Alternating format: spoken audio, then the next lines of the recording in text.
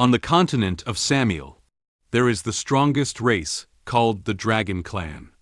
They are proficient in ancient magic, and although they are scarce in numbers, they are incredibly powerful and are the greatest enemy on this continent. No one knows why there was a war between humans and dragons and what happened in the beginning. The cause of the war has long been buried in history. The war between humans and dragons has been going on for hundreds of years on this continent. The dragon used its powerful body and ancient magic to attack humans, while humans desperately fought with the dragon. Even though they were insignificant in front of the dragon, the long years of fighting had left both humans and dragons dead and wounded, and each had paid a painful price. In this prolonged war, there have been no negotiations, no compromises, and no mercy. The sound of the dragon's attack and the shouts of the humans resounded throughout the battlefield. For centuries, the humans and the dragons have not been able to distinguish between them. To this day, even with heavy casualties, they are still fighting each other. In the year 1733 of the Genesis era, the mightiest dragon slayer, Leon Casmid, was ordered to lead an army to attack the Dragon Clan. They were determined to eliminate the Empire's greatest foe, Queen Roswitha of the Silver Dragons. However, the Empire's greatest dragon-slaying hero, Leon, was betrayed by his own comrades and became a prisoner of the Dragon Clan. The current location is the dungeon of the Silver Dragon Clan, which holds the Dragon Slayer as a captive. The dark dungeon is very quiet, with only 2 guards watching over the Dragon Slayer. Suddenly, a clear sound of high heels ring out in the dungeon. One of the guards notices the sound of the high heels, and the silver-haired woman, walking from the darkness. The 2 guards salute the woman, and address her as Your Majesty. The woman tells the 2 guards to leave first. She needs to talk to the Dragon Slayer alone. After the guards leave, only the Dragon Slayer and the woman remain in the dark and silent dungeon. This silver-haired woman with a beautiful figure is the Silver Dragon Queen, Roswitha. In a condescending tone, Roswitha asks the Dragon Slayer how he feels about being taken prisoner by the Dragon Clan. The man in front of her is Leon, the Dragon Slayer who has killed countless dragons. Leon is covered in blood and looked serious, telling Roswitha to hurry up and kill him. With a hint of a provocative tone, Roswitha asks Leon if he needs her to give him a quick death. However, Roswitha thinks about it and pinches Leon's face, telling him that wanting to die isn't going to be so easy. It is a pity about this handsome face. Roswitha scratches a scar on Leon's face and praises the scar on his face as a perfect match for him. Leon immediately dodges Roswitha's hand and tells her to hurry up if she wants to kill him, and not to humiliate him here. In a mocking tone, Roswitha licks the blood left on her hand and tells Leon that, even though he is powerful, he is still framed by his betraying partner. And now he is a prisoner of the Dragon Clan, and persuades him to join the Silver Dragon Clan. Leon sneers and looks up at Roswitha. Clearly, her words do not sway Leon. Leon gives an answer to what Roswitha has just said. Leon's words enrage Roswitha, who gives an angry look and uses her foot to kick Leon hard against the stone wall behind her.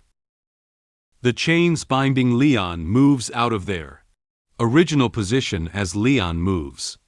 Leon coughs up blood from the heavy blow, adding new wounds to his already injured body. Roswitha stomps her foot hard on Leon's chest, saying that a captive had been so rude to her, and, in a condescending tone, proceeds to tell Leon to stop dreaming of being a hero. Roswitha says he is going to die here soon, and as a captive now, he will not be able to become a great dragon slayer hero for the rest of his life. Roswitha continues to add that his descendants may be able to enjoy all the riches and honor with him. But sadly, for someone like him, with no heirs, that day will never come. Leon looks at Roswitha with determination in his eyes, telling her not to underestimate humans. As soon as the words are out of his mouth, Leon is wrapped around his neck and lifted up by Roswitha's tail. Roswitha says he's such a stubborn fool. Leon can't breathe with her tail wrapped around his neck, and says, "Your Majesty," with great difficulty. Roswitha sees that he's having trouble defending himself, and subconsciously assumes that he's going to beg her for mercy. However, Leon breaks off and says that she makes two mistakes from the very beginning. Roswitha is puzzled, and for a moment does not understand what he is saying. Leon goes on to add that firstly she shouldn't have stayed with him, the most highly trained dragon slayer, and secondly, she shouldn't have tasted his blood. In an instant, Leon's eyes become abnormally red, and unleashes a spell called the Blood Curse.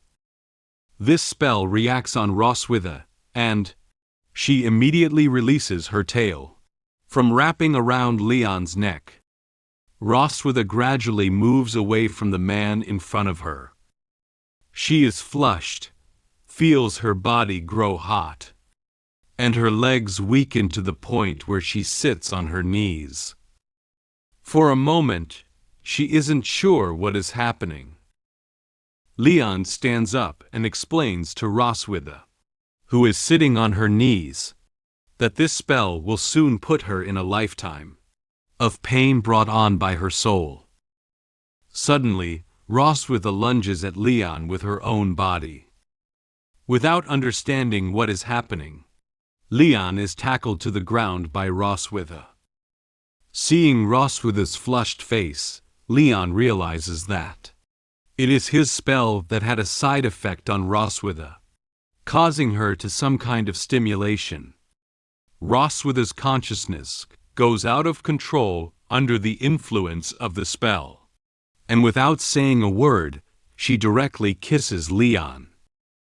The sound of a large heartbeat echoes in Leon's chest. An hour later, the clothes of the two are scattered on the floor. The side effects of the spell disappear, and Roswitha slowly regains consciousness. Seeing the two in their current condition, Roswitha angrily looks back at Leon and questions what he has done to her. Leon explains to her that the spell is called the Blood Curse. It is a forbidden spell that can only be used once in a lifetime. By tasting his blood, she and he have formed a soul link. As long as he's dead, the curse will plunge her into endless agony.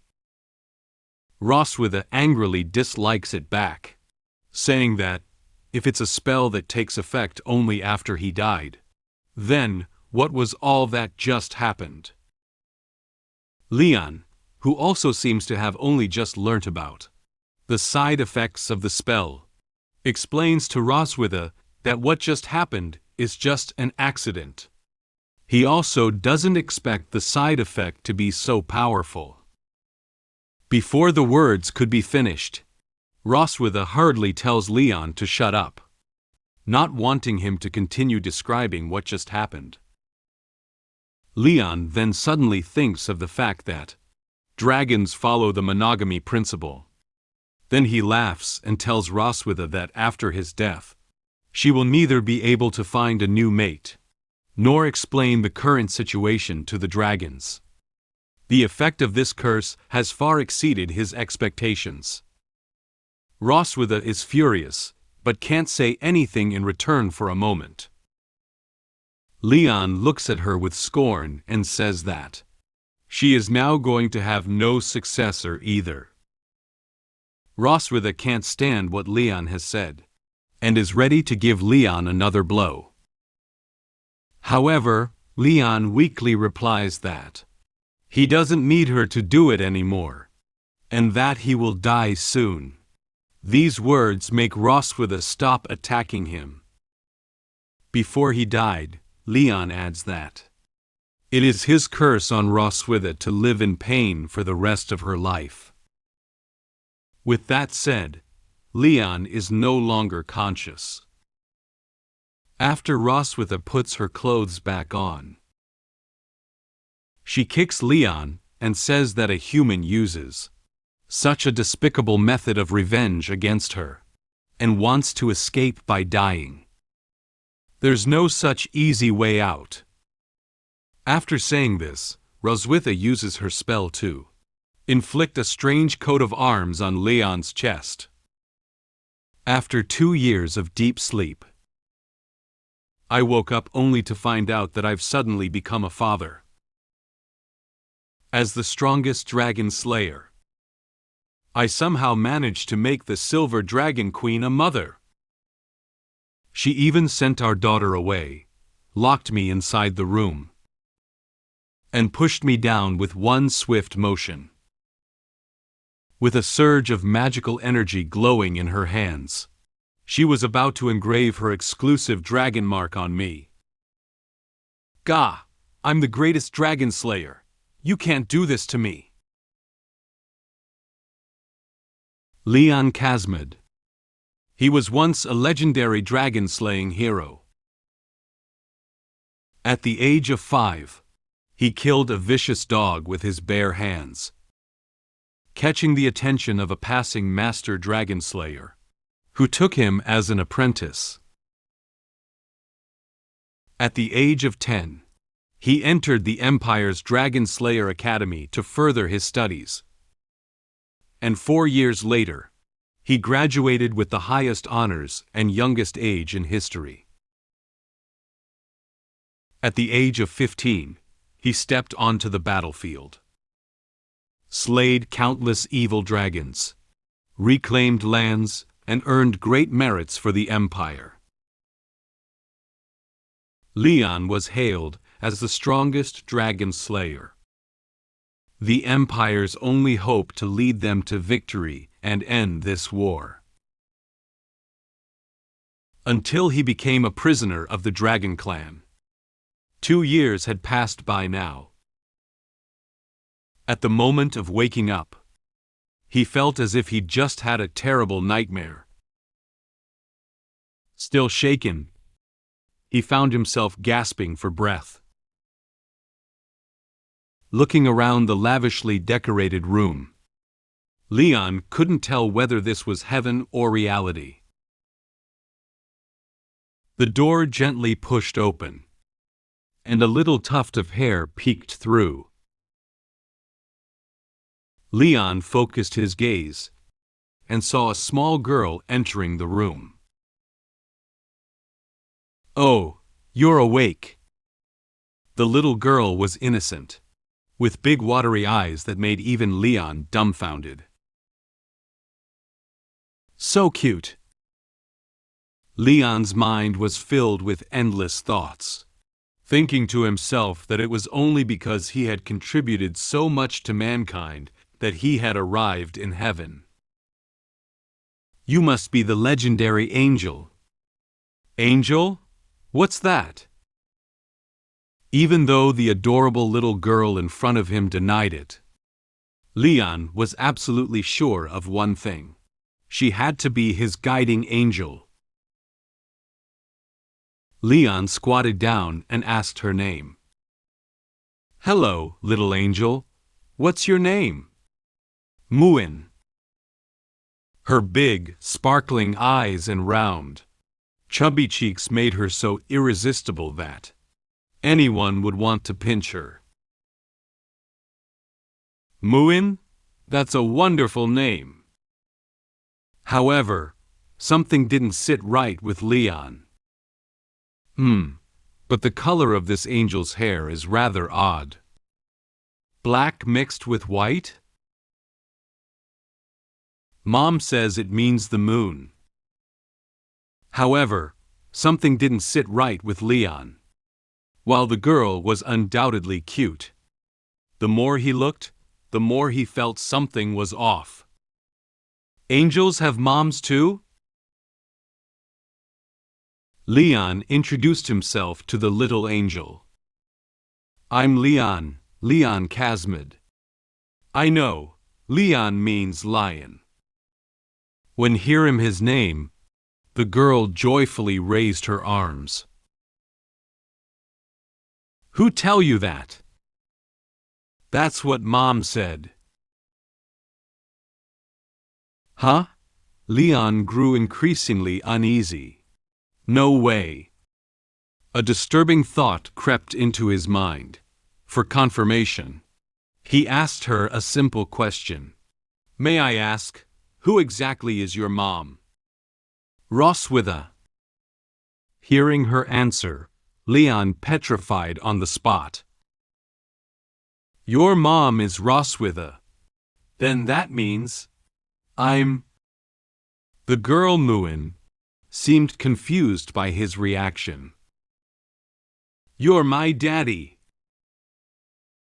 Leon was completely shell-shocked. He had just woken up after a long slumber, only to find out that he was now a father. The strongest dragon slayer's faith in everything he knew began to crumble. The strongest dragon slayer couldn't accept such shocking news for a moment. Ah, Mommy! Just as Leon was on the verge of mental collapse, Muin turned her gaze toward the doorway. Leon also turned his head cautiously. Mommy, Daddy's awake. I know. Entering the room was none other than the Silver Dragon Queen Roswitha. Seeing her mother, Muin wagged her tail with excitement. Roswitha's face lit up with a sly smile as she looked at Leon. You've finally woken up, Leon. Muin clung to her mother's slender figure, and Roswitha, peering down through her proud chest, affectionately looked at her beloved daughter. Mommy must be happy too, right? Because you visit Daddy every day. Of course, honey. She spoke softly, but Leon knew this wasn't as simple as it seemed. As if I'd believe that. Seeing that sly smile on her face, Leon's heart was filled with an overwhelming sense of dread. Muin, why don't you go play outside for a bit? Mom has something to talk to your dad. Okay. After sending Muin out of the room, Roswitha stepped closer, her movements confident and commanding. As Leon caught sight of the trembling waves of her chest, the once invincible dragon slayer found himself taking a few steps back in fear. Muin, is she really my daughter? What do you think? Obviously, she's our child. As the Silver Dragon Queen inched closer, Leon, the dragon slayer hero, was driven back, step by step, into the room. In one swift motion, Roswitha's tail coiled around the door and locked it, sealing his escape. You should hate me to the core. Why did you give birth to the child? Why did you bring me back? Cornered and powerless, Leon continued retreating, his voice betraying a clear lack of confidence. You've been asleep for 2 years.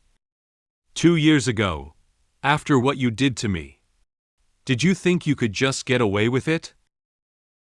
Roswitha, with a hint of seriousness on her face, said what Leon did to her 2 years ago. You think I wanted to do that? Humans and dragons are natural enemies, and destined to never coexist. If it had been up to me, I'd have rather died than laid a finger on you. In the previous chapter, Leon was still in control. But now he's the one panicking. Being revived by Roswitha means that at this moment, he's got no cards left to play. Oh? So touching me is torture for you too? Isn't that obvious? Despite having no means left, Leon still had to put up a brave front. He resisted stubbornly. However, the next moment, Roswitha's dragon tail coiled around his legs. Immediately after, Leon was ruthlessly thrown onto the bed. Leon's mind raced with panic. He had no idea that Roswitha was coiling around, like a venomous snake at this moment. Her claws tore through his clothing with cold precision. I'm going to carve my dragon mark onto your body. Stop, Roswitha. Faced with the overwhelming pressure of her ample chest bearing down on him, Leon was also feeling a little overwhelmed. The mysterious allure of her presence was like an abyss and drew him in. How could anyone resist? It will be your eternal shame, marking you as my prisoner forever, unable to escape me for the rest of your life. A glowing magical mark began to appear on Leon's chest. The legendary Dragon Slayer, once the pinnacle of strength, was now reduced to being Roswitha's plaything. When your fellow humans see this mark, what will they think? Will they still see you as the great dragon-slaying hero, or as a traitor who defected with the dragons? With a smug smile, Roswitha declared her victory, her confidence soaring as if she wielded an uncontrollable power. On her own chest, the same magical crest from Leon's body had appeared prominently. Why go to such extremes? Leon couldn't fathom the situation. What kind of punishment or reward was this for her? It seemed to offer her no clear benefit. Roswitha suddenly approached Leon. Don't you understand yet, Leon? The concept of revenge among Dragon Clan has always been a perplexing issue for human scholars who research Dragon Clan. Their revenge is a blend of obsession, extremism, and behavior that transcends human understanding, something truly inhuman. I want you to live in this shame for the rest of your life, to be humiliated by me, completely, forever. Roswitha loomed above him, looking down at the man who had humiliated her 2 years ago. Now, she was ready to return the favor 1,000-fold to him. This feeling, under the influence of the magical crest, Leon's consciousness began to fade, his vision growing dim. Roswitha gradually moved closer to the man in front of her. Now, let's get started. For the Silver Dragon Queen Roswitha, turning Leon, the greatest human dragon slayer, into her slave and closest companion. It was the ultimate revenge. To humans, this might seem unfathomable, but for her, this was the true vengeance of a dragon against a dragon slayer. Being squeezed like a peanut by the Silver Dragon Queen, I'm really going to turn into peanut crumbs. Nothing at all. For the sake of my safety, I have to escape this cursed place quickly. However, after breaking out of the castle, I ended up getting spotted by Roswitha. That escape route was just a trap she set. It was as if she wanted to crush my will to resist. She brought me back to human territory, aiming to break me and subject me to endless humiliation. No, as the strongest dragon slayer, my will, as Leon, will never be crushed by Roswitha, not even under the control of the dragon mark. The weather is very good today, with sunlight shining on the silver dragon castle. There was a sound of conversation coming from somewhere inside the silver dragon castle. The queen seems to be in a good mood today. Oh, haven't you heard? Her husband is awake. 2 dragon maids were walking over not far away, discussing happily about Leon waking up. However, bah! That she-dragon actually advertised to the public that I am her husband. You have no idea how terrifying that she-dragon is. Leon hid behind the wall, eavesdropping, his body already much thinner. Because right now, he was like a peanut that had been squeezed multiple times. Ah, faster! Come on, Leon, faster! Just thinking about that terrifying scene, Leon's body started to tremble. She drained me for a whole day and night. My waist is about to break. For own future and physical health, Leon clenched his fists tightly. I, Leon, will never stay here quietly and become her plaything. Let's get to it. Seeing the nearby guards, Leon began to formulate a plan in his mind. There are 4 dragon guards at the side gate. Escaping from here is nearly impossible. However, at that moment, Leon felt confused. But why are there so few guards at the Silver Dragon Sanctuary today? It feels completely different from when I came in 2 years ago. It is eerily quiet. Just then, Leon noticed something. Why is there such an obvious hole here? That's right. Leon pushed through the grass and found a hole in the wall. Could this be a trap? Leon looked at the hole in front of him, just big enough for a person to squeeze through, and felt a wave of anxiety. He patted his head. It doesn't matter. I have to get out of here, no matter what. Even if it's a trap, I'll fight my way through. Even though he had been missing from human society for 2 whole years, Leon believed that as long as he could get back to that place, everything would be all right. Let's get to it. He bent down and crawled into the hole. With every step forward, he could feel the scent of freedom growing stronger. Goodbye, crazy she-dragon. As for the little dragon named Muin, she's all yours. Muin stood on tiptoe, watching Leon's every move and excitedly shared with Roswitha. Mom, look.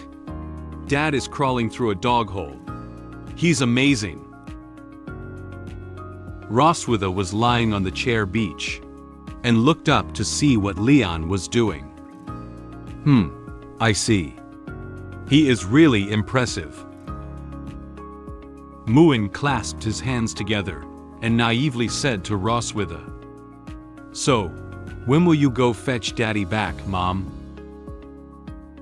Roswitha placed a finger to Muin's lips, whispering a warning.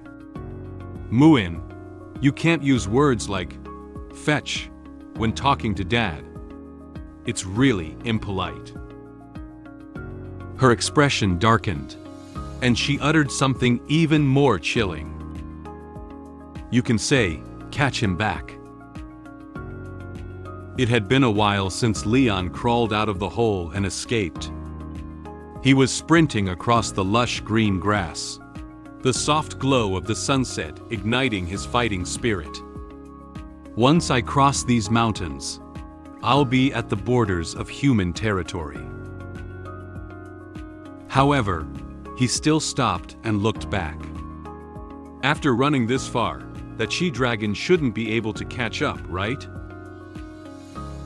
Roar. Leon was startled. That was a familiar dragon roar. As the strongest dragon slayer, he could never be mistaken. Roswitha. He looked up and saw a giant dragon covered in shimmering silver scales, rapidly diving toward him. Roswitha opened her dragon mouth wide and shouted loudly at Leon. "Wow, you can really run, Leon!" Just as Leon was about to continue his escape. But Roswitha suddenly flew in front of him, blocking his path like a massive mountain. "Is playing with me like this making you happy?" Even though he knew this would happen, Leon couldn't help cursing aloud. Roswitha lowered her head and stared closely at Leon. I'm quite satisfied, actually. Don't you think this has all been too easy? Who helped you divert the guards and leave you that hole to escape?" Leon's eyes revealed serious expression, looking nervously at Roswitha. "Even if I know it's a trap, I have no choice. I just didn't expect you to catch up so quickly." Compared to the huge silver dragon in front of him, Leon felt like a tiny speck. What can do you now that you get back to human territory? You already bear my mark on your chest. Do you really think they'll still see you as a dragon slayer? Leon tried to refute Roswitha. "Then I'll start my life over as an ordinary person. It's better than being tormented by you." And those words undoubtedly struck a nerve with Roswitha. "Huh, you're really ungrateful." The silver dragon queen spread her massive wings, whipping up a powerful gust of wind around them. She grabbed Leon in her palm and took off into the sky again. Leon attempted to break free from Roswitha's dragon claws, but unfortunately failed. "Let go of me. Where are you taking me, she-dragon?" "Well, since you're so eager to go back, I'll make it happen for you." Roswitha soared from dusk to night. 3 hours later, they arrived near the border city of the Empire. Without a word, the Silver Dragon Queen dropped Leon from high above. If it weren't for the trees breaking his fall, Leon would have definitely turned into a puddle of mush upon hitting the ground. As expected, when Leon landed, he ended up in a position resembling a sprawled duck. Ouch! Rubbing his head, Leon felt something was off. He opened his eyes and was stunned to find the scenery in front of him incredibly familiar. The small town at the Empire's border was right in front of his eyes. Leon looked at the scenery in front of him with some surprise, unable to believe that he had really returned here. Is this a human town? Yes, that is the human empire over there. Roswitha had transformed into her human form and stood aside, looking at the town with great interest. Leon looked at the familiar town in front of him and couldn't help but shed tears. Seeing a long-awaited human town, Do you think you can just cross over and return to the human world? But Leon, you can't go back, even if it looks close at hand. Just then, the pattern on Roswitha's chest reappeared. Leon nervously looked at his chest. The mark on his body also manifested, and he suddenly felt that something was not right. Oh, I forget to mention. When two people bear the dragon mark, it reacts whenever one of them wants to connect with the other. Upon hearing this, Leon stumbled back in fear and accidentally bumped into the trunk of a large tree. Roswitha walked forward step by step and touched the dragon pattern on Leon's chest with her hand. You must be feeling a heat all over. An unbearable urge by now, right? Are you trying to do it here? Roswitha's lips curled into a smirk. Her expression showed that she was full of confidence in her plan. That's right. Do you know why I brought you here? I want you to understand what true humiliation is in front of your homeland, so close to it. Leon tightly grasped his clothes with his hands. Do you think I would lose my resolve because of that? To Roswitha's surprise, Leon's gaze at that moment revealed an unexpected determination. He grabbed Roswitha's hand and said to her, I'll wait patiently for the opportunity to come. When that time comes, I'll make you pay back all the humiliation you've inflicted on me. Double. Seeing such a defiant Leon for the first time, even Roswitha couldn't help but be taken aback, staring blankly at the handsome man in front of her. She lowered her head and chuckled lightly. Ha, okay. However, it seemed Roswitha anticipated Leon's reaction, and she slammed him back against the tree. I'll be waiting for you, no matter what. My name is Leon. I just got drained by the Silver Dragon Queen. And now, she's trying to sweet-talk me and saying that she'd bring me back to visit more. Clearly, she's planning to repeat what just happened. Stubborn as I am, I decided to walk back to the Silver Dragon Sanctuary, but encountered the Dragon Slayer army on the way. I can't even ask for help. Roswitha will kill them too. What should I do? Is there any way to solve the current situation? The current location is near the Empire's border city, an unknown corner. The Silver Dragon Queen was happily tidying herself up, like a rose freshly nourished by morning dew. But Leon, he was not so lucky. He lay on the ground, tears streaming down his face helplessly. His own waist just suffered a huge impact. Roswitha smiled and turned to look at Leon. I was quite pleased with your performance just now. Leon looked at Roswitha with disdain. This pathetic state he was in, it was all her fault. Roswitha approached Leon, her fingers touching his chest, and looking at him with a hint of teasing smile. How about I bring you here to visit your hometown every month? Leon quickly distanced himself from Roswitha and leaned towards the big tree behind him. Bah! I know you're just thinking about how to drain me dry. His sharp mind quickly saw through Roswitha's true intentions.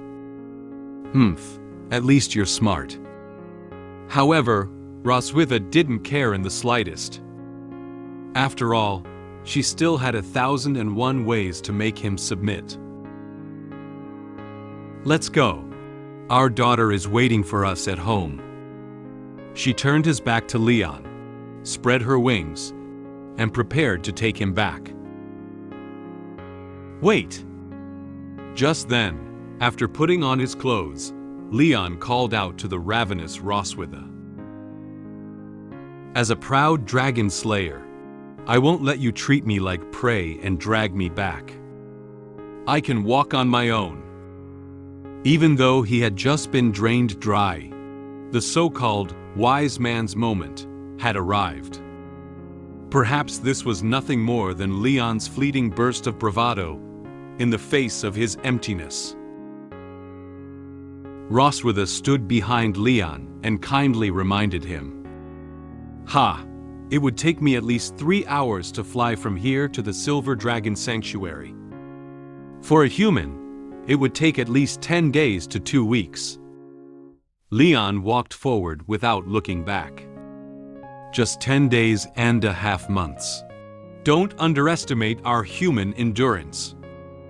Leon, determined as ever, decided to use his own feet to measure the distance between the Empire and the Dragonlands. "I'll see how long you can hold out."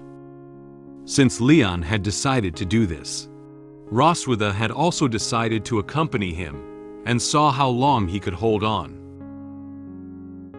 However, after walking for a while, Roswitha was not tired yet. Leon was already out of breath. Roswitha looked at Leon, panting with relish. "Can't you walk anymore?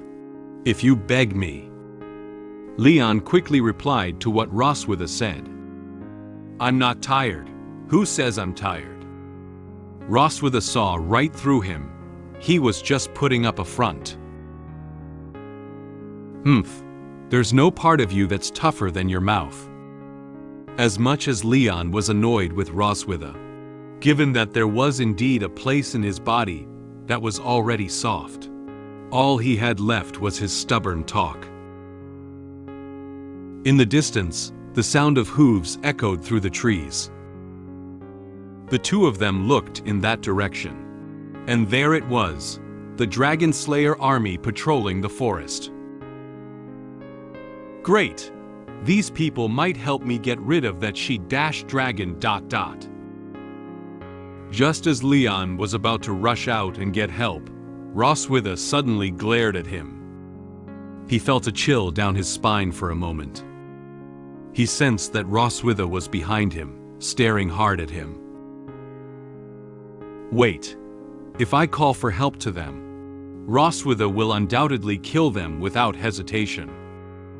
For the sake of the Dragon Slayer army's safety, Leon absolutely couldn't ask them for help. After all, seeking their assistance now would be like sending them to reunite with their dearly departed. "Huh? Hold on a moment." Leon had no intention of seeking help any longer, but the squad leader of the Dragon Slayer army spotted them. "Did you get lost?" Leon turned his head to look at the captain of the Dragon Slayer army. He was caught in the middle and doesn't know what to do. He needed to find a way to protect this dragon-slaying army. "No, we're just wandering around." He forced a smile, knowing that compared to being drained, he certainly didn't want to see these men lose their lives for nothing. "I can't pull innocent people into this. Now that is true selflessness. This forest isn't a safe place to wander. There are plenty of dangers and wild beasts. How about I guide you?" The squad leader dismounted and walked toward them. He reached out his hand to shake hands with Leon. "By the way, my name is Walker, the captain of the Empire's Dragon Slayer Army's 47th Squad. If Walker got any closer, Roswitha would surely take action. Please don't come any closer." Leon thought silently and waved his hand quickly, trying to find a reason to deceive him. "Thank you for your kindness. But we have also learned some self-defense training and can protect ourselves." You look a bit familiar. Have I seen you somewhere before?" He couldn't let Walker keep thinking about it. Leon was panicking. If he was recognized, it would spell trouble. Roswitha clearly sensed that something was wrong. Her hands had already begun to gather magic power, intending to strike first. Oh no! Leon sensed her intent to attack and knew he had to act quickly. In a swift motion, he grabbed Roswitha's hand and pulled her into an embrace. Roswitha was taken aback.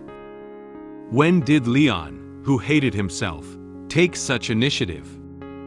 But in that moment, Leon whispered to her, "I'll go back with you, but cooperate with me for now to send them away." Roswitha looked at the man in surprise, but she quickly understood his intentions. "Sir, you must have mistaken me for someone else. I have a very common face. My wife often mistakes me too, right?"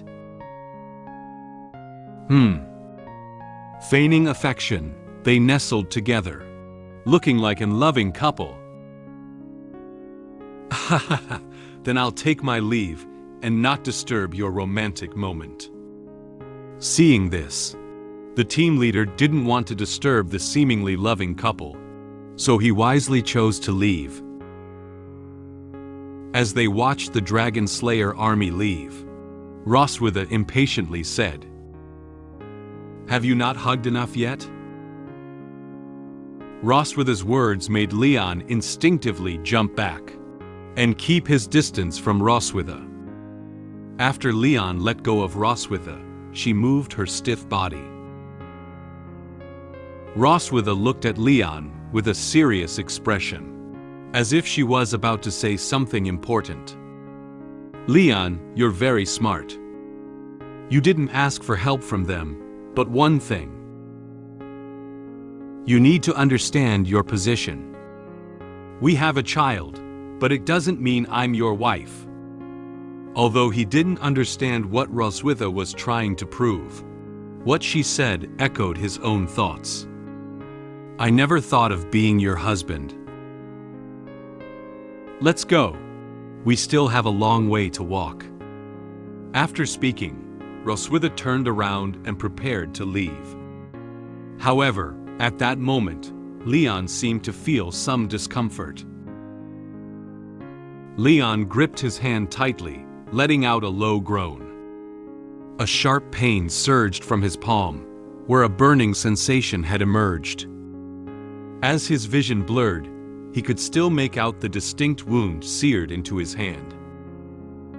Roswitha heard the sudden sound of falling to the ground behind her, and looked back to realize that Leon was unconscious. "Did you faint?" Roswitha thought Leon was just pretending to faint, but when she spoke out to ask him, she didn't hear a response from him. Such a fragile human. Purple flames ignited around Roswitha, and in the next moment, she transformed into the appearance of a giant dragon.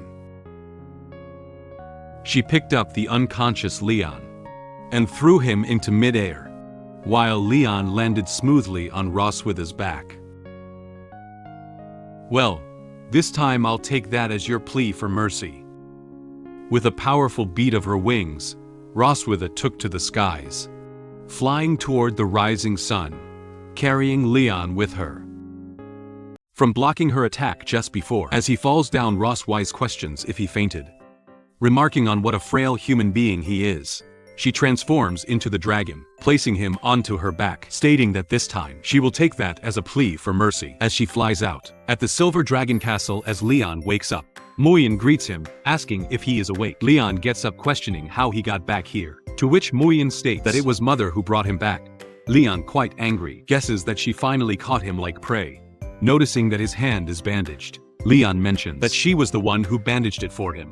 Leon thinks back to what dragonologist once said, that dragons are a ferocious race, living their lives in violence and blood. From childhood, although Muin has obvious dragon traits, she shows no hostility toward him and treats him as her father. He wonders if it's because she is a human dragon hybrid. Leon pats her saying Muin is awesome and cute.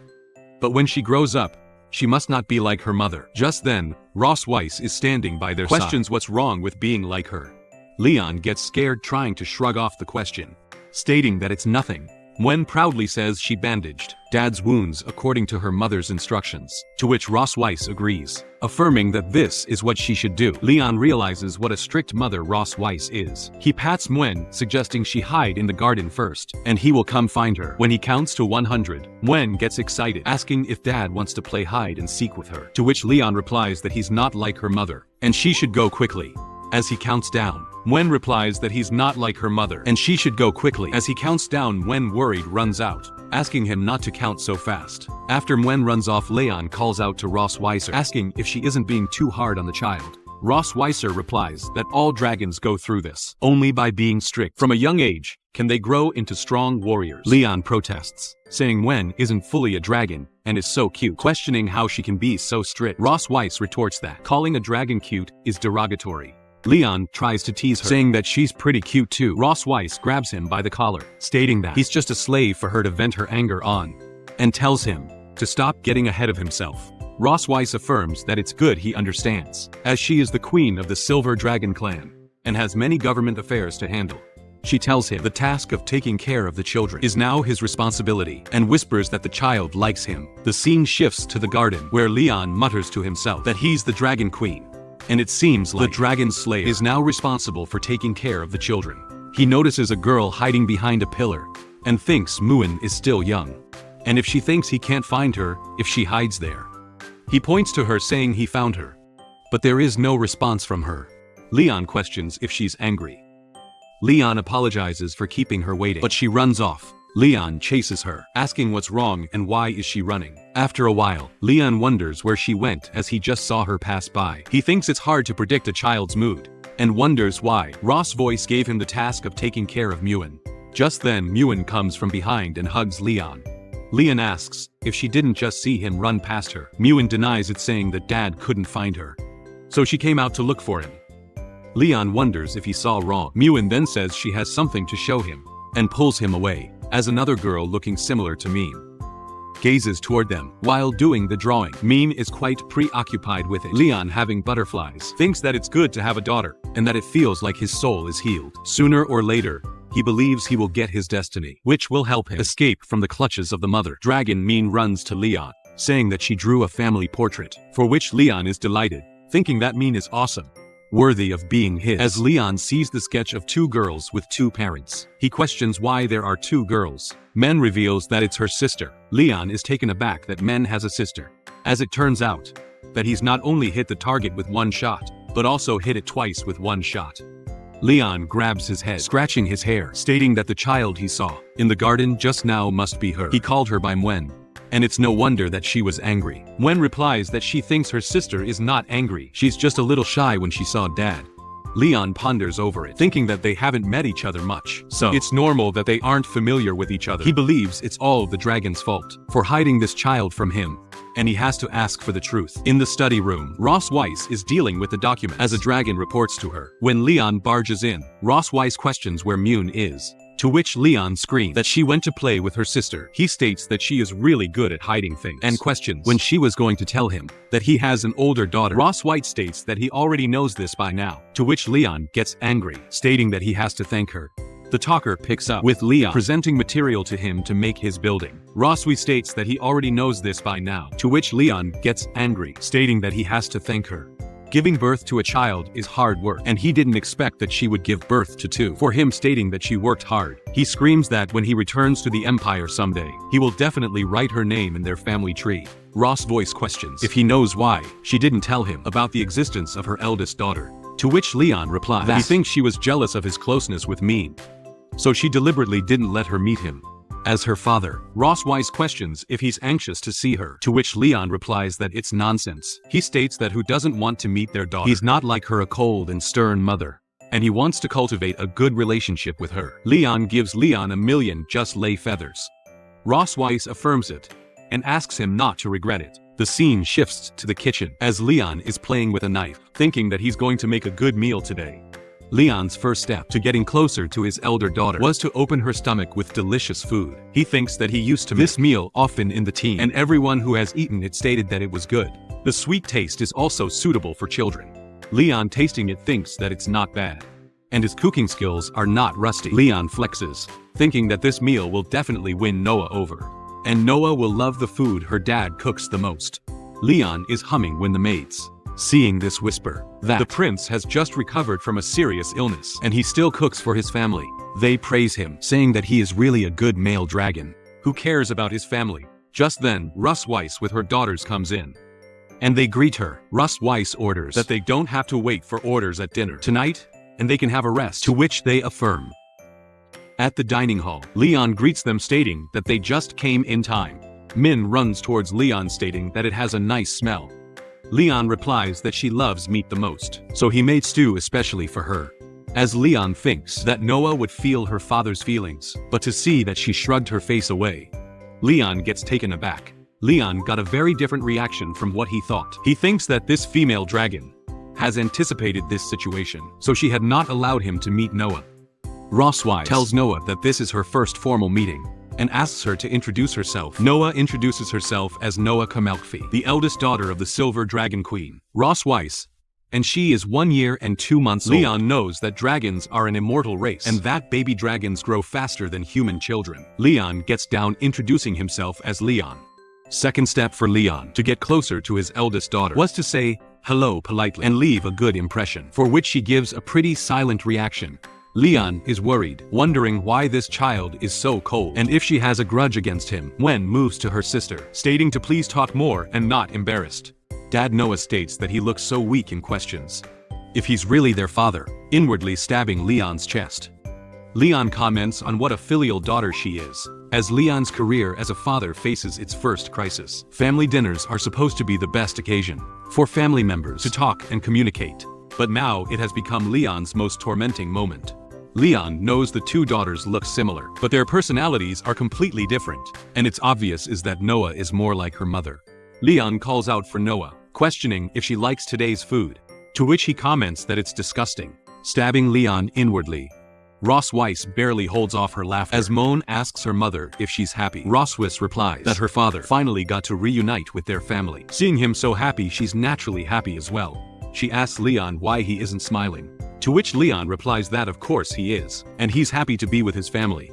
Men asks her dad if he can have dinner with them every day, to which Leon is quite taken aback, thinking that he doesn't want to eat with this female dragon every day. Noah interrupts to deny it. Men questions the reason, to which Noah answers that she wants to study at the Young Dragon Department of St. Heath Academy. Ross Weiss states that the Young Dragon Department of St. Heath Academy is full of dragons that are 4 or 5 years old. Questioning why she's anxious to enroll, Noah replies that it's because she wants to defeat more dragon slayers, causing Leon to choke on his food. Leon thinks that it seems this child wants to defeat him, her own father.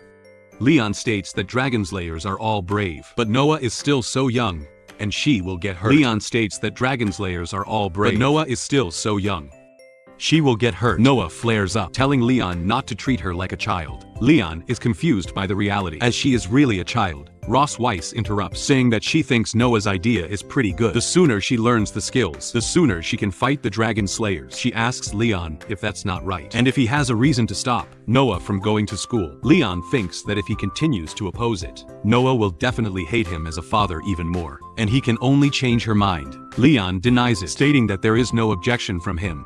Leon thinks that he finally gets it, that this female dragon wants to use Noah to mentally attack him. During this dinner, he flares up in anger, thinking that she just has to wait, as he's going to get her kicked out. Ross Weiss states that since her father is okay with it, it's decided that the entrance test for St. Heath Academy will be held in a month.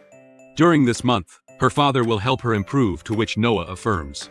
At the end of the family dinner, Leon calls out for Ross Weiss, stating that these plates haven't been cleaned yet. Ross Weiss asks him to just let the servants do it, to which Leon states that after dinner, the couple cleans up and washes the plates together. This is the correct way to end the family dinner. That is if she wants to create a harmonious family atmosphere in front of them, even if it's just fake. Muin is looking with curious, excited eyes, making Roswise agree to it. Muin questions if she wants to help as well, but Noah grabs her to move away, making Muin quite upset. As she questions where they are going, the scene shifts to the kitchen, as Roswise questions when he is going to help, to which Leon asks Roswise if she has forgotten 2 years ago. She should never be alone with a highly trained and strongest dragon slayer. As he activates his pattern, Roswise questions what he wants to do, as Leon reveals that before, when he traveled a long distance and was exhausted, he was controlled and played with by a dragon pattern. But now it's different. Roswise tries to attack Leon with her tail, screaming if he thinks that he can escape from here by using this trick. But Leon blocks her tail attack, questioning who said he was going to run away. He activates his pattern, making Roswise fall. Leon questions if she is unable to do anything, as the dragon pattern makes her tail extremely sensitive. When her tail is pinched, she's like a kitten being pinched by the back of the neck, weak and powerless. This is the new knowledge he discovered from her dragon book. He gets close to her, questioning if dragons are eager to conquer and control everything. But has she ever been conquered? Shocking Roswise, as Roswise huffs with the pressure surrounding her body. But has she ever been conquered? Shocking Roswitha. As Roswitha huffs with the pressure surrounding her body, she asks Leon to let her go to which Leon responds that from the day he woke up she trampled upon his dignity and treated him as a toy for her entertainment. He questions what she thinks about switching things up tonight, causing Roswitha to curse him and scream, calling him Abt. Outside, the maids laugh and wonder if Her Majesty, the Queen's family, loving time is over. They open the kitchen to find it spotless, clean without a speck of dust. They question if the prince did it in the adjacent room. Leon peeks at them. He asks Roswitha to be quiet, as she doesn't want to be discovered by the maids outside. He reflects on how the queen, who is usually so high and mighty, has become like this. He closes the door and states that they should get started calling her dear wife. 3 days later, the scene shifts to the bedroom, where Leon is lying down. Muin comments that her dad hasn't woken up for 3 days, wondering if he's dead. Noah tells her to just wait and see. As she kicks Leon's face, Leon mutters that he hurts so much too, which Noah responds that he's not dead. Yet Leon questions if anyone else treats their dad like this. Leon finally wakes up, and Muin is delighted that her dad is awake again. Leon asks when he fell. Roswitha offers to help him. Leon remembers that after that night, the dragon pattern was invalidated, and he was hit hard by her. The female dragon was so cruel that, if he were an ordinary person, he would have died several times under her claws. Looking closely, she is quite pretty, and she's clearly a female dragon over 200 years old. Men asks why her dad isn't moving, and Noah states that he just looked at their mother and was stunned. Roswitha stumbles upon a hairpin, which falls to the ground. Leon picks it up and places it in her hair, commenting that it suits her quite well. Roswitha remarks that she didn't expect him to be so considerate, questioning if he has done this for other women as well. He replies that when he was a kid, he often combed the hair of his master's donkey and became very skilled at it, just like anybody. Muin asks what a donkey is, and Leon explains that donkeys are similar to dragons with 2 ears and a tail. They're very stubborn and like to hum when they're unhappy, just like their mother. Roswitha punches Leon, and he groans in pain, but Leon reassures her that he's fine. Roswitha tells the children that their task today is to learn how to write their names, and their father will teach them. Leon questions why she has assigned him another task without his permission. Muin is quite happy that their dad will teach them how to write, while Noah comments that she can write too. Muin takes Noah aside, saying they need to go to the room to find a pen with some nice colors. She discusses their favorite colors as they move out. Roswitha mentions that her sister is coming to visit today, and she doesn't want him to appear in front of her. Leon questions why she doesn't let him meet her family. As well, Roswitha calls out for Leon, saying he is now a male dragon who married into the Silver Dragon clan. He has been in a coma for 2 years due to some disease, and has only recently woken up. Leon questions why she doesn't let him meet her family. She's only recently woken up. If it comes to the point where they have to meet, he must play along with the identity she has created. Leon agrees to do so as she moves away. Leon thinks inwardly that if she believes he will listen to her obediently, she is mistaken. He plans to embarrass her in front of her sister, scheming something big at the Silver Dragon Castle. Children study. Leon teaches Noah and Muin to simply follow what he's taught and watch. He writes their names on the paper and asks them to imitate them, writing them a few times. Noah comments that it's not as good as what their mother wrote to, which Muin questions what their dad is going to do. Leon responds that he just forgot to something to their mother and will go give it to her. He bids them farewell, saying he will be back. Later, Noah comments that he's stupid, while Muin remarks that she seems somewhat happy. Noah denies it, saying she's not happy, and asks Muin to go write it down quickly, though she's quite happy inwardly. The scene shifts to the Silver Dragon Castle gate, where Isha, the Red Dragon Queen, has arrived at the port. Roswitha greets Isha with a hug, saying she hasn't seen her for a long time. Isha replies that it's been a year and that Roswitha looks much. Roswitha Rusweiss denies it, saying she doesn't think so. Isha comments that she heard Rusweiss' husband has woken up and asks why she can't meet him. Rusweiss tries to explain that he's feeling a little unwell today and cannot meet with her for the time being. Isha questions if that's really the case, expressing that it's a pity, as she also wants to see what the Dragon King who kidnapped her sister looks like. She comments that Dragon King bonds are all about profit and clan with no love involved. But she and the man and her family got married and had a baby at lightning speed, so their relationship must be very good. As well, Roswitha becomes embarrassed, questioning if that means marriage and having children make a relationship good. She adds that she is not attracted to him, not now and not in the future. Isha thinks that Roswitha still likes to act tough. As before, Roswitha pushes Isha, saying it's been a while since they last met and they should go to the garden and chat. While walking, Leon, watching all of this through binoculars, comments that this is Roswitha's sister. He says he'll try to see how far the dragon pattern can reach Isha, and Roswitha reach the garden, where Isha comments that the Dragon Clan has been a little unstable lately, especially the Red Flame Dragon King, who has been very active recently. Roswitha brought up. Roswitha asks if it's Constantine, questioning why he hasn't been seen for years. Isha answers that who knows, as he's a hot-tempered guy. Maybe he wants to take the opportunity to expand his territory. Suddenly, Roswitha pattern has been activated. Isha asks if something is wrong with Roswitha, but Roswitha denies it and asks her to continue. Roswitha grits her teeth, thinking it's the damn dragon slayer. Isha comments that they may need to strengthen the border defense, and that she will send Sinlong to contact Roswitha if there are any developments. Roswitha, feeling hot throughout her body, questions if the effect of the dragon pattern is getting stronger and stronger. She worries that if it continues like this, she will lose control. Isha comments that she doesn't look okay, as her face is red. Roswitha tries to hold herself together, stating that she suddenly remembers she has something urgent to deal with and will be back in 20 minutes. Isha offers to accompany her, but Roswitha declines and runs off. Isha comments that she realizes it's the dragon pattern, as young people are playing around with it. Scene shifts inside the castle, where Leon is having a good time. He thinks to himself that he wants to see how long Roswitha can endure. Suddenly, Roswitha bursts in. Leon calls out to her, asking how she's back so soon.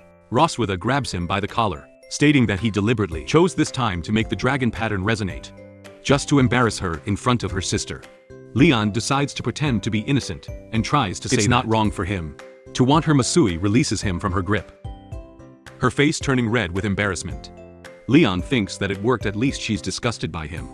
Roswitha tries to say that the shameless and defeated prisoner is talking nonsense and asks him to put away his deranged thoughts. She thinks to herself that she clearly came here to deal with him, so why did she get scared by just a few words from him? Roswitha tries to move away, stating that he's lucky this time, but if he does this again, she won't let him go. Leon teases her behind her back.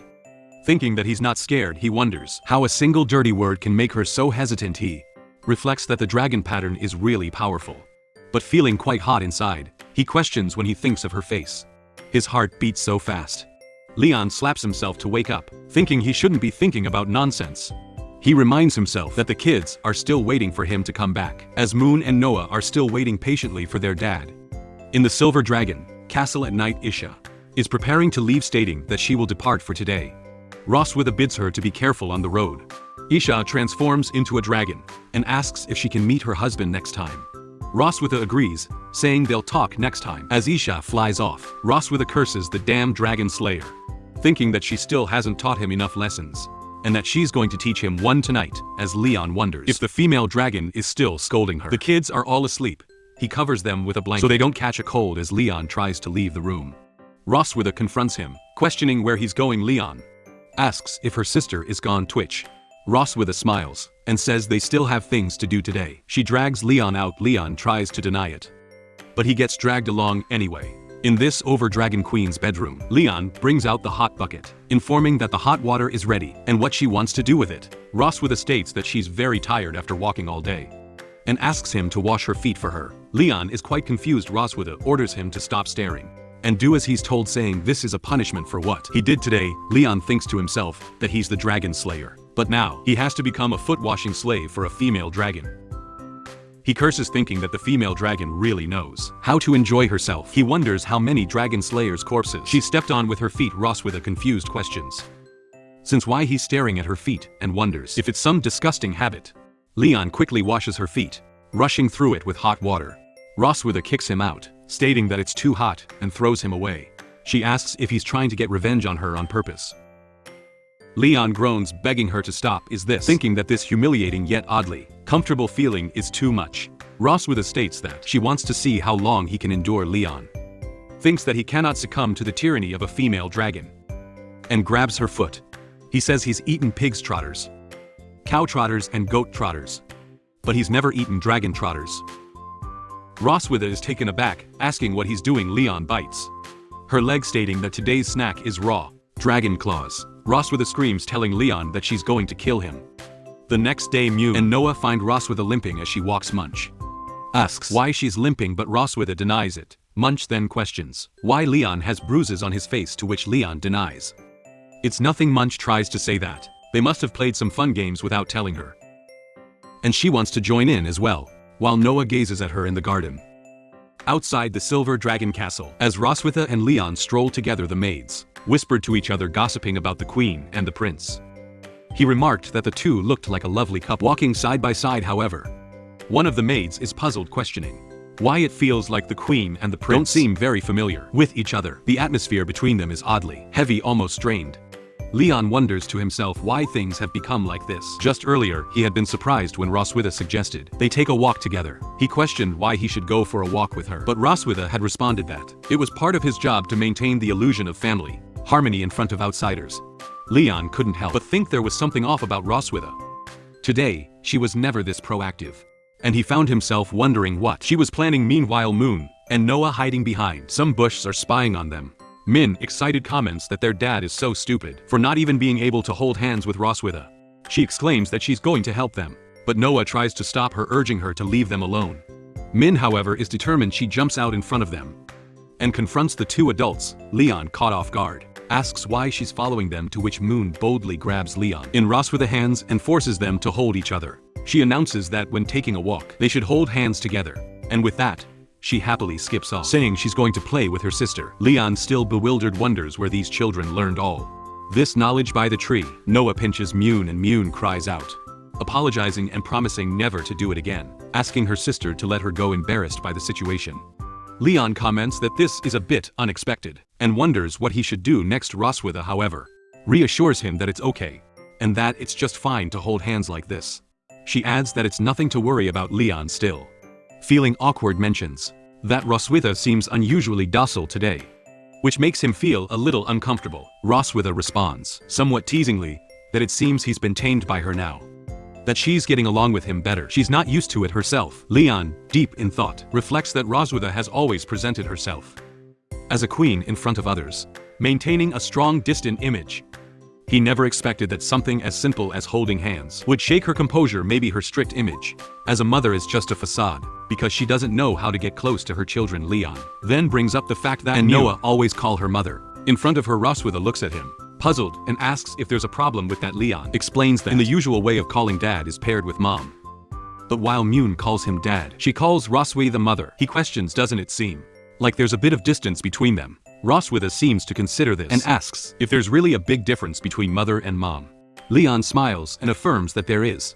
He suggests that she try getting them to call her mom instead, and bets that they'll feel much closer to her than they do now. Roswitha, surprised, runs off, stating that she understands and will try it next time. Leon, still a little confused, wonders why she's suddenly walking off so quickly. Roswitha turns back, asking if he's homesick.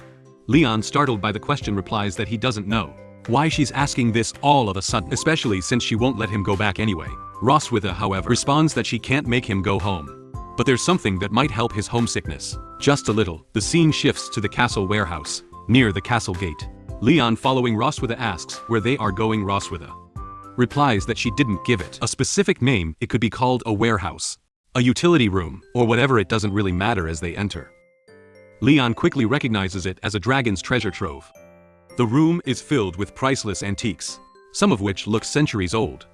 It's much more dense than Kim Johansson, and the ceiling to the floor is literally like Half Moon.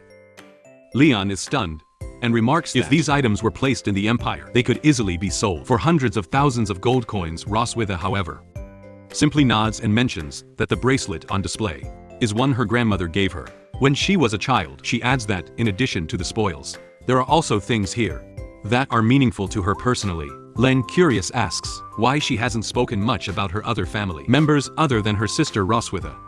Her tone turning a little somber, explains that she's never met her father and mother. She and her sister were raised by their grandmother. Leon, sympathizing, shares that he grew up in an orphanage and never met his parents either. He was adopted by his master and his wife, who raised him as their own. As they continue walking through the treasure trove, Leon asks what exactly she brought him here to show him. Roswitha stops in front of a large chest and says that she has something that might temporarily help him forget his troubles. Leon, intrigued, watches as Roswitha opens the chest, revealing the black gold armor inside. He gasps, recognizing it immediately. Roswitha asks if he's always wanted to get this armor back. Leon, still in disbelief, asks if he's dreaming, questioning whether she's really giving it back to him. Roswitha smiles sinisterly and affirms that she is indeed giving it to him. Leon, eager to touch it, reaches out, but as his hand gets close, he is repelled by a magical force. He realizes that the armor is enchanted with a dragon. Leon thinks to himself that his brother's black golden armor had fallen out. Roswitha, seeing his reaction, giggles, pleased that he's fallen into her trap. Leon, now frustrated, fritzes his teeth, knowing that he's been outsmarted. And now, upon activation of the dragon, Leon is stunned and questions what Roswitha has done to him. Roswitha, with a sly grin, explains that she has attached a dragon pattern to the surface of his armor, enhancing its properties. The moment he touches the armor, it activates as Leon moves. The pattern pulses, and he feels his body seize up. He curses the deceitful female dragon, realizing too late that he was too careless in trusting her. And Wisey, watching him struggle, casually mentions that the enhanced dragon pattern has doubled the armor's effect. The moment Leon tries to move, he feels his body locked in place, his muscles refusing to obey his commands. Roswitha steps closer. She asks if he can bear it, calling him Dear Dragon Slayer in a mocking tone.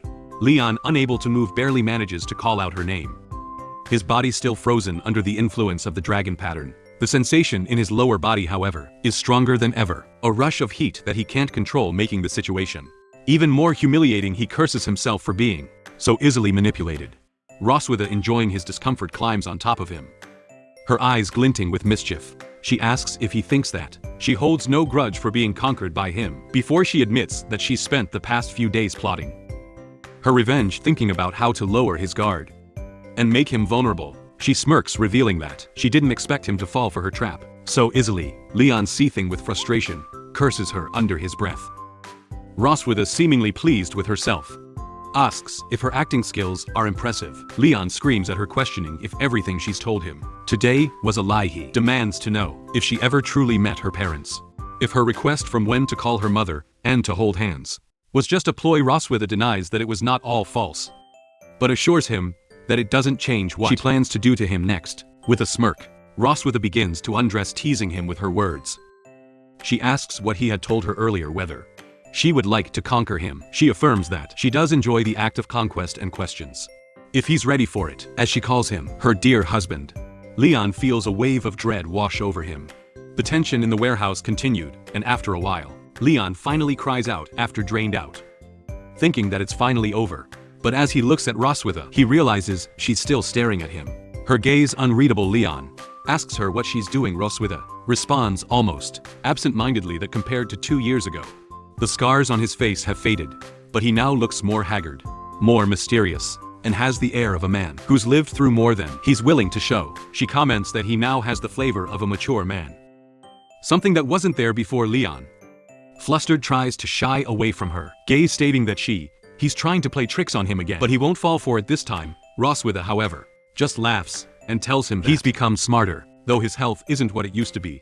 She mocks him lightly, adding that he's not as fit as he once was. Leon realizes the truth in her.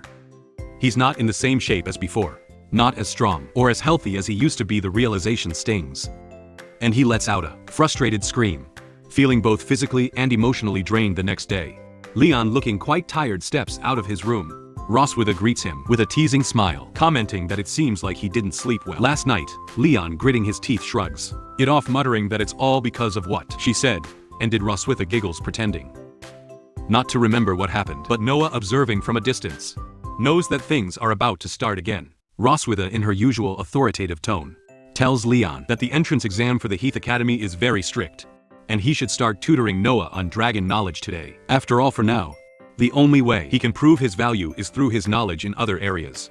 Leon, fired up, despite his exhaustion, thinks to himself that yesterday was just a bad day, and today, he'll be in better shape to help Noah pass the test. At the same time, he plans to use this opportunity to get something of equal value from Roswitha Weiss. In exchange, Roswitha, sensing his intent, agrees to his request but warns him that it can't be too excessive. Leon, with a sly grin, reminds her that a promise is a promise, and he expects her to keep her word. Roswitha, moving away, cheerfully tells him to study hard and not to get too tired, making Leon angry once more. He screams at her, calling her out for all the teasing and manipulation, but she simply walks away. Unfazed, Noah, who has been listening to the exchange, asks why Leon and Roosevelt were quarreling. Leon, trying to play it cool, explains that it's just their usual daily communication. But then he asks Noah what she just called Roswitha. Noah looks at him innocently and replies that she called her mom. Leon, a little taken aback, asks if Roswitha had asked her to change the name to that, and if she preferred the old name or the current one. Noah, without hesitation, replies that she prefers the current one. Leon smiles, pleased that his suggestion worked. He tells Noah that he knew they would come to love it. Noah, impressed, runs off, excitedly asking when they can start studying. Leon, now feeling nervous about the upcoming tutoring session, calls out to her, asking her to wait for him. In order to develop my daughter's study plan, I stay up late flipping through various study books. Even to refresh myself, I ate spicy chili pepper, and was so hot that I breathed fire on the spot. The Silver Dragon Queen saw this scene, and used her cool hands to ease the pain caused by the pepper. Damn it! I can't believe I want to receive such a reward again. Considering the impact of pepper on the human body, the Queen gave me throat lozenges through our daughter. As I ate and thought to myself that, although the Queen is usually cold and aloof, she still has such a cute side. At this moment, Leon is located in the children's study room of the Silver Dragon Castle. It is already night, and the children are already sleeping in the room. Leon sat at his desk, furrowed his brow, flipping through the books of Dragon Clan in front of him, as if pondering something. At this time, Roswitha entered the study room and saw Leon still at his desk. "Oh, you're still awake at this late hour?" Leon didn't look up, looking at the book in his hand very carefully, tapping his head with his pen as he thought. Noah has a strong ability to grasp concepts, so simple teaching methods aren't suitable for her. I plan to organize some key knowledge points along with test questions to teach her. For now, I guess I'll have to stay up late to prepare the lesson plan. Noah had already gone into a deep sleep. Compared to her usual cold face, the sleeping Noah was particularly cute. Roswitha wore a proud expression, lifted her equally proud chest, and showed Leon a confident smile. That's a must. After all, Noah is like me. Upon hearing Roswitha's words, Leon lifted his lips slightly and looked up from the book, earnestly looking at Roswitha. Well, that's not necessarily true. Leon stood up slowly, patting his chest proudly, and displaying a confident smile to Roswitha.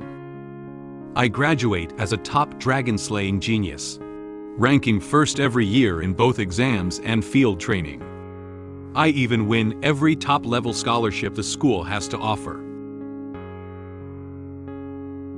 After showing off his outstanding achievements in school, Leon leaned on the table and suddenly looked seriously at Roswitha, asking her word by word.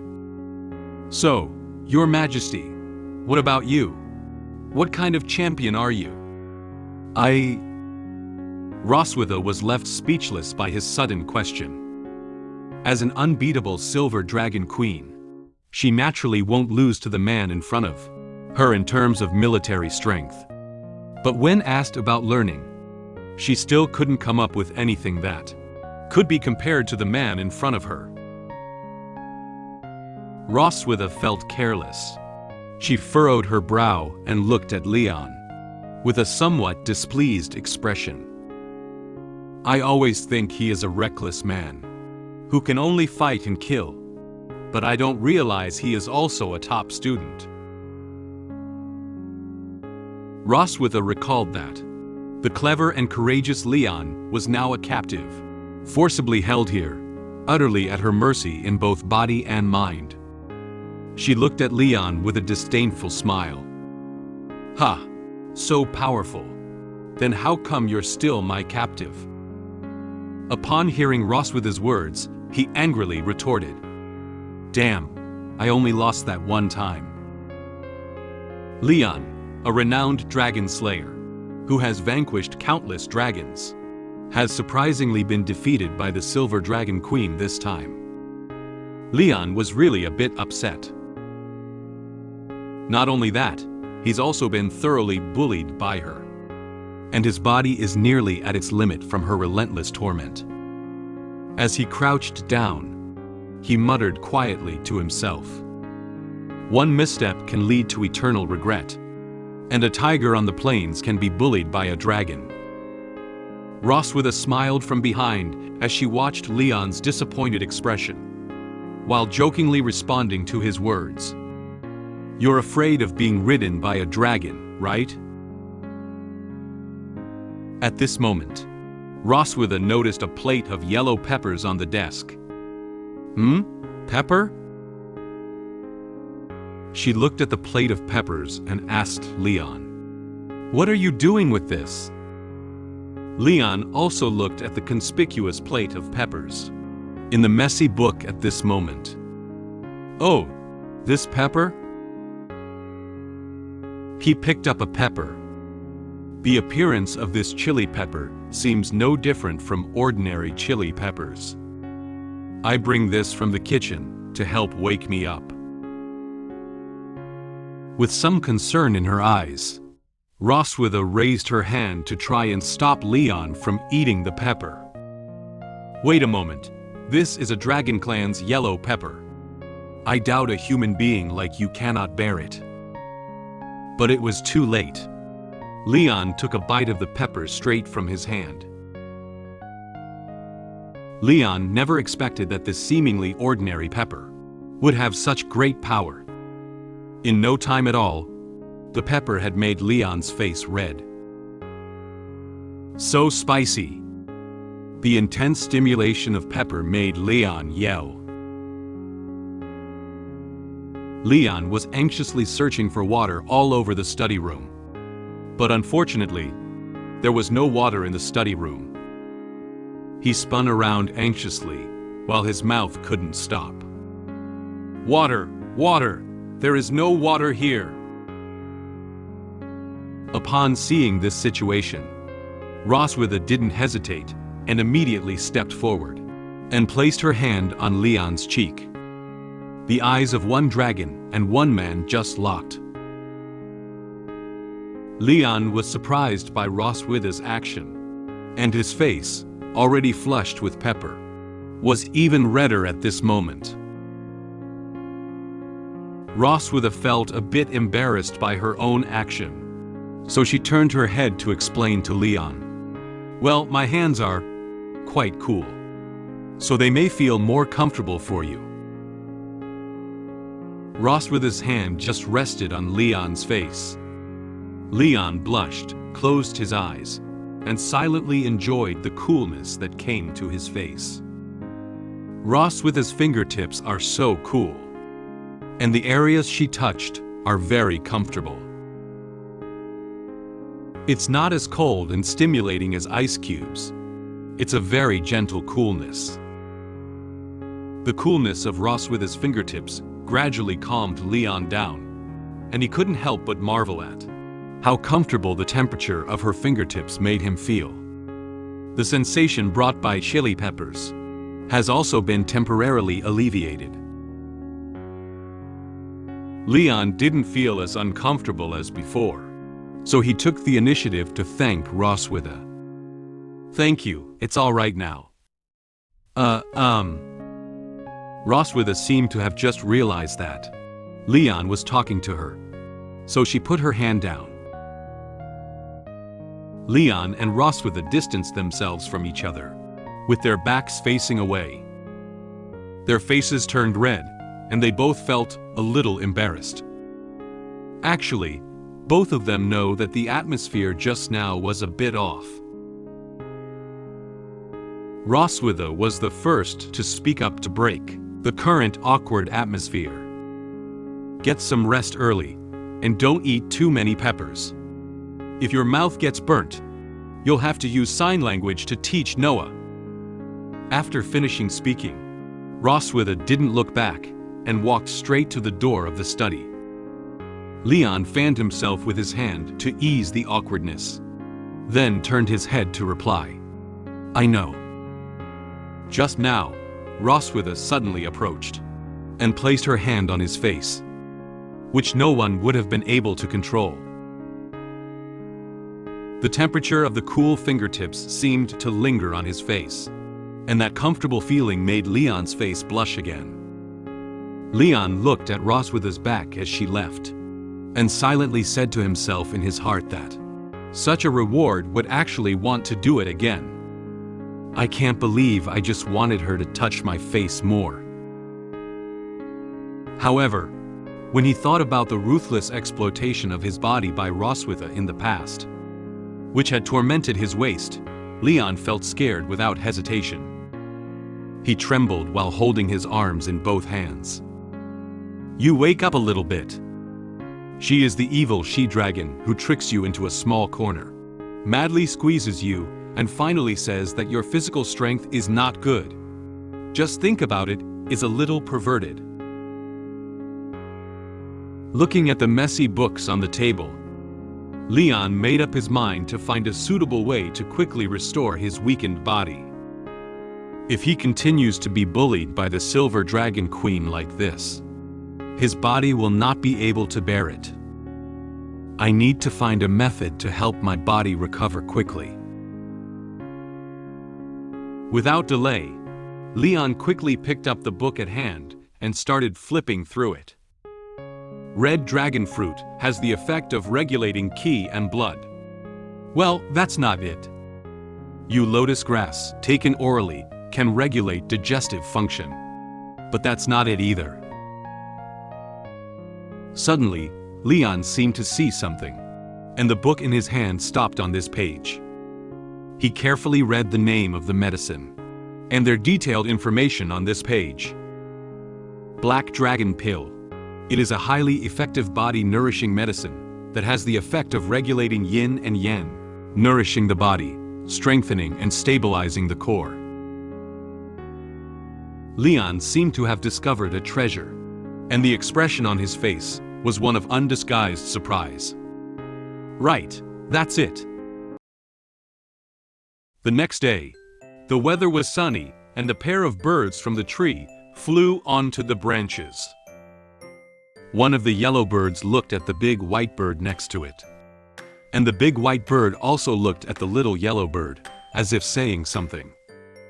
They also look like the father and daughter in the room who are chatting.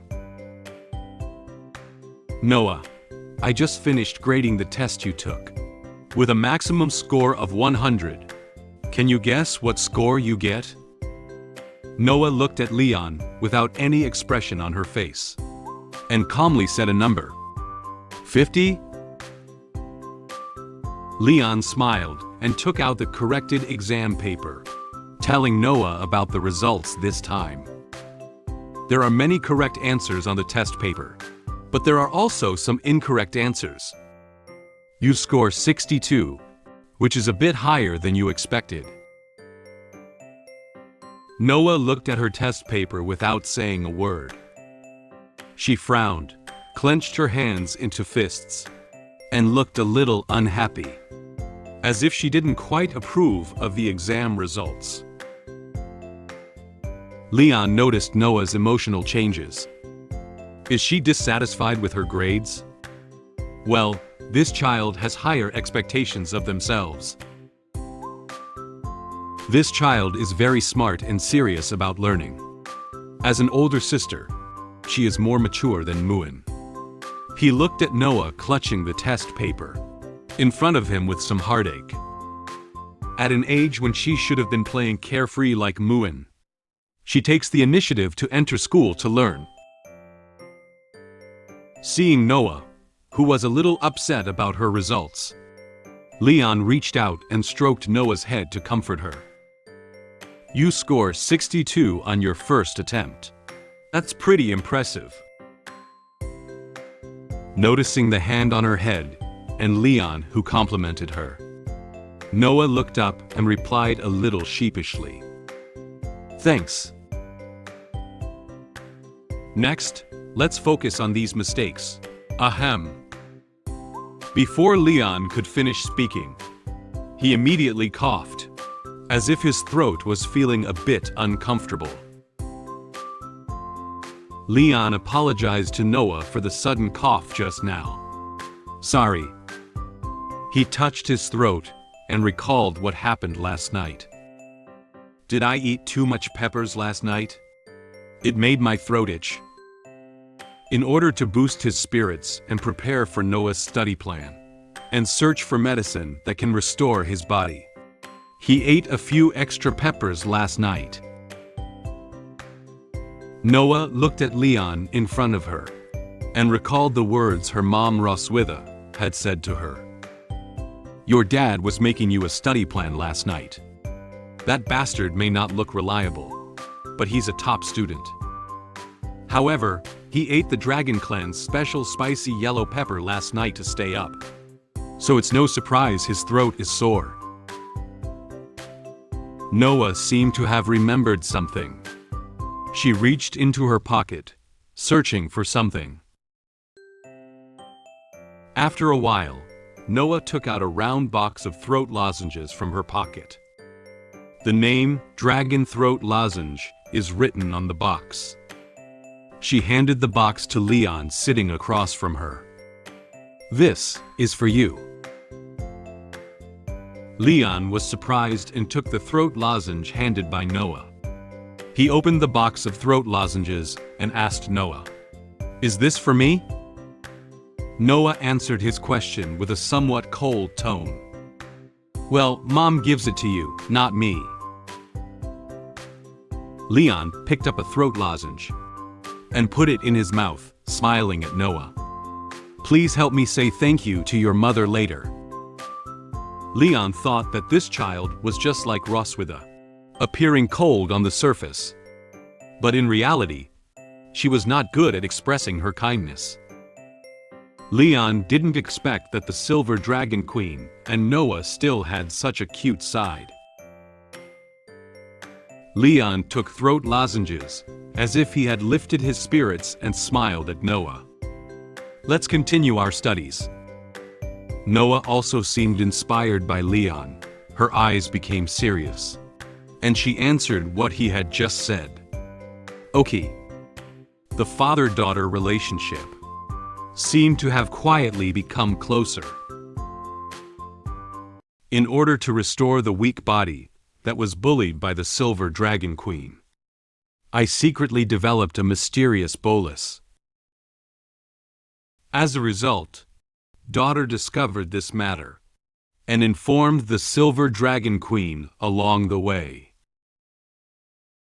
The Silver Dragon Queen not only did not mock me, but also advised me not to easily try this bolus now.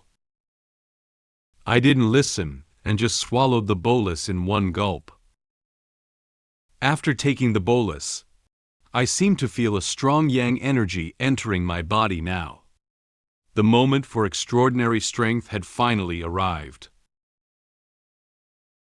At this moment, Leon was in the kitchen of the Silver Dragon Castle, with various containers and medicinal herbs placed on the kitchen table. He was preparing for the refining of Black Dragon Bolus. Two dragon maids knocked on the door and then walked into the kitchen.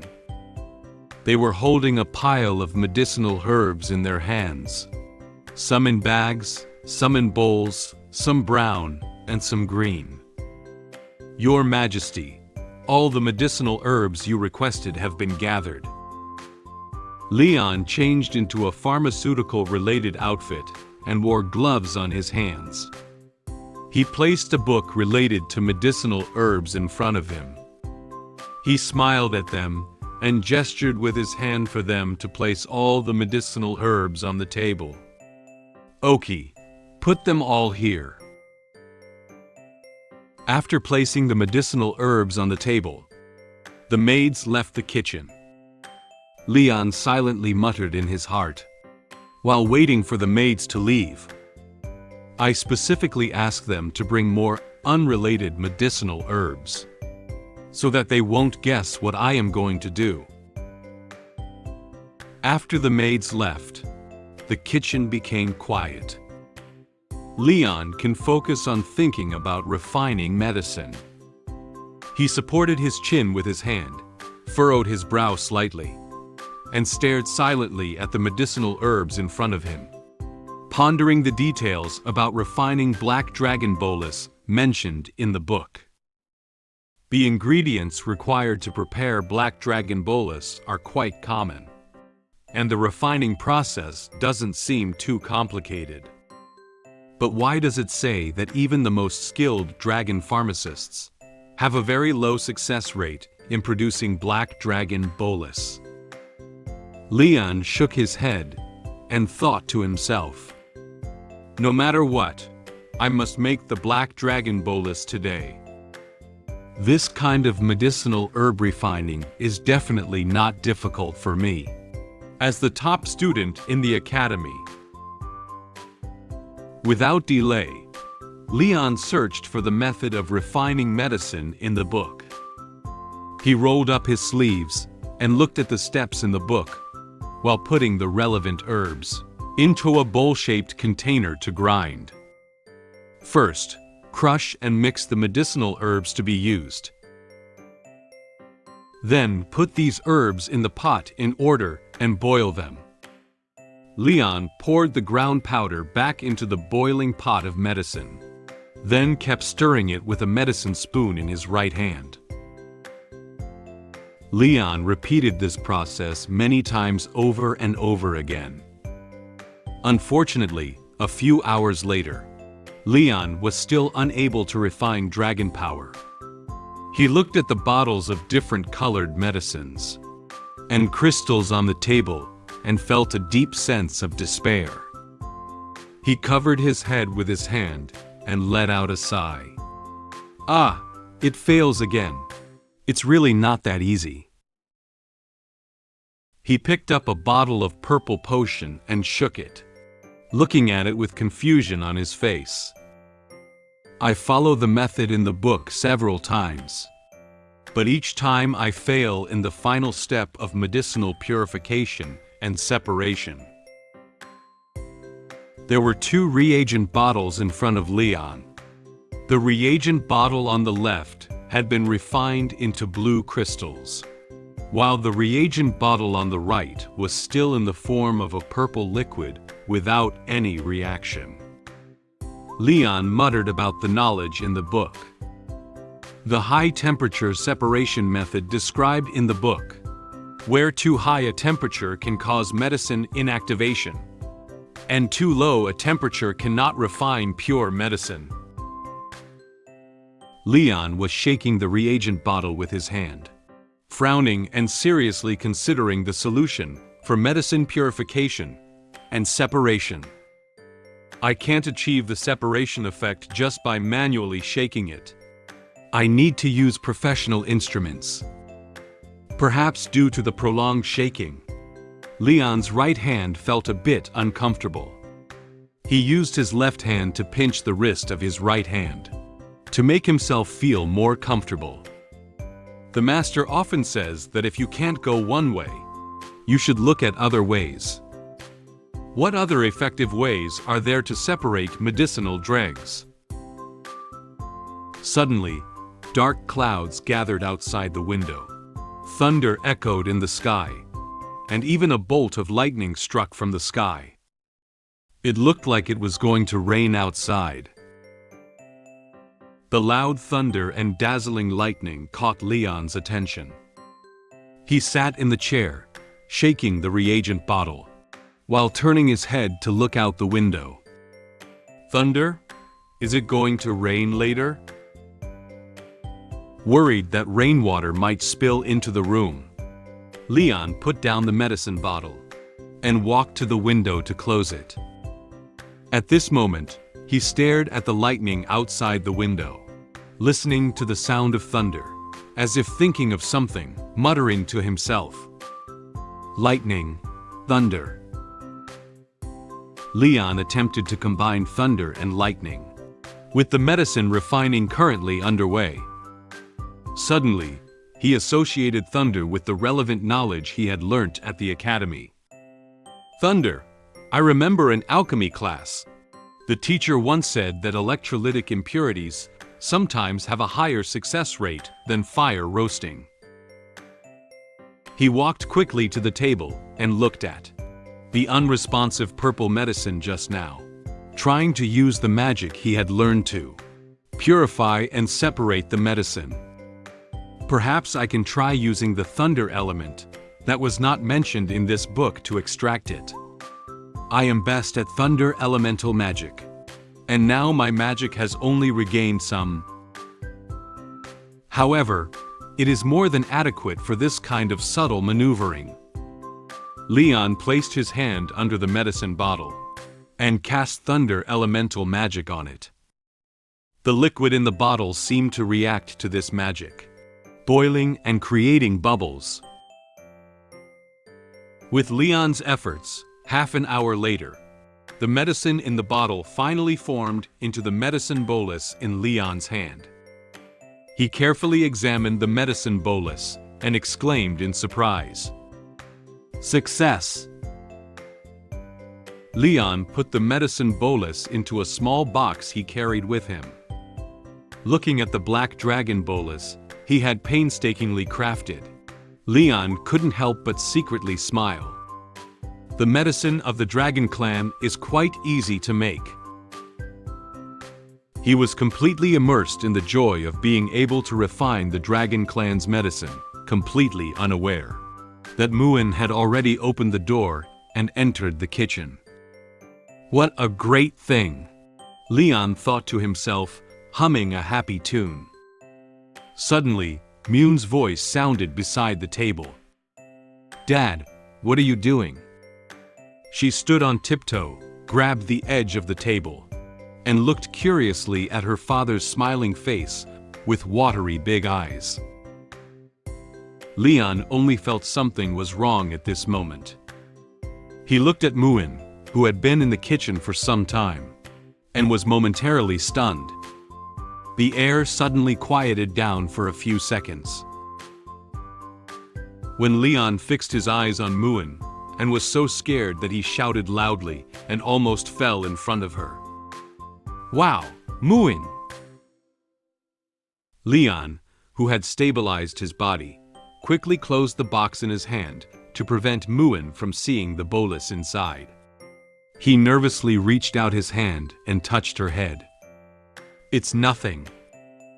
However, Muin actually saw what was inside the box. She couldn't let go of her curiosity and continued to ask Leon, "Is that sugar in Dad's hand?"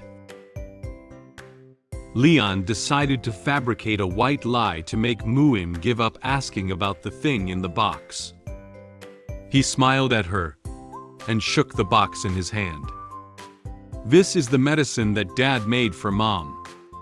As soon as Muin heard that the medicine was inside the box, she clenched her small fist slightly, lowered her eyebrows, and her eyes revealed concern for her mother. "Is this medicine for Mom?" Is Mom sick? Leon shook his head and explained to Muin softly, while quietly putting the box into his pocket. I noticed that your mom has been working too hard lately, so I'm giving her some health supplements. Don't worry. However, in fact, this medicine was not meant for Roswitha to take. It was made for him to take himself. Muin looked up at Leon and nodded, seeming to understand her father's intention. She reached out her hand and looked firmly at Leon, making an agreement with him. Dad, you must take good care of Mom. Leon smiled, looked at Muin gently, and held her hand. Of course, this is what Dad should do. In fact, Muin didn't know that at this moment, Leon was secretly laughing badly in his heart, and had already made a plan to get back at Roswitha. When my body recovers, I must get back at her. At this point, the rain still showed no signs of abating. The weather outside was stormy with thunder and lightning. The rain was very heavy, as if it was about to engulf the entire castle. After returning Muin from the kitchen to her room, Leon also returned to his own room. It was raining heavily outside, reflecting his inner turmoil. He lay in bed, tossing the box containing medicine bolus in his hand, without intending to eat it immediately. Although Black Dragon bolus has been refined, I don't know if the nutritional supplements of the Dragon clan will have negative effects on human. He grabbed the box that was about to fall, his expression slightly hesitant, as if he still hadn't made up his mind. Maybe I should just set it aside for now. Just as Leon was pondering whether to take the bolus or not, there was a knock on the door. Leon noticed the sound and looked up towards the door, with some doubts in his heart. Could anyone else be coming over at this hour? After the knocking, someone immediately opened the door and came in. And this person was none other than Roswitha. Leon sat up in shock when he saw that. It was Roswitha walking in, and awkwardly smiled at her. Your Majesty, why are you here? Roswitha had a kind smile on her face, indicating that she was not here to cause trouble for Leon this time. She wagged her tail, slowed down her tone, and spoke to Leon about the purpose of coming to his room this time. I hear from Muin that you make me a medicine that looks like chocolate candy to regulate my body. Leon heard that it was Muin who had told Roswitha about his medicine making. He was momentarily speechless and didn't know what to say to reply to Roswitha. He turned his head away, looking a little nervous. He didn't dare to face Roswitha. Leon quietly stated in his mind that he was still losing out to his daughter's naivety. My cute daughter leaks the news so quickly? Leon nervously didn't dare to move, watching as Roswitha approached his bed step by step. However, she said she had no other purpose. Don't be nervous. I'm not here to question you or anything. I'm just surprised that you can refine medicine in such a rudimentary environment. Roswitha's face showed an expression of interest in the refined medicine. She approached Leon and reached out to him, seemingly wanting to see what his medicine bolus looked like. What have you refined? Can you show me? Leon still looked at her nervously, but faced with her questioning, he couldn't do anything about her for the time being. He sighed, thinking that he couldn't hide it anymore. Leon obediently handed the box in his hand to Roswitha. Even if I say it's not possible, you will still use violent means to snatch it away. Roswitha opened the box in her hand and carefully examined the black dragon bolus inside. The medicine bolus is flawless and glossy. Even a hint of surprise could be seen on Roswitha's face. She was quite satisfied with Leon's ability to refine medicine bolus of such quality. Not bad. To be able to make a black dragon bolus with such a perfect color under these conditions. You're really impressive, Leon. After commenting on Leon's medicine bolus, Roswitha complimented him in a rare manner. How does that saying go? Something about being skilled in both the pen and the sword? The Silver Dragon Queen, who usually didn't praise him much, rarely expressed her approval of the medicine bolus he had refined today. Leon was a little surprised by Roswitha's comment. He froze a little as he looked at her. Did she actually not mock me? Suddenly, Roswitha's expression became serious, as if she was going to say something very important. She closed the box and threw it back to Leon. You can keep it, but you can't take this medicine now. Leon steadily caught the box. He raised an eyebrow and looked at Roswitha with confusion, obviously not understanding what Roswitha was saying all at once. Huh? Why?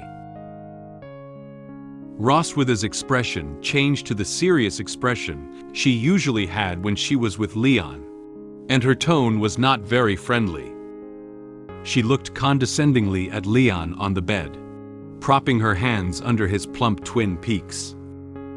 As a complement medicine for Dragon Clan, its efficacy is too strong for the human body. Leon still couldn't understand the seriousness of Roswitha's words. He frowned and looked up at her, thinking she looked down on him. I won't be able to bear it? Roswitha raised one eyebrow and looked disdainfully at Leon in her eyes. She gave Leon a provocative smile. I kindly remind you, as a human, you can't withstand its power. Her words made Leon feel very dissatisfied. His expression became serious, expressing disbelief at her words. What about the power of dragons? I have already defeated countless giant dragons. How could I not bear a small bolus? Leon insisted on proving to Roswitha that he could withstand the power of Dragon Clan. He picked up the black dragon bolus and gathered the courage to swallow it in one gulp. Roswitha, you don't underestimate me. Courage, it is a hymn of humanity. Leon looked at Roswitha with an expression of no more fear, showing a warrior's determination to go to the battlefield. Roswitha reached out her hand to stop him, but unfortunately, it was already too late. The medicine bolus had already been swallowed by Leon. She looked at Leon angrily, but couldn't say anything. You! Suddenly, Leon widened his eyes and his body felt like it was being burned up. A powerful force was gathering inside his body. It was obvious that Black Dragon Bolus had started to take effect. His skin is slowly turning red. He knelt on the bed in great discomfort, one hand supporting the bed, and the other hand gripping his chest clothes, looking very painful. Roswitha's expression was somewhat worried, and she was at a loss for what to do with his current situation. Bastard! I haven't used much healing magic before. She cursed Leon for being so impulsive, while using her hands to cast healing magic on his stomach. How do you feel now? I'll try to break down the effect of the bolus for you first. Leon did not answer Roswitha's question. He gritted his teeth, and she couldn't see the expression on his face for a moment. When Roswitha wanted to continue casting healing magic on Leon, he suddenly reached out and grabbed her hand, interrupting her healing magic. Roswitha was startled by his action. She looked at Leon with a serious expression.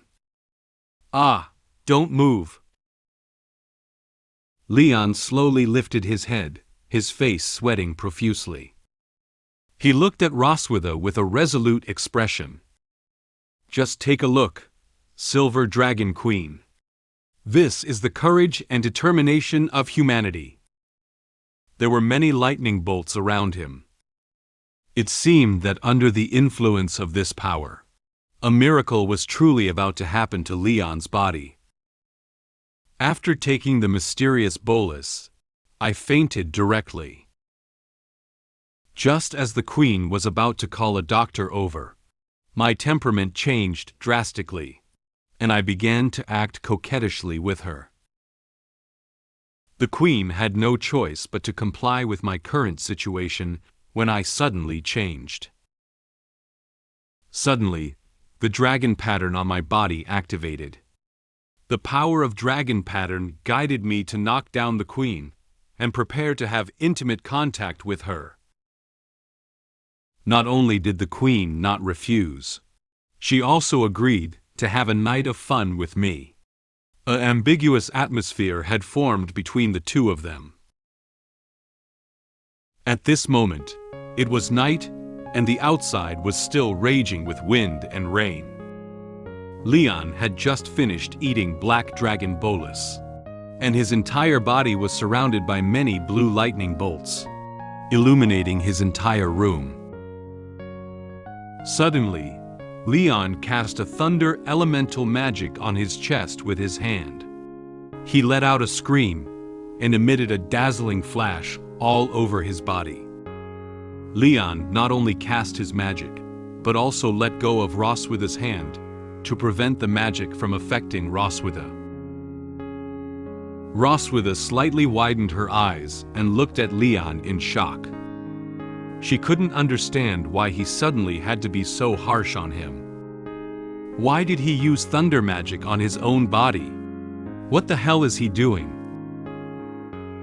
The duration of thunder elemental magic is not long. In no time, the thunder and lightning around Leon disappeared. He suddenly fainted. He closed his eyes and felt weak in his body. He quickly leaned forward, about to fall off the bed and make intimate contact with the floor. At this moment, Roswitha discovered that Leon's body couldn't maintain balance. She quickly walked forward and hugged Leon's body to prevent him from falling to the ground. She looked at Leon nervously, afraid that something might happen to him again. Leon closed his eyes tightly, and his expression looked very uncomfortable. Roswitha placed her hand under Leon's head and body, and gently placed him on the bed.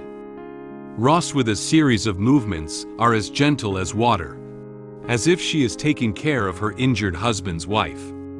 After installing Leon, Roswitha whispered a sentence. "He's really crazy." No one knows if this sentence is cursing him or praising him. Roswitha stood beside and observed for a while, but found that Leon still hadn't made any movement to wake up. She sighed and turned around to leave Leon's room to find a doctor for him. "You wait here. I'll go find the palace physician to come over." As Roswitha walked towards the door of Leon's room, Leon slowly opened his eyes and woke up. He had a blush on his face, like someone who had just been drunk. He seemed to know that Roswitha was leaving, so he suddenly reached out and grabbed her, trying to stop her from leaving. Roswitha felt that someone behind her had grabbed something from her, and sensitively turned to look at Leon on the bed with a hint of surprise on her face. She saw Leon awake with a blush on his face, and his gaze wandering. The thing he was holding in his hand was her own tail, Leon wagged Roswitha's tail and looked at her with a silly smile. Although Roswitha didn't understand what was wrong with Leon now, she was a little angry about his current behavior. He looked at Leon with a serious expression and a tone full of displeasure. "How did you?" Leon didn't seem to notice the expression on Roswitha's face now. He held onto the tail of Roswitha and kept rubbing it, with a happy expression on his face. At this moment, Leon was as happy as a child who had received a new toy. The handsome expression, after taking the bolus just now, has disappeared without a trace. He rubbed against Roswitha's tail while speaking softly to her. "Heh. Wife, where are you going?" Upon hearing the question he was asking now, Roswitha's expression quickly changed from anger to surprise, clearly frightened. Roswitha's face immediately took on a large blush. She looked at Leon nervously and answered him hesitantly. Who is your wife?" Roswitha expressed dissatisfaction with Leon's strange behavior. She couldn't bear him holding her tail like this. She pushed Leon's face, trying to make him let go in order to pull her tail back. "Hurry up and let go of me." The expression on Leon's face showed that he enjoyed the feeling of holding the tail of Roswitha now, and he didn't seem to want her to leave now. He giggled dizzily as he clung to her tail. "I don't want to let go. I won't let my wife leave." Roswitha and Leon pulled and tugged at each other several times for their tails. As a result, Leon still tightly held onto her tail and refused to let go. Roswitha was unable to pull her tail back in the end. He was still giggling and hugging his tail like a spoiled child, constantly muttering in his mouth, "Wife, my wife." Finding out that the method she used just now didn't work, Roswitha gave up on getting serious with Leon. She turned her head with a speechless face and silently pondered Leon's current situation in her mind. Black Dragon Bolus should only have the effect of strengthening the body, and there should not be such symptoms of mental confusion. Could it be that the magic of the thunder element just now changed the effect of the medicine? However, with his current idiot-like appearance, his life is not in danger for the time, right? Roswitha looked back at the silly Leon and inadvertently let out a long breath. Compared to the usual Leon, Roswitha even found Leon a bit cute now. Her face quietly reddened again because of him. Leon obviously liked the tail of Roswitha very much. He rubbed against her tail, still showing no intention of stopping, and continued to call her wife in his mouth. "Wife, wife, wife." She pretended to be impatient, but with a slight blush on her face and a relaxed and cheerful expression, as if accepting Leon's current state.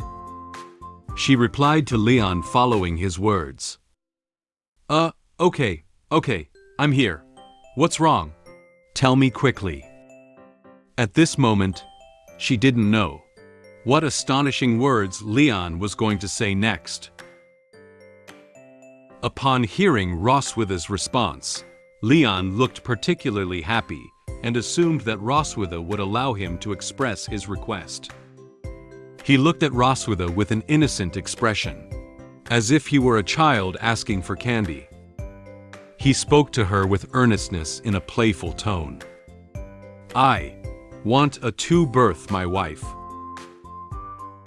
Roswitha was once again shocked by what Leon said. Her reaction this time was even greater than when Leon called her wife just now. She widened her eyes and slightly opened her mouth, not knowing what to reply to for a moment. The blush that had hardly faded away instantly colored Roswitha's face again. Roswitha didn't understand this unreasonable demand. She cursed Leon angrily with a face as red as an apple. You haven't even taken care of the twins of one birth, and you still want a two birth. Don't overthink it. Obviously, Leon wasn't too satisfied with Roswitha's answer.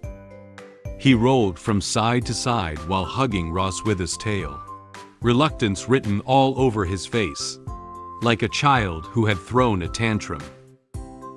I want a two birth. I want a two birth. Is it okay? Roswitha suddenly didn't know what to say to comfort him. She covered her forehead with her right hand, lowered her eyebrows, closed her eyes tightly with a helpless look on her face. She silently pondered in her heart what to do in this situation. To avoid any unnecessary complications, it's better to answer him according to his words now. At this moment, the rain outside hit the windows, and the crisp sound made a soundtrack for the ensuing dialogue. Roswitha looked at Leon with a speechless expression, and calmly answered the question he had just raised. Okay. We not only want a 3-child, but also a 4 and 5 child. After hearing Roswitha's answer, Leon nodded and chuckled foolishly, expressing satisfaction with her response. Then he made another request to her. Then you have to come back to my hometown with me. Roswitha was a little impatient, but she continued with Leon's words. Go back. When we're settled, we'll go back. Leon quickly dropped Roswitha's tail after hearing a satisfactory answer. He raised his hands and danced around excitedly, like a child who finally got the candy he wanted to eat. Roswitha looked at Leon, who was so happy in front of her. The expression on her face relaxed slightly. She finally managed to coax this guy. She silently commented on Leon's situation just now in her heart.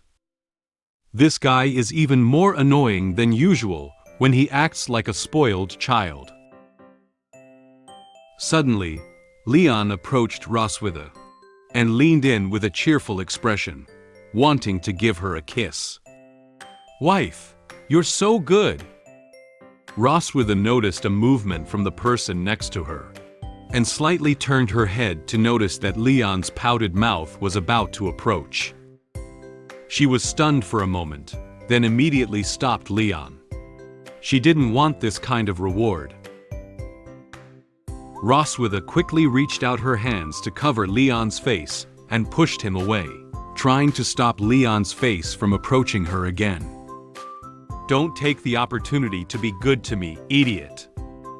Leon may have been hurt by her action, he exclaimed in surprise.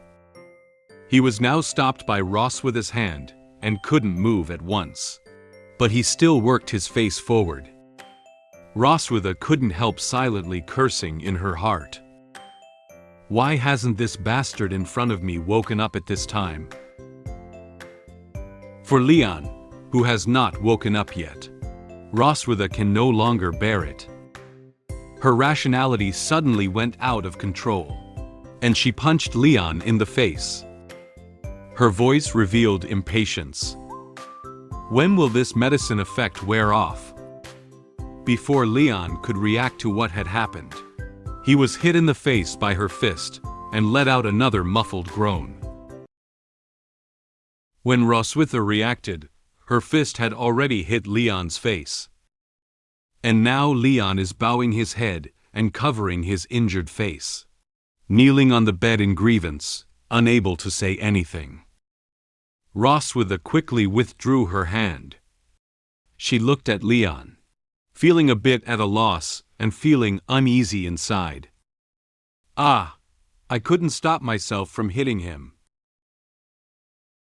There was a hint of apology in Roswitha's expression. She comforted Leon by caressing his back with her hand, while asking him about her physical condition. "Are you okay?" However, Leon still didn't lift his head. At this moment, Leon suddenly realized that his body seemed a bit strange. His hand tightly grasped the clothes on his chest, and the blush on his face suddenly deepened, constantly panting. His body trembled uncontrollably, looking very uncomfortable. "Wife, I feel a little uncomfortable." Roswitha also noticed that something was wrong with her body. She nervously lowered her head and noticed that the dragon pattern on her chest suddenly lit up. The dragon pattern emitted a dazzling purple light, indicating something to her. "My God!"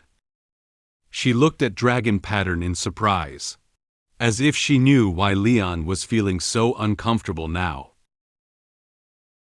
At this moment, Leon, who was lying on the bed, was still dizzy and didn't know what had happened to his body. Roswitha quickly climbed onto the bed and immediately peeled off Leon's clothes. As expected, the dragon pattern on Leon's chest also lit up.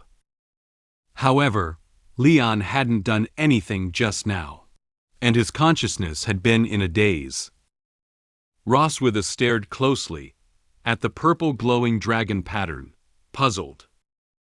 Why did the dragon pattern activate at this moment? Suddenly, Leon pressed down on Roswitha's shoulders and got up to pounce on her.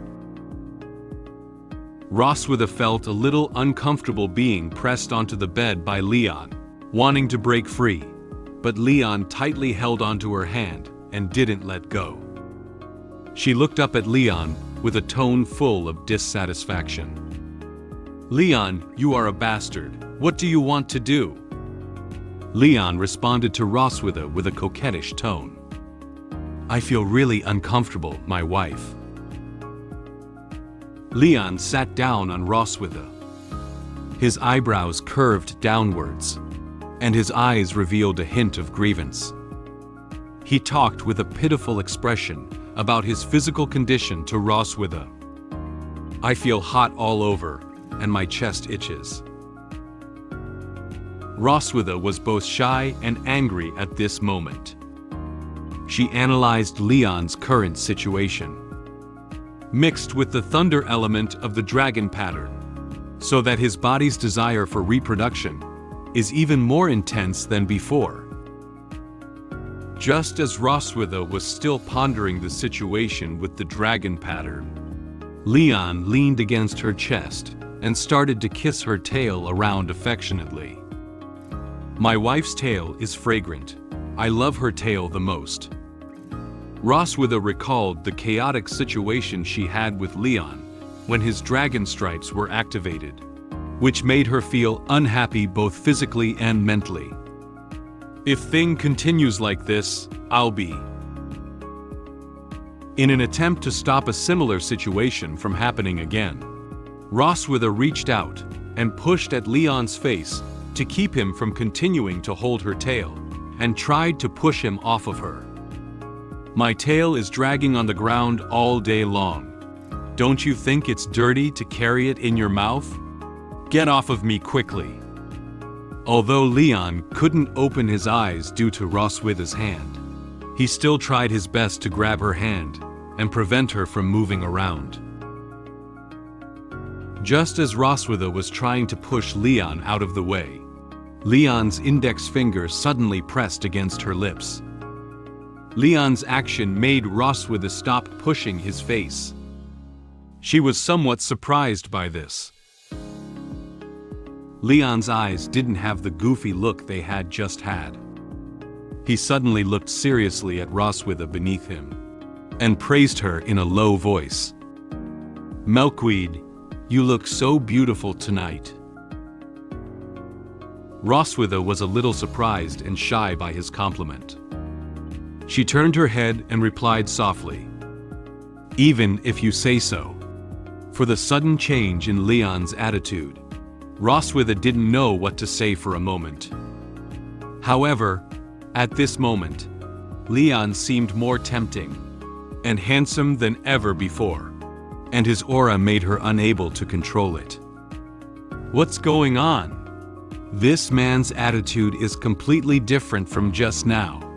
This irresistible madness and ferocity.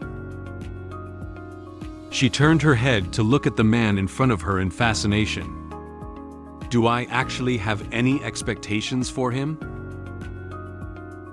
Leon's face was flushed, and he looked at Roswitha with gentle eyes, softly saying words that she couldn't refuse.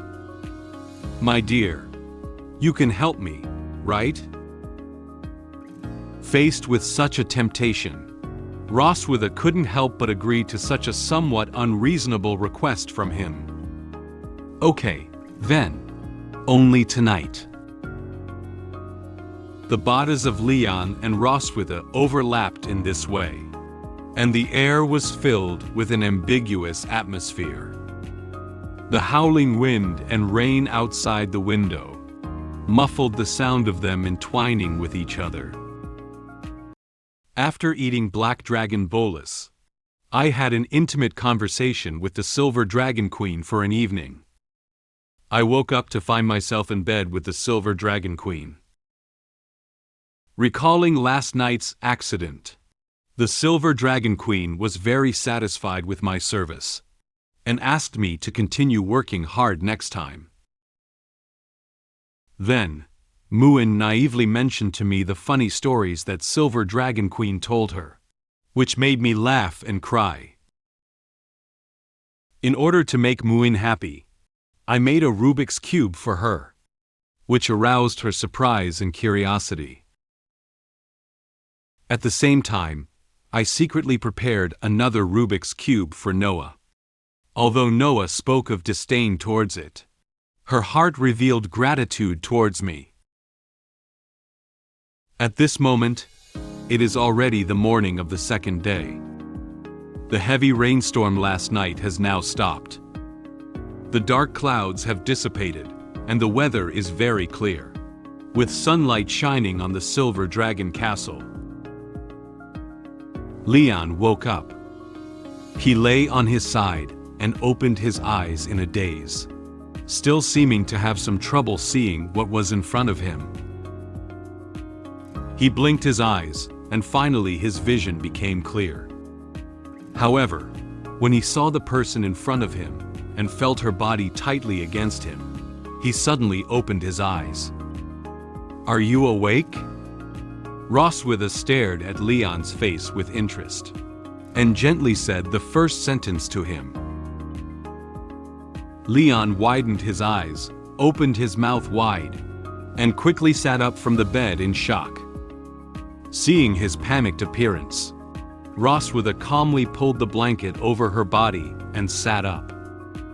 Leon looked at himself and then at Roswitha, only to realize that neither of them were wearing clothes.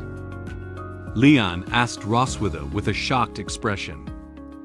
Wow, why are you here? Suddenly, Leon felt a soreness. He felt a little tired and uncomfortable in his body. He touched his body and muttered to himself. My whole body hurts so much. The still dazed brain took in so much information at once that Leon couldn't process it all at once. He hadn't been able to react to what was going on. He asked Roswitha next to him in confusion. My memory is a bit fragmented. What happened last night? Roswitha slowly got down from the bed, covering herself with a blanket while answering Leon's questions. Don't you remember everything? She turned around, with a hint of teasing smile on her face, and showed Leon her entire back. You shouldn't forget, Dragon Slayer. Surprisingly, Roswitha's back was covered in various sizes of kiss marks. Not only did she have kiss marks on her back, but she also had them on her chest and waist. Leon looked at Roswitha with surprise. He stared at these kiss marks and couldn't help but sigh inwardly. She has many kiss marks on her body. Did I do this? Suddenly, Leon seemed to have noticed some information. He stroked his forehead with his right hand, lowered his head, and constantly recalled various scenes from last night, and his various postures in bed in his mind. Leon seemed to realize that he had done something very humiliating. He broke down and clasped his head in his hands, and he cried out on his back. "Oh, no!" Apparently, Leon couldn't accept that he was the one who had done so many humiliating acts. Roswitha looked at Leon, who was aware of his ugliness last night, with a smug smile on her face and mocking his current situation. "Do you remember? Last night, you begged me to do it with you. Darling, let's do it one last time. Is that okay? Dear, I'm really uncomfortable. Please help me. Just this once, for the last time." Roswitha imitated what Leon said to her last night. Leon's face turned solemn. He covered his ears, trying not to make himself want to hear Roswitha repeat what he had said. However, obviously, this action was not effective. "My wife. You." Roswitha spoke louder and louder, even adding hand movements as if to show Leon's posture at that time. Leon couldn't help it anymore. He interrupted Roswitha with a helpless expression and reached out to grab her hand, preventing her from continuing her performance. "Stop. Don't say it again. I remember everything." The small incident between him and Roswitha in the morning cleared Leon's mind a lot. He sat on the bed, awkwardly getting dressed while organizing his thoughts. "I refine black dragon bolus just to take care of my body, and then find an opportunity to retaliate against Roswitha. But I don't expect the effect of this medicine to be so exaggerated." He looked at Roswitha, his eyes revealing some concern. He spoke to her with an apologetic look on his face. "I admit that I went too far last night. Did I hurt you?" Roswitha put on her own clothes. She tilted her hair back, her dashing look carrying a queenly demeanor. Her face remained calm, as if what Leon had done to her last night had not had any impact on her. "It's all right." At this moment, Leon suddenly remembered that Roswitha had mocked his body before. He crossed his hands over his chest and put on a confident smile on his face. He proudly mentioned this matter to Roswitha. "Now you should also be very clear about how my body is doing, right? Next time, don't say my body is not as good as before." Upon hearing these words from Leon, Roswitha's eyes became serious. She suddenly moved closer to Leon and stared intently into his face. Leon was a little puzzled by this action of hers, thinking he had said something wrong again. He looked sheepishly at Roswitha. What's wrong?" Roswitha, who was staring at Leon, raised her hand and grabbed Leon's chin in one hand, closing the distance between her and Leon. She looked his face left and right with a contented smile, and replied to the words Leon had just uttered. "I'm very satisfied with your performance last night, Dragon Slayer. I hope you can maintain this state in the future." After speaking, Roswitha pushed Leon back and withdrew her hand. Leon was shocked by her words and felt like he had become her exclusive toy. "Huh? Have I switched to the service industry?" After teasing Leon for a while, Roswitha sat down on the bed. She suddenly remembered a bet Leon had mentioned earlier, when she and Leon were walking in the garden. So she turned sideways to Leon and spoke. "By the way, that bet you mentioned earlier about changing the appellation." Leon was still tidying up his clothes when he heard Roswitha talking about the bet and looked up at her. Roswitha noticed Leon's movements and quickly turned her head back.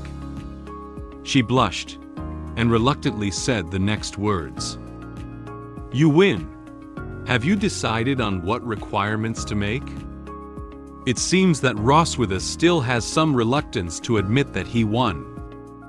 This also proves that changing the way she is addressed has brought her closer to her daughters. Leon scratched his head with embarrassment when he heard her mention the bet. "Oh, I've already thought of that requirement." Then, with a sincere expression on his face, he looked at Roswitha and said the demands he wanted to make. "Can you send someone to visit my master and master's wife in the Empire?" Leon hasn't seen his master and master's wife for a long time. They may not even know that Leon has gone missing. Leon still misses them a lot. Roswitha was slightly moved by his demands. She lowered her head and pressed her hand against her chin, thinking about ways to enter human territory. Silver Dragon Clan is not very good at infiltrating, but it's not a problem just visiting people. Leon showed a happy expression when he heard that Roswitha could agree to fulfill this request. He expressed his gratitude to Roswitha with excitement. "Really? Thank." Leon seemed to realize that expressing gratitude directly to the dignified Silver Dragon Queen would not be accepted. He pretended to cough twice, showing a serious expression and saying a more formal thank you. Ahem, ahem. I'd be grateful for your help." The current location is in the garden of the Silver Dragon Castle. The sunshine shines on the colorful flowers and tender green lawn, showing that the entire garden is full of vitality. In a certain part of the garden, Leon changed into a new outfit and sat with Muin at a stone table. After a night of intense exercise, Leon felt a bit tired. He leaned back in the chair, closed his eyes, wanting to take a nap. Muin, who was playing with toys next to him, noticed that Leon didn't look very comfortable. She asked Leon with some concern, "Dad, are you sick?" Upon hearing Muin's question, Leon immediately sat up. He didn't want Muin to know that he was tired now. He straightened his back and pretended to look very energetic. I'm not sick. Why do you ask that?" Muin put down the toy in his hand.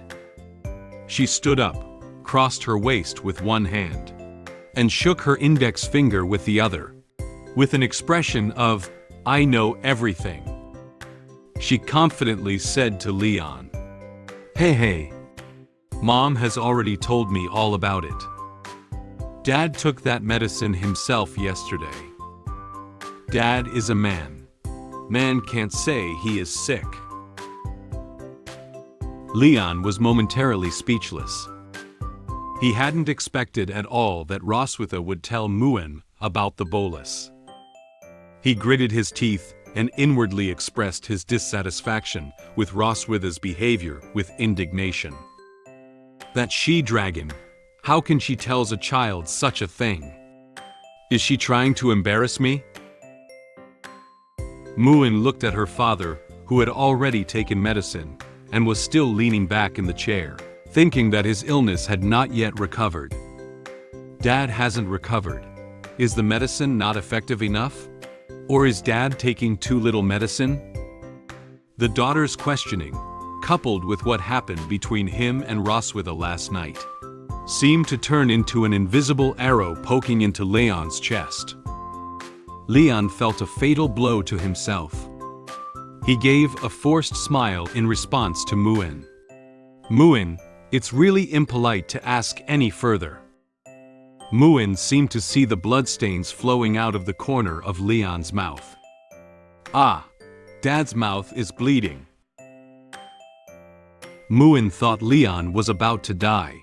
So, she quickly ran over and hugged his waist, her eyes revealing some sadness. Dad, Muin can't live without a father. Dad, please don't die. Leon looked as the innocent Muin misunderstood his current situation, and he seemed a bit at a loss. He gently reached out and touched Muin's head to soothe her. Dad is really fine. Don't worry. He comforted Muin while associating her with Roswitha. It's true that she is born to Roswitha. I always feel like there are some things that are very similar to her. She speaks without mercy, which is very similar to her. In order to make Muin happy, Leon squatted down and told her the idea he had just come up with. How about Dad make you a new toy today? As soon as he heard about the new toy, Muin's eyes suddenly lit up and her face returned to its usual happy expression. She clenched her fists and excitedly answered Leon. Toy, yeah, Muin loves toy the most. Leon found a lot of wood and gear parts. He cut the wood into small squares and used parts to assemble the blocks into a larger cube. He used paint to brush each side of this cube a different color. After the paint dried, Leon handed the cube to Muin. This little toy is called a Rubik's Cube and can be twisted freely. You can try. Muin ran towards Leon, excitedly waving her hands and taking over the Rubik's Cube. Muin focused on the Rubik's Cube in her hand and had a great time playing. Leon watched as Muin happily twisted the Rubik's Cube and quietly smiled along with him. He silently praised himself in his heart. I used to learn the principles of some simple mechanical linkage devices in the alchemy machinery class at school, but I didn't expect to use them when taking care of my child today. Am I a genius who was born to take care of children? Suddenly, Leon felt something was wrong behind him. He quickly turned around and found that there was no one behind him. Muin noticed Leon's movements. She looked up curiously and asked Leon, Dad, what's wrong? Leon was still looking behind him, trying to figure out what was in the garden. But nothing popped out of nowhere, even after he watched for a long time. He replied to Muin, It's nothing.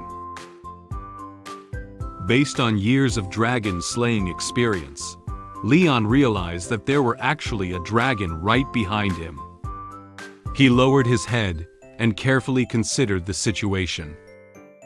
Just now, for a moment, I felt the sight of a dragon.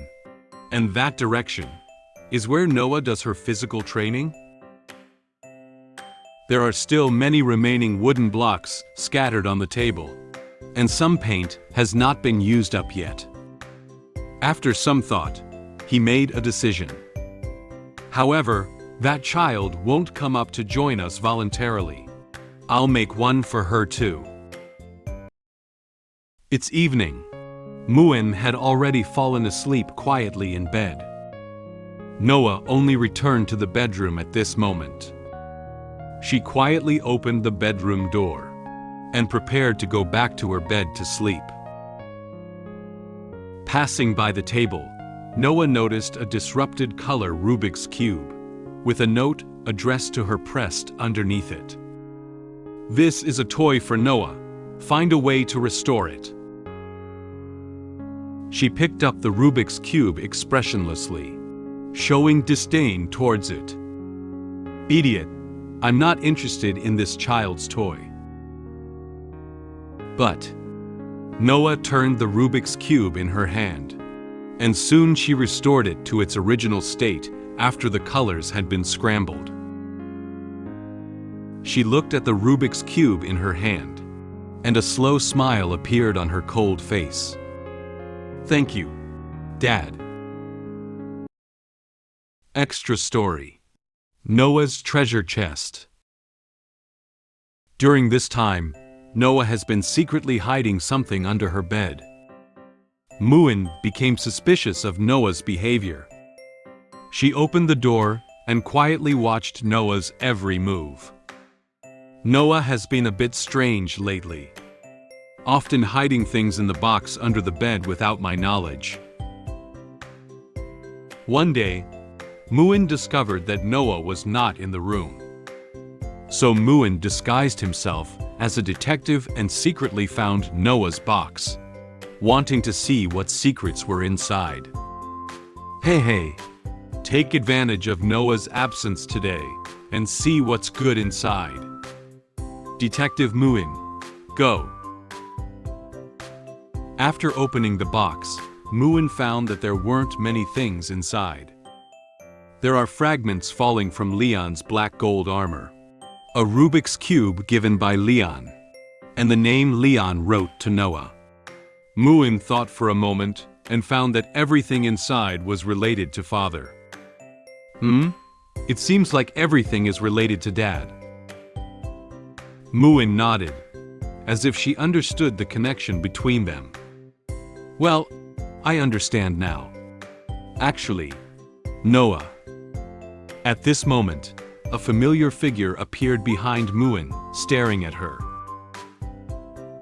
Noah calmly took her treasure chest from Muin's hand and closed it. You are not allowed to peek. Muin was bandaged by her like a caterpillar, making people feel both cute and funny. A good child should not rummage through other people's things. In order to create an illusion of a harmonious and loving dragon family, the Silver Dragon Queen decided to take me and our daughters to Sky City to take family photos. I didn't expect the esteemed Silver Dragon Queen to personally go to the photo studio, and I lightly mocked her. The Silver Dragon Queen was not satisfied, and directly hit my foot with a heavy blow.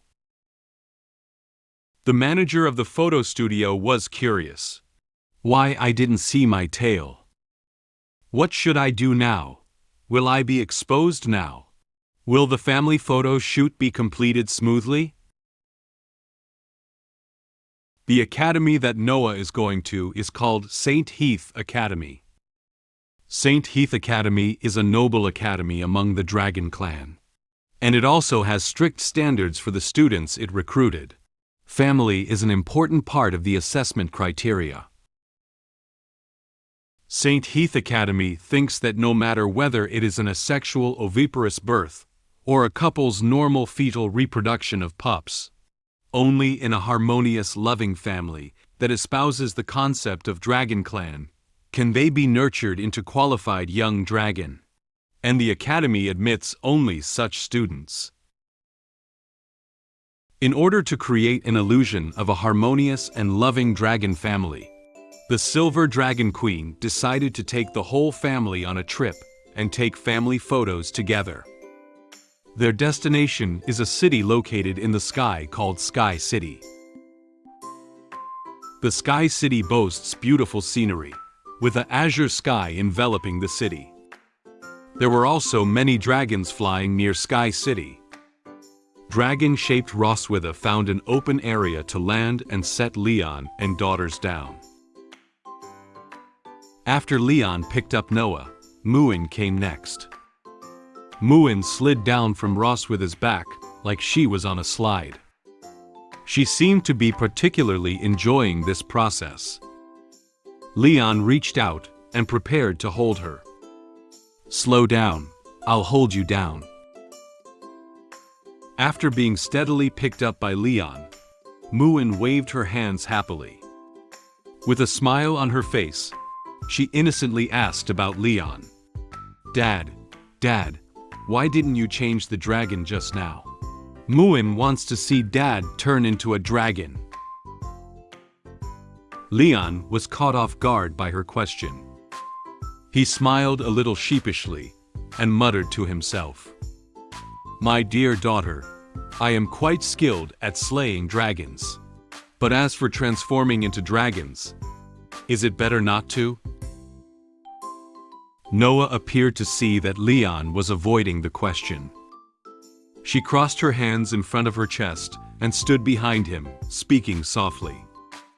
Are you unable to transform into a dragon? Leon broke out into a cold sweat at Noah's words. Noah's serious gaze and Muin's innocent gaze converged on him. Leon looked at daughter's curious expressions and was somewhat at a loss. There was no other choice, so he had to look at Roswitha with a pleading expression. At this moment, Roswitha had already transformed into human form and walked towards them. She looked at them with a smile and calmly explained to her daughters. Your father's body has not fully recovered yet, and he cannot transform into a dragon form at the moment. When he recovers, he will show you. It's like a close call. Leon almost thought he was going to expose his identity. He was quietly relieved by the help of Roswitha. Muin gently clenched her hands and looked at Leon with anticipation. Dad, you must recover quickly. With a helpless look on his face, Leon responded softly to Muin's words. I will try my best. Subsequently, Leon silently denied this situation in his heart. Although it is impossible. The azure sky set off the huge gate of Sky City in front of them. The area around the gate was filled with dragon people who came here to play or local dragon people. Roswitha urged them on softly. All right, hurry into the city. There's still something to do today. Roswitha held Noah's hand, while Leon held Muin's hand. 4 people entered Sky City together like this. Entering the streets of Sky City, Muin couldn't wait to take a look around. She ran excitedly ahead, her eyes filled with an indescribable joy. Wow, Noah, look, there are so many dragons. Noah didn't seem interested in the people and things on the street. She calmly followed behind Muin, persuading her not to run so fast. Slow down, don't walk too fast. The people on the street were curious about the pair of cute little dragons that had suddenly appeared, and all of them turned around to look at them with curious eyes. Only Leon and Roswitha were out of place with the people on the street. The 2 of them followed them coldly, not saying a word to each other. At this moment, Leon's walking speed slowed down. He lowered his head, his body trembling uncontrollably. Roswitha noticed that Leon wasn't following. She turned her head and noticed something was wrong with Leon. Is this guy trembling? Well, this should be the first time he has seen so many dragons since he woke up from a coma. Roswitha walked up to Leon and leaned in to mock him. What's up? Are you scared? Upon hearing Roswitha's question, Leon quickly lifted his head with an excited expression on his face. Huh? Scared? I am excited. He pointed his fingers towards the different types of dragon people in the crowd on the street, his voice revealing an uncontrollable excitement. First class merit. First class merit. Second class merit. The streets are full of achievements. I'm going to get rich. At this moment, The dragon people didn't know what the man in front of them was doing, and looked at him with confusion.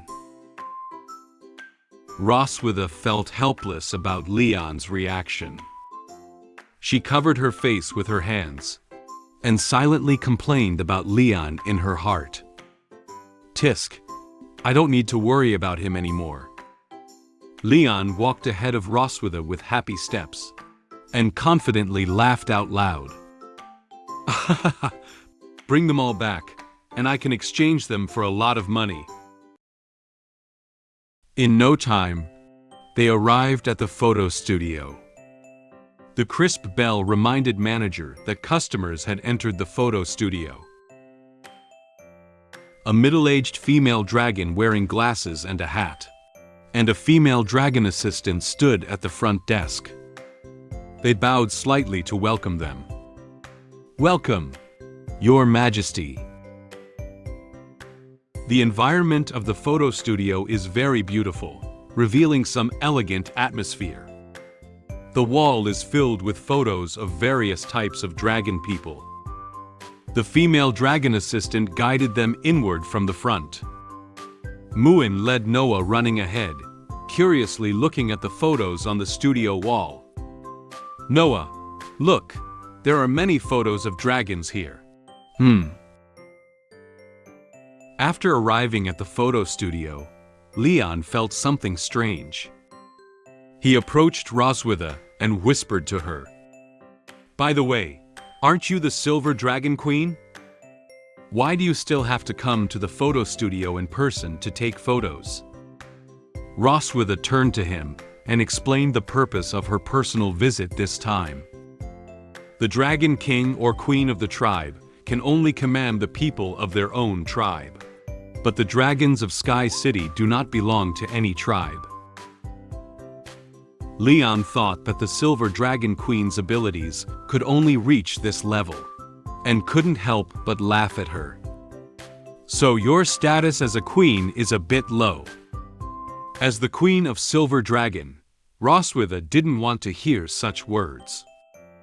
She stomped hard on Leon with her high heels, expressing her dissatisfaction with what he had just said. She walked in front of Leon somewhat angrily. Anyway, my status is higher than yours. Leon stood behind and covered his foot with his hand, sucking in a breath of pain. Roswitha walked up to Selena, the manager of photo studio, and struck up a pleasant conversation with her. Everyone says that Selena's photography skills are top-notch among the Dragon Clan. Being able to successfully book an appointment with you is also our family's luck. Selena held up her glasses and replied to Roswitha. It's an honor for our studio to take family photos for the Silver Dragon Queen. While chatting with Roswitha, Selena turned her head and noticed that there was no tail behind Leon. A little puzzled, she asked Roswitha about it. Your Majesty, your husband's tail. At this moment, Leon was focused on looking at the photos on the wall, and didn't listen their conversation. Roswitha looked in the direction where Leon was, and made up an excuse to explain to Selena. He doesn't like to show his tail. Please choose a tailless suit for him. In fact, in order to keep the other dragon people from getting suspicious, Roswitha had previously advised Leon to wear a fake dragon tail to pretend he was a dragon. However, Leon was unwilling to compromise, and was adamant about not wearing a fake dragon tail. He backed away from it while waving his hands in a motion to show his refusal. No, even if you kill me, I won't wear this. This concerns my dignity. Roswitha had no choice but to follow his idea. After listening to Roswitha's explanation, Selena did not continue to pursue further. She raised her hand and gestured them towards the fitting room in the photo studio. I see, Your Majesty. Please move over here and try on the clothes first. Noah, Muin and Leon followed behind Roswitha and went in together. Muin waved her hands happily as she walked. Muin wants to wear a nice dress. After a while, with the help of the female assistant in the store, Selena first helped Noah and Muin change their clothes. Muin was wearing a white dress with a blue bow as decoration. Noah was wearing a black dress with a purple bow. Muin looked at her clothes with a face full of joy. Noah's face didn't have much expression, but probably in her heart, she also expressed her love for her new clothes. The curtain of the fitting room was pulled open, and Leon walked out from inside. He was wearing a white suit, and his hairstyle had been slightly styled by assistant. He looked very handsome and spirited. Seeing such a handsome father, Muin's eyes sparkled, and she couldn't help but praise him loudly. "Wow, Dad is so handsome." Selena was also amazed by Leon's current outfit. Her face turned slightly red, and she expressed her thoughts to Leon. "King is very suitable for this suit. You must have been very popular before, right?" However, Leon looked at himself with confusion, as if he didn't realize he was as good as everyone said he was. "Is that so? The last time I wore a suit was during my graduation ceremony at Academy." Leon realized that Noah had not yet expressed her opinion. After tidying up his clothes, he looked up at Noah with a smile on his face. What does Noah think? Noah noticed Leon's gaze, and her face immediately turned red. She shyly turned her head and hesitantly commented on Leon's attire. "Well, it's so handsome." Leon was particularly happy to hear daughters evaluate him like this. He bent down and reached out his hands to stroke their heads separately. "Your dresses are also very cute." Noah and Muin looked up at Leon together and expressed their delight in his evaluation. The curtain of another fitting room was also pulled open.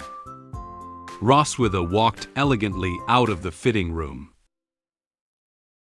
She was wearing a black dress with purple accents on the inside, reflecting her aristocratic temperament. The slim-fitting dress showcases Roswitha's excellent figure, and when she walks out of the fitting room, she exudes a sense of solemnity and mystery. Muin couldn't help but praise Roswitha. "Mom is so beautiful." Leon was stunned to see such an elegant and beautiful Roswitha, and his face quietly turned red without him knowing it. Roswitha noticed Leon's gaze and turned to glare at him. "What's up?" Leon turned his face away, scratched his head, and awkwardly replied to Roswitha. "No, it's quite suitable for you." Hearing Leon say that, Roswitha couldn't help but blush as well, presumably seeing that Leon's outfit showed his handsomeness. She turned her head and commented on Leon's attire. "I think it would be great if you had a tail." Leon was very dissatisfied with her proposal. He silently cursed in his heart. "Bah! I will never put on a tail in my life." Selena was already making the final adjustments to the camera. Noah and Muin were already standing in front of the camera. Muin waved her hand towards where Roswitha and Leon were standing, indicating them to come over quickly. "Dad, Mom, come on." After arranging where the four would stand, Selena provided guidance on their actions. "Get ready to take photos. Your Majesty." "King, please get closer." Roswitha and Leon were somewhat reluctant.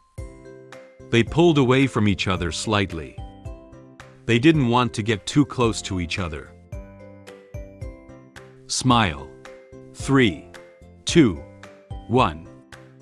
At Selena's voice, several harmonious family photos slowly emerged on camera.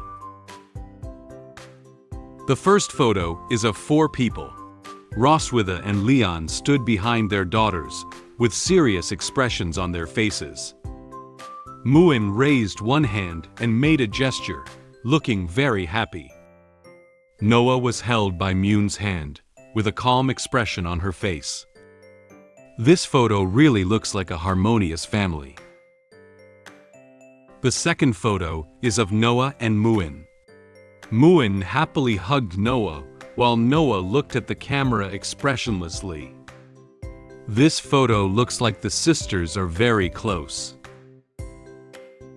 The third and fourth photos are of Roswitha and Leon. Roswitha and Leon were leaning sideways against each other, blushing and shyly forming their hands into a loving gesture for the camera. This next one shows them looking at each other face to face, looking very much like a couple interacting. Selena felt warm inside when she saw these 2 very loving photos. They do look good as a couple. The family photo shoot ended in a harmonious atmosphere. Extra story. Leon's graduation ceremony. Time passed quickly, and in the blink of an eye, Leon graduated from the academy. However, by this time, Leon was surrounded by girls who looked up to him. "Leon, can we take a photo together? Can you have dinner with me? Please accept this gift." It seems that Leon is very popular among girls. However, Leon, who didn't understand the true thoughts of the girls, rejected them outright on the spot. "Please allow me to refuse. I have to go back and nail the hooves of my master's donkey. Take a rain check." Leon said goodbye to the girls and turned away from them. The girls froze in place, and their hearts were broken as soon as they heard such a reply. Leon's master stood behind, looking at his apprentice who couldn't chat so well, with a helpless expression on his face. Did this guy get kicked in the head by a donkey? After the family photo shoot, I went for a walk on the street with the Silver Dragon Queen and our daughters. In order to get the toy bears that my daughters wanted, even if the vendor tampered with the gun, I still gave it my all and hit all the balloons with my extraordinary abilities. My daughters praised me repeatedly. Even the Silver Dragon Queen couldn't help but marvel at my marksmanship. After taking another toy bear for the Silver Dragon Queen, she asked me to go to her room after dinner. Am I going to be bullied by her again? The weather in Sky City is clear now, with a blue sky enveloping the city.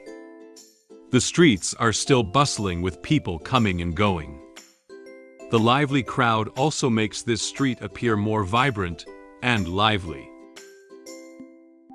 After finishing the family photo shoot, Leon, Roswitha, and their daughters left the photo studio. Before leaving, Muin happily waved goodbye to Selena. Selena smiled at them and similarly said goodbye to them with a wave and talked to them. The photo development process takes about 6 hours. During this period, Your Majesty can take a stroll around Sky City. There are many small stalls on both sides of the street.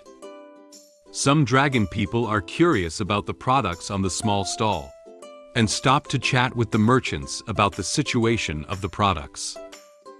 Muin excitedly held Noah's hand and ran ahead. "Noah, let's go to take a look over there." Noah didn't say anything, but she let Muin take her around to look around. Leon and Roswitha walked slowly behind them. After a short walk, Leon turned his head to speak to Roswitha next to him. I didn't expect to go out for a walk with you one day. It's really novel. Roswitha didn't look at him, but kept looking ahead and replied to him in a rather cold tone. This is all to maintain our family image. Noah values this entrance exam very much, and you have been working hard for almost a month. It's also good to relax occasionally. Walking up to a toy shooting stall, Noah and Muin stopped in their tracks. Muin seemed to have seen something, and her eyes lit up suddenly. It turns out that there is a pair of cute toy bears next to the merchant.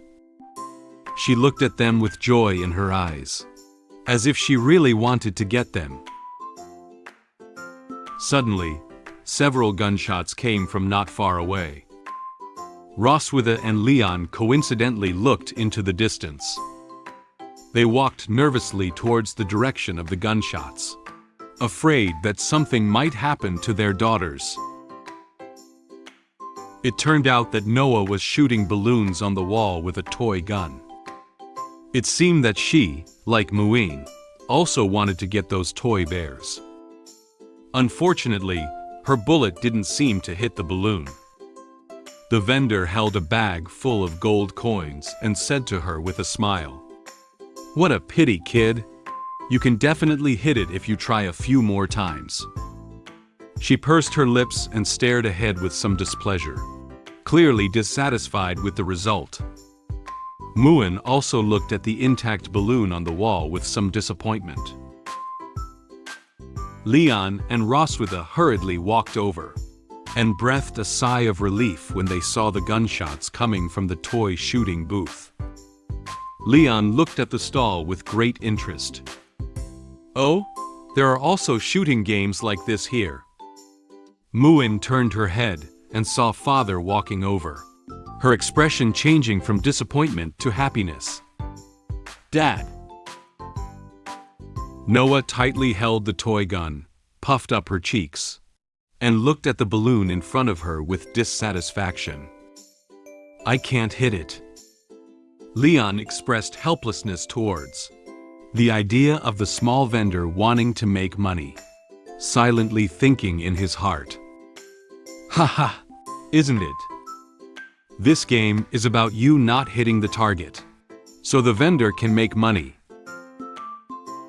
Noah handed Leon the toy gun, with a dissatisfied expression on her face. Leon stared at the toy gun and remembered seeing similar stalls before. "I have seen similar stalls before at a human market." Roswitha also seemed interested in this gun. She leaned forward and took a closer look, then immediately analyzed the situation of the gun. The bullets of this toy gun are gathered with magical energy, and there are certain requirements for the precise control of magical energy, which is indeed difficult for Noah. The vendor noticed that the parents of the children came over.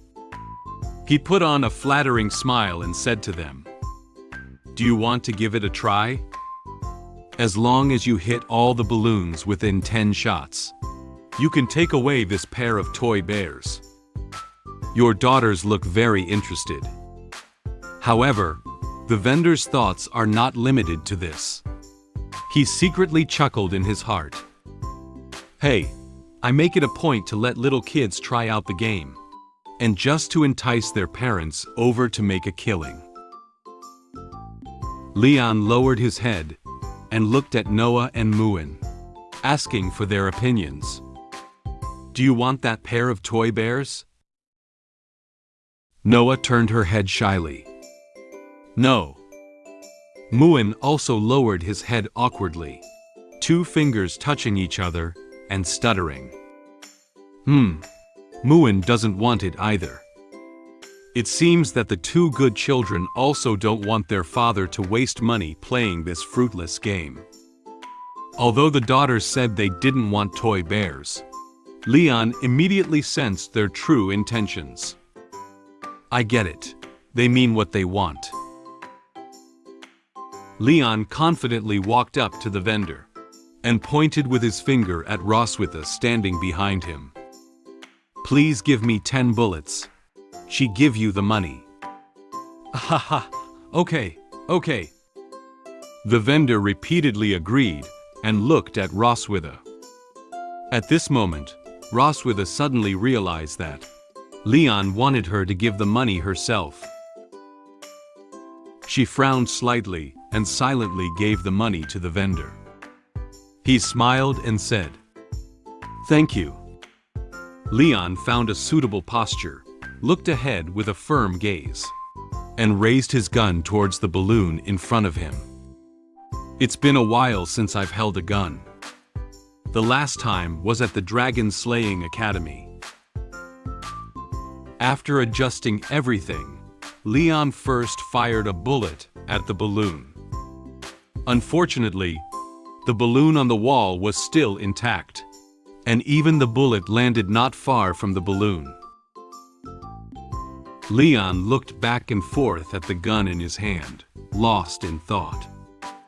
The vendor stood behind Leon and watched as Leon looked a little confused at the gun. He turned around and sneaked a wicked grin. "I've tampered with the gun so that whoever is coming won't be able to hit the target easily." But the next second, there were 5 gunshots and 5 explosions from the side. Leon raised his gun and fired 5 rounds at the balloon wall like he did earlier. As a result, this time, 5 balloons were hit by the bullets. The vendor widened his own eyes, his expression changing from ecstatic to shocked. "What?"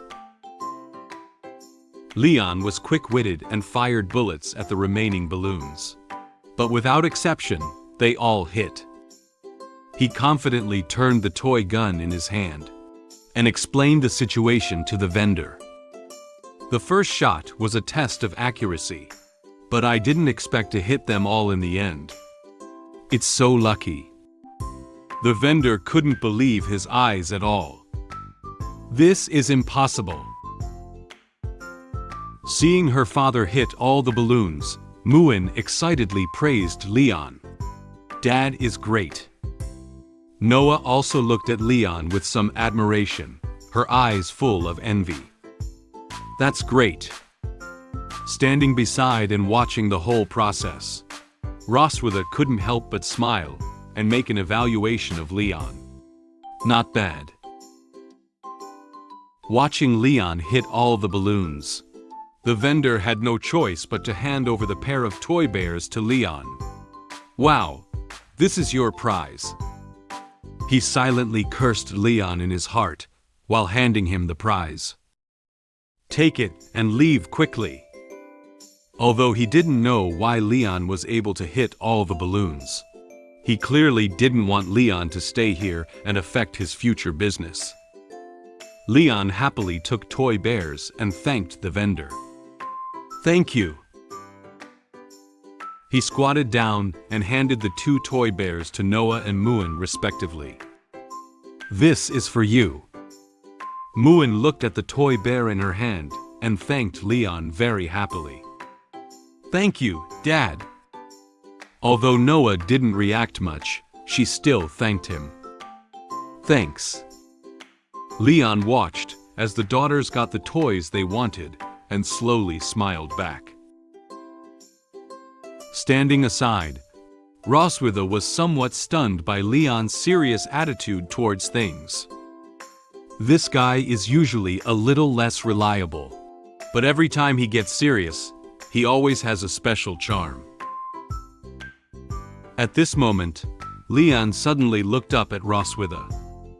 She crossed her arms around her chest and stood empty-handed in the distance, looking in his direction. Roswitha also noticed Leon's gaze. She looked at him with some confusion. Why is he watching me? Leon suddenly realized what he had to do next. After leaving the toy shooting stall, the 4 of them continued to take a walk on the street. Noah and Muin, holding the bear, were already walking at the forefront, while Roswitha and Leon continued to follow behind them. When a mother and daughter passed by them, Little Dragon pointed enviously at the thing in Roswitha's hand. "Mom, I also want that." Roswitha held a particularly large teddy bear in her hand and walked down the street, attracting the attention of passers-by. Her eyes stared blankly ahead, seeming somewhat surprised by the sudden appearance of the toy bear. Leon laughed triumphantly and walked ahead of Roswitha. "Ha ha ha! Did you see the uncomfortable expression on that unscrupulous merchant's face at the end? This is his retribution." He recalled that when he suggested playing shooting again. The vendor's expression of reluctance made him laugh uncontrollably. As it turned out, unsurprisingly, Leon quickly took another toy bear. Roswitha looked at Leon, who was still feeling proud, and frowned slightly, obviously not satisfied with his approach. "If it were me to handle it, I would only advise them not to waste time on that childish game." However, Leon didn't care about the game just now. He turned around and said to her, "It's good that they're having fun." He saw that Roswitha was not very happy, so he pointed to the toy bear in her hand and asked her, "What's up? Don't you like it?" Roswitha impatiently replied to him, "I said I don't want it anymore." Leon recalled the scene he had just seen and said to her, "You're already here. You can't go back empty-handed, right?" Roswitha couldn't say anything for a moment. She leaned her chin against the toy bear's head, shyly staring at it, silently thinking to herself, "Bears are just unappetizing food that doesn't even satisfy hunger. But they are made into toys. Well, they are quite cute." She walked briskly in front of Leon, a blush on her face that was hard to hide. "After dinner tonight, come to my room." Leon looked incredulously at the receding figure of Roswitha and shouted in surprise, "Huh?" Time came tonight, and they had returned to Silver Dragon Castle. The stars and moon shrouded the entire castle. After dinner, Leon changed out of his daytime clothes and headed to Roswitha's room. He walked down the hallway, feeling conflicted inside. "Roswitha invites me to her room. It's been late at night, and there's only one man and one dragon in the room. Something will definitely happen if I go to her room." He closed his eyes nervously. Recalling his past experiences, he was very distressed whether he really wanted to go to her room. "If I go, I'll feel uncomfortable all night. If I don't go, I'll feel uncomfortable for a week." Without noticing, Leon had already walked to the door of the room. No matter, his small step forward is his big step forward. Leon suddenly mustered up his courage and prepared to knock on the door of Roswitha's room. "Damn, I'll fight her." Before his hand even touched the door, a bright light emanated from the crack. The door of the room was not locked. Is the door unlocked?" Leon pushed the door open and looked around, only to find that there was no one in the room. Roswitha's room is silver white with gold accents. There are many books on the bookshelf. It seems that she also has a habit of reading on a regular basis. The toy bear he gave her in the morning was placed nutlessly on the bedside. Leon heard the sound of water coming from the side. He turned his head and realized that Roswitha was still taking a shower in the bathroom. I'm early. She's still taking a shower. Through the glass door, Leon seemed to be able to see Roswitha taking a shower in the bathroom. He silently evaluated the quality of the door in his heart. The quality of this glass doesn't seem very good. Leon suddenly knew something, with a surprised expression on his face, and quietly stepped back. She's really going to do that tonight, right? He shook his head from side to side, trying to shake the bad thoughts out of his head and calm himself down. Calm down, Leon. Just as Leon was still wrestling with his thoughts, the bathroom door was open. Roswitha walked out in a purple halter nightdress. There were droplets of water that she hadn't wiped off, and a faint steam was still emanating from her entire body. You're here. So, let's get started. Leon had a bitter expression on his face, feeling that his body was going to be in danger again. Am I going to be exhausted again? Extra story. The family photos had been developed and completed. There were some envelopes containing photos placed on the table. Noah and Muin opened the envelope and carefully examined the photo. Mom and Dad are a perfect match. Muin excitedly held up a photo of Leon and Roswitha and evaluated them both. Noah quietly looked at the photo in her hand without saying a word. While flipping through other photos, Leon noticed a card attached to the back of one of them. He looked at the card with some confusion.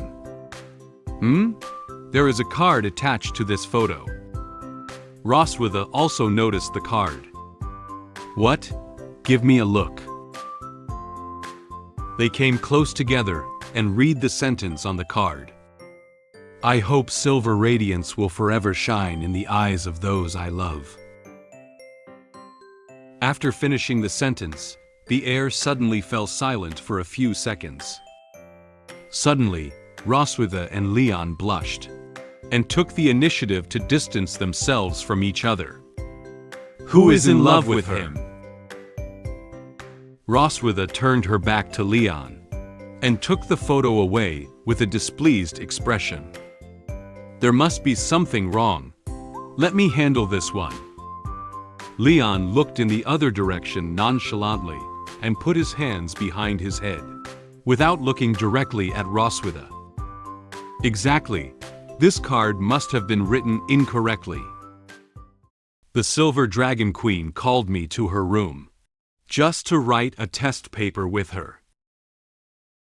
Well, I calmly accepted the challenge.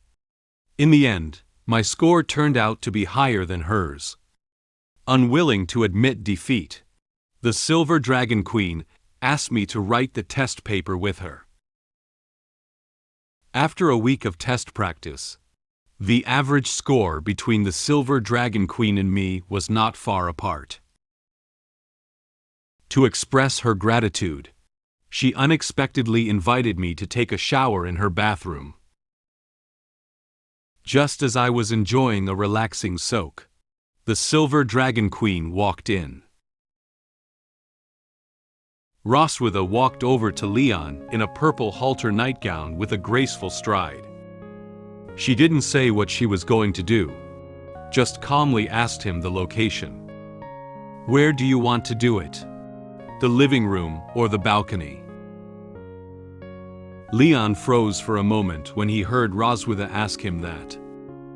His eyes nervously looked towards the balcony behind him. As it was nighttime, there was silence outside and no sound. He stuttered and answered Roswitha. On the balcony. It's not good, is it? It's embarrassing to be seen. At this moment, Roswitha did not notice what Leon was thinking in his heart. She turned around and walked towards the dressing table, taking something from it and placing it in her hand. Then she set up a location for Leon. Well, let's do it in the living room. It's the same wherever we do it anyway. Leon knew he couldn't escape tonight. He let out a long sigh, closed his eyes, and then fell heavily onto the sofa. Come on. He seemed mentally prepared and suddenly said it out loud to Roswitha. Roswitha had already walked to the sofa with a roll of pink stuff. She saw Leon lying on the sofa with his eyes closed in a strange pose. She hadn't even said what she was going to do next. She was puzzled by his behavior. What are you doing?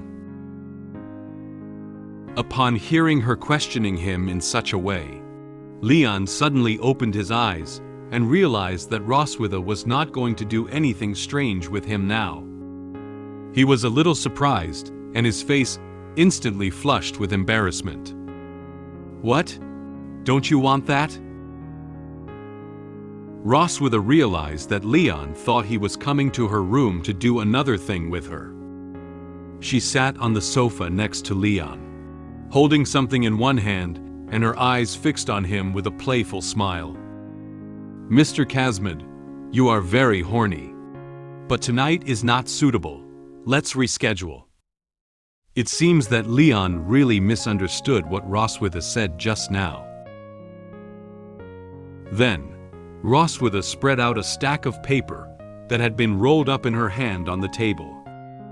Leon pretended to cough to conceal his embarrassment, and sat up from the sofa, looking at the stack of paper on the table and asking Roswitha, "What is this?" Roswitha replied him, "These are the test questions from the previous assessment of viviparous families by the St. Heath Academy. The questions in the exam paper are related to lifestyle habits, personalities, and experiences between partners." Leon picked up an exam paper and carefully looked at the questions on it while listening to Roswitha's explanation. This thick stack of things was not something else, but a set of exam papers. She looked at Leon seriously, shook the test paper in her hand, and continued to explain.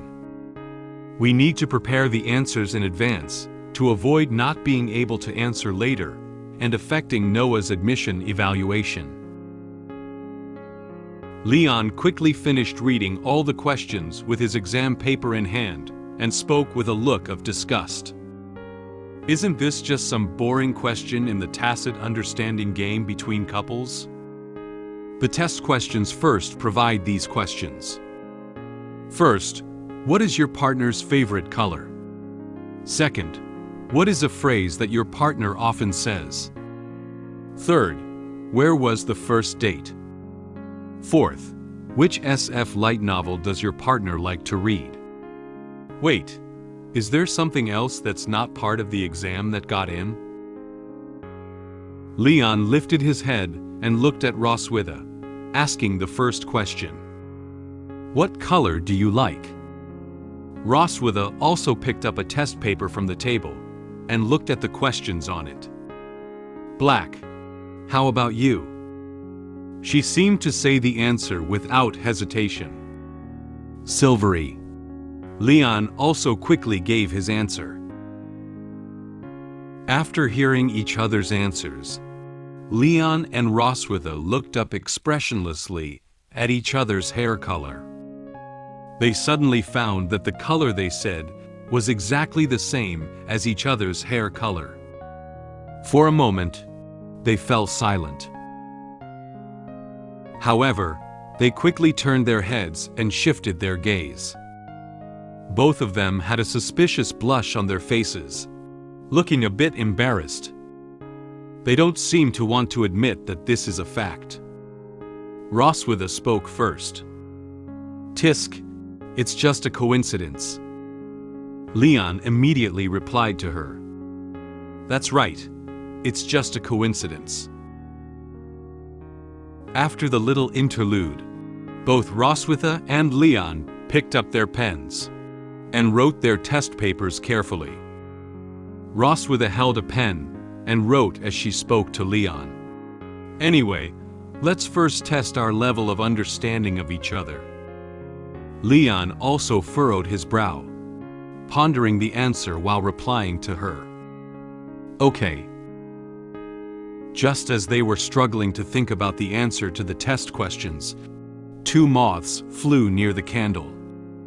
This also seemed to imply that Roswitha and Leon were going through the test, that the test questions brought them. After some time, they both finished writing the test papers. Leon began by correcting Roswitha's exam paper first. "I've corrected exam paper." Immediately afterwards, Roswitha also corrected Leon's exam paper. On the table were the exam papers they had just finished writing. The score on Leon's exam paper is 58 points, and the score on Roswitha's exam paper is 45 points. Leon proudly pointed at his score and couldn't help but laugh out loud. "Haha! My score is higher than yours. So it seems that I know the queen better." Roswitha saw that her score was lower than Leon's, and she was somewhat dissatisfied, but she couldn't say anything to refute him. She picked up the test paper written by Leon, carefully examined the questions he answered correctly. What she didn't expect was that Leon knew some of the little habits in her life like the back of his hand. She silently thought in her heart, "I didn't expect him to even notice my favorite sitting position, the most comfortable way to place my tail, and other small habits. He observes me very carefully in normal times." Roswitha looked again at some of the questions on the paper that had red crosses drawn on them. The parts that were not answered correctly are all in the area of guessing my thoughts. Has your partner ever been particularly disappointed with you in something? Leon wrote a very negative answer below this question. She must have been particularly disappointed in me. She put down her exam paper, crossed her hands in front of her chest, closed her eyes, and calmly analyzed her past habits. "I have always been accustomed to keeping things bottled up in my heart and never revealing them to others. It's normal for him to guess wrong." As the queen in charge of the Dragon clan, Roswitha had a lot of responsibilities on her shoulders, so there wasn't really anyone with whom she could talk about her heart. Leon didn't raise his head, still looking intently at the test paper. After experiencing so many things with Leon, Roswitha realized that she might be able to try to confide in him about her feelings. She opened her eyes and secretly looked at Leon. Maybe this person. I can." At that moment, Leon suddenly felt Roswitha staring at him closely, seemingly exuding an aura of discontent. He looked nervously at Roswitha and thought silently in his mind, "She has been staring at me since just now. Is it because I scored higher than her that she held a grudge against me?" Roswitha suddenly felt a warmth coming from her shoulder. Her eyes looked down and found that it was Leon's hand on her shoulder. He walked over from the nearby sofa at some point, and naturally sat on the sofa where she was sitting. In order to break the stiff atmosphere just now, Leon approached her and confidently patted her shoulder to comfort her. "Ahaha, it's normal that we haven't been together for too long, and can't get high scores in a short period of time." Then, he looked at Roswitha and gave her a relaxed smile. "For Noah, please make an effort to get to know me better." This smile made her feel like her heart was suddenly hit by something. Looking at Leon's smile, Roswitha's face turned slightly red. She slightly widened her eyes and lowered her eyebrows, looking as if she had been moved by Leon's smile. Roswitha realized that she couldn't show such an expression in front of him. She turned her head and slapped the exam paper she was holding hard in Leon's face, not wanting him to see her now. "Stop talking nonsense. Write down your correct answer quickly." Leon was puzzled by such sudden behavior on her part. He then felt his face being covered by paper, even with a little pain accompanying his face. He couldn't help but exclaim in surprise. He hastily removed the paper from his face and found that it was his own exam paper. Both of them wrote the correct answers to each other's test papers. Leon found one of the questions on his test paper, and Roswitha drew a red cross next to it. He said to her in surprise, "By the way, did you write this question incorrectly? Have you never been disappointed in me?" Roswitha answered calmly, "No, if I have to say it. It's just that there were too few black dragon bolas refined last time." Leon was somewhat dissatisfied when he heard her answer like this. He thought she looked down on him. "Bah! Then I will eat black dragon bolas as a meal in the future. Don't regret it." Roswitha gave a gentle smile and refuted, "I look forward to it." On the night before the family examination, Leon and Roswitha were still writing exam papers in Roswitha's room. For the next day's examination, they were not willing to lag behind. Before long, they had already corrected all the test papers they had written tonight as well. Leon packed up the test papers on the table, looked at the scores on the papers, and said to Roswitha with a satisfied face, "Well, not bad. After a week of hard work, our average score on the test questions can also reach over 80 points. If we perform normally, there will be no problem with the family assessment." Roswitha instantly lay on the table. She frowned tightly, looked tired, and her voice was a bit weak. As the Silver Dragon Queen, she also felt for the first time that an exam could make her so mentally exhausted. It was so late, Leon didn't want to disturb Roswitha's rest. After finishing exam papers, he stood up and prepared to walk towards the door of the room. He looked at Roswitha. "Well, if there's nothing else, I'll go back first." Just as he was about to lift his foot, Roswitha grabbed his hem and stopped him. "Wait." Leon looked back at her suspiciously, wondering if there was anything else she needed to tell him. She raised her head and pointed to the bathroom in her room, saying seriously, "My bathroom has a bathtub. You can take a shower and then go back." Leon was stunned when he heard Roswitha's words. He slightly widened his eyes and mouth, stuttering, "Take a shower? In your room?" Seeing Leon still standing there in a daze, Roswitha directly pushed him towards the bathroom with her hands. "Go inside, hurry up!" Leon was still confused. He looked back at her while being pushed by her, wanting to ask her what was going on. But soon, the bathroom door was closed by her. Leon had no choice but to obediently take a shower in the bathroom. He put hot water in the bathtub, took off his clothes, and thought about the strange behavior of Roswitha just now. Why does she insist on letting me take a shower here?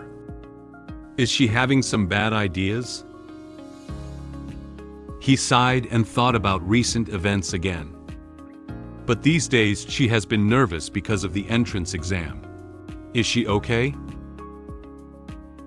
The bathtub is already filled with hot water.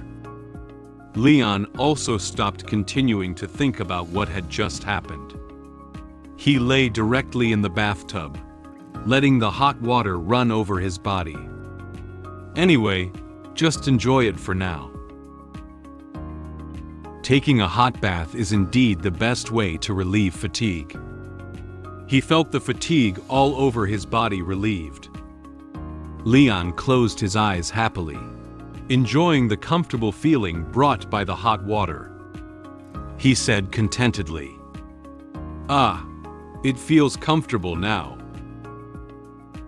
Just as Leon was about to continue enjoying his bath alone, the bathroom door suddenly opened. Roswitha walked in with a smile on her face. She was wrapped in a bath towel all over her body, with her hair curled up, and looked like she was coming in to take a shower. The bath towel wrapped around her graceful body curves, making her look even more alluring. Leon was somewhat surprised by Roswitha's sudden intrusion. "Roswitha?" At this moment, the dragon mark on Roswitha's chest was emitting a purple glow. Its radiance seemed to indicate that the body could no longer suppress its excitement. She spoke while lifting a strand of hair behind her ear. "I have accumulated a lot of pressure these days, so I want to." Leon's face turned very bad as soon as he heard Roswitha's words. He instantly felt something was wrong. He silently said in his heart, "She still has to do it." Leon looked at his chest and sure enough, his dragon mark also lit up. He suddenly sat up and expressed his incomprehension towards Roswitha's behavior. "If you're under a lot of pressure, why are you putting pressure on me?" Roswitha gave him a faint smile, revealing a triumphant expression, as if this action had been planned beforehand. "If I transmit the pressure to you, I can get a release, don't I?"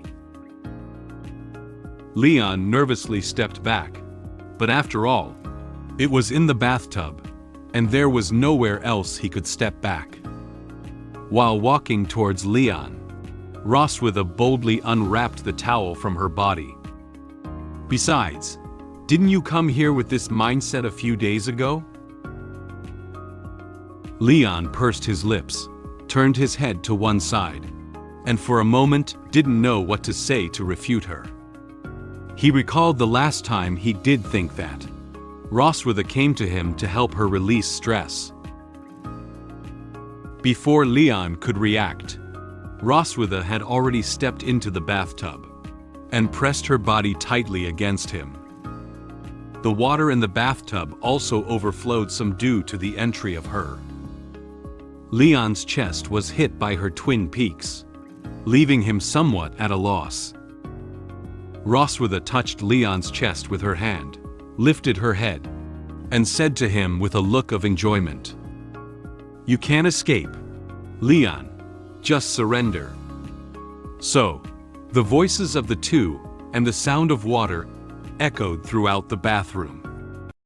Please remember to click on the avatar to subscribe to me, and turn on the small bell. The entrance examination for St. Hiss Academy has finally arrived. Noah was taken to the written test, while Silver Dragon Queen and I went to the family assessment. When the examiner asked me and the Silver Dragon Queen questions, we found that it happened to be what we had written before. I pretended to be very intimate partners with the Silver Dragon Queen, and answered questions very smoothly. A few days later, the assessment result came out. Will Noah be successful in getting accepted into the academy? Today is the day for Noah to participate in the entrance examination. The weather is very clear, with sunlight shining on the buildings of the St. Hiss Academy. The academy has a beautiful environment, with green plants adorning the teaching buildings, making the academy look like it has been integrated with nature. The academy is composed of these large and small teaching buildings, which look like a castle from a distance. It is very magnificent and spectacular. Leon, Roswitha, and Noah had arrived at the St. Hiss Academy. Leon was wearing a very formal brown suit today, looking very energetic. He looked left and right curiously, surprised by this academy that covers a very large area. "Oh, this is St. Hiss Academy." Roswitha stood next to Leon and held onto Noah. She was wearing a white dress with brown accents, which better reflected her mother's aura. Noah looked up at the magnificent academy in front of her, and couldn't help but open her mouth in surprise. However, Roswitha's complexion did not seem to be good. She frowned slightly, her expression looking unhappy. She stared blankly at the teaching building in front of her, feeling a bit nervous. Leon turned his head and noticed that Roswitha beside him had a tense expression on her face. She hadn't said a word since entering the gate just now. He suddenly approached Roswitha, with an impish smile on his face, whispering to her in a joking tone. "What's up? You just finished the stress-relieving activity last night. Has its therapeutic effect passed so quickly?" Upon hearing what Leon said, Roswitha recalled the intimate activity she had with him last night, and her face immediately turned red. Although it was the activity she proposed last night, it still made her feel a bit embarrassed to hear Leon say it like this. She slapped Leon hard on the back and whispered a curse behind him. "Damn it!" Leon had a relaxed expression on his face, and with a smile, he accepted the slap from Roswitha behind him and took a few steps forward. "Haha, let's go quickly." The interaction between the two also eased the tense mood of Roswitha a bit. They entered the ground floor of the office building to do the final information check for Noah's enrollment test in a little while. At this moment, the staff at the front desk was checking Noah's enrollment information. She skimmed through the information to confirm Noah's identity. Noah K. Melkivi, Silver Dragon Clan. The staff was somewhat surprised when she saw the age column. Is the age 1 year and 3 months? The staff averted her gaze from the document and looked down at Noah, who had no expression on her face. She is somewhat incredulous about participating in the entrance examination at her age. Leon noticed the staff's reaction and asked her with some confusion, "What's up? Is there anything wrong with that?" She was worried that Leon might misunderstand something, so she replied with a smile, "No, I'm just a little surprised." She smiled and explained to Leon. Although the academy stipulates that the minimum age for young dragons to enroll is 1 year old. However, in reality, all enrolled young dragons are around 4 to 6 years old. Isn't your little princess a bit too young? She may be worried that it may not be appropriate for Noah to go to school at her current age. Standing next to her, Roswitha seemed to be a bit unhappy about the staff's doubts. She probably thought that the staff had some doubts about Noah's ability. She stepped forward with a serious expression, one hand on Noah's shoulder, and replied to her. "Noah is very smart. Her age is not a problem. We respect her ideas." After hearing what Roswitha said, the staff didn't pursue the matter any further. She held out her hand towards the entrance of the office building next to them, indicating that they would need to go this way in a while.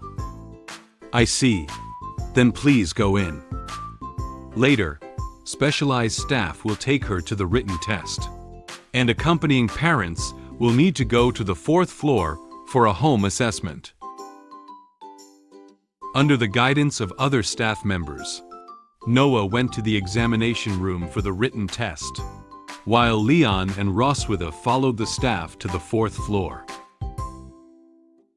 After arriving at the meeting room, the office assistant guided them to sit on the sofa and placed 2 cups of tea in front of them. Sitting across from them are the 3 examiners responsible for family assessment today. While looking at the 3 examiners with a smile on her face, Roswitha approached Leon a little nervously. Leon sneaked a few glances her way, and knowing the situation that Roswitha was in, so he didn't say anything. She took Leon's arm and lowered her voice to him. Based on your experience, do you think the 3 of them are easy to deal with? The assistant distributed materials while quietly supplementing some information for the 3 examiners. The 3 examiners took the materials from the assistant's hands. 2 of the examiners took a serious look at the content above, and then looked up at Leon and Roswitha. There was another examiner who was perusing the information in the materials. Leon carefully observed them and whispered to her, It looks easy to kill. Before being captured by you, I would have easily taken his head in 50 rounds. Leon secretly made a murderous expression, clenched his left hand tightly into a fist, and whispered his inner thoughts. If they dare not agree to let Noah go to school, I will bring a knife to see them. Roswitha looked at him with some surprise. She didn't expect him to be so serious. The 3 examiners seemed to sense the strong aura emanating from Leon, and silently thought to themselves, "This parent is very imposing." The elderly person sitting in the center with white hair and white beard and wearing a monocle spoke first. "I am Walter Wilson, the Vice President of St. Hiss Academy, responsible for your assessment today. Don't be nervous. Please relax and answer our questions." The vice principal exudes a sense of elder authority in terms of appearance, attire, and tone of speech. Okay. Leon and Roswitha tried to put on a smile in response to the vice principal's words. Despite the smiles on their faces, they actually still felt a little nervous because the elders in front of them were too dignified. Leon thought silently in his mind as he faced such an authoritative-looking vice principal. This old man doesn't look simple. Would he ask any strange questions? Vice Principal Wilson took the information sheet in his hand and looked at it before launching into them with a question with a serious expression. "Do you remember when your wedding anniversary was?"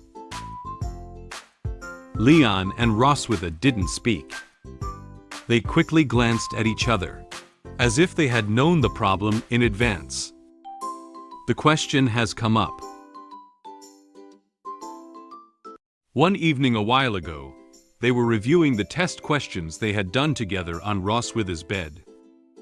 At this moment, while looking at the exam paper, Roswitha suddenly thought of a question that was not on the exam paper. How should we answer when asked about our wedding anniversary? After all, we have never been officially married, and I became pregnant before getting married. Leon closed his eyes and carefully considered the answer to the question.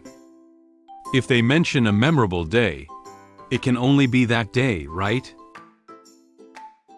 Before Leon could even speak up about the date, Roswitha said it first. It is the year 1733 in the Genesis calendar. May 25th. Leon and Roswitha moved closer to each other with easy smiles on their faces. And together they said that very important date.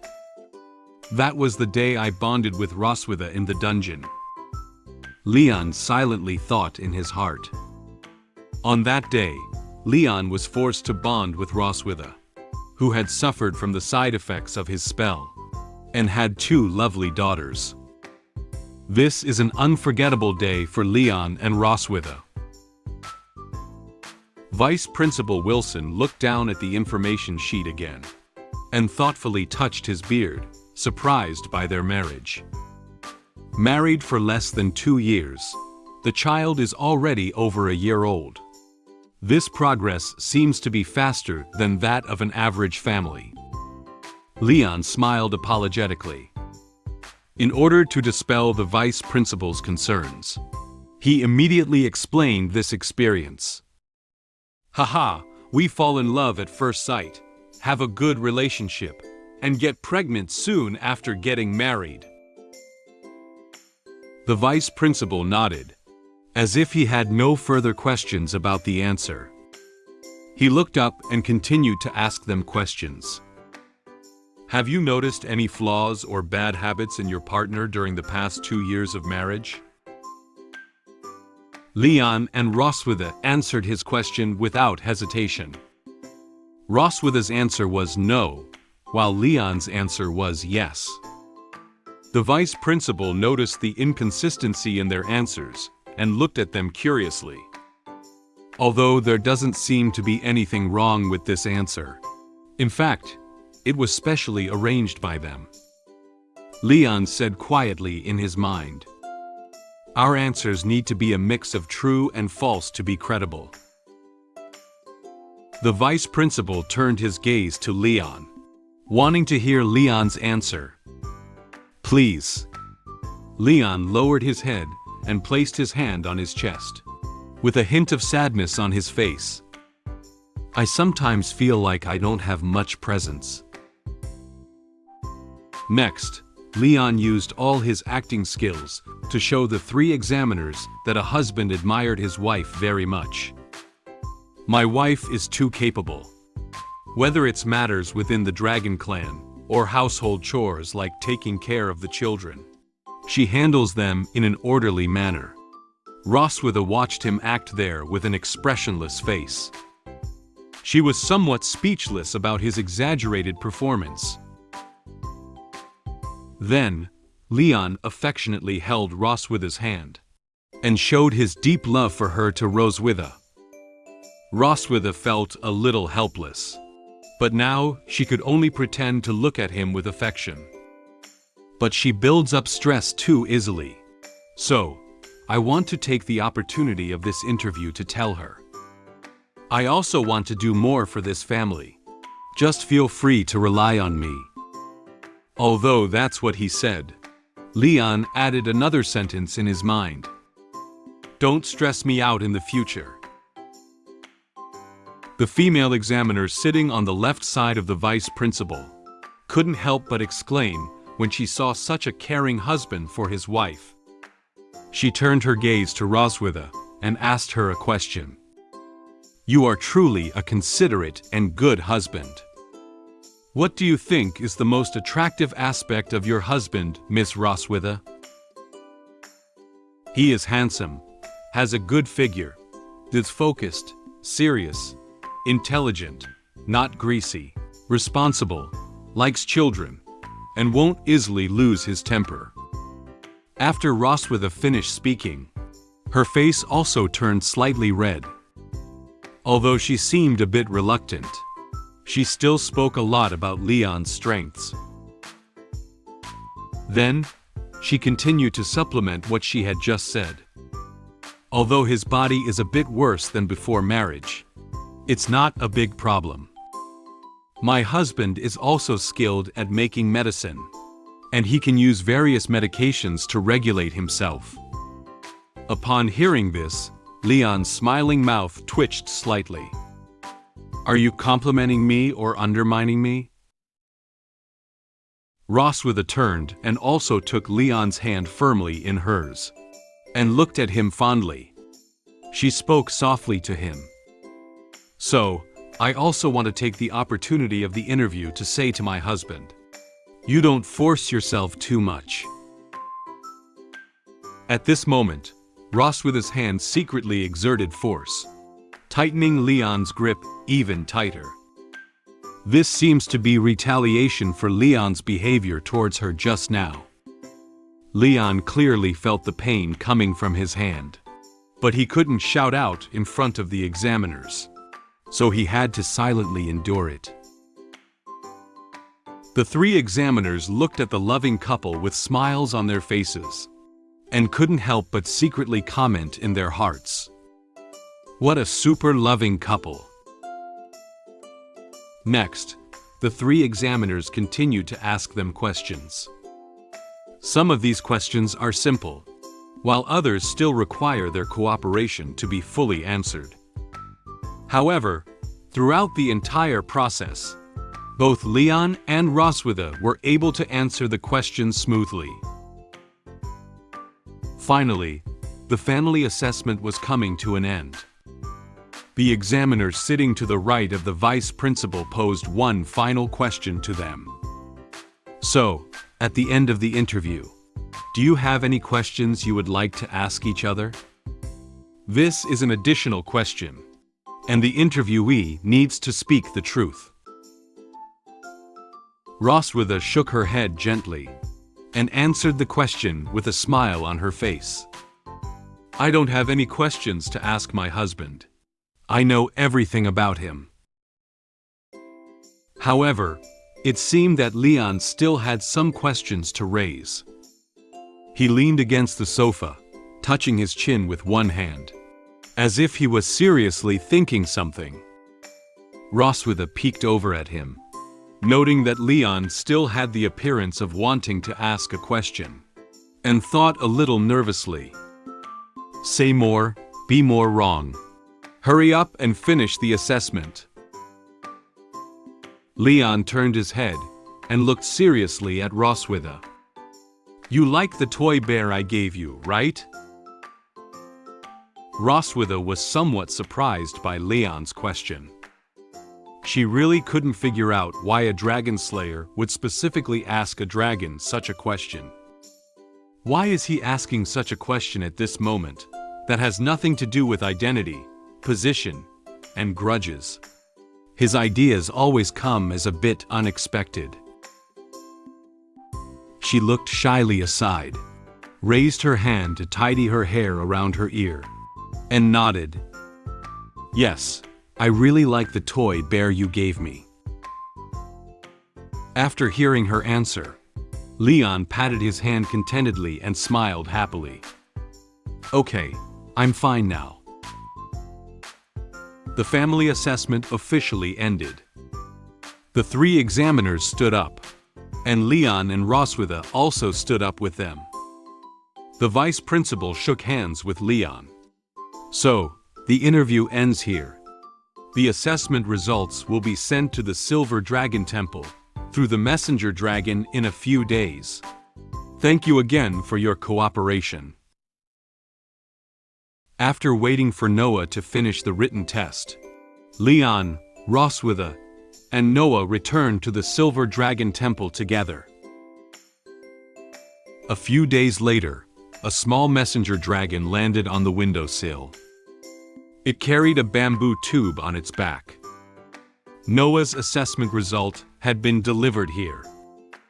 Muin excitedly told Noah, "Noah, messenger dragon has arrived." Leon took off the bamboo tube and placed it on the table to open it. Open it up quickly and take a look. Roswitha looked nervously at the bamboo tube. Noah and Muin looked at the bamboo tube with very expectant eyes. Leon took out an admission letter from the bamboo tube with the emblem of St. Hiss Academy. The letter had these lines written on it. Dear Noah, K. Melkivi, congratulations on passing our assessment. Please report to Academy and attend the admission ceremony in 3 days. The four faces of the family crowded together and repeatedly looked at the few lines on the notification letter, all feeling very surprised. Leon and Roswitha couldn't help but say the same thing. Noah passes the assessment. It was Noah who was most surprised. I passed the assessment. Noah really passed the entrance examination. Seeing this news, all 4 people were particularly happy. Muin happily hugged Noah. Noah is great. Mom and Dad are great. Noah held the admission letter, and finally a smile appeared on her usually expressionless face. Leon and Roswitha stood behind them, looking at them with joyful expressions. Roswitha turned her body to look at Leon. Her nervous mood instantly dissipated. She thanked him. "Thank you." Leon proudly touched his nose. "Don't thank me. It's mainly up to Noah herself. My daughter is wonderful." To celebrate Noah's successful admission to St. Hiss Academy, Roswitha walked into the kitchen and prepared to personally cook a meal to reward everyone. "Make a big meal today to celebrate. You come to help, so as not to say that you don't have a presence in this home." Leon followed behind her and replied with a joking tone. Okay. I notice that you are very narrow-minded and always hold grudges." Noah was successfully admitted to St. Hiss Academy.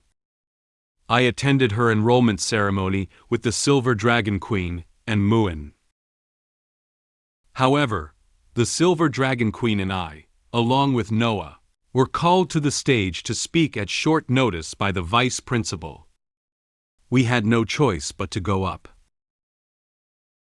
After Noah finished her acceptance speech, the vice principal unexpectedly asked me to kiss her, including the Silver Dragon Queen. What should I do next? 3 days later, Noah's entrance ceremony was held as scheduled. On this day, the weather was sunny, and the auditorium of St. Hiss Academy was bathed in warm sunlight. Accompanied by rounds of applause, Vice Principal Wilson, dressed in academy attire, walked briskly onto the stage. He stood up at the podium and delivered his entrance speech for the new semester. Congratulations on passing the assessment. Welcome to the entrance ceremony of St. Hiss Academy. The auditorium was filled with parents and children attending the entrance ceremony. The children were all wearing the school uniform of St. Hiss Academy. Some looked up at the stage with bright and lively eyes, listening attentively to the speech, while others observed the surrounding environment with curious eyes.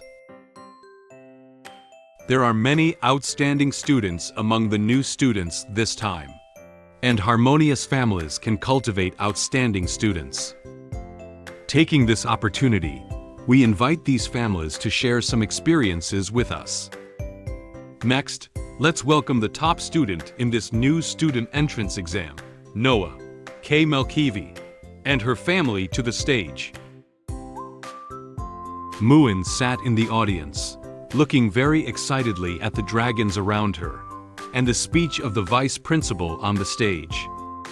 Beside her, Anna, the head maid of the Silver Dragon clan, looked ahead with a smile while guarding Muin's safety. Muin applauded very happily as she heard her parents and sister being called to the stage. Wow, Dad, Mom and Noah are going on stage. Anna replied to her. Yes, Your Highness. Leon and Roswitha led Noah up the stairs next to the stage and walked towards the vice principal's podium. A dragon assistant reached out her hand and gestured for them to walk in this direction. Leon smiled kindly at the parents and students sitting in the audience, but felt helpless about the current situation in his heart.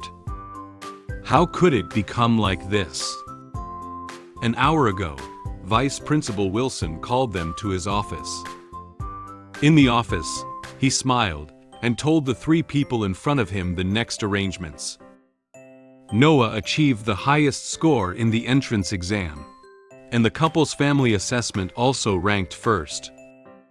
Please be sure to speak on stage as a new student representative and family representative. They turned around, straightened up, and stood at the podium. The eyes of hundreds of dragons in the audience were focused on them. Leon looked at Roswitha and Noah next to him, and then at the hundreds of dragons standing in the audience. He was also powerless in the current situation. There was no choice. The situation came up suddenly, and I had to bite the bullet and go for it. The vice principal looked at Noah and asked her a question. Noah, as the youngest candidate, but with the highest score, what are your thoughts to share? Noah lowered her head and pondered for a moment, then approached the microphone and spoke her thoughts. My mom is a very powerful dragon, and I also want to become as strong as her when I grow up. When I proposed to come to school, Mom gave me affirmation and support. Roswitha was very happy to hear that Noah was so adoring of her. She looked at Noah, and her eyes revealed the pride that filled her. In addition, my sister Muin has always there for me. I am very grateful to them. Muin, who was in the audience, heard sister mention her, and looked at her with sparkling eyes, her hands happily clasped in front of her chest. Realizing that Noah hadn't mentioned herself yet, Leon peeked at Noah with an expectant look.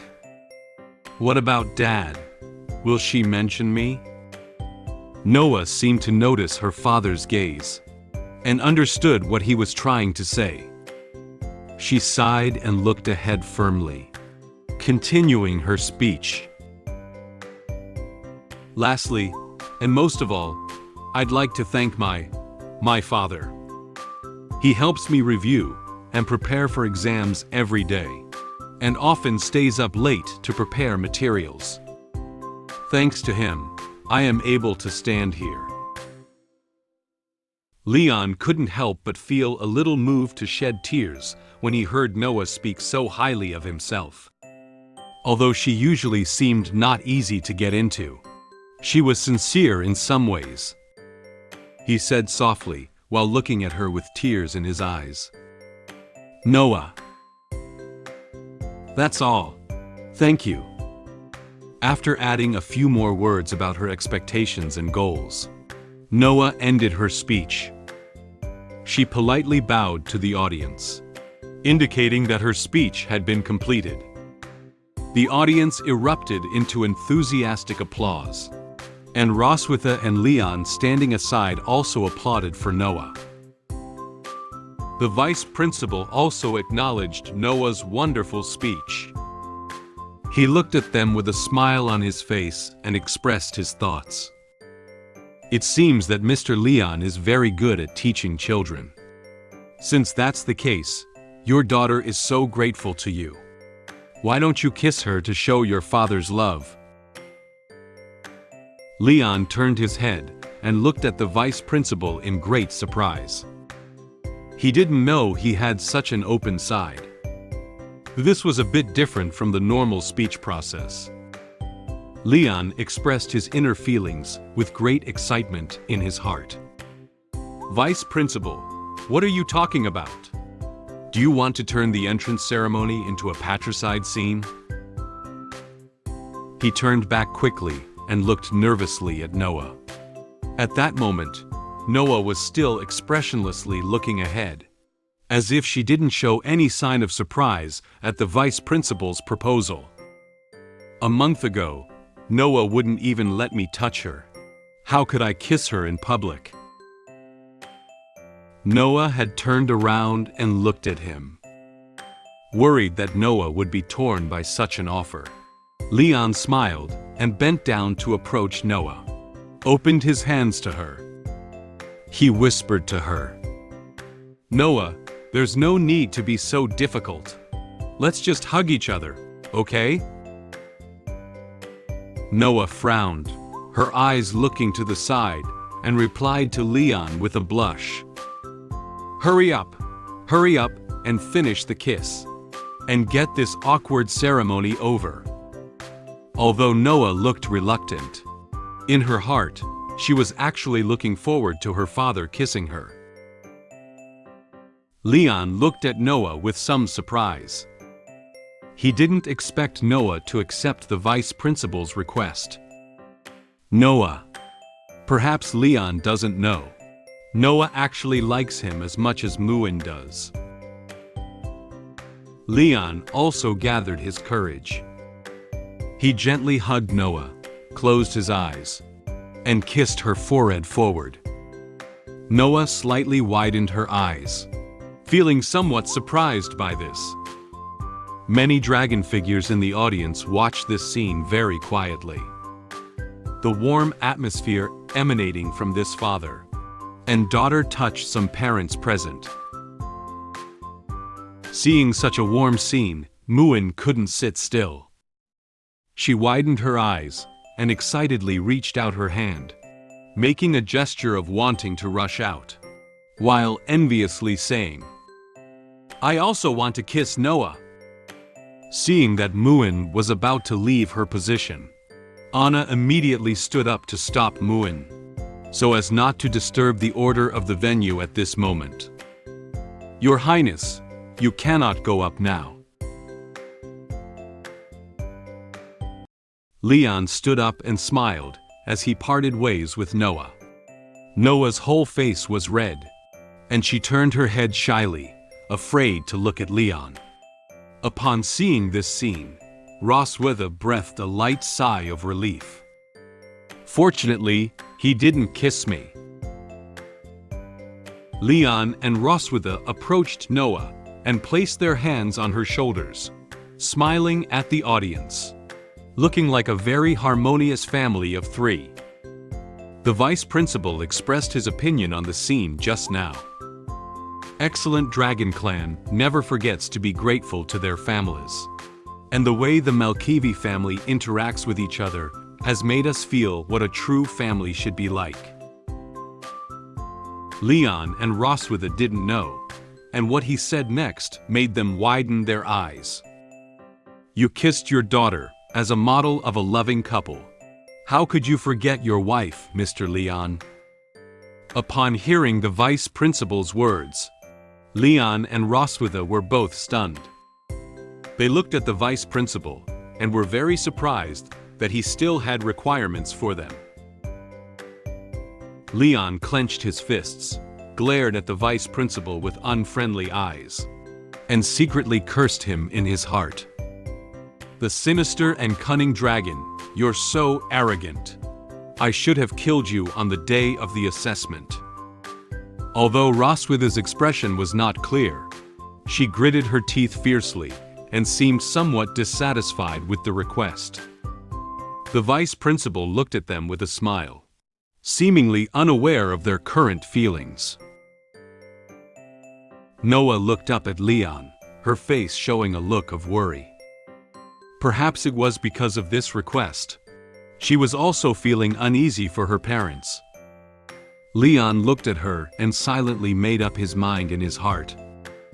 However, this is Noah's most important opening ceremony. I, Leon, have been through many battles. How could I be scared by this thing? Come on, my dear wife. We are the happiest and most harmonious family, aren't we? Noah turned her head and looked at her mother with curious eyes, anticipating her next move.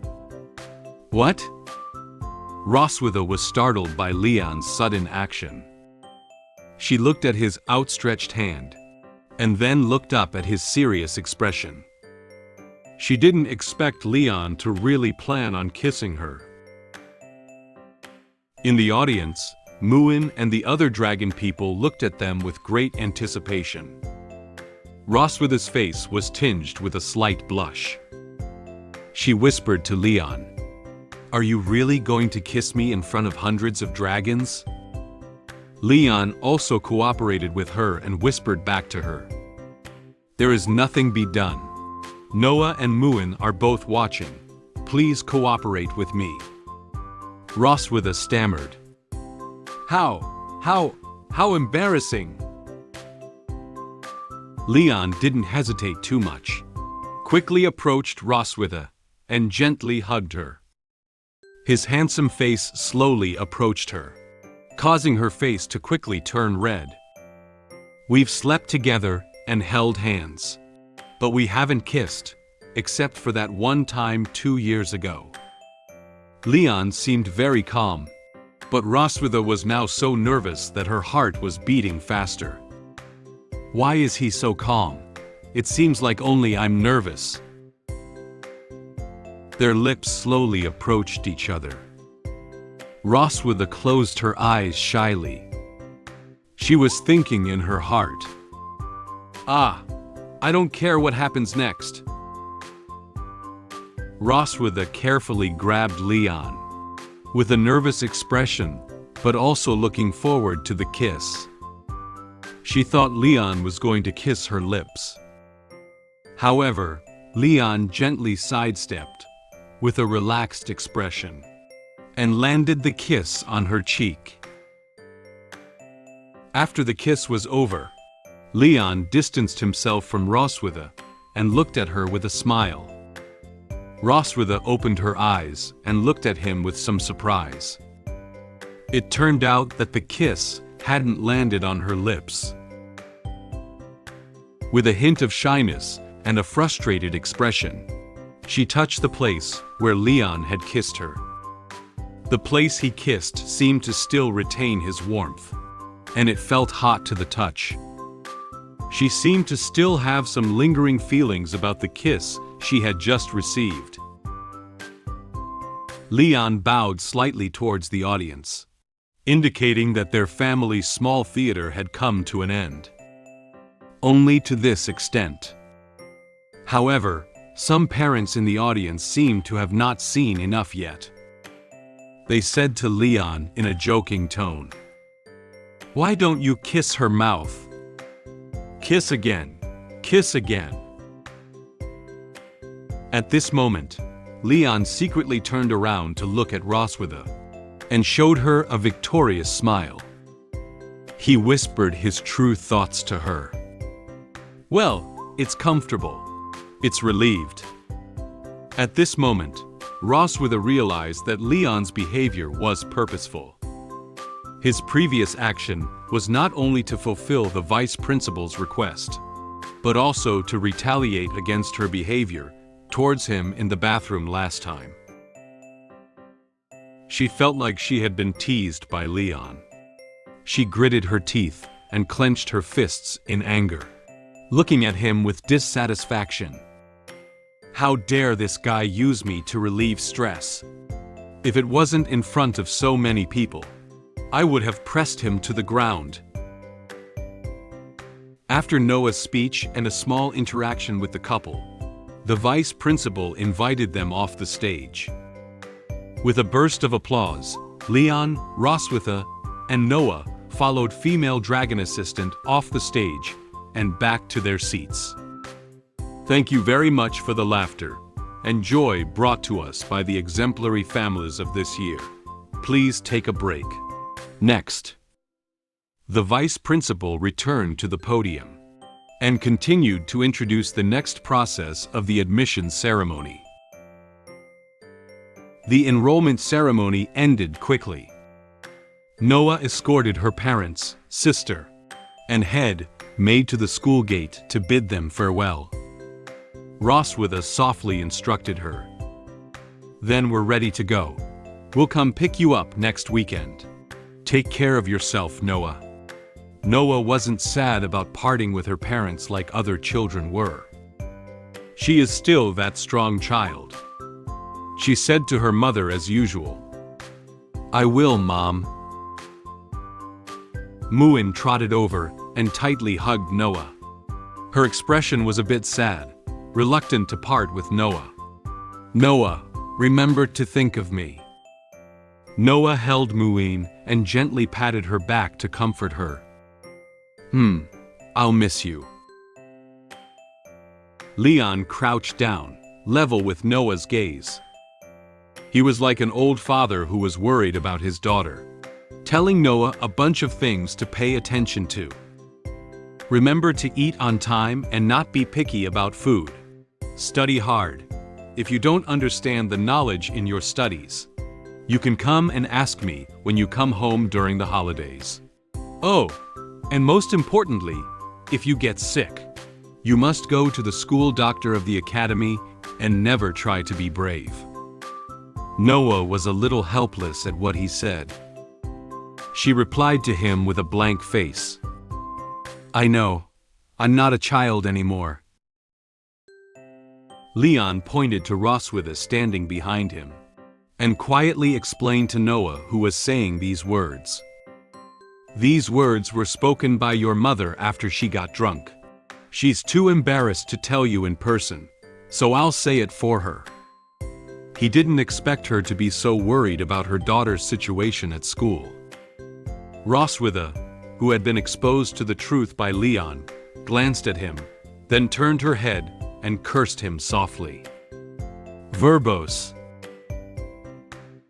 Then, Leon rolled up his sleeves and posed as if he was going to fight, saying to Noah, stay away from classmates with bad personalities. But if they bully you, just fight them back. Dad's got your back. Upon hearing these words, Noah couldn't help but laugh. She looked up at Leon and asked him a question. Have you ever done this kind of thing when you were in school? Leon showed her a bright smile and answered Noah's question. Yeah, it's just that every time I have a fight at school, my master, your grandfather, will take me back and beat me up. He stood up, patted Noah's shoulder, and assured her.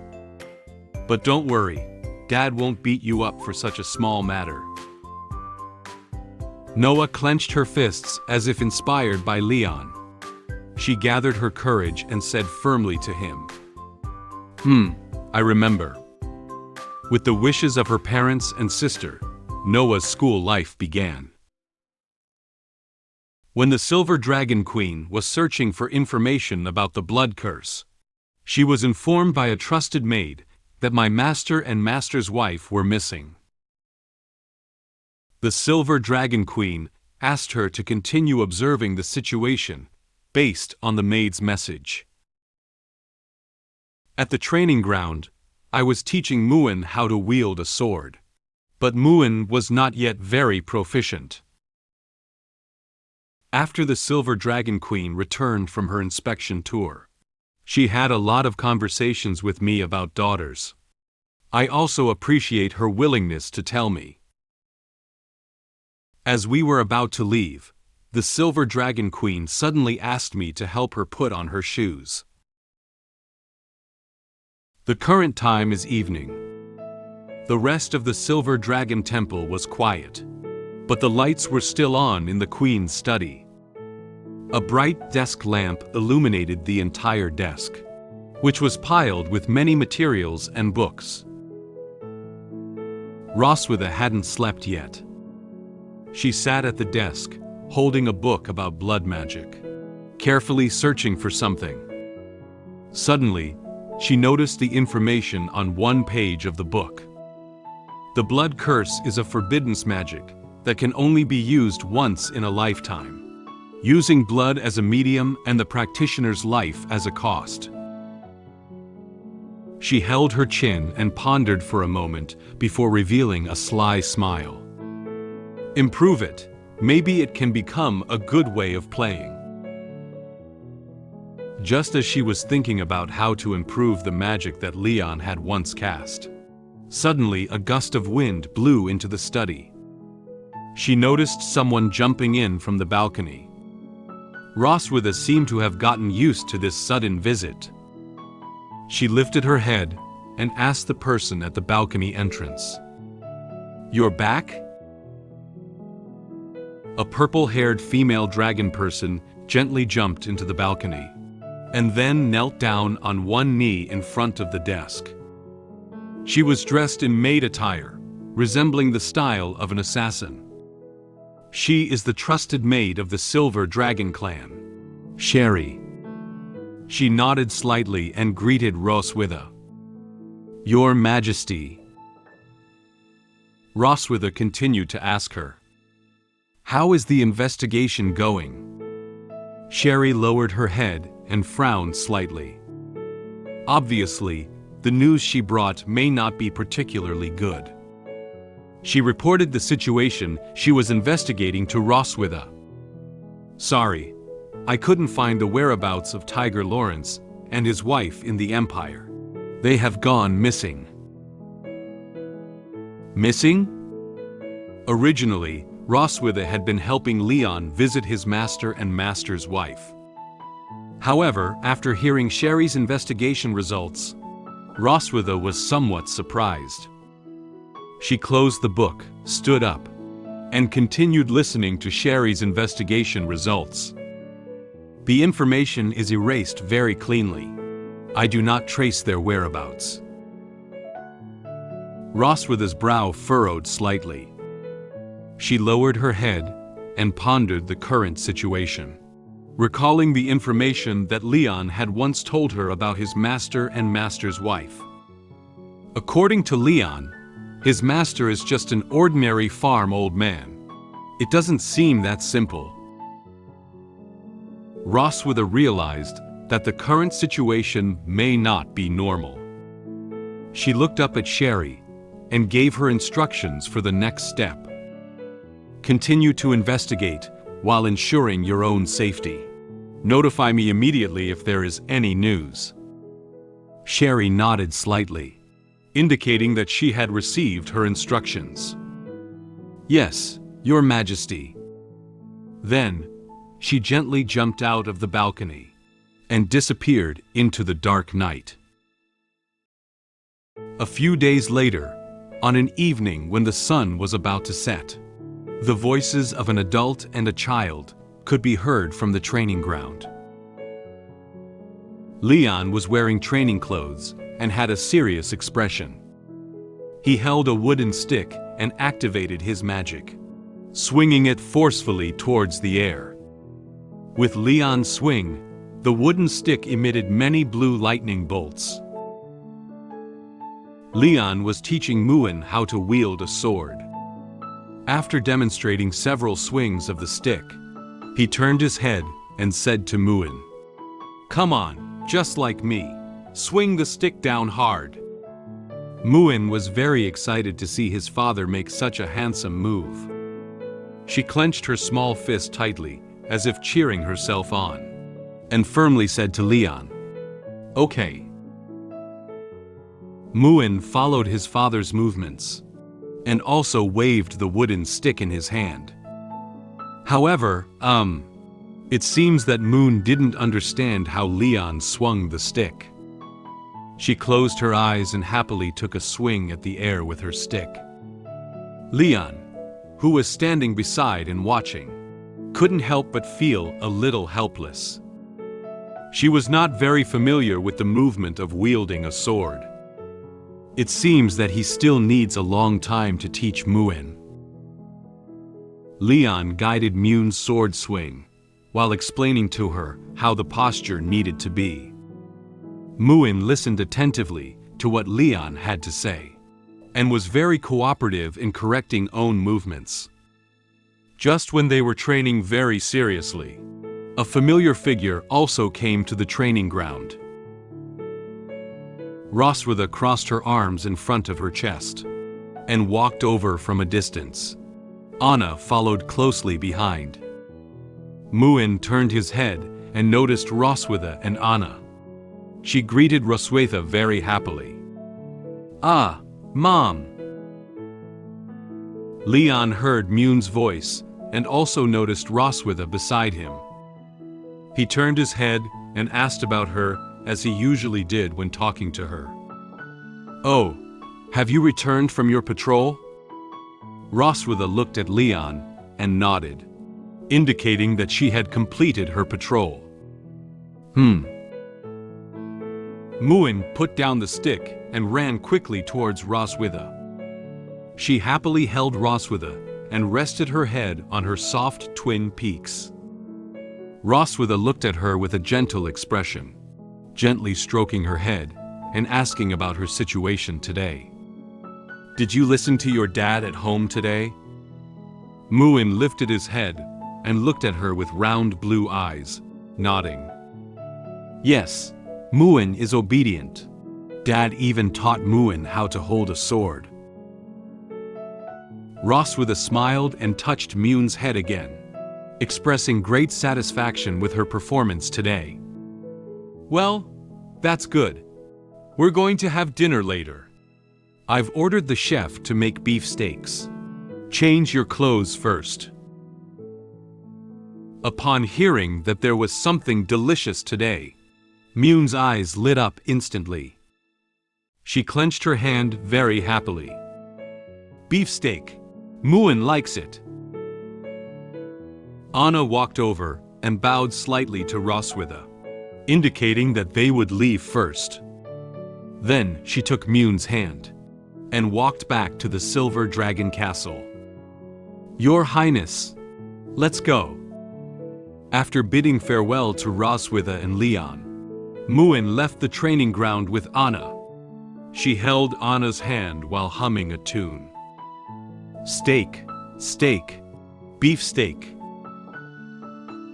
After watching Anna and Muin leave, Roswitha was about to turn around and talk to Leon. "So, you..." A branch was then pointed at Roswitha's throat. It was mere millimeters away from her. Her eyes widened slightly, a little surprised at the sudden appearance of the branch and Leon's current behavior. Leon held up a wooden stick and pointed the sharp part at her, without intending to lower it.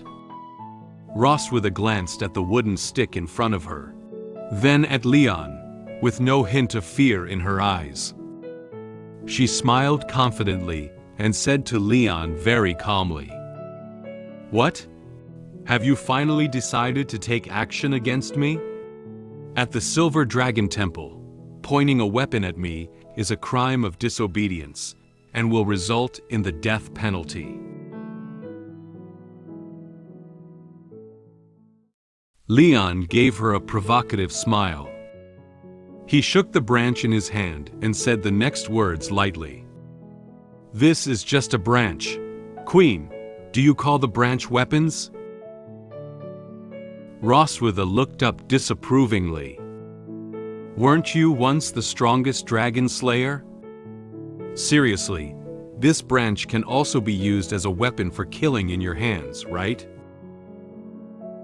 Leon closed his eyes and sighed, his expression easing. He put down the tree branch, knowing that he couldn't fool Roswitha anymore, and also realizing that there was something hidden in her words. He slowly approached Roswitha, with a look on his face like he had read her inner thoughts. He spoke to her in a joking tone. "She-dragon, if you want to praise someone, praise them well. What's the point of being sarcastic?" Roswitha reluctantly turned her head and stepped back slightly, not wanting Leon to get close to her. She seemed unwilling to admit that what Leon said was true. "Bah! Who praised you?" Leon walked towards the bench next to him with a branch in his hand, feeling somewhat dissatisfied. "Tisk, I just want to scare you. But if you're not afraid, it's boring." After hearing what Leon had to say, Roswitha spread her hands, indicating that his little ploy had little intimidating effect on her. She followed Leon and headed for the bench as well. "I don't think your current body can hurt me with a twig." The sun set slowly, its orange-red glow showering over them and casting their shadows on the ground. At this moment, the sunset was like flames, slowly dyeing the entire blue sky into a beautiful orange-red. Then, the sunset cast its light onto the training ground. The weapons on the training ground were shining brightly under the sunset. Leon and Roswitha sat on a bench, basking in the sunlight of the setting sun. At this point, Roswitha told Leon about the letter Noah had written to her. Yesterday, Noah wrote to me. She said she was doing fine for a few days and told us not to worry. Leon waited for a while and found that Roswitha hadn't continued speaking. He turned his head and asked her with some surprise, "Is there anything else?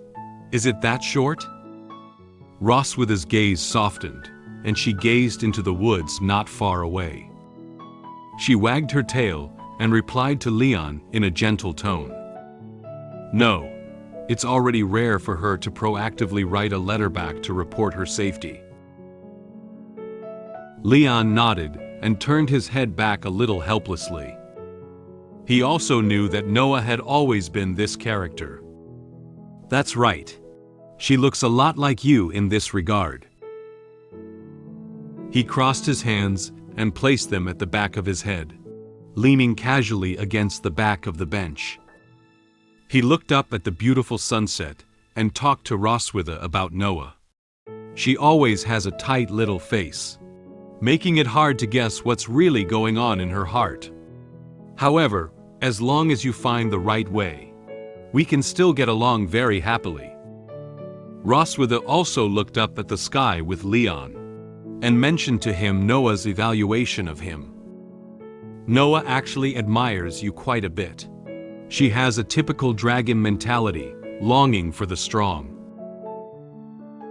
As soon as she thought of Noah talking about the image of Leon in her own heart, Roswitha couldn't help but chuckle softly. She covered her mouth while looking at Leon. You are now seen as a top student in her heart. So she said she wants to achieve many first places in the academy. She never wants to lose to you. Leon was a little surprised to hear Roswitha say that he was a role model for Noah to learn from. After all, he had never heard Noah say that before. He recalled that Noah had frowned and said some negative comments to him, such as saying he was an idiot, he was weak, and so on. He scratched his cheek and said awkwardly, I thought in her mind, I was just a weak nerd. Roswitha snorted a little. She took off her shoes and talked to Leon about Noah's past. When you first woke up, Noah kept avoiding you, right? But in fact, during your coma, she often went to see you. Occasionally, when I found her, she would excuse herself by saying she was looking for Muin. Leon also chuckled softly when he heard what Roswitha said. Haha, this is also very similar to you. Roswitha tucked her slender legs away and wrapped both arms around her knees, shrinking herself down on the bench. She watched the sunset in front of her and continued to say to the previous things. When they were babies, they cried and no one could coax them well. But as long as someone puts them by your side, they will immediately calm down. Perhaps before they have their own consciousness. Blood ties have already tightly linked you together. In Roswitha's memories, Leon remained unconscious and lying in bed. His arms gently embraced Noah and Muin, who were still infants. The two little babies have stopped crying and are sleeping quietly under their father's arms. Noah gently held Leon's fingers, while Muin gently pulled Leon's clothes. This scene looked really harmonious between father and daughters. Leon looked at his hand with some trance. He muttered to himself, "Bloodline? It's a bit unfamiliar." For Leon, the word bloodline has little to do with him. He recalled some of the things he experienced when he was a child. I am an orphan who never experienced parental love when I was a child, and I don't understand what family affection is. Young Leon had no one to rely on around him. He curled himself up into a ball, trying to comfort his lonely self. When I was 5 years old, my master and master's wife adopted me. Even though I have no blood relationship with them, they treat me like a son. Since then, Leon has a home and someone he can rely on. And that is his master and master's wife behind him. Although Leon had a home, he still felt like he lacked something. When he saw his parents and children passing by him, the laughter of the children and parents, and the harmonious atmosphere of the family made Leon envious. I have the concept of home for the first time, but occasionally, I feel a sense of loss in my heart. Leon crouched down and shrunk himself into a ball. He kept his head down, looking a little lost. If only my master and master's wife were my true parents. At this moment, master's wife noticed Leon's emotions and quietly walked over. She also squatted down and touched Leon's head to comfort him. "Leon, you will become father in the future." He repeated what she had said with confusion. Father? For Leon, who has no parents, he can't imagine what he would be like after becoming a father. Master's wife smiled and explained to him. "Yeah, they'll be the family you'll want to love, protect, and give everything to." Leon stood still, looking at Roswitha standing not far away, as well as Noah and Muin waving at him. Now that Leon has grown up, he understands what his master's wife said to him at that time. Leon walked out of his memories. He quietly clenched his fists, as if he could still feel the warm touch of Noah and Muin's fingers when they were still infants. That's right, they are the family members I cherish the most now. Roswitha watched Leon stare at his hand motionlessly for a long time, and kindly reminded him, "What's wrong with you? We should go back." It was only when Leon heard her voice that he realized he had been lost in thought for such a long time. He stood up awkwardly and replied to Roswitha's words. "Ah, well, nothing. Thank you for telling me that. So, let's go back. Ha ha ha."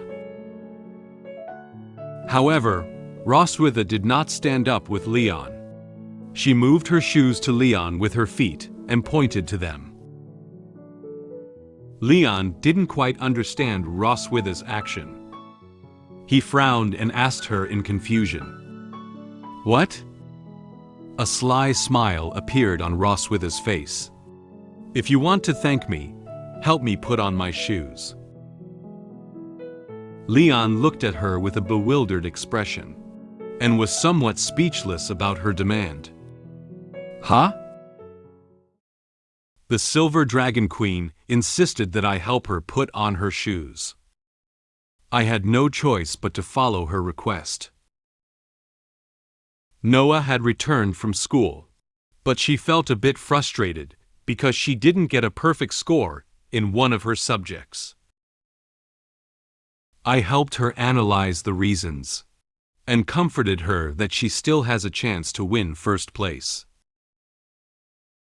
Muin was curious about who would win the fight between me and the Silver Dragon Queen. We both thought we could win. Since we were both dissatisfied with each other, we decided to go to the training ground and have a fight to determine the winner. Roswitha and Leon are still on the training ground. Roswitha sat on the bench with her hands crossed in front of her chest. She pointed to her shoes with her foot and said to Leon with a triumphant expression, "If you want to thank me, help me put on my shoes." Leon stood in front of her, his hands tightly clenched into fists. He glared at her angrily and said, "Huh? Do you want me to help you put on your shoes? How is that possible?" Leon remembered the incident where Roswitha had asked him to help her wash her feet before. He approached her, bent down, with an angry expression on his face, and pointed at her with great dissatisfaction. "Helping you wash your feet last time was already humiliating enough. You still want me to put your shoes on now? Do you want to embarrass me?" Suddenly, Roswitha kicked Leon in the face, and a crisp sound echoed. Leon's face twisted, and he felt a little pain in his face. He looked at her with angry eyes, not expecting her to come up with this move. She said to him with a slightly angry tone, "I haven't avenged the kiss you gave me at the entrance ceremony yet. Can't you even help me put on a shoe now?" She was still dissatisfied with Leon kissing her during Noah's opening ceremony.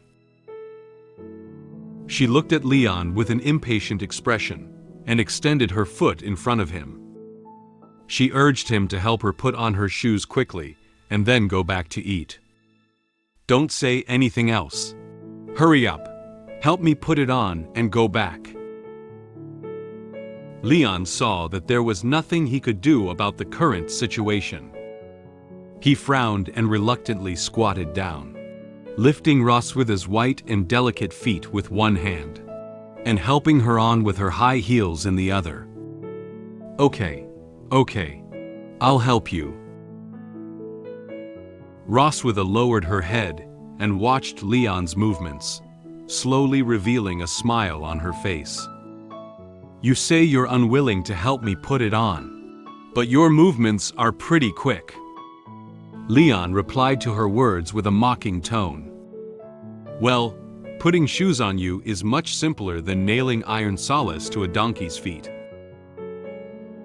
Roswitha recognized Leon's hint and mockery, and her expression changed from a smile to anger. She frowned and was very dissatisfied with what he said. She angrily kicked the foot with her shoes on hard, wanting to kick Leon's face again. However, Leon had just been kicked once, so how could he be kicked again? With the lesson just now, he won't let Roswitha kick him. He nimbly leaned back and deftly dodged her attack. Leon felt particularly happy because Roswitha failed to hit him. Then, he ran back to the castle quickly. As he ran, he turned back with a smug expression and said to her, "As long as I run fast, you can't hit me." Roswitha couldn't chase after her immediately because her other foot hadn't put on her shoe yet. She could only watch Leon quickly leave his sight while angrily clenching her fists and cursing him in her heart. "What's the use of running so fast? Just you wait tonight." A few days later, the weekend arrived. Noah was coming back from school. Leon, Roswitha, and Muin arrived at the lawn, not far from the entrance of the Silver Dragon Temple to greet her. At this moment, a dragon roar echoed through the sky. They looked up together. Muin waved his hand to the sky and said excitedly, "Look, look!" A huge dragon appeared on their heads. Upon seeing such a large dragon, Muin was very excited to jump and wave her hand. Leon also seemed to be seeing a dragon of this size for the first time. He was very surprised by this. "Oh, this dragon is several times bigger than what you look like after transforming. This giant dragon is named Leviathan. It is mainly gray in color with blue-green wings. It has something on its back that looks like a carriage. This volume can accommodate hundreds of young dragons." That's right. It's a transportation vehicle specifically designed to pick up and drop off young dragons. Leon looked up at the giant dragon in astonishment, while Roswitha, standing behind him, was no longer surprised. She crossed her hands and explained to Leon calmly. Giant dragon Leviathan, with a huge body but weak combat ability, usually plays the role of a transporter in the Dragon clan, due to its exceptional endurance and emotional stability. At this moment, the giant dragon Leviathan stopped on their heads, and a blue magic beam of light descended from its body to the ground. Leon carefully observed Leviathan, while raising a doubt to Roswitha. Emotional stability? She continued to explain to him. It's said that a Leviathan wouldn't even lose its temper once for thousands of years from birth to death. So the Academy used them to transport young dragons. Noah's figure appeared in the beam of light, her school uniform swaying slightly in the wind, and then standing steadily on the ground. She opened her eyes, still expressionless as usual. She greeted Roswitha with a calm voice. "I'm back, Mom." Roswitha walked towards Noah with a smile on her face. Leon also followed closely and approached Noah. "Welcome back, Noah." Muin rushed up and hugged Noah very happily. "Noah, I miss you so much." Noah's face was slightly flushed. She gently hugged Muin, although the joyful expression on her face was not very obvious. Perhaps in her heart, she was very happy to be able to go home and see her parents and sister. Then, Noah walked towards Leon. She shyly lowered her head, clenched her fists lightly, and stuttered to him. Leon watched her shy and unfamiliar expression, silently speaking in his heart. "This child is not used to calling me Dad yet." However, Leon did not take this matter to heart. He knew that one day Noah would smoothly say Dad to him. After the dragon flew away, the family walked towards the city. Leon was holding Muin with his left hand, and Roswitha was holding Noah with her right hand. Leon walked with a smile on his face and said to Noah in a relaxed tone, "Glad you're back. Mom and I made some of your favorite dishes." So, while chatting about the recent situation, the family walked towards home. After the family ate together, the whole family sat on the sofa to rest. Noah took out several full score papers and placed them on the table. Each test paper is marked with 100 in red pen. Noah introduced the names of the subjects, her scores, and rankings one by one. Fundamentals of Alchemy Machinery, full score, first place. Magic Overview, Young Dragon Edition, full score, first place. Dragon Clan History, Young Dragon Volume 1, full score, first place. She almost perfectly achieved first place in all subjects. Roswitha smiled and held her test paper, nodding happily, expressing satisfaction with Noah's grades. Muin's eyes shone brightly as he looked at these test papers, revealing a very envious expression. However, as Noah held the last transcript, she slightly lowered her head. She doesn't seem to have the courage to show them. She looked away and awkwardly said to them, "There is one last subject. All-around physical fitness test only scored 95 points and did not get first place. Sorry." Upon seeing the unhappy Noah, Roswitha felt somewhat at a loss. She gently waved her hand and encouraged her with a rusty tone. "Ah, there's no need to apologize. You're already quite impressive." Muin walked towards Noah and held her hand. She was like a little sun, warming Noah's lost heart with a positive tone. Mom is right. In Muin's heart, Noah is the best. However, Noah's expression still showed a hint of unhappiness. Leon looked over her report card carefully. He turned his head and silently shook his head as he saw the way Roswitha and Muin comforted her. These two people, one is not very good at expressing emotions, and the other is too full of emotions. It's still the old father who has to do it. He took Noah's all-around physical fitness test transcript and analyzed the data with her. Oh, running, bench pressing, pull-up. These are basic physical training, and your peers are all 4 or 5-year-old young dragons. It's normal to have weaker physical fitness than them. Leon flipped over to the back of her transcript and pointed to the data in the top red box with his finger. This column reads, Practical Training. Noah won a total of 9 games, lost 1 game, and drew 0 games. Her winning rate is 90%, ranking first in single item ranking. He said to her seriously, But you see, in your practical training, you have won 9 out of 10 games, which is the highest winning rate in the whole class. This means that although you may not be as strong as those brats, you are far ahead in terms of strategy and combat skills. So you don't have to dwell too much on this score. You will have plenty of opportunities to surpass them in the future. After listening to his analysis, Noah was still not satisfied with her grades. She frowned and muttered softly.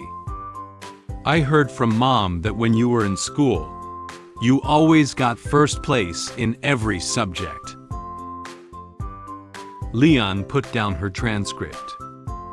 He lowered his eyebrows and looked down, as if recalling things from when he first started school. Actually, when I first started school, I wasn't the first place either. I later achieved first place through hard work and perseverance. He looked at her with a smile and encouraged her again not to give up. You still have a lot of time. Don't let one mistake dampen your morale. I believe you can do better. After listening to Leon's encouragement, Noah seemed to have the courage again. She nodded and replied to Leon with a serious expression. I got it. At this moment, Muin walked forward with a curious expression and asked Leon and Roswitha a question. They both noticed Muin and turned to look at her. Dad is so powerful. If Dad and Mom fight, who will win? Upon hearing this question, both Leon and Roswitha patted their chests with their hands and confidently told her, It's me. Realizing that the other party was all thinking they would win, the expressions on Leon and Roswitha's faces became unhappy. They all looked at each other with great dissatisfaction. Huh? Leon smiled confidently. He straightened his chest and proudly pointed his finger at himself, talking about his past honors at school. In my previous live practice, whether it was unarmed combat or weapon and magic battles, no one was a match for me. Undoubtedly, I am the most powerful. Roswitha snorted softly, indicating that she didn't care about the honor Leon mentioned. She crossed her hands in front of her chest and said irritably to him, Although I didn't receive as many honors as you in academy, I only won the crucial game. Leon and Roswitha neither agree with each other. They approached and glared fiercely at each other. Their eyes locked with such intensity, it felt as if sparks were about to fly. Roswitha sneered and mocked him. Didn't you marry me back then because you never win me? Leon was also unwilling to be outdone. He gritted his teeth and said, "It's obvious that you didn't win against me. And that's why you have two lovely daughters, Muin and Noah." Seeing that they couldn't come to a conclusion from their argument, Leon and Roswitha headed toward the door together. They decided to go out together and have a fight to determine the winner. Roswitha said impatiently to him, "Well, why don't we go out and have a fight?" Leon rolled his sleeves up as he walked away, full of energy and wanting to fight her. "Let's go. I've been wanting to have a fight with you for a long time." Noah watched her parents walk out the door in a rage and couldn't help but feel a little speechless by their behavior. She didn't expect her parents to argue over who could win who. Muin watched as his parents' backs gradually drifted away. Her eyes suddenly lit up. She said to Noah with an expectant expression, "Are Dad and Mom going to fight?" Noah also became interested in the duel between her parents. She took Muin's hand and walked towards the door with her. "Let's follow up and take a look." Leon and Roswitha walked to the training ground. The weather is very nice today, perfect for outdoor fight.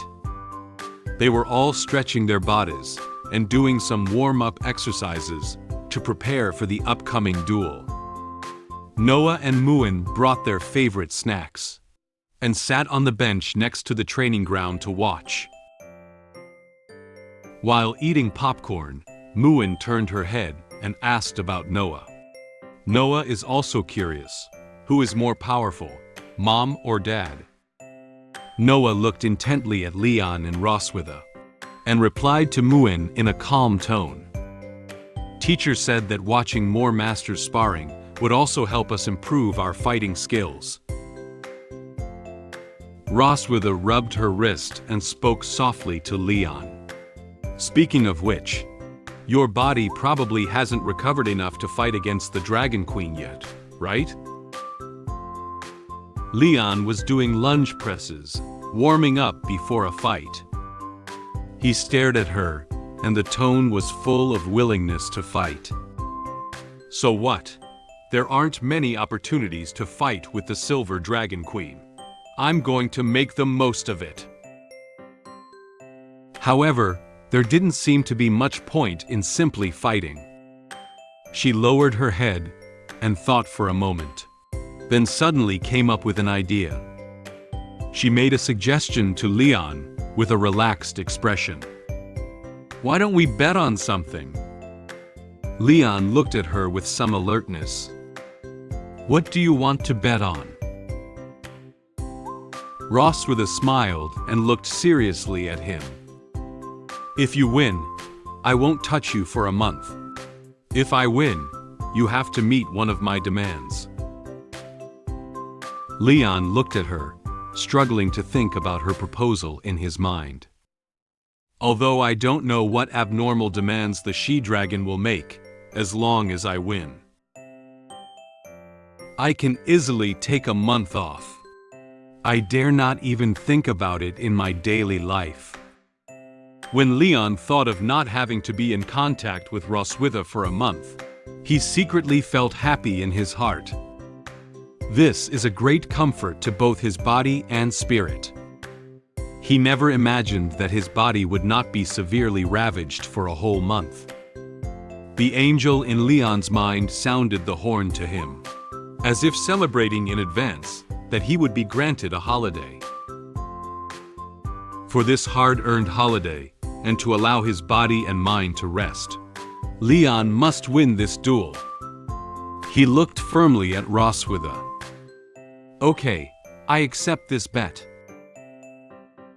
Knowing that Leon had accepted the bet, Roswitha no longer procrastinated. "So, let's get started." They looked at each other. The duel is about to begin. In order to choose who could beat who, The Silver Dragon Queen and I decided to fight in the training ground to determine the winner. Soon, the duel began. We launched simultaneous attacks. She and I both used our strengths and fought evenly with each other.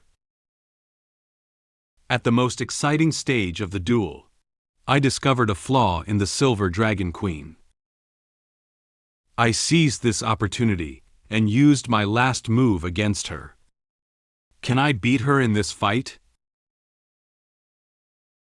After the warm-up activity, Leon and Roswitha looked at each other with firm eyes.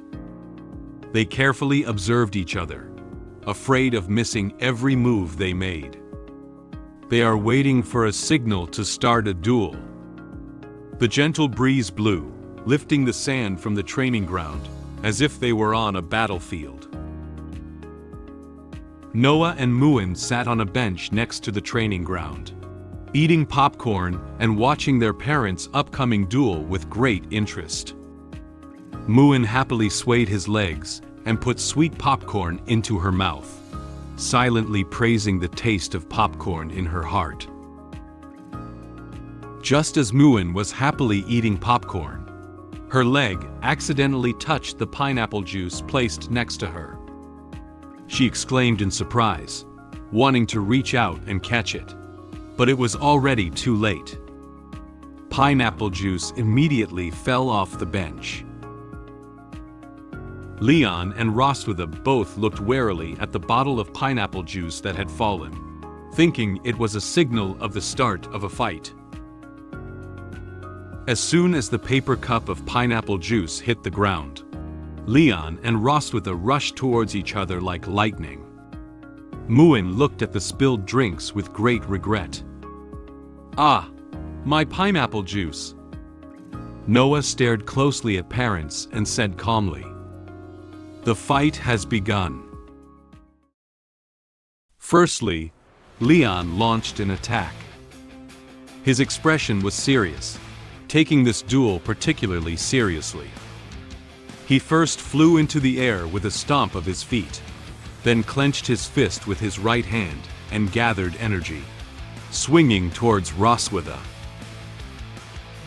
Roswitha had noticed Leon's move. She crossed her hands and placed them in front of her to protect herself, with her feet spread apart to stabilize her center of gravity. Leon struck her crossed arms with a powerful punch, his fist charged with concentrated energy. Roswitha blocked Leon's blow, but the ground beneath her feet had already developed serious cracks. It seems that Leon's attack power is very strong. Roswitha took advantage of Leon's lack of opportunity to fight back, and extended her tail from below, sweeping towards his chin. Leon felt danger coming from below. Leon gritted his teeth and leaned back with all his strength, dodging her attack. She saw that the attack did not hit Leon, so she swung her tail and launched another attack on him. Leon leaned back and supported himself on the ground with both hands, performing a backflip and once again dodging her attack.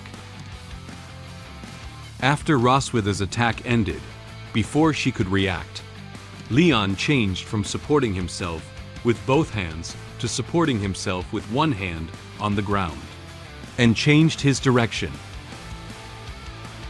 He propped up one hand on the ground while extending his left foot, condensing the magic on his foot and kicking Roswitha with all his might. Roswitha reacted quickly and immediately put her hands in front of her, blocking Leon's attack once again. However, Leon's attack this time was much heavier than when he first attacked him. Although Roswitha blocked his attack, she was kicked a long distance by him. She left deep marks on the sand beneath her feet. She extended one leg backwards and gently supported the ground with her hand, barely stabilizing her balance. Roswitha furrowed her brow and cautiously looked ahead. She quickly thought about Leon's attack strength and posture just now, and realized that she was currently at a disadvantage in terms of physical skills. I don't have an advantage over him in terms of physical skills. I'd better pull away from him first. She decided to change her current way of attacking, and use Dragon Flame to distance herself from him first. After Roswitha stood firm, she brought her left hand closer to her right hand, and gathered a powerful purple magic. Magic raised a part of sand, as if its power was very strong. Leon chuckled softly as he watched her plan to use magic to attack him. It seems that the Queen doesn't want to play close combat with me. Roswitha didn't care at all about what Leon said to her. As long as I can beat you, that's fine. Roswitha dispersed the gathered dragon flame into several parts. She waved her hands outwards, and all the dragon flames flew towards Leon. Leon noticed these dragon flames, and quickly ran to his right, trying his best to avoid them. After Roswitha's dragon flame fell to the ground, it made a loud noise and smashed several deep pits on the ground. The sand beneath his feet was also lifted up by the dragon's flames. Roswitha kept a close eye on the direction Leon was avoiding, while quickly waving several dragon flames towards him. Noah and Muin sat beside and stared intently. Noticing that the current situation is unfavorable for father, Muin stopped eating popcorn. She looked at Leon with a worried expression on her face. Is Dad going to lose? He has been running away all along. Noah picked up a popcorn.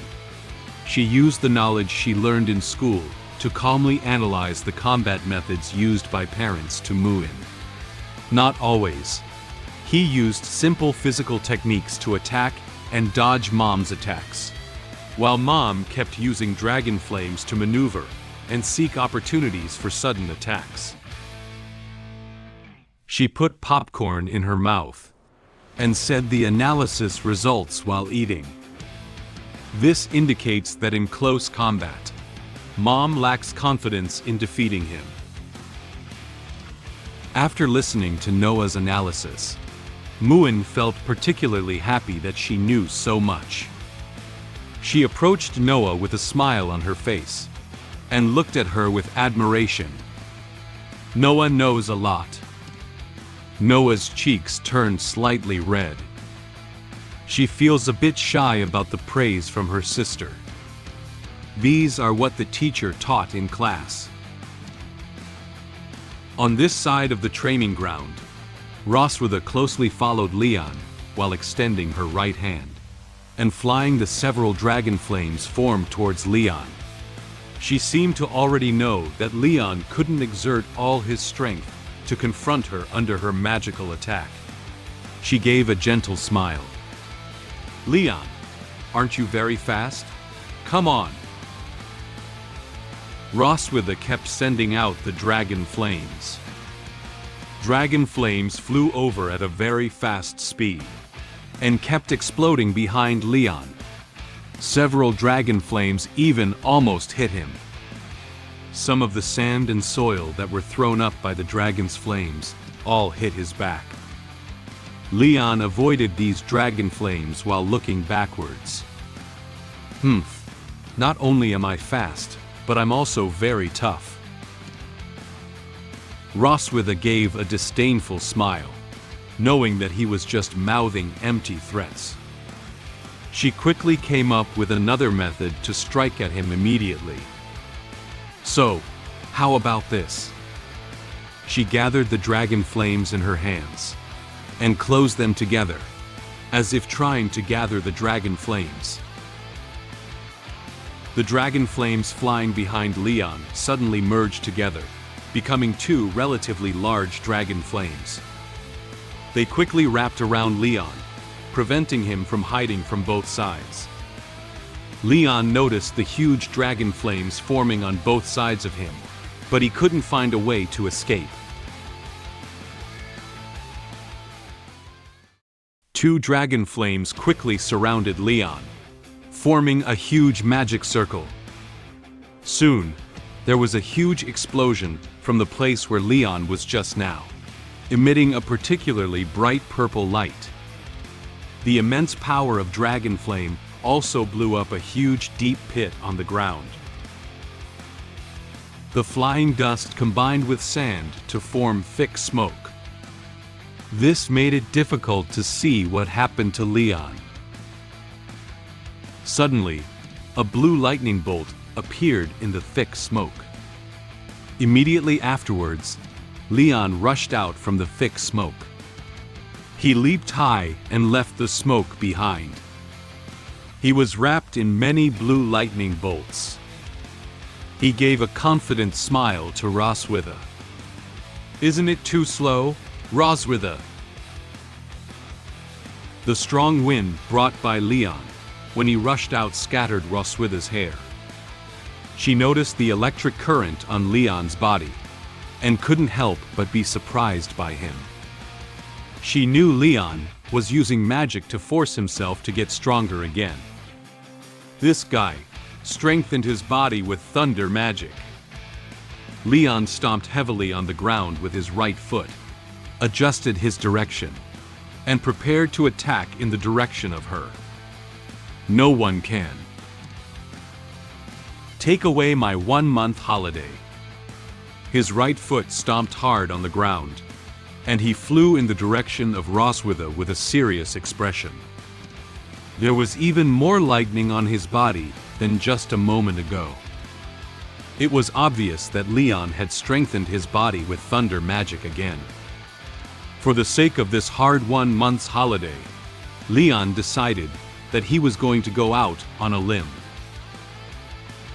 Leon threw a few quick punches at Roswitha.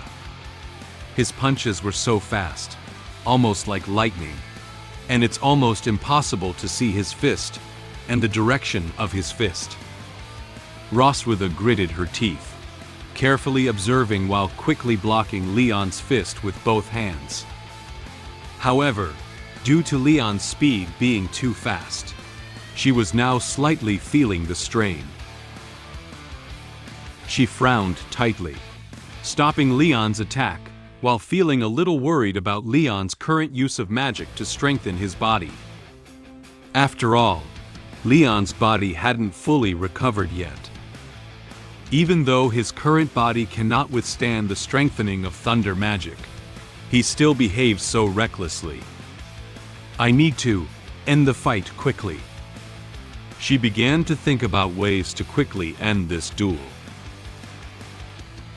She's exposed. Leon smiled softly. He saw the strained expression on Roswitha's face, and knew that she was now somewhat unable to carry his attack. He noticed that her mind was somewhat elsewhere. He had a chance to give her the final blow. He stopped his attack and extended his left foot, sweeping towards Roswitha's feet. At this moment, Roswitha realized that Leon had attacked her in a different way. She didn't expect him to attack from under her feet. She wanted to dodge, but it was already too late. She tripped over Leon's foot and lost her balance a bit. Roswitha struggled to lean back, trying to dodge Leon's next attack. She wanted to find an opportunity to attack, but the current situation made it impossible for her to fight back. Leon gathered all the thunder magic onto his right fist and extended it towards Roswitha. He looked at her firmly, with a confident smile on his face, as if expressing to her that the victory was determined. I won! Roswitha was originally going to lean back, and then find a chance to stand firm, blocking Leon's punch towards her. However, due to Leon's sudden attack on her, she was unable to maintain balance. Her hand reached into the air, and she was about to fall to the ground. Leon, who was about to give her the final blow, noticed that she was unable to fight back, and there was a risk of injury. So he immediately stopped attacking. Leon restrained his thunder magic and reached out to grab her. He pulled hard and pulled her back in his direction, as she was about to fall. After pulling Roswitha up, they changed their standing direction. Leon placed his hand on her waist and supported her to prevent her from losing balance again.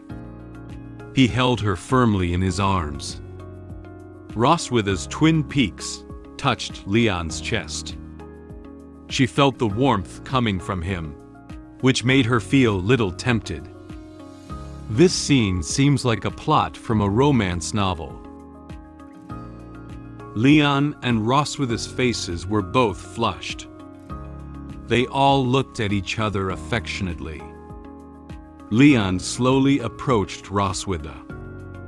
Roswitha said softly, "Leon." Just as Leon was immersed in what seemed like a romantic atmosphere, Roswitha quietly extended the dragon flame gathered in her hand to Leon's chest. It was then that Leon sensed something was wrong. He lowered his head and saw that his chest had been burned by dragon flame. "Ah, it's burning!" Leon looked nervously at the burning dragon flame in his chest and shouted loudly. He immediately let go of Roswitha and tried to extinguish it with his hands, but the dragon flame seemed to be getting stronger and stronger. Leon was somewhat at a loss about this. Suddenly, Leon discovered a problem. Although it was burned, he didn't seem to feel his chest hot. "Huh? This fire doesn't feel that hot?" He lowered his head and saw that Roswitha's dragon flame had slowly begun to disappear. The fabric on the chest was only partially burned, leaving some burnt marks. Roswitha had adjusted her mood. She stood behind him, arms crossed, and looked at him seriously. She was dissatisfied with his attitude just now. "The fight is not over yet. How can you distract yourself?" Hearing the loud explosion of dragon flame landing on the ground, Noah and Muin put down their snacks and walked over. Due to the smoke just now surrounding Leon and Roswitha, they couldn't see who won. Muin raised his head and curiously asked Leon and Roswitha, "Dad, Mom, who won in the end?" Although Leon doesn't want to admit it, the fact is right in front of him. He had no reason to defend himself, so he had to admit defeat. He pouted and said, "Finally, I am careless. I lost this time." Roswitha closed her eyes and softly praised him. "I have to admit that you are indeed very strong. You don't have enchanted armor or handy weapons.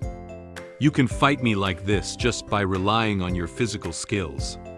Before you, no one had ever been able to do it." Leon clenched his fists and said to her with some reluctance, "Humph, isn't that right? If I fight with all my might, I can definitely beat you." Since Roswitha has won against Leon, Leon must meet her demands. Roswitha gave him a sly smile. "Now that you've admitted defeat, don't forget our bet." Roswitha's words were like a sharp arrow, piercing straight into Leon's body. He seemed to have been attacked by tens of thousands of points. Just now, all he was thinking about was pulling up the soon-to-fall Roswitha, completely ignoring the bet. "I forgot about the bet." As soon as Leon thought of being manipulated by Roswitha, he felt that his body was about to be at risk again. He lay on the ground, feeling like his soul was about to leave him. Noah and Muin crouched beside them, curiously looking at their father on the ground. Muin raised a question to Roswitha. "Mom, did Dad die?" Roswitha stood beside them, smiling at them, and replied, "Don't worry. He just used his strength too much and fainted due to exhaustion. He will recover soon." Since I lost to the Silver Dragon Queen in the duel, I had to agree to meet her demands. After bidding farewell to daughters, I followed the Silver Dragon Queen back to her room. I have fulfilled all the requests made by the Silver Dragon Queen to me. However, she applied the improved blood curse to me. This caused our dragon marks to be activated. Am I going to be manipulated by her again? At this moment, it was already evening. The Silver Dragon Castle was also surrounded by night. The surroundings of the castle were quiet, except for 2 rooms where the lights had not been turned off. Noah and Muin were wearing nightgowns and kneeling on the bed. They blinked their big eyes and looked at the person sitting in front of them. Noah hugged her arms with both hands and frowned slightly, as if she didn't understand the behavior of the person in front of her eyes. Muin looked at the person in front of him with curious eyes. At this moment, the person in front of them spoke. "Noah, after I leave, you need to take good care of Muin. She's still young and immature, so as a sister, you should take care of her more. Muin, you need to listen to your sister and not make her angry. You should be obedient at home." The person sitting in front of them is none other than Leon. He pretended to wipe away tears while expressing his emotions affectionately at this moment. "Ah, after leaving, the ones I'm most worried about are you. You are just over 1-year-old children. How could your mother bear to take me away?" Watching Leon's vivid and emotional performance, Noah was somewhat speechless about it. She frowned as if she didn't understand Leon's behavior at this moment. "You're just staying in Mom's room for 1 night. Why does it sound like you're going to the execution ground?" Leon trembled all over when he thought of the various actions that Roswitha had done to him. He tightly grasped his clothes with his hands and showed a frightened expression to Noah. In a sense, beheading on the execution ground is just a momentary event. But your mother can torture someone all night. It's even more terrifying than execution. Noah watched her father passionately perform there with an expressionless expression. Muin seems to have understood what Leon said. She opened her big eyes and excitedly said to Leon, "Oh, I know. Mom is going to eat Dad, right?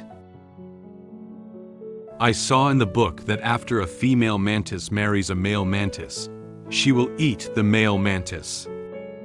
In Muin's recollection, she once saw popular science about praying mantises and pictures of female praying mantises eating male praying mantises in books. This was similar to Leon's description. Leon was surprised by the child's imagination when he heard Muin say these words in a childlike tone. He replied to her expressionlessly, "Though this eating is different from that one. Dad is about to be eaten. Muin, why are you still so happy?" At this moment, a familiar voice sounded at the door of the room. "Well, don't talk nonsense to daughters, like I'm scary." Roswitha had already stood at the door at some point and heard the conversation between Leon and Muin. She was wearing a camisole nightgown and black stockings, leaning against the door, reminding Leon not to say strange things to the children. Leon raised an eyebrow and looked ahead expressionlessly. He didn't even need to think about it to know that it was Roswitha coming over. She walked towards Noah and Muin's bed and coaxed them to lie down on the bed. She leaned down slightly, helping them cover themselves with blankets while smiling and saying to them, "You should go to bed early. Don't worry, Mom just wants to discuss some interesting things with Dad tonight." Leon, standing behind Roswitha, watched her vigilantly. He sensed something was off with her words. Leon looked at her and asked a question. "Interesting things?" Roswitha answered leisurely. "For example, the birth of the universe." Leon refuted her. "Is it the birth of life?" Roswitha ignored him and continued speaking. "The mysteries of the world." Leon felt speechless about what she said. "Is it a mystery of the human body?"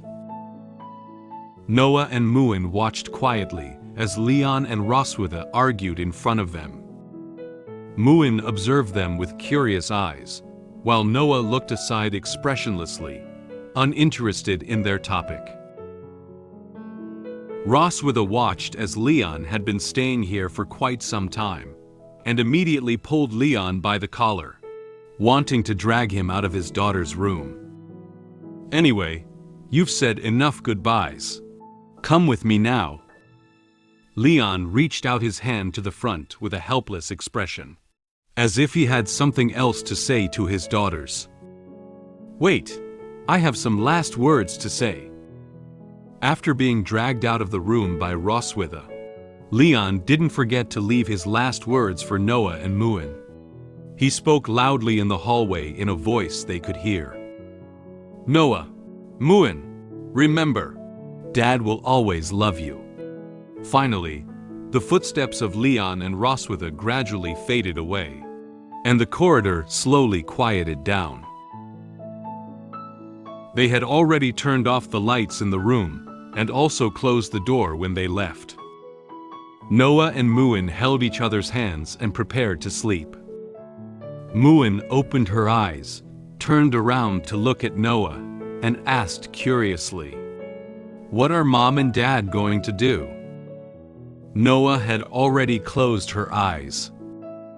She didn't want to think about anything related to them. She calmly answered the questions raised by Muin. "I don't know. Let them be. Childish adults." Leon followed Roswitha back to her room. After he sat down, Roswitha took out 2 bottles of red wine and placed them on the table, along with a few glasses. She sat casually on the sofa. She took a sip of the red wine in her own glass and couldn't help but praise its taste. She looked at Leon and noticed that he hadn't taken a sip of the red wine placed in front of him.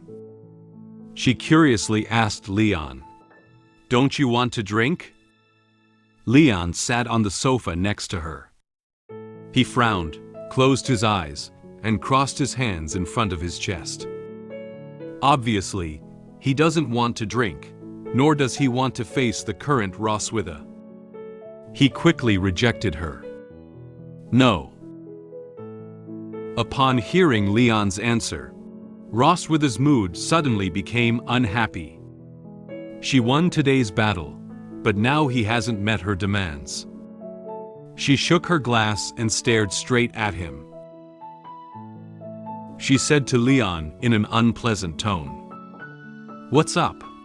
I remember you promised me that you would meet my demands after losing to me, but now you're not even willing to drink?"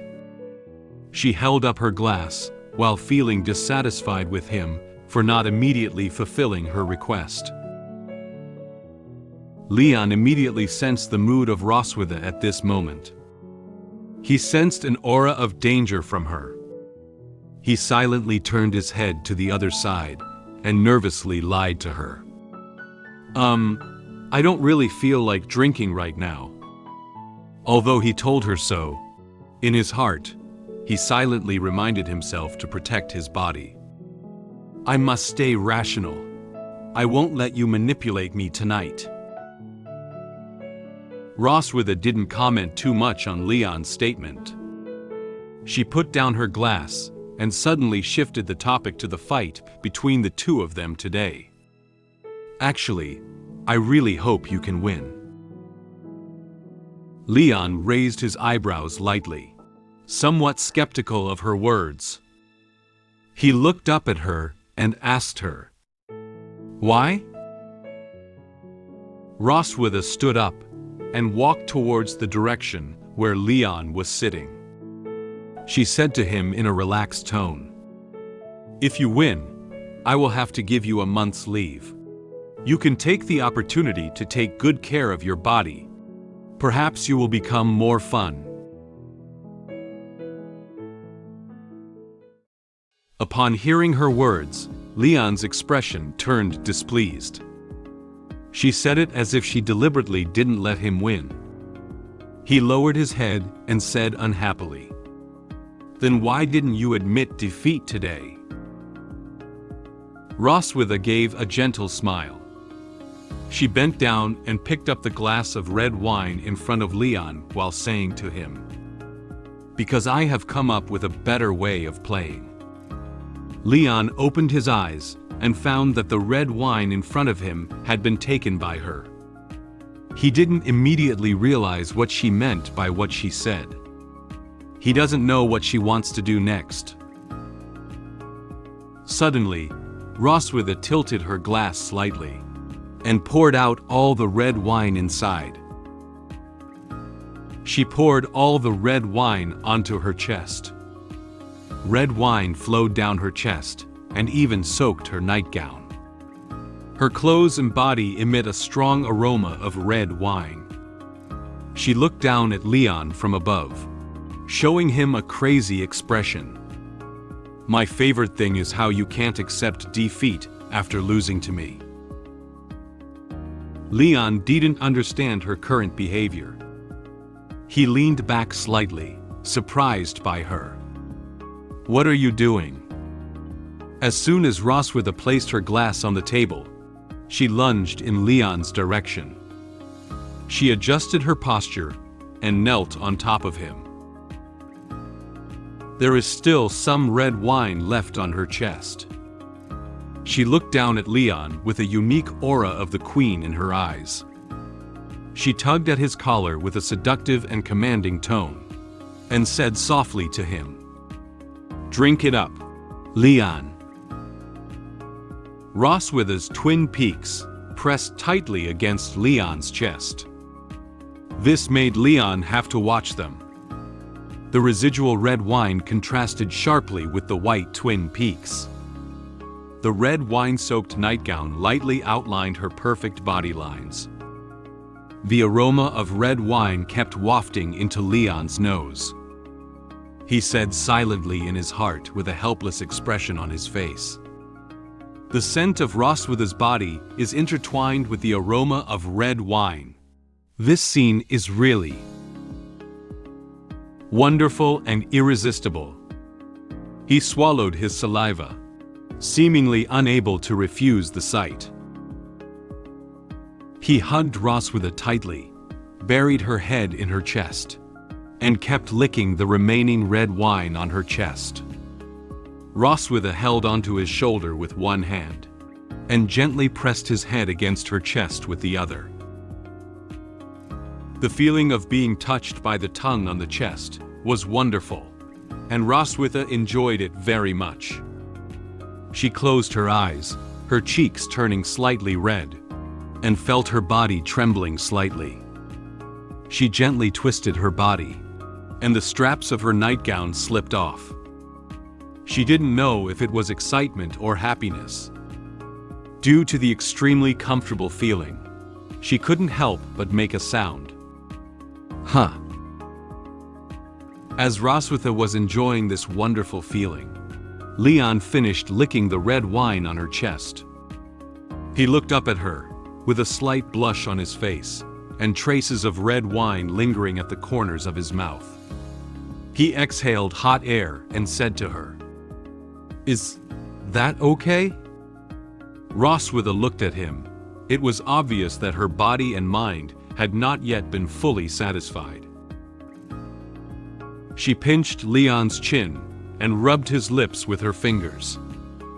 She raised her eyebrows lightly, revealing a mysterious and relaxed smile as she stared at his mouth.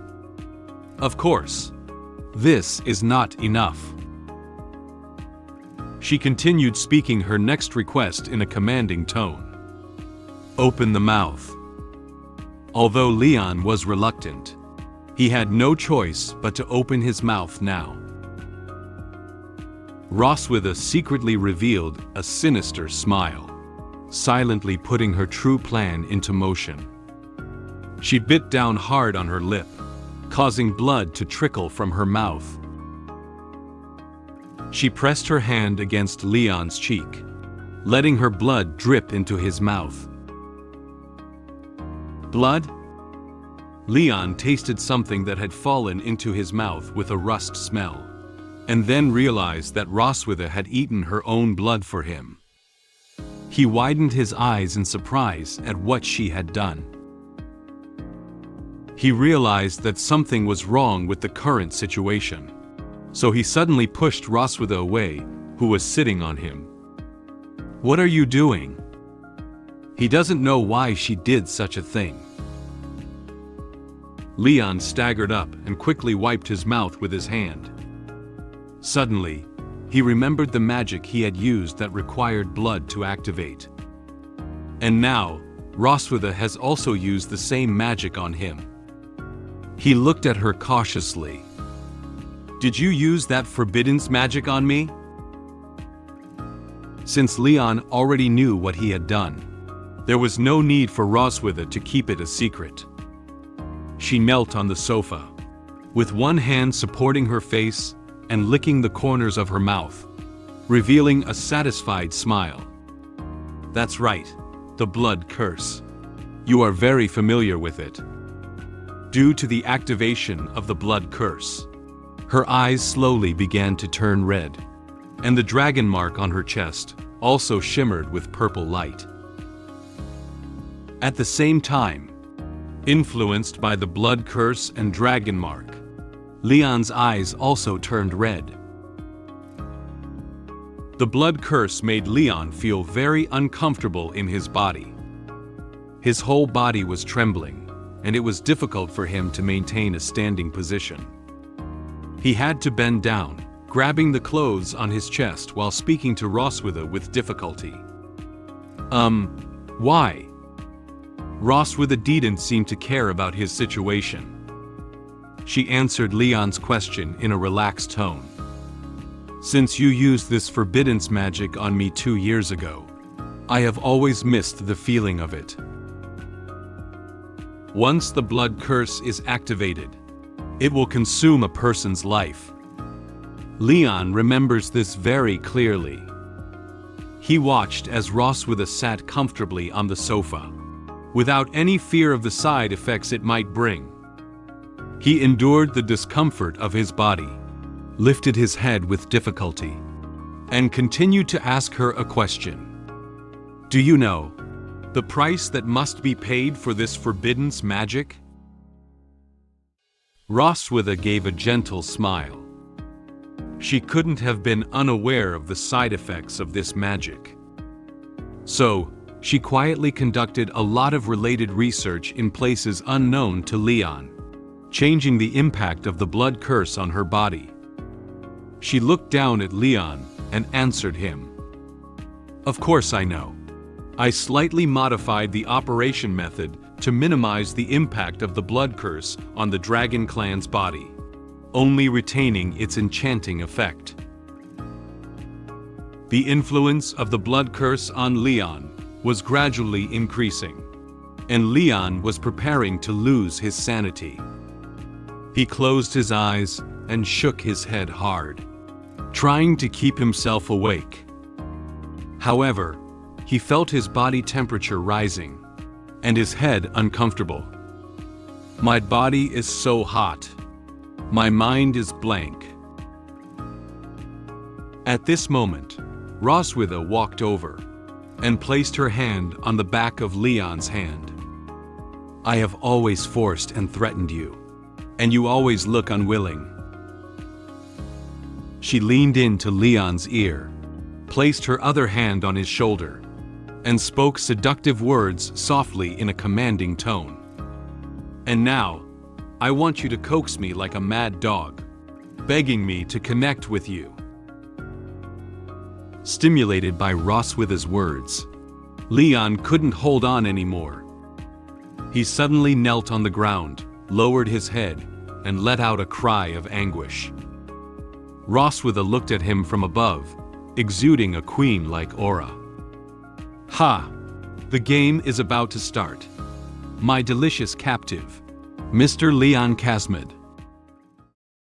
Due to the blood curse cast by the Silver Dragon Queen, my body had become extremely uncomfortable. Then, I was manipulated by her to say what she wanted to hear. I couldn't control myself, so I had to have another night of carnival with her. After waking up, the effect of the blood curse disappeared, and I regained consciousness. However, the Silver Dragon Queen did not wake up as usual.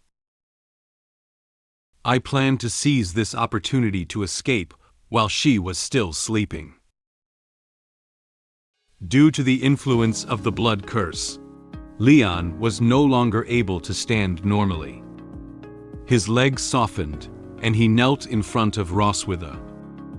His hand tightly grasped his clothes, constantly exhaling hot air. He tried to maintain consciousness and looked up at Roswitha. Roswitha stood in front of him, but did nothing. She leaned slightly over, hands on hips, and approached Leon with a victorious smile. She knew that Leon kneeling in front of her was about to lose control of himself. She spoke to him in a mocking tone. Brave, fearless, and upright dragon slayer, you're about to lose control of yourself, right? Do you know what you look like now? Leon shook his head hard. He didn't want to know his current expression, nor did he want to comply with Roswitha's words. He tried to reply to her words. No. At this moment, Roswitha cast another spell and summoned a small mirror with a gold border out of thin air from her hand. She slowly enlarged the mirror to the size of a regular floor mirror and placed it next to Leon. She was placing the mirror while explaining its purpose to him. This is a magical prop I bought in Sky City, which can briefly record images. Leon tried to turn his head and look at this mysterious mirror. He didn't know what Roswitha is going to do next. Roswitha spoke to him in a seductive tone. Leon, tell me in front of it. What do you want to do now? Leon knelt in front of the mirror and saw himself now different from usual. He saw his face blush, constantly exhaling hot air, and his eyes were wandering. He felt his body becoming increasingly uncomfortable. At this moment, Leon seemed to have been manipulated and said something he wouldn't normally say. Ha, ha, kiss, kiss. No. He seemed surprised by his own words. His red eyes suddenly contracted. His mouth slightly opened, unable to believe that he had said it himself. Roswitha gave a gentle smile. She looked at him arrogantly with a mocking smile, as if dissatisfied with his volume. Huh? What are you talking about? Say it again loudly. Upon hearing Roswitha's words, Leon became anxious. He quickly reached out his hand, as if trying to catch Roswitha. He loudly repeated what he had just said again. I want to kiss you, Roswitha. However, in Leon's heart, this was not actually what he wanted to say. That's clearly not what I'm trying to say. Obviously, the influence of the blood curse on him was becoming deeper and deeper, and he had now been completely manipulated by Roswitha. Roswitha approached him again, and reached out to repeatedly caress Leon's face. She gently tilted her head and gave him a wicked smile, mocking Leon's current situation. Leon, look at what a mess you're in. How dare you abandon the bottom line and ask humbly your enemy for a kiss? Leon lifted his head and looked at her with grievance, showing a longing expression towards her. After being manipulated, he couldn't wait to get her kiss.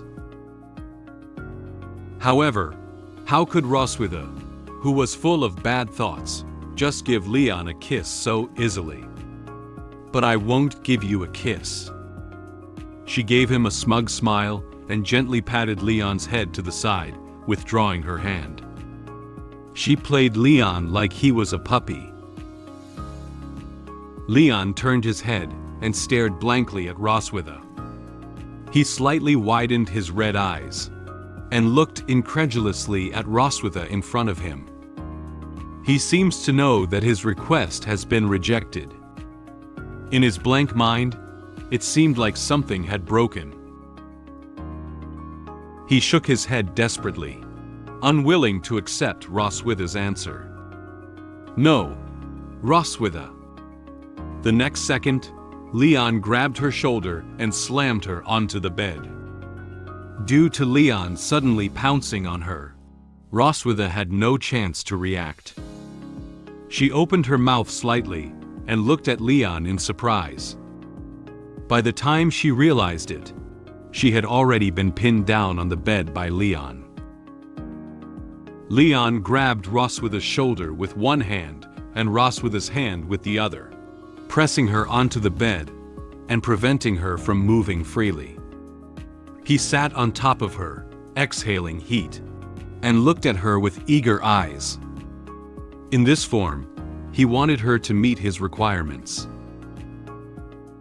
Roswitha was not afraid of Leon's actions towards him. She catered to Leon's gaze and read out Leon's urgent mood at this moment. She raised her eyebrows lightly, tilted her head to look at him, and joked.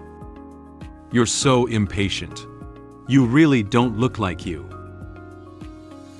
It seemed that Leon knew that his previous behavior did not satisfy Roswitha, so he reached out and gently held Roswitha's hand, placing it in front of him. He stuck out his tongue and affectionately licked the back of her hand and fingers, as if praying for her to fulfill him. Roswitha, I want to kiss you, hug you, and be one with you. Then, Leon put down her hand and gently stroked her face, which was completely different from Leon's usual gentle treatment. Roswitha stared closely at Leon's every move, feeling somewhat surprised. She didn't expect the effect of the blood curse to be so strong. Based on Leon's current situation, she also vaguely inferred her appearance after being cast the blood curse by Leon at that time. So, this is the active look I got when I initiated the blood curse in the first place. Since he had been begging her like this, Roswitha could only reluctantly agree to his request. Well, this is what you begged me for. She reached out and wrapped her hand around Leon's neck, tightly pressing her body against him, pulling him onto the bed. She stared into his eyes, showing him all her desires. Leon heard that Roswitha had agreed to his request, and also showed a satisfied smile. Leon climbed onto the bed with the movements of Roswitha. Roswitha tightly hugged him, relaxed her legs, and handed over everything of her body to him. She allowed him to spend an unforgettable night with her. Puppy Leon, let me see your true appearance after falling into depravity. Soon, dawn broke. The scenery outside the castle changed from a starry night sky to a clear sky. The sunlight shone on the silver dragon castle, making it shine brightly. Inside the castle, soldiers also began a day of patrol activities. In Roswitha's room, the sunlight quietly shone in from outside the window. The sunlight shone on her bed, and her hair was also bathed in the sunlight. Leon and Roswitha were lying in bed without clothes on. After a while, Leon woke up, while Roswitha was still sleeping soundly. He recalled what happened last night, and felt like it was a dream. He didn't expect to be played with again by Roswitha. He rubbed his uncomfortable head, and cried out regretfully, "Ah!" As he rubbed his head, he opened his eyes and looked at Roswitha, who was sleeping beside him. "I fell into depravity again last night." He placed his other hand on the bed and supported himself to sit up. Because yesterday's activity with Roswitha was too intense, his head was still a bit dizzy. It's all the trouble caused by that blood curse. It made me let go of my pride and dignity as a dragon slayer, and beg her to have a good time with me for one night. As an excellent dragon slayer who had killed countless dragons, he was ashamed of his fall. He once again broke the bottom line he had set for himself. He gritted his teeth and turned his head to look at Roswitha. This is another shame of breaking the bottom line. At this moment, Roswitha had not yet woken up. She closed her eyes, as if she had fallen into a deep sleep due to exhaustion. Seeing that Roswitha had a great time last night and is still comfortably sleeping, Leon feels a little jealous. As the culprit, you had a great time playing and slept soundly. You look defenseless. Leon reached out his hand and caressed her face. Suddenly, he found himself subconsciously caressing her face. When he reacted, his face was slightly flushed. Leon immediately withdrew his hand. He was surprised by what he had just done. He stared blankly at Roswitha in front of him, unable to believe that he had taken the initiative to touch her face. "Hey, what am I doing? How could I subconsciously touch her face?"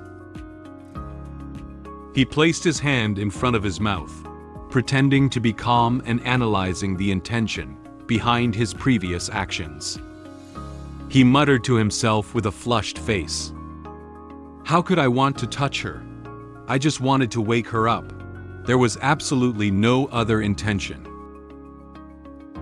After consoling himself, Leon turned his gaze back to Roswitha. Roswitha, who was supposed to wake up early, unusually didn't wake up on time today. In the past, even if she was tired at night, she would still wake up on time the next morning.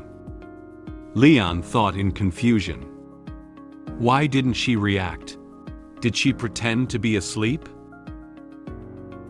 Leon thought that Roswitha had already woken up, just pretending to be asleep and watching his reaction just now, and then suddenly sat up and laughed at him.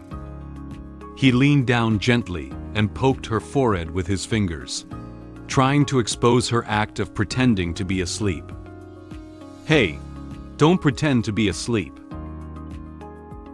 Noticing that poking her in the forehead hadn't woken her up, Leon gently patted her face with his hand again.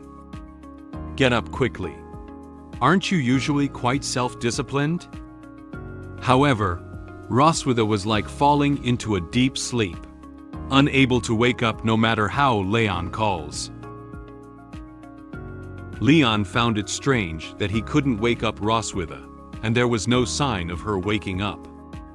He furrowed his brow, crossed his hands in front of his chest, and looked at her lost in thought. He began to suspect whether it was a side effect of her casting the blood curse last night. Why hasn't she woken up yet? Is she under the influence of the blood curse? The degree of influence of magic depends on the physical fitness of the person casting it. When I was on the brink of death, I cast the blood curse. Although I didn't know how to survive, it still left me unconscious for 2 years. Roswitha is a healthy body of the Dragon Queen, and is expected to be in a coma for a week or so. Roswitha is still sound asleep, with a slight breath coming out of her mouth. Leon held his chin with his hand, pondered for a while, and made a decision. Isn't this the perfect opportunity for me to escape? Knowing that Lorsivs won't wake up for now, Leon has a chance to escape from here. His gaze became serious, and he revealed an evil smile. Leon immediately left the bed and got dressed. Based on the intelligence he had previously learned, he traced the clues and opened one of the drawers in the cabinet in the room. There is not only a string of keys with a warehouse in the cabinet, but also a bottle of medicine and a bottle of pills. He plans to take his equipment before escaping. In a week, with the physical fitness of an ordinary human, one cannot run far. But wearing black gold chariot is different. Combined with the medicine and bolus to restore my physical strength, as long as I run with all my strength, it is enough to bring me back to the human realm. He put the key into his pocket while putting the medicine and bottle into another pocket. He had a cheerful expression on his face, as if he could be sure that he could seize this once-in-a-lifetime opportunity to quickly escape from here. After taking what he wanted, Leon crossed his hands on his hips, turned around, and looked at Roswitha lying in bed, imagining what would happen if she found him missing. When she wakes up and finds out I'm missing, it's already too late. Ha ha ha. Leon closed his eyes, looked up, and laughed heartily. He could imagine the furious appearance of Roswitha. However, gradually, Leon's laughter weakened. Ha ha ha ha. Suddenly, his smile slowly froze. His eyes turned to the side, as if he had remembered something. He sighed. Is it really okay for me to leave like this? He lowered his hands like a deflated ball, and lowered his head together. He feels somewhat depressed about his current situation. He put the keys, potions, and pills back into the drawer, while carefully considering what he had already experienced. Come to think of it, it has been 2 years since I left the Empire, and I am unsure of the current situation there. There are still a lot of doubts about the fact that I was captured back then, and it's also risky to go back hastily, so it's better to be cautious. In Leon's memories, it seems that he also experienced something, and this event may have been the key to his current status as a captive of the Dragon Clan. If he goes back like this, unexpected dangerous things may happen. Leon decided to give up this opportunity to escape. He walked slowly to the window while thinking seriously. He remembered entrusting Roswitha to help him check on his master's affairs before. Besides, I have already asked Roswitha to investigate the master's recent situation before. Maybe I should wait for their news again. The most important thing is... Leon lifted his head and looked out the window at a lawn with gentle eyes. In the garden of the Silver Dragon Castle, Noah and Muin were playing together. At this moment, Muin saw a beautiful purple butterfly. She ran towards the butterfly and reached out her hand, trying to catch it. She excitedly said to Noah standing behind her, "Noah, catch it quickly." Noah calmly followed behind Muin and spoke slowly to Muin running ahead of her. "Slow down, don't fall." Watching these lovely daughters playing and frolicking on the lawn with a happy smile, Leon knew he couldn't leave them behind anymore. "I can't leave them now." Leon closed his eyes and smiled lightly, then shook his head and sighed. "Ah, sure enough. I still have to stay in the Silver Dragon Castle now." He turned around and walked towards the bedside. Roswitha still sleeps soundly. He looked at her and whispered, "After all, I haven't had my revenge yet. Wouldn't you say, Roswitha?" Leon smiled and looked at her, while Roswitha lay in bed, breathing evenly. It's been a whole day, and the Silver Dragon Queen still shows no signs of waking up. Noah suspected that I had done something to her. I just smiled, but it was inconvenient to say anything to her. After sending my daughters out of the door, I looked at the Silver Dragon Queen and pondered for a while. To get back at her for what she did to me before, while she wasn't awake, I dressed her up according to my idea. However, at that moment, the dragon mark on my chest suddenly lit up. By now, it was evening. Roswitha was lying on the bed, still showing no signs of waking up. Her eyes were tightly closed, and her expression looked relaxed, as if she was sleeping as usual. After learning that Roswitha hadn't woken up, Noah and Muin both went to her room to visit her. Even the usually cheerful Muin showed a rare expression of sadness at this moment. She grabbed the edge of the bed with both hands, lowered her eyebrows, and looked at Roswitha on the bed with a worried expression. Noah stood next to Muin, her brow slightly furrowed. "Is Mom okay? She has been sleeping for a whole day now." Noah turned her head, crossed her hands in front of her chest, and looked at Leon standing next to her with a serious expression.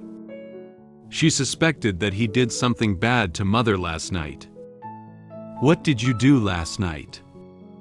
Leon turned his head and didn't look directly into Noah's eyes. He scratched his head, but couldn't tell her about the activity between him and Roswitha last night. He lied to her nervously. "Ah, haha. Well, we were chatting on the balcony last night. Maybe she caught a cold in the cold wind at that time." After listening to the explanation, Noah looked at him with a skeptical expression on her face, as if she didn't quite believe what he was saying. Leon seemed to feel Noah looking at him with skeptical eyes. He realized that such an explanation could not dispel Noah's doubts, so he turned to Anna for help. "There's no big problem. Do you think so, Anna?" Noah and Muin looked at Anna together, wanting to know something from her. Anna nodded lightly and explained to Leon expressionlessly about the current situation of Roswitha.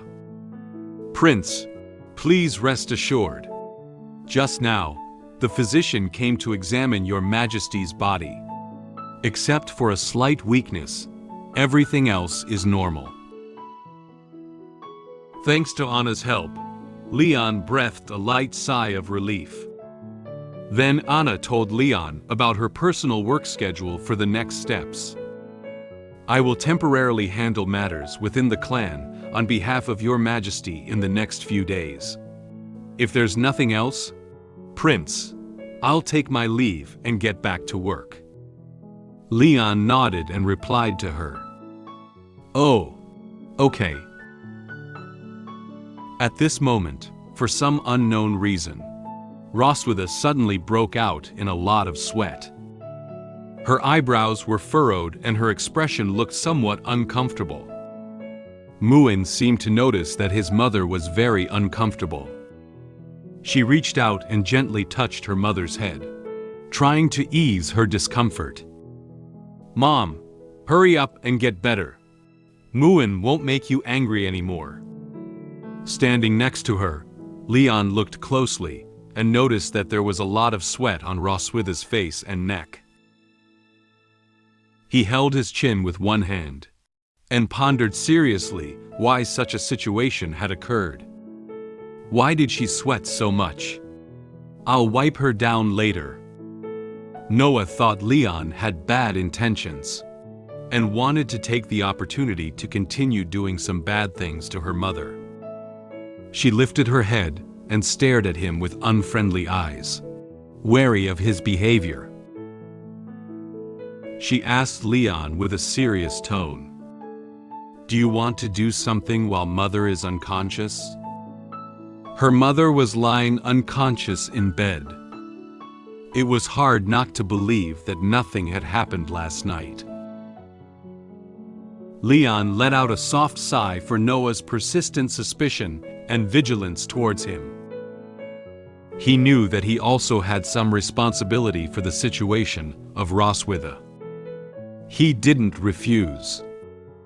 He bent down and looked sincerely at Noah, trying to dispel her concerns. "Noah, you're overthinking. Now I just want to take good care of your mother." Noah raised an eyebrow and looked at the father in front of her, half believing and half doubting, answering his words. "Is that so? That's good." Since her father said so, Noah didn't continue speaking.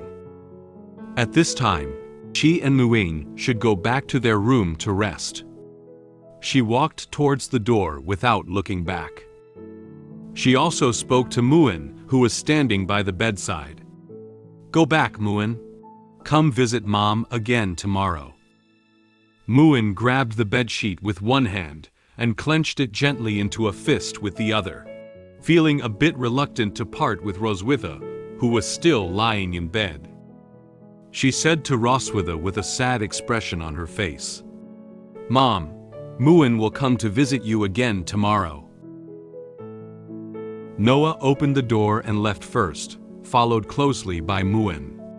Before leaving, Muin poked her head out and waved goodbye to Leon, saying good night to him. "Good night, Dad." Leon smiled at her and waved his hand to her. "Good night." After the door closed, the room returned to calmness. Leon turned around and looked at Roswitha. At this moment, he suddenly noticed a detail. He didn't see her big tail.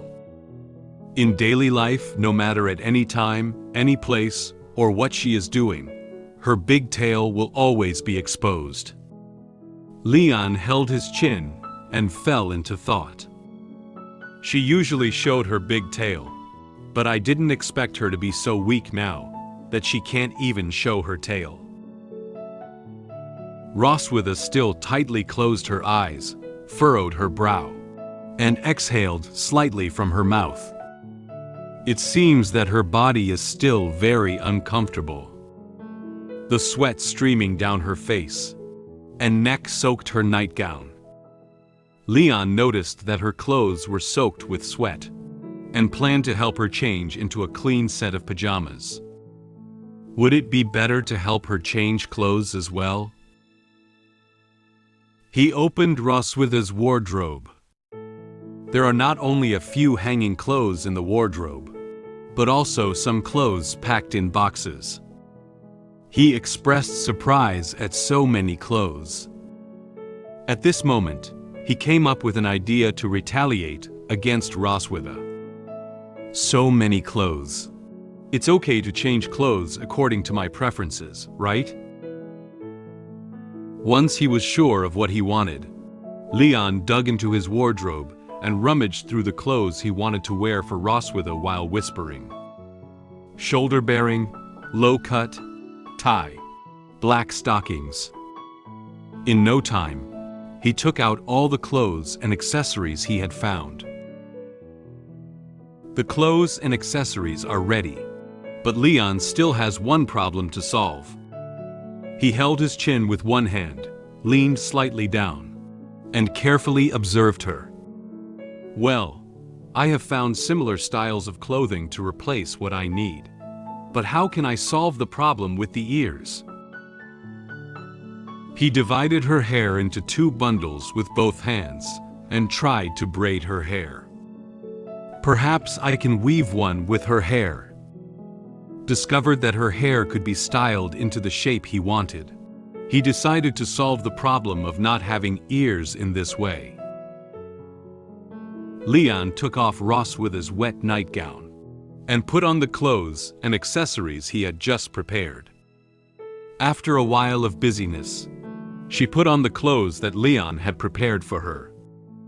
Upon seeing Roswitha wearing this outfit, Leon blushed slightly and couldn't help but show a silly smile. It's done.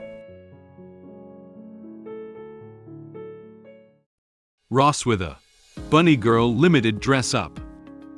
A part of Roswitha's hair was tied into the shape of 2 rabbit ears. She wore a black tie around her neck, a low-cut bodysuit, and black stockings over her legs. Her clothes have been changed from the purple nightgown she wore earlier to the current Bunny Girl outfit. Her lying posture on the bed was even posed like a little rabbit. This is Leon's clothing preference. Leon's face blushed even redder when he saw the current Roswitha dressed up as a beautiful and charming little rabbit. He wanted to turn his face away, but his eyes couldn't help but glance down. He scratched his cheek with his hand and shyly evaluated her. I didn't expect it to be quite suitable for you. The dragon mark on Leon's chest seemed to sense his inner calling, and suddenly emitted a dazzling purple light. It flickered, as if expressing his inner emotions at this moment. Leon noticed the flickering light on his chest, and nervously lowered his head. Sure enough, this is his dragon mark shining up. He looked flustered and hurriedly tugged at his clothes, saying in great surprise, "Wow! Why did the dragon mark suddenly light up at this moment?" Leon recalled the words that Roswitha had said to him. At that time, the dragon mark on her chest was also in a glowing state. She crossed her hands in front of her chest, her eyes filled with the queen's unique arrogance. She looked down at him and said to him, "Oh, I forget to mention. When 2 people bear the dragon mark, it reacts whenever one of them wants to connect with the other." Roswitha's words were recalled in his ears, and memories related to dragon mark also surfaced in front of him. He vigorously waved away the memories in front of him with both hands, trying to drive them away. He was still searching for reasons for himself. Go away, go away. How could I have such thoughts about Roswitha when I am sober? It must be due to the bunny girl costume. In order to calm himself down and make the dragon mark disappear, Leon decided to do something. I'd better calm down by reading the 3 honors and 3 shamas of the Dragon Slayer 10 times first. He closed his eyes, clasped his hands together, and whispered something. The 3 honors and 3 shamas of the Dragon Slayer. Proud of being loyal to the Empire. Ashamed of colluding with the Dragon Clan. Proud of shedding blood on the battlefield. Ashamed of fleeing in the face of battle. proud of slaughtering dragons and guarding the home, ashamed of betraying and defecting to the enemy. The 3 honors and 3 shamas of the Dragon Slayer are a few sentences he himself composed to remind himself of the responsibilities of the Dragon Slayer. After quietly reciting the 3 honors and 3 shamas of the Dragon Slayer, Leon's heart slowly calmed down. The dragon mark on his chest also slowly disappeared. He breathed a sigh of relief. Luckily, he suppressed the dragon mark. Otherwise, the same thing would have happened again as last night. That was a close call. Leon turned his head again to look at the sleeping Roswitha, and then at the clothes he had carefully dressed for her, lost in thought. If he helps her take it off like this, it feels like he won't achieve the goal of revenge. However, it's rare to dress up Roswitha like this, and it would be a pity if I didn't record it. Leon thought for a moment, and suddenly came up with another idea. I remember she had a household camera. Based on his previous memories, he found the cabinet where Roswitha stored the camera. He bent down, pulled open each layer, and reached in to carefully search for a while. At this moment, his hand seemed to touch a rectangular object. He took it out and saw that it was indeed the home camera used by Roswitha herself. He raised the black camera and said very happily, "Ha! I found it." Leon held up his camera and stood at different angles frantically taking photos of Roswitha wearing a bunny girl costume and lying in bed. He walked back and forth on both sides and at the foot of the bed, and the sound of the camera taking pictures never stopped. Roswitha may not have been aware that Leon was doing such a thing to her. Leon was secretly laughing while taking photos. "Ha ha ha, you have today too, Roswitha." He even forced her mouth to smile with his hand. He maintained the smile on her face, while holding up the camera to take several continuous shots. "Come on, wife, smile." After taking photos of Roswitha, he carefully examined the photos he had taken from various angles in the camera. He looked up at her again, revealing a wicked grin. "I will definitely help you preserve these embarrassing photos properly." For him, this can also be considered a small revenge on her. Just then, Roswitha, who still had her eyes still closed, suddenly let out a faint sound. Leon was startled by the voice of Roswitha. He thought it was because he was taking photos and walking too loudly just now, and she was awakened. He opened his mouth wide and looked at her with surprise, holding the camera very nervously. He called out softly, "Damn it, is she about to wake up so soon?" However, after making that faint sound, Roswitha did not make any other movements. Her furrowed brow suddenly eased, her expression became calm, and she exhaled a faint breath from her mouth. She fell into a state of slumber again. Leon nervously observed beside him for a while, and after confirming that she had no other movements or signs of waking up, he breathed a light sigh of relief. He closed his eyes and repeatedly touched his chest with his hand, trying to ease his tension. False alarm. In order to prevent the frightening situation from happening again, Leon decided to help Roswitha switch back to regular pajamas first.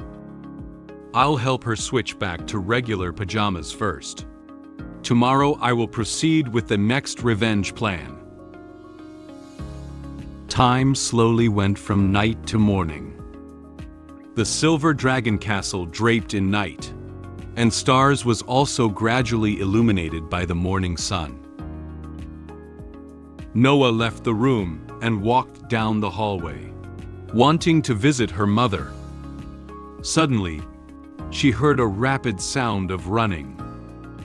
Muin ran quickly behind her. She ran while urgently calling out to Noah. "Noah! Noah!" Noah heard something wrong with Muin's shout, so she quickly turned around and looked at her. Seeing Noah stop, Muin also stopped to catch her breath. Noah looked at her with a gentle expression and asked her what had happened. "What happened? Take your time."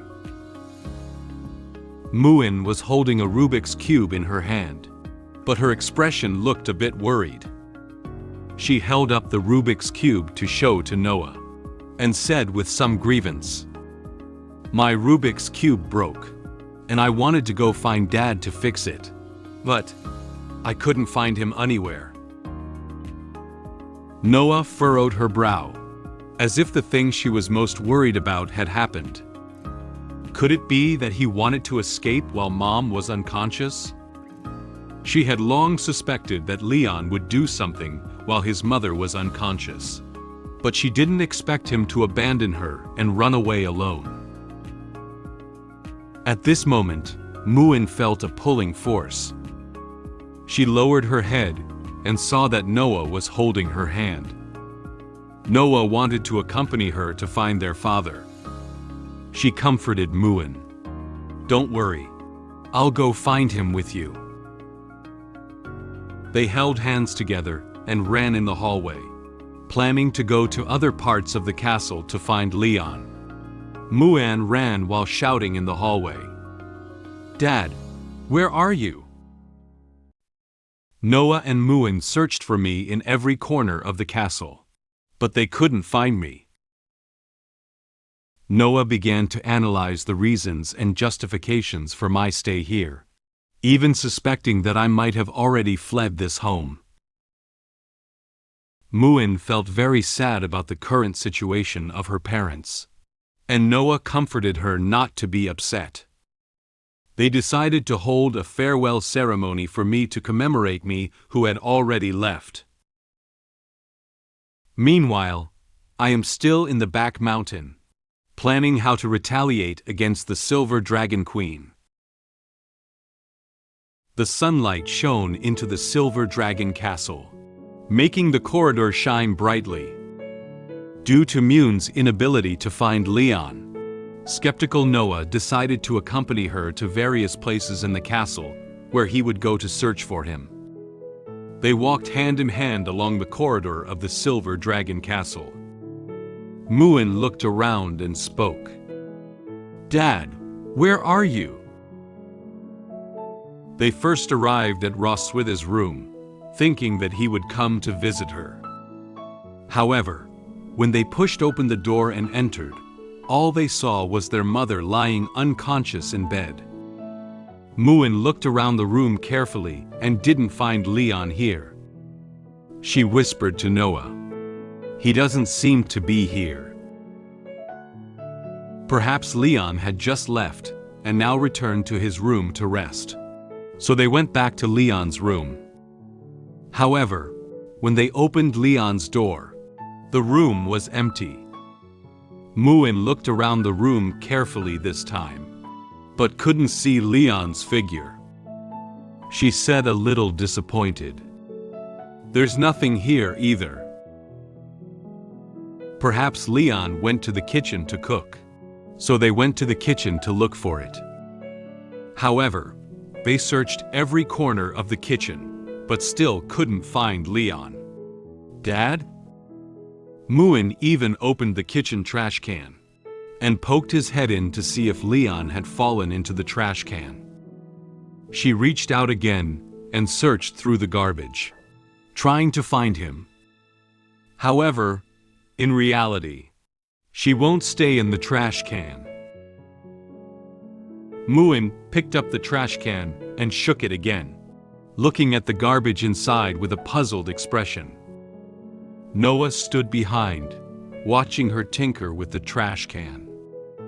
She stared at Muin's back, feeling speechless about her innocent and adorable behavior.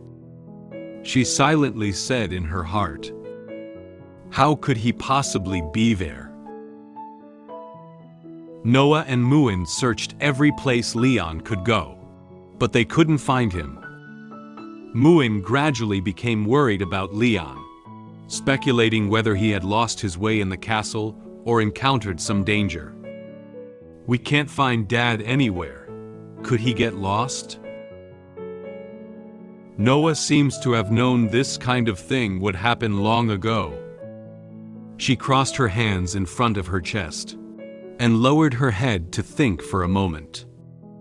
Then, she looked at Muin seriously and said to her in a mature tone, "Muin, some people are good, but they will have to leave sooner or later, just like last time." Muin didn't understand what Noah meant for a moment. Has father done the same thing before? She tapped her chin with a finger and lifted her head in thought, but couldn't recall which time Noah was talking about. She said with confusion, "Just like last time?" Noah nodded. She held her chin with her hand, pondered for a moment, and then said the result of her guess. "If my guess is correct, that man has already left." Noah could imagine that Leon would abandon them while their mother was unconscious, climb over the castle walls with a happy expression, and escape the castle with all his might. As for why Noah had such a guess, in fact, she had already had this doubt in her mind a long time ago. The family photo they took together may seem no different from an ordinary family, but in reality, Noah can feel that the parents in the photo are not as harmonious and loving as she imagined. "I have always felt that my family is somewhat different, appearing harmonious on the surface, but actually having many false aspects." She's not unaware, she just didn't say it out. As an older sister, she is more mature than Muin, so she can feel that the atmosphere at home seems different from that of an ordinary family. She recalled what she had experienced before. "Since I can remember, that man has been sleeping in the room, and Mom told us that he is our father." Without any explanation, the mother told her directly that the person lying in bed was her father. However, when she arrived at the bedside and looked at the unconscious person on the bed, she seemed unable to feel that it was her father. One day, he finally woke up, but immediately thought of running away. Mom didn't explain anything and brought him back. Since then, he hasn't tried to escape again. But I don't think he's willing to stay here. Since it's her father, why insist on escaping outside? She stood in front of the window of the room, watching with her own eyes as Leon sneaked out of the castle and ran towards the castle walls. Noah didn't understand his behavior. After Mother brought him back, she didn't give any explanation to her and Muin. She found it very strange. Although Leon has not made any attempt to escape now, she believes he will not give up easily. In order to prepare for the entrance exam, Leon helped her with her studies and specifically taught her the knowledge points she would pass the exam. He even stayed up late to prepare review materials for her. He presented himself as an approachable and good father. Later on, he began to deliberately approach and please me, teaching me how to learn and appearing like a good father. However, Noah did not feel that his so-called sincerity could move her. But are these really his love for me? Or is it just his plan to secretly seek an escape opportunity while we relax our vigilance? She gradually began to doubt Leon. In her recollection, Leon reached out his hand to her in a friendly manner, seemingly wanting to establish a good father-daughter relationship with him. However, she believed that he was just pretending to be good to them. In fact, he had another purpose. She began to doubt more and more what this family was formed for. She also suspected that Leon was not truly in love with her mother, nor did he truly like her and Muin, but was just confined here for other reasons. When there are unknown factors hidden behind a love, I would rather not have this impure love than become a tool used by others. Noah thinks that Leon will definitely not succumb to this fate, and one day he will secretly leave them. She watched as Leon's figure in her memory gradually faded away, silently commenting, "He doesn't belong here. Sooner or later, he's going to have to leave us behind and get out of here." Muin's eyes were filled with tears when she heard Noah say that their father might have left them. She clenched her fist tightly, with a sad expression, sobbing and saying to Noah, "Mom doesn't wake up, and Dad doesn't want us anymore.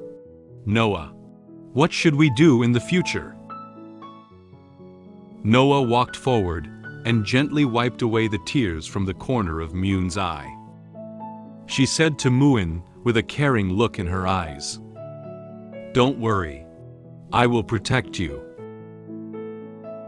Muin could no longer control his emotions and immediately threw himself into Noah's arms, crying loudly. "Wah!" Noah tightly hugged her and gently patted her back to calm her emotions. Noah touched her head again and looked towards a certain part of the kitchen, as if she had made up her mind. She gently said to Muin in her arms, "Let's have a farewell ceremony for that man."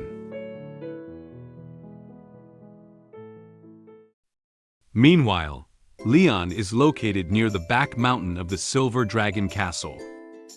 He walked to a cherry blossom forest nearby. Every tree in this cherry blossom forest is lush with branches and leaves, thick and tall, and looks like it has been here for a long time. A gust of wind gently blew away some cherry blossom petals.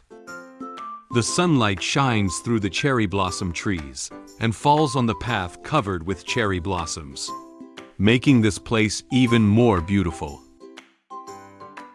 Leon changed into outdoor clothing and walked into the cherry blossom forest. He held a map and walked along its route, while observing the surrounding environment. He nodded lightly, expressing his satisfaction with the scenery here. The scenery here is really nice. The maid didn't lie to me." Not long ago, Leon went to see the head maid, Anna, and wanted to ask her where Roswitha usually likes to go. Anna heard someone calling her and looked up in confusion, meeting Leon's gaze. "Prince, would you like to know where your Majesty usually likes to go?" He nodded and replied to Anna, "That's right. I want to go for a walk today." Anna seemed uneasy about Leon going out alone, so she kindly gave him a suggestion. "If Prince wants to go, I will send someone to accompany you." Leon waved his hand, indicating that he did not need anyone to accompany him. He also took out the map and asked Anna to help circle out the places that Roswitha liked to go to for him. "No need, I'll go by myself. Just circle it on this map for me." Leon held the map in both hands, looking at some of the locations circled on the map and muttering to himself, "My usual range of activities is limited, so I only have the opportunity to come out and take a look when the she-dragon is unconscious. take the opportunity to investigate the surrounding terrain and give her a surprise when she wakes up. He clenched his fist, a wicked grin creeping across his face. He came here not just for a walk. He has already made a plan and is ready to retaliate against Roswitha. Of course, investigating the places that the she-dragon likes is just a cover-up and part of my revenge plan. What I'm planning to do is take advantage of the moment when the she-dragon is weak after waking up and make her suffer humiliation in a place she loves. Just like how she humiliated me in front of my homeland before. At this moment, Leon discovered a huge cherry blossom tree. He is so small in front of it. There are many cherry blossoms in full bloom on this big tree, which is very prominent among all the cherry blossom trees. The cherry blossom petals falling under the tree, together with the cherry blossoms blooming on the tree, form a pink world. He walked over to the tree and patted its trunk with his hand. He looked up and observed it again, confirming that the large cherry tree was a good choice. Well, this tree is thick enough. Then, he simulated the scene of retaliating against Roswitha. He lowered his head, supported the tree trunk with one hand, and made a hug gesture with the other hand. This posture is just right.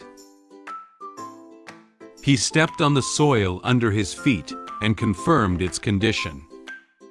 He realized that the soil here was still a bit hard. The soil on the ground isn't soft enough. It should be nice to lay down flower petals when the time comes. He turned around and turned his gaze towards the foot of the mountain.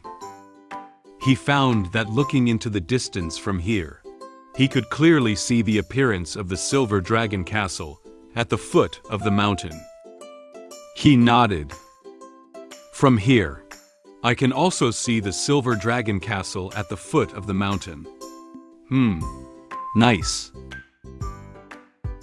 After observing the cherry blossom forest, Leon took out the map and marked it with a red check mark with a red pen.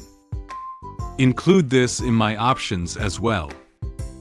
In order to choose several good locations to retaliate against Roswitha, Leon not only went to this cherry blossom forest, but also to the streams in the forest, the northern cliffs, the golden grasslands, and the secluded caves.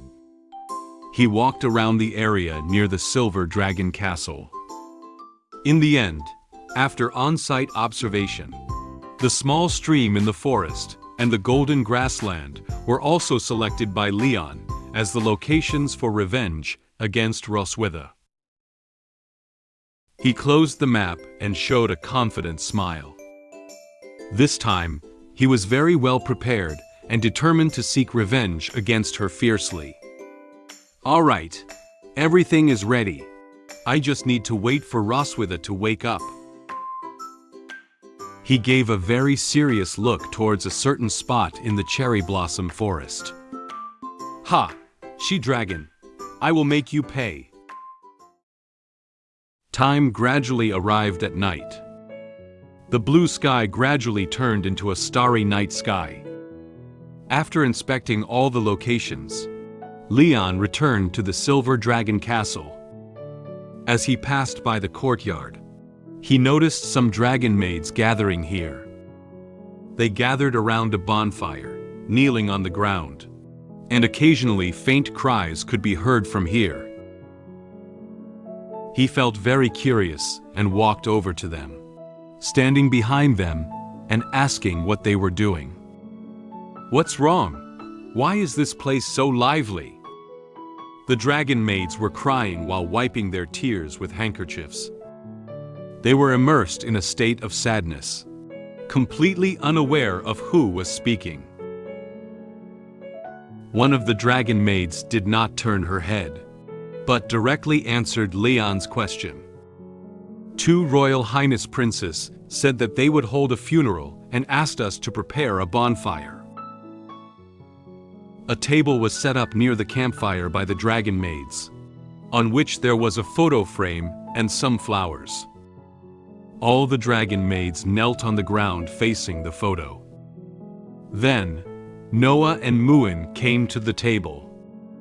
With a sad expression, Muin placed her favorite steak next to the photo.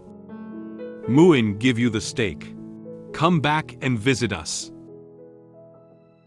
Noah walked over, holding a small box that she had hidden under the bed, containing many small treasures. She also placed it on the table. She reached out and gently patted Muin's shoulder, comforting her. "He has already left. Try to take it easy." Leon couldn't see clearly what Noah and Muin were doing next to the table in front of the campfire. He looked at them from a distance, feeling puzzled in his heart. He scratched his head and silently said in his heart, "Are they playing some new kind of house game? Well, I'll play along with them a little." "Excuse me." Leon walked through the crowd and motioned for them to get out of the way. However, when the maids saw Leon, they were so scared that they stood up and retreated. "Ah, Prince!" Some of them were so shocked that they covered their mouths, while others widened their eyes slightly, feeling very shocked. At this moment, Leon did not notice why they reacted so strongly. He walked directly behind Noah and Muin and asked them who they were paying respects. "Who are you paying respects to?" "Your grandfather used to teach me how to play the sorna. Would you like me to give you a little demonstration?" The photo on the table is exactly the one taken by Leon when he was taking a family photo with them. Leon looked at the photo and for a moment didn't think there was anything strange about it. He smiled and said to them, "This is actually me." He still maintains a smile. However, after thinking for a moment, he seemed to have discovered something amiss. He didn't expect that the person Noah and Muin were paying respect to was himself. He instantly opened his eyes and looked at the photo in front of him with a shocked expression. He was so scared that he shouted loudly, "Wait, wait, wait! Why?" I went to the back mountain for on-site inspection, but when I came back, I found that my daughters were holding a funeral for me. After inquiring about the reason, it turned out to be just a misunderstanding between them and me. 2 days later, the Silver Dragon Queen woke up, but she felt her body was very tired. When she thought I had already escaped, my appearance surprised her. After seeing Muin off the room, I decided to explain my plan to her. Upon hearing the familiar voice, Noah and Muin immediately turned their heads and found their father standing behind them.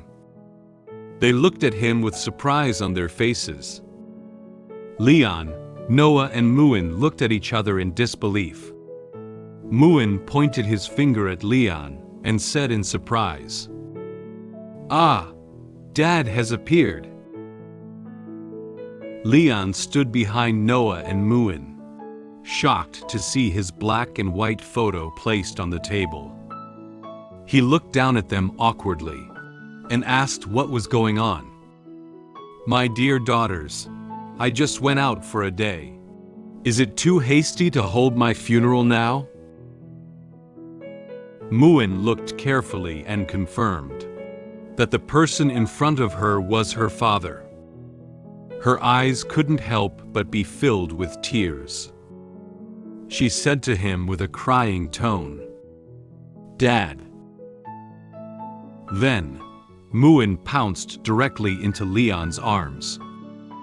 She burst into tears while tightly embracing his body, reluctant to let go of him. Wah! Dad is back! Wah!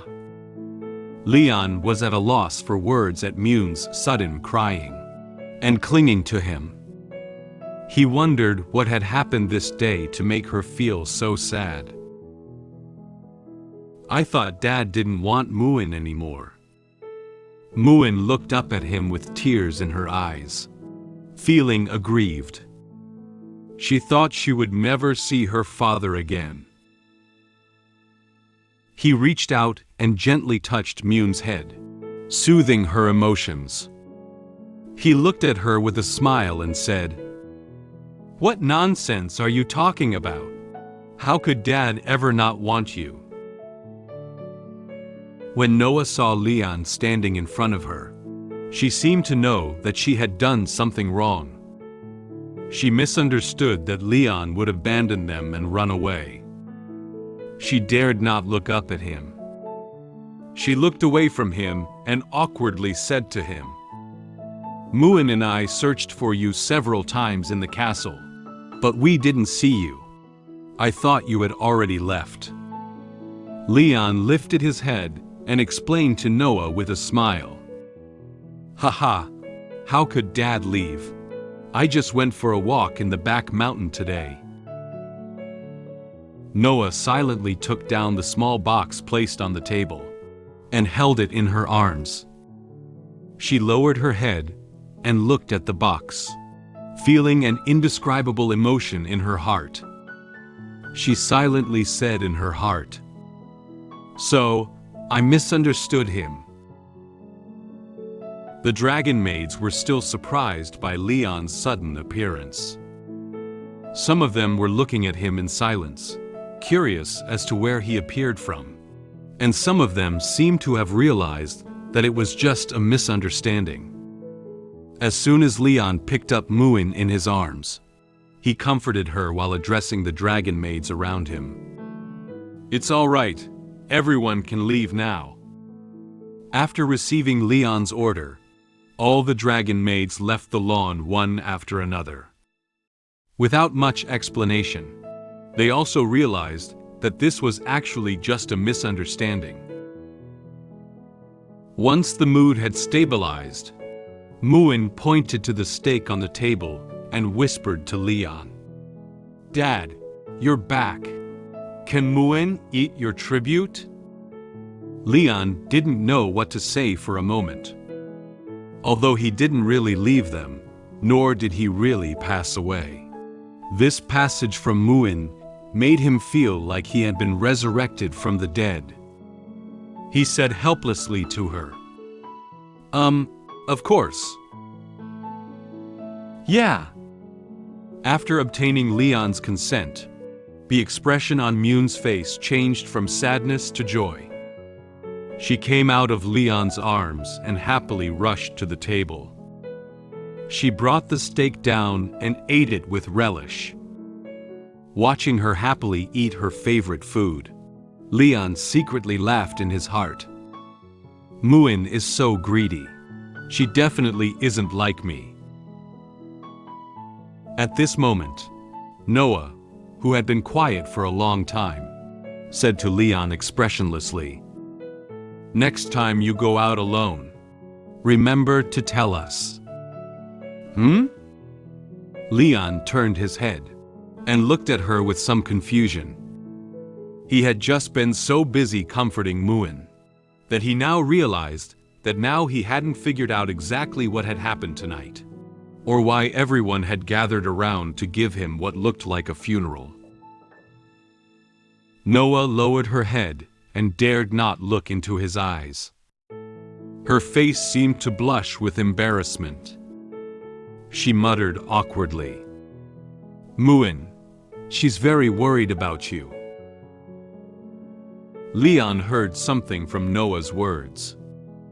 Although she said that Muin was worried about him, he actually knew that Noah also cared about him, but he didn't dare to directly express his own feelings to him. He smiled helplessly, reached out and scratched his head, apologizing to her. Sorry for making you. Making Muin worry. He silently evaluated Noah's behavior in his heart. This child looks worried about me, but still feels embarrassed to say it out. Noah slowly lowered her head. She frowned, as if thinking about something. Then, she lifted her head and looked at Leon with serious eyes. Anyway, this is my fault. It's because I didn't trust you. Sorry. Noah slightly bowed to Leon, apologizing for her series of doubts about him. Since it's her own fault, she must have the courage to admit it. Leon was startled by her movements and took a small step back. This is the first time he has seen Noah apologize to him so solemnly. She kept looking down at the ground like this, as if she wouldn't raise her head without Leon's forgiveness. Leon watched as she lowered her head and tightly grasped the figure of the small box, silently analyzing Noah's current situation in his heart. Was their farewell ceremony due to her misunderstanding? As long as she doesn't say anything, no one will know. He looked at Noah with a smile. In fact, he has already forgiven her mistakes in his heart. For a mature child like Noah, he could understand how she was feeling at this moment. It's also true that precocious children always consciously take on their own responsibilities and mistakes. But ultimately, this misunderstanding was due to my failure to give her enough sense of security. Leon also thinks that he is still not doing enough on the father's side. Noah is still a child at the end of the day, and she still needs her family to love her. But the lack of security makes her wary of Leon. Noah yearns for family and love, but will not take the initiative to take a step forward. Even if I promise her something now, she probably won't easily believe me. Leon silently clenched his fist and made a decision. He wanted to prove this part of his fatherly love to Noah. He hopes she can believe him. Therefore, as her father, all I can do is slowly prove with practical actions that I will always be by your side. He squatted in front of Noah, reached out and gently touched her head, comforting her not to blame herself too much. It's okay. Let's go have dinner together. You still have to go to school tomorrow. After receiving Leon's forgiveness, Noah looked up at him and nodded. She tightly grasped the box in her hand again, and didn't let go anymore. The time came to the evening of the second day. Noah has already returned to school, and there is only Muin at home. She quietly came to Roswitha's room to visit her. Roswitha lay in bed with an uncomfortable expression, still showing no signs of waking up. Muin supported her face with both hands, and looked at her mother lying in bed with a worried expression. Suddenly, Roswitha's hand on the quilt moved gently. Then, she opened her eyes gradually. She looked around for a while before realizing that she was lying on the bed in the room. Muin noticed that Roswitha had woken up. She propped herself up on the bed with both hands, and looked excitedly at Roswitha. "Mom, you're awake!" Roswitha heard someone calling her. She slowly turned her head and noticed Muin standing by the bed. Seeing that Roswitha had woken up safe and sound, Muin was so excited that tears kept rolling in her eyes. She said to Roswitha with a sobbing voice, "Mom, you've been sleeping all the time. Muin is so worried about you." Roswitha couldn't bear to see her daughter cry. She lifted her hand and wiped away the tears from the corner of Muin's eye. She apologized to her. "Sorry, Muin. I made you worried." She was overjoyed when her mother finally woke up after sleeping for so long. Roswitha wanted to move her body, but she felt very tired. She tried to lift her right hand, but also felt very weak. She looked at her hand, pondering what had happened before.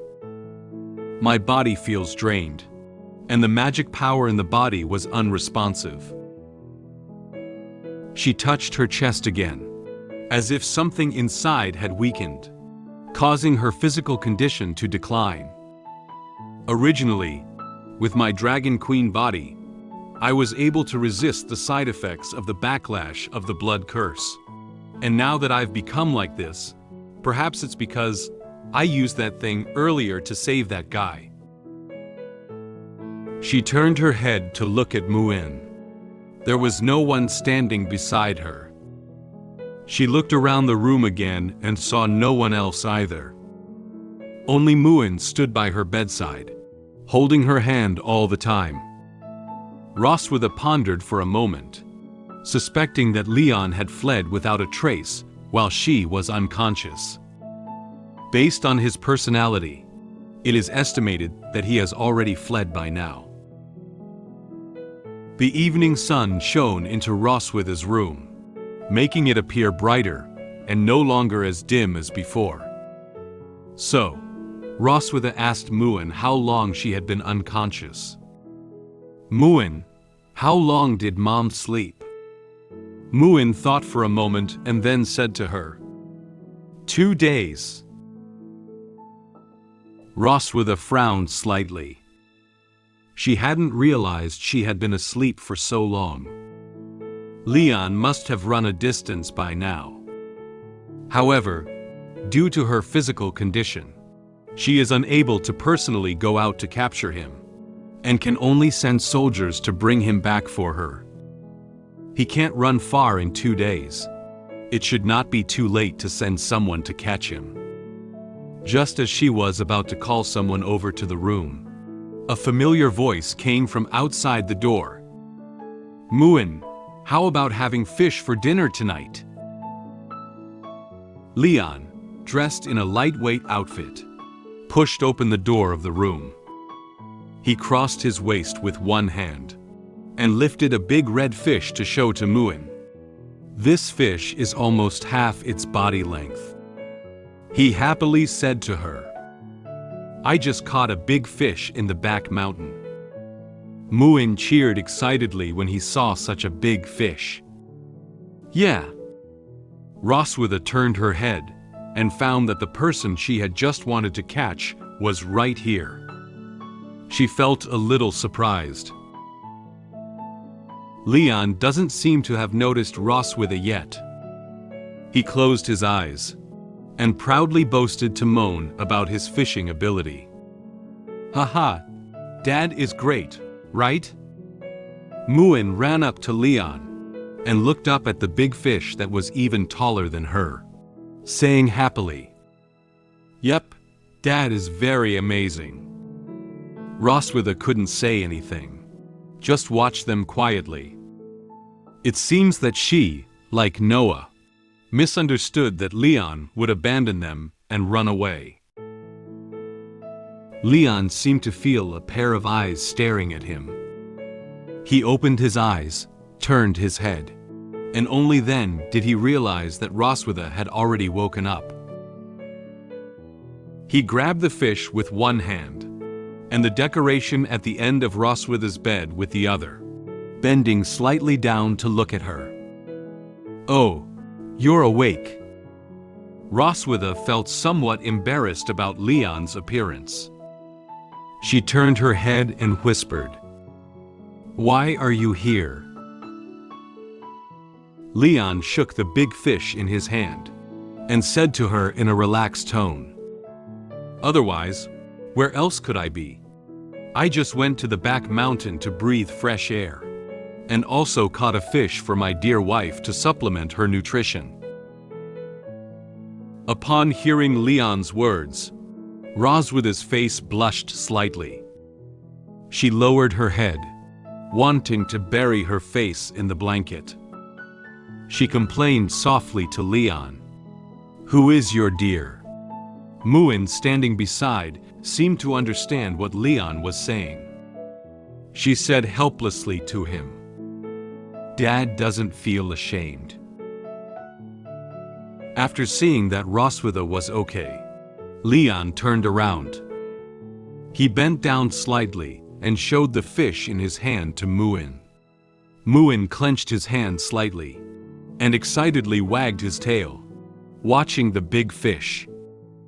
He said to her, "Muin, Dad has entrusted you with a glorious task. Can you take this fish to the kitchen?"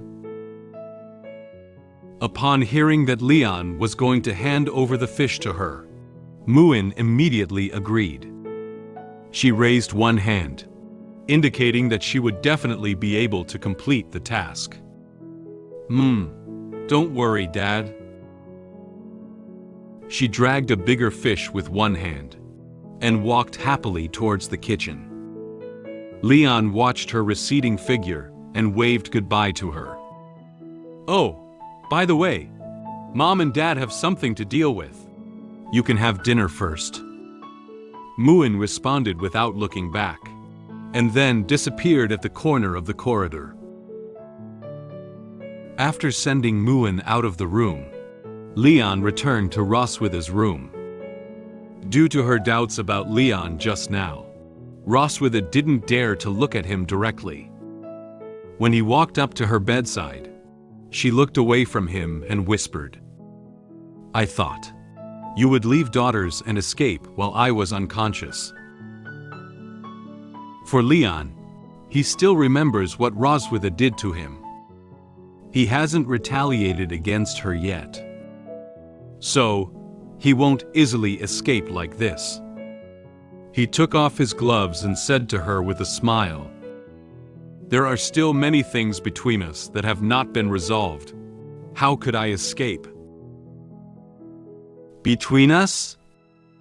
Roswitha looked at him with some surprise. She suddenly felt something was wrong. He could feel what Leon was going to do to her next. Leon slowly approached her and gave her a mischievous smile.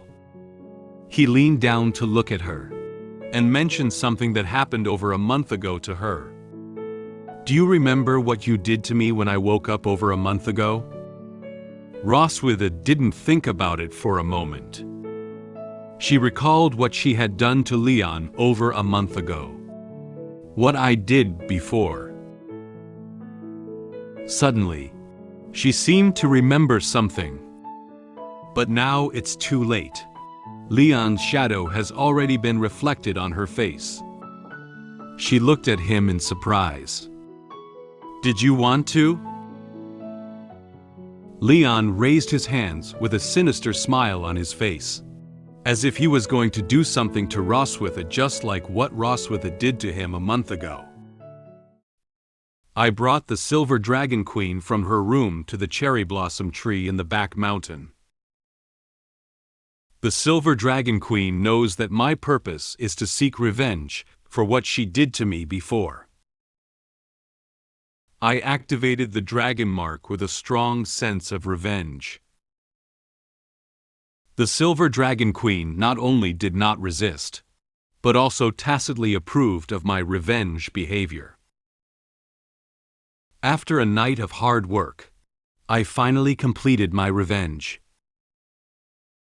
However, at that moment, she, who was already asleep, grabbed my clothes. Leon bent down and slowly approached Roswitha. Due to just waking up and not having fully recovered, Roswitha cannot immediately sit up and resist him. She stared closely at Leon and pulled the quilt tightly with both hands. "Leon, don't think you can attack me just because I'm weak. I advise you not to act recklessly." Upon hearing these words, Leon silently lowered his head. Roswitha couldn't see his expression clearly. Leon thought that Roswitha's words seemed like she had forgotten how she had treated him at the time. He has not forgotten the revenge that Roswitha took against him at that time. He said with a slightly aggrieved tone. Weakness? At that time, he had only just woken up, when he was fiercely bullied by Roswitha. Now she is also very weak. But she has said such things. He felt very angry. He lifted his head and looked at Roswitha with angry eyes. Was I not weak back then? When I first woke up, I didn't even drink a sip of water before you carved a dragon mark and pushed me down. Did you give me a chance to refuse? Roswitha was not influenced by Leon's words. As long as her body returns to its normal level, she can easily bully him and retaliate. She looked at him with angry eyes and threatened fiercely. Do you know what will happen to you when I recover? So, don't do anything that you will regret. Leon had already grabbed her quilt with his hand, as if he was going to do something to her next. He was not intimidated by the threat of Roswitha. He had already made sufficient preparations. He approached her face, looked at her with a victorious expression, and said to her in a relaxed tone, "Regret? No, no, my dear wife." Roswitha suddenly felt her body leave her bed. She didn't know what Leon was going to do next. This is the most correct decision I have ever made in my life.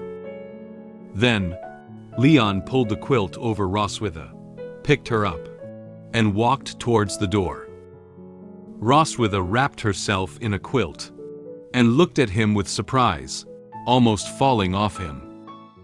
She instinctively tightened her quilt. Leon turned his head to look at her, with a mischievous smile on his face. He knew that she was still weak and unable to resist him, so he took her out in this position. He spoke confidently to her. This time, it's your turn to be a prisoner of war. So, Leon began his revenge plan. The time has swiftly turned to evening. The sky was orange-red just now, but now it has turned into a starry night sky. The moonlight illuminated the somewhat dim cherry blossom forest. Leon followed the route on the map and carried Roswitha to the cherry blossom forest in the back mountain. He walked on the road covered with cherry blossoms, and occasionally cherry blossoms blown down by the wind floated onto him. However, Roswitha was still struggling hard in his arms. She didn't expect Leon to bring her out directly. She struggled while trying to push him away with her hands. However, due to insufficient strength, she couldn't immediately push him away. She angrily said to him, "Let go of me." Leon casually let her push his head. When he saw her struggling so hard, not only did he not put her down, but he held her tighter. He tightened his hands slightly. "Don't move, otherwise you might fall." Roswitha knew that in her current physical condition, she wouldn't be able to break free from Leon's embrace no matter what. Although she was very unwilling, she had to give up temporarily. She frowned and complained silently in her mind. "If it weren't for my lack of strength, I would have beaten this guy up long ago." After walking for a while, Leon carried her to the huge cherry blossom tree that he had come to before. Since this cherry blossom tree was very large, Whenever the wind blew, it would have a lot of petals floating down to the ground. Some time ago, when he came here to investigate, he had collected a lot of petals and spread them on the ground. He patted the quilt on the petals and put down Roswitha. Roswitha knelt on the ground and looked around, realizing that this was the place she liked to go for walks on a regular basis. However, she wasn't sure what Leon was bringing her here for. She looked at him angrily and said, "What are you bringing me here for?" Leon thought to himself that Roswitha had absolutely no idea what he had done during her coma. Leon stood in front of her, straightened up, and raised a finger to shake, smiling and explaining to her. "During your coma, I thoroughly investigated your favorite places to go, and this is the first stop tonight."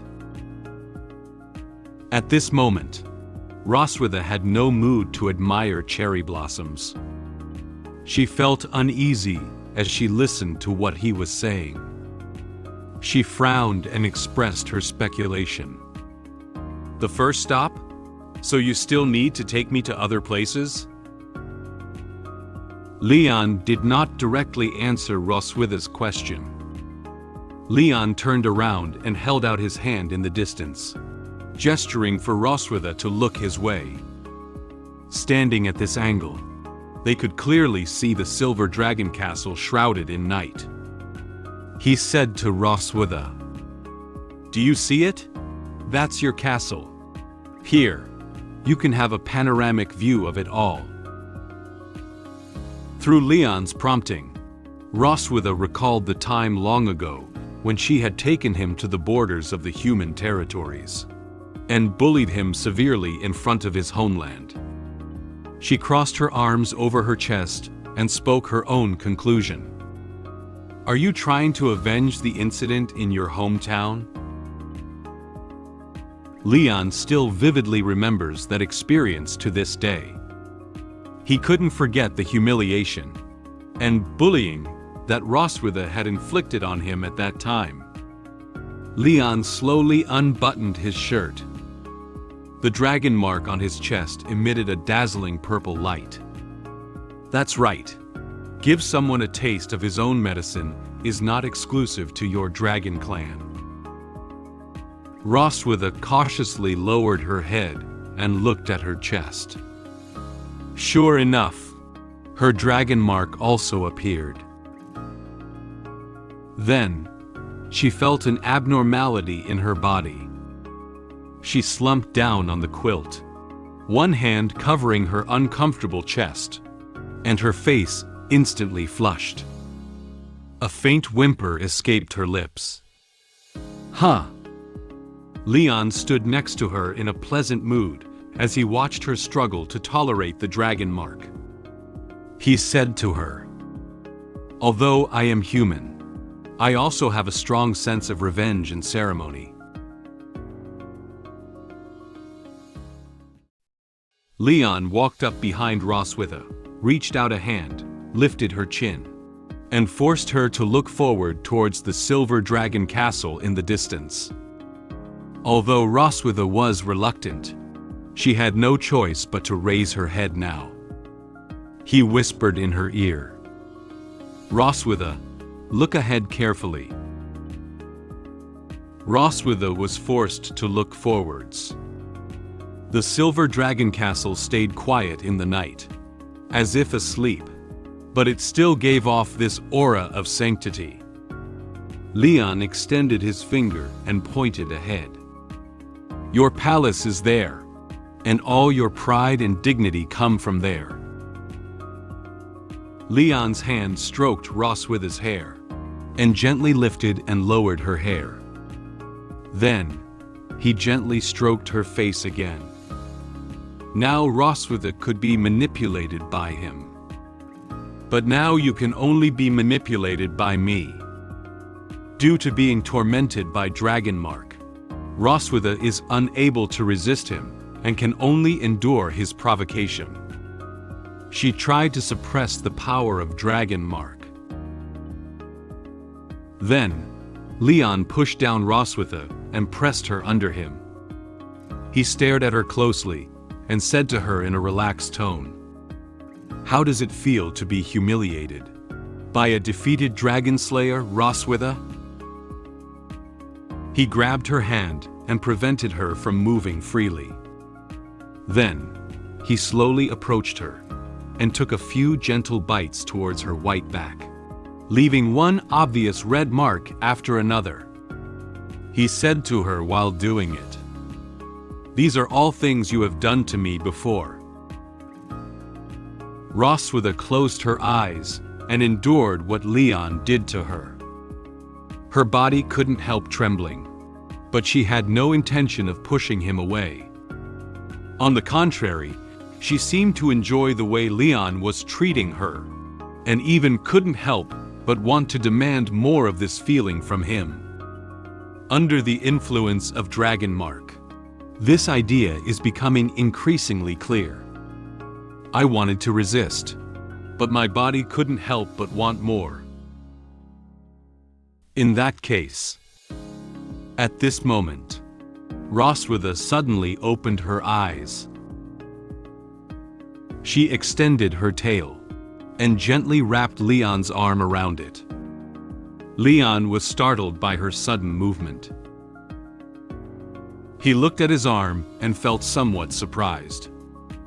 The current Roswitha is tormented by Dragon Mark, and her body has not yet recovered, so she should not still have strength. He furrowed his brow slightly, thinking cautiously. Tail? Why does she still have strength? Roswitha turned back to look at Leon behind her, with a determined gaze, as if she had made up her mind. While you are still in control of the situation, do your best to make me feel ashamed and unwilling. Because after this, I will seek even more brutal revenge against you. She looked at him very seriously, and her eyes seemed to appear as if they were blazing with anger. Leon felt the emotions coming from her. He gave a laugh. He didn't feel the slightest fear for the harsh words she put down. He straightened up and pointed to his chest, revealing a confident smile. Don't talk to me about the future. I have always lived in the present. Tonight is still long. The Revenge Carnival night has just begun. Your Majesty. After speaking, Leon bent down again and began to take revenge seriously. Under the cherry blossom tree, their figures overlapped. An occasional faint whimper could be heard. At this moment, some petals from the cherry blossom tree fell down again, adding some embellishments to Leon's revenge in the dark night. After a night's endeavor, they finally returned to Roswitha's room the next morning. The morning sunshine has already shone into the dim room, slowly illuminating the entire room. It seems to be reminding the people in the room that it's already morning. After Leon put Roswitha on the bed, he also lay down on the bed casually. Roswitha has fallen into deep sleep after a night of intense exercise with Leon. Leon had just brought her back from outside, and it had already taken him a lot of effort. He gasped for breath and said, "Whew, it's finally back. I switched places to get her revenge all night, and it wore me out." Leon recalled the route from last night in his mind.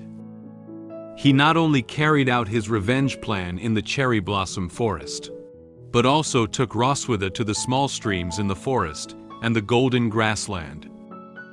These places were all locations he had previously conducted on-site investigations and deemed suitable for revenge against her.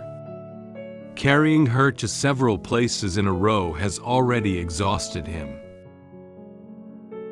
Roswitha lay deeply asleep on his arm, breathing evenly. Not only did she have one red mark after another on her arms, but she also had these marks on her back, chest, and even thighs. These are all the results of Leon's revenge against her last night.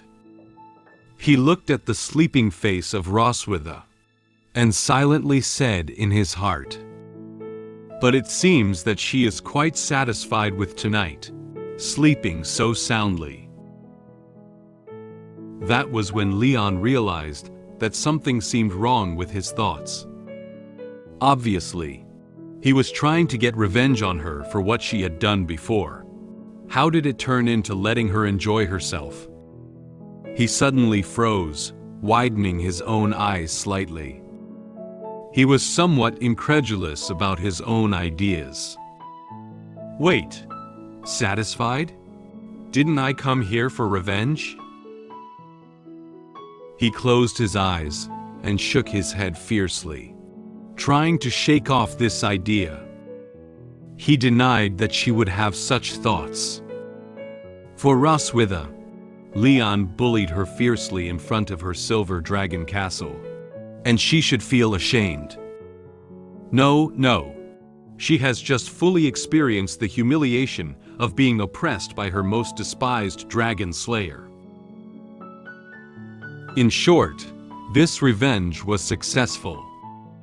Finally, Leon was able to return all the humiliation and dissatisfaction he had suffered before to Roswitha, allowing her to experience the feeling of being severely humiliated by someone she looked down upon. He evaluated the revenge plan with satisfaction in his heart. Anyway, my revenge this time can be considered successful. Leon feels that it's almost time now, and he should also leave her room.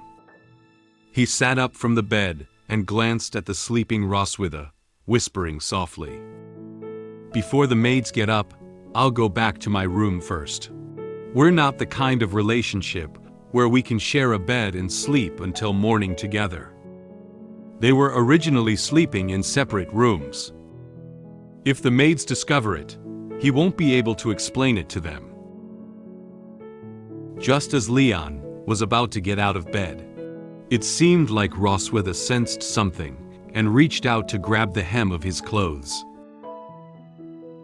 Leon turned around and looked at her with confusion, but found that she hadn't woken up yet. She murmured to herself, as if saying something. "It's so cold." Seemingly feeling the coldness in her body, Roswitha tightened her body slightly and brought her hand closer to her mouth, trying to warm herself up a little more. Leon noticed her movements and silently said in his heart, "When she falls asleep, she wants to move closer to a warm place. This is the instinct of all living beings." He lowered his head with a hesitant expression. He only completed his revenge plan against her last night, and now she is seeking warmth like a small animal, which makes him feel like she is tempting him again. "I can't be tempted anymore." But Leon let go of Roswitha's grip on the corner of his clothes and held it gently. He gently pulled up her quilt and got inside. He lay beside her, quietly watching her sleeping face, and couldn't help but smile. He even moved a little closer to her body in order to make her feel warm. It would be warmer to stay here than to go back and lie on the cold bed in that room. Roswitha seemed to feel a warm object around her, so she stopped mumbling to herself and fell back into a deep sleep. After a night of intense exercise, I fell asleep on the bed of the Silver Dragon Queen. Muin opened the door of the room and wanted to play with us, but found us sleeping soundly. She found red marks on our bodies, so she brought in ointment to help us apply it. After waking up, we unanimously agreed to lock the door next time. I helped the Silver Dragon Queen cook, and prayed in my heart that she wouldn't recover so quickly. However, what I don't know is that the power of the Silver Dragon Queen has begun to slowly recover.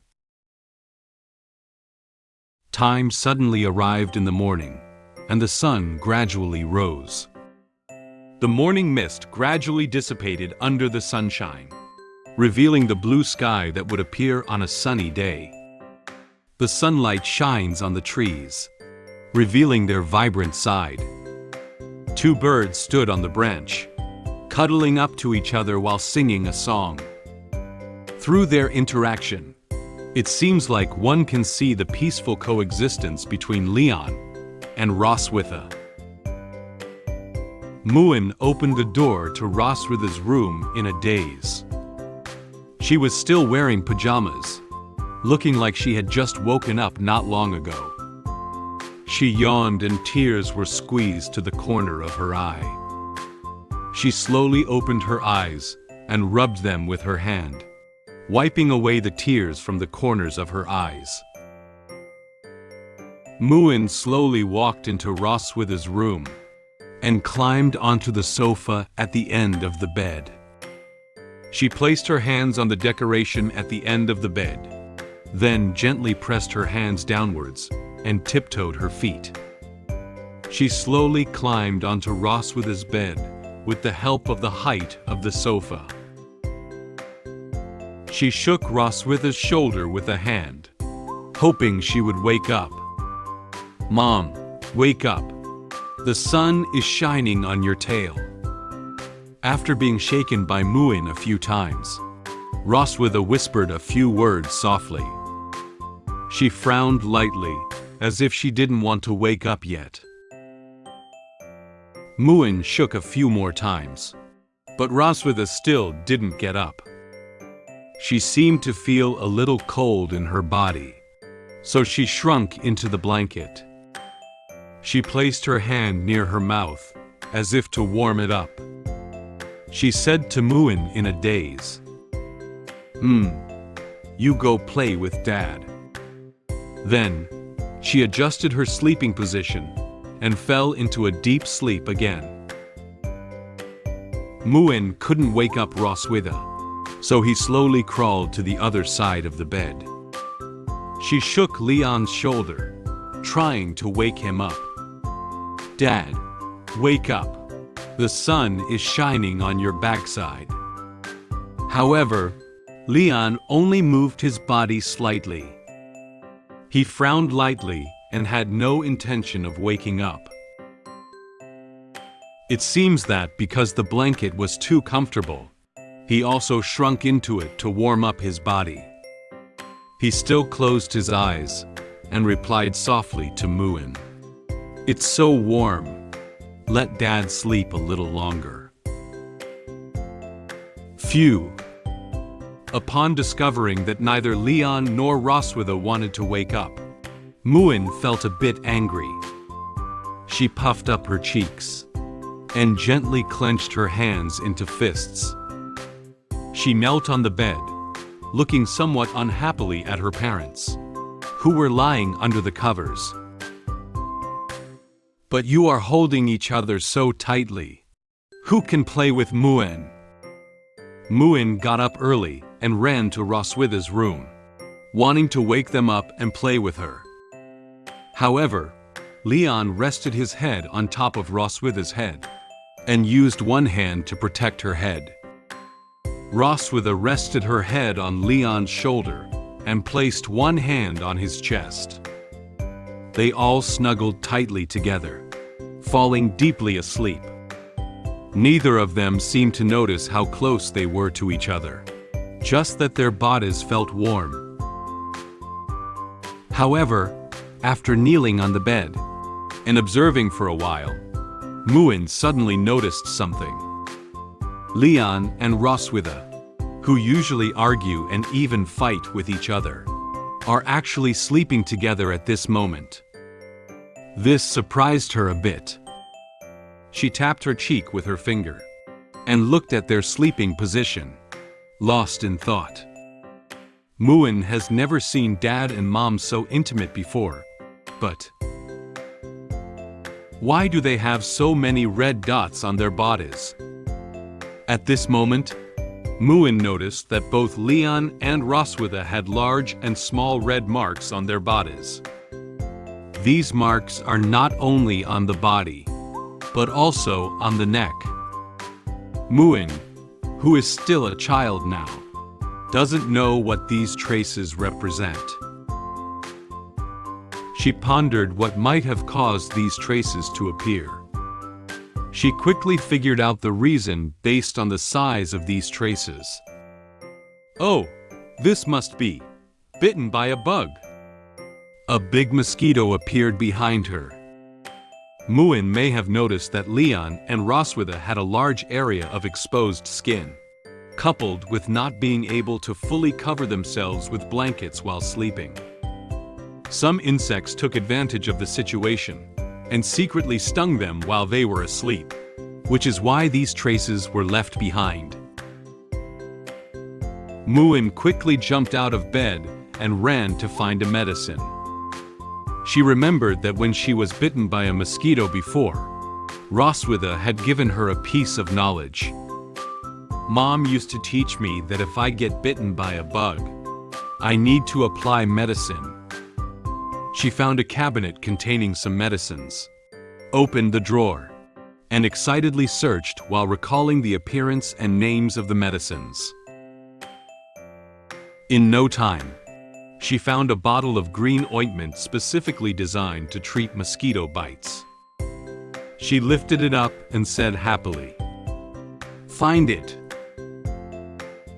Then, Muin climbed onto the bed again. She stood on the bed, holding the bottle of ointment in one hand and placing the other on her waist, looking down at her parents who were still asleep. She showed a very confident smile and whispered to herself, "Don't worry. Noah is not here. Muin will take good care of you all." Eliminating mosquito bits for Mom and Dad is a piece of cake for Muin. Muin believed that she had worked so hard to help them, and they would definitely praise her when they woke up. Muin climbed up to Leon first. She dipped her hands in some green ointment and applied some to Leon's back. Then, she applied some ointment to his chest. Upon discovering that there were more red marks on Leon's body, Muin decided to apply more to him. "I'll apply more ointment to Dad." Leon felt a slight itch behind him, but he didn't open his eyes. He smiled and then continued to sleep. After applying the ointment to Leon, Muin climbed up next to Roswitha and also applied some ointment to her body and face. After a while, Leon vaguely heard someone calling him. "Leon, wake up." He opened his eyes gradually, wanting to see clearly who was calling him. He reluctantly sat up from his bed and found out that it was Roswitha calling him. She woke up earlier than him and was already sitting in bed. He was just about to greet her when he suddenly felt a cool sensation on his face, as if something was stuck to it. He said in confusion, "How do I feel like my face is wet?" Then, Leon turned his head and found that Roswitha's face and body had been painted with some green things. Not only her, but Leon also noticed that he had been coated with a lot of ointment, even on his face and near his mouth. Leon and Roswitha looked at each other in confusion. The air suddenly quieted down for a few seconds. Leon couldn't hold back any longer when he saw the current appearance of Roswitha. He held his belly and burst out laughing. He laughed heartily while pointing at her face and saying, "What's going on with your face?" Roswitha didn't know what to say about the current situation. She could only silently close her eyes and be speechless about their appearance. At that moment, Muin, who had already gone to her room to finish changing, came running in. She climbed onto the bed and excitedly raised her hand, indicating that she had helped apply the ointment on them. "I do it." Muin saw that Dad and Mom were bitten by insects and had many red marks on your bodies. So Muin helped you apply medicine. Red mark. Ah.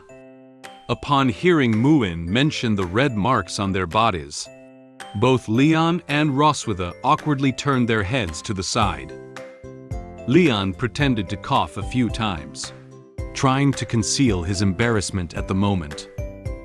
Roswitha closed her eyes and remained silent, but the blush on her cheeks could no longer be concealed. They couldn't explain to Muin that these red marks were actually caused by their intense exercise outside last night. Leon thought silently in his heart. Some things are better for child not to know.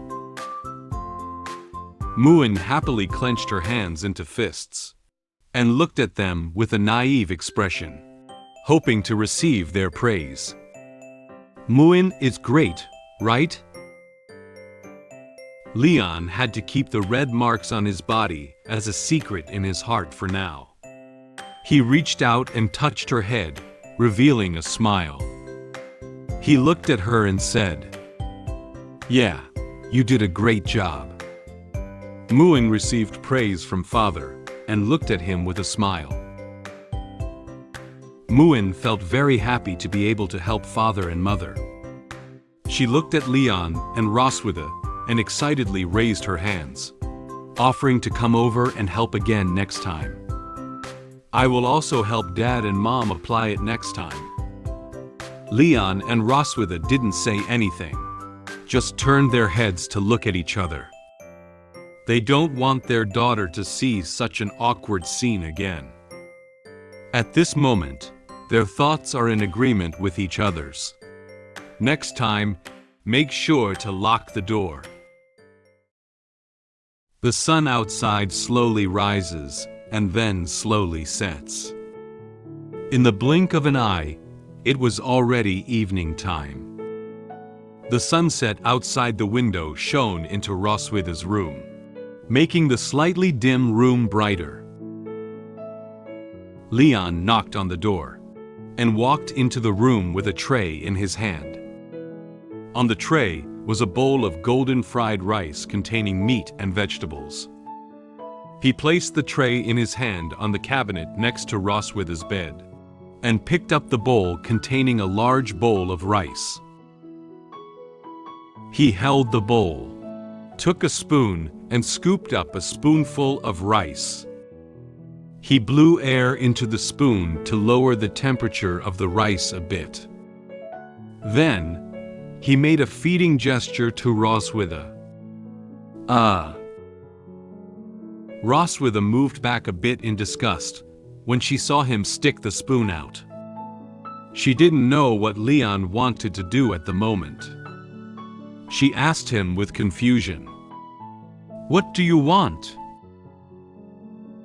Noticing that Roswitha was intent on avoiding his spoon, Leon stuck it in her mouth as fast as he could. He explained to her his purpose for doing so. "I'll feed you. You haven't eaten for several days. Although the Dragon Clan can go without eating or drinking during their dormant period, you are probably hungry now." Roswitha was unexpectedly fed a spoonful of rice by him. She raised her hand, just about to refuse his spoon, but it was too late. She reluctantly ate the rice.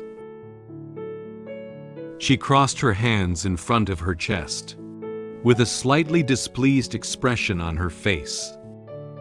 She was somewhat dissatisfied with Leon's behavior just now.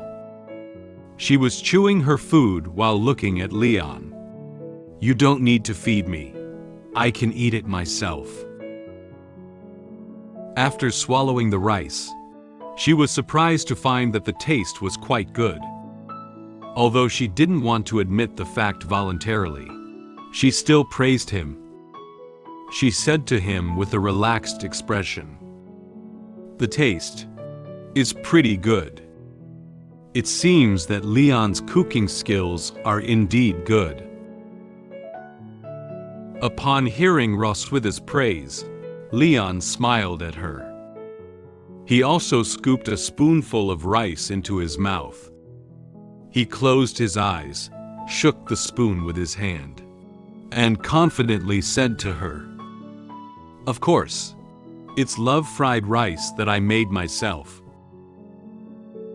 Seeing that Leon suddenly began to eat the fried rice he made for her, Roswitha was a little unhappy. She reached out and grabbed his shoulder, trying to get fried rice back. "Isn't this made for me? Why did you eat it yourself?" Seeing how hard she tried to reach out, Leon deliberately took fried rice far away from her, so that she could not get it immediately. He knew that with her current physical condition, she didn't have much strength to grab it. He played a joke on her. "Aha, I'm afraid you won't be able to finish eating, so I'll help you share the burden." Roswitha was clearly getting a bit anxious. "Who said I couldn't finish eating? Take another spoonful." In a short time, Roswitha finished the bowl of fried rice. Leon took the empty bowl handed over by Roswitha and placed it on the nearby tray. Roswitha's stomach bulged slightly when she was full.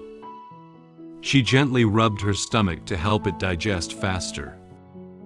Under Leon's careful care in these few days, Roswitha's mental state has also begun to slowly recover.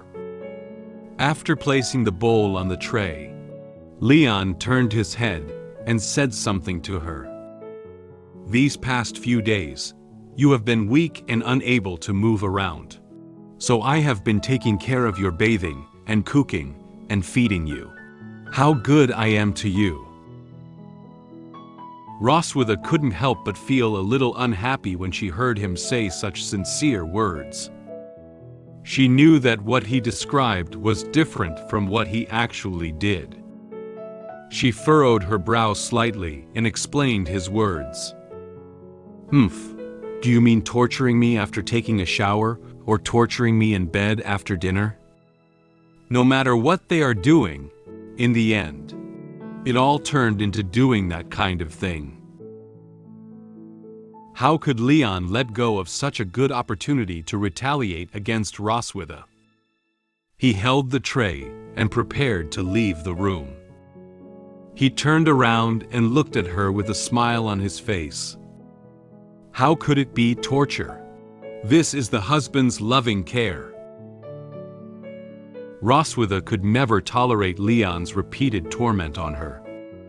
She watched his departing figure and laid down her harsh words loudly. "Leon, every despicable deed you do now will become a shame I will pin on you in the future. Remember this well." Leon didn't feel afraid of what Roswitha said, and didn't even take her words to heart. He waved his hand and said goodbye to her. "Ha ha ha, see you tomorrow morning, my beloved wife." Seeing Leon take her so lightly, Roswitha felt furious. However, given her physical condition, she was also unable to leave the bed and give him a punch. She clenched her fists tightly and spoke through gritted teeth. "Damn Dragon Slayer. He's really good at torturing me." In order to vent her anger, she smashed her fist against the nearby wall. After she withdrew her fist, several cracks suddenly opened in the wall. Immediately afterwards, A hole about the size of a fist was left on the wall. Roswitha leaned forward curiously, and was somewhat surprised to see the marks she had just left on the wall. She raised her hand and observed that her strength seemed to have been restored. My strength has returned. At this moment, Leon is still in the kitchen. He hummed a song while washing dishes. Brush, brush, brush, brush. He stared at the plate in his hand, smiling as he thought about his plan to continue bullying Roswitha. She-Dragon, please don't recover so quickly. I still want to bully you for a few more days. However, knowing nothing about it, he surely didn't realize that Roswitha had slowly regained her strength under his care. The Silver Dragon Queen has regained her strength, but she told the maid not to tell me this news. I am currently teaching Muin how to use magic, and am not aware of the situation of the Silver Dragon Queen. Muin quickly learned a small part of magic within a few hours, which made me curious. In the evening, I went to the Silver Dragon Queen's room, intending to torture her again. However, she threw me onto the bed and tied me up. It's already evening now. Night falls over the Silver Dragon Castle. The curved moon shines on the castle in the sky. Inside the Silver Dragon Castle, several rooms also had lights on. Suddenly, there was a knock on the door of Roswitha's room. Excuse me, Your Majesty. Anna pushed open the door and entered. She walked in carrying a tray with a bowl of steaming medicinal soup on it. At this moment, Roswitha was sitting on the bed, focused on reading a book. After hearing the knock on the door, she looked up at Anna. Anna said to Roswitha, "This is the medicine prescribed by the doctor, which can help you recover your strength." Roswitha turned her head to look at the bowl of medicine and said calmly to Anna, "My body has recovered. It's okay not to drink." Anna didn't go on when she heard that Roswitha had regained her strength. She placed the bowl of brown medicine on a nearby cabinet. At this moment, Anna lifted her head and noticed that the walls seemed a bit different from before. There is a hole with several cracks on the wall next to Roswitha's bed. She said to Roswitha with confusion, "Your Majesty, this is..." The hole that was punched out by Roswitha is a bit deep, and even the crack next to it has cracked very wide. Roswitha glanced aside, because she didn't know she had regained her strength just now, and Leon said some derogatory words to her. She punched the wall directly to vent her anger. She awkwardly said to Anna, I didn't control the force just now. Find someone to fix it tomorrow." Anna nodded, indicating that she had received her instructions. "I understand." After putting the medicine on the cabinet, Anna held the tray and prepared to leave Roswitha's room. Roswitha seemed to suddenly remember something. She put down her book and called out to Anna. "Wait." Anna turned around and wanted to know if there was anything else Roswitha had instructed her. Roswitha whispered to Anna, "Don't tell Leon beforehand that my body has recovered. I want him to take care of me for a few more days." After speaking, her face turned slightly red, and her eyes looked to the side. She even picked up a book and gently covered her face, as if the words made her feel shy. Anna looked at Roswitha with some surprise upon hearing these words.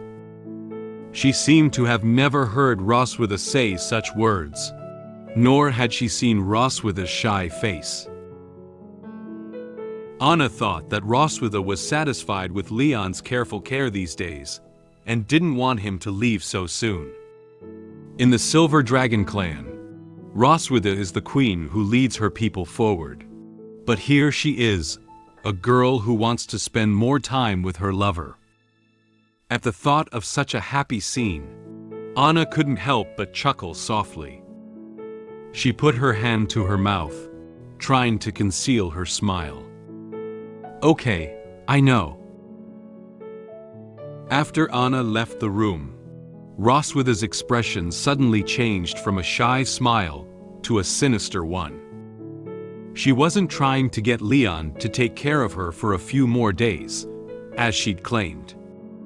She tightly grasped the book in her hand, and silently said in her heart, "Humph, Leon, your good days are coming to an end." 2 days after Roswitha regained her strength, Leon still didn't know her physical condition. It's daytime now. The bright sun has set on the courtyard and the nearby flowers, making the entire courtyard look vibrant. At this moment, he and Muin were playing together in the courtyard. Muin jumped up happily, trying to catch Leon's attention. Dad, Muin wants to learn that one. The one where the body becomes shiny." Leon held his chin in his hand and pondered for a moment what Muin was saying. Then, he lowered his head and looked at her, saying, Shiny? Are you talking about magic?" Muin jumped excitedly a few times, waved his hand in the air a few times, and then turned a few circles. The movements she made seemed to be imitating the appearance of Leon and Roswitha fighting on the training ground. She said to Leon while making movements, "It's the kind of thing you and Mom did on the training ground." Leon hadn't noticed Muin wanting to have the idea of learning before. So how did she suddenly want to learn this at this point in time? He looked at Muin and said to her in confusion, "Muin, why do you suddenly want to learn magic?" Hearing Leon ask her that, Muin felt a little shy.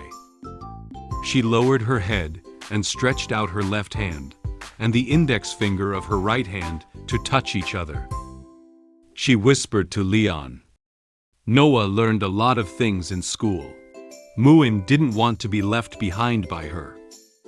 As the eldest sister, Noah has already gone to school to learn a lot of knowledge. On the last time Noah went home, Noah had already applied the knowledge from school to analyze her parents' fights. She envies Noah for learning so much knowledge." After learning about Muin's thoughts, Leon seemed to have understood the reason why she wanted to learn magic so much. He bent down slightly and looked into her eyes, saying to her, "So, Muin also wants to learn something." Muin nodded vigorously, indicating that this was her motivation to learn magic. Leon lifted his hand and held his chin, looking into the distance, pondering about Muin's situation. The advantage of having 2 children at home is that there will be a competitive relationship between them. She likes her sisters so much. She certainly doesn't want to distance herself from her sister. Since Muin wants to keep up with Noah's pace, as a father, Leon will not let her feel left behind. He made a fist with his right hand and placed it on his chest, while placing your left hand on your waist, as if he were making a strong guarantee for Muin. He said to her confidently with a smile on his face, "Okay, Dad will definitely teach you magic. Let's start with simple magic guidance." Muin looked up at Leon and answered very happily, After teaching Muin magic guidance for a period of time, Leon allowed her to slowly guide the magic of her body. Muin closed her eyes tightly, her body trembling slightly, as if using all her strength to do the magic guidance. She lowered her head, clenched her fists, and was working hard to guide the magic out of her body. A faint magical airflow enveloped Muin's feet and body, even gently made her hair float. Leon crossed his hands in front of his chest and noticed the slowly rising magical airflow near Muin. He expressed surprise in his heart at her learning speed. In just a few hours, Muin was able to smoothly guide the magic within her body. Maybe she will soon receive the magic enlightenment and awaken the power of the original magic. Is she a genius? Just as Muin was still focused on guiding the magic of her body, her hungry voice broke the calm at the moment. She stopped the movement of guiding the magic, lifted her head, and looked pitifully at Leon. "Dad, Muin is hungry and lacks energy." It seems that the magic guidance consumed a lot of energy, which made her feel hungry. Leon looked at her, feeling embarrassed by her hungry voice.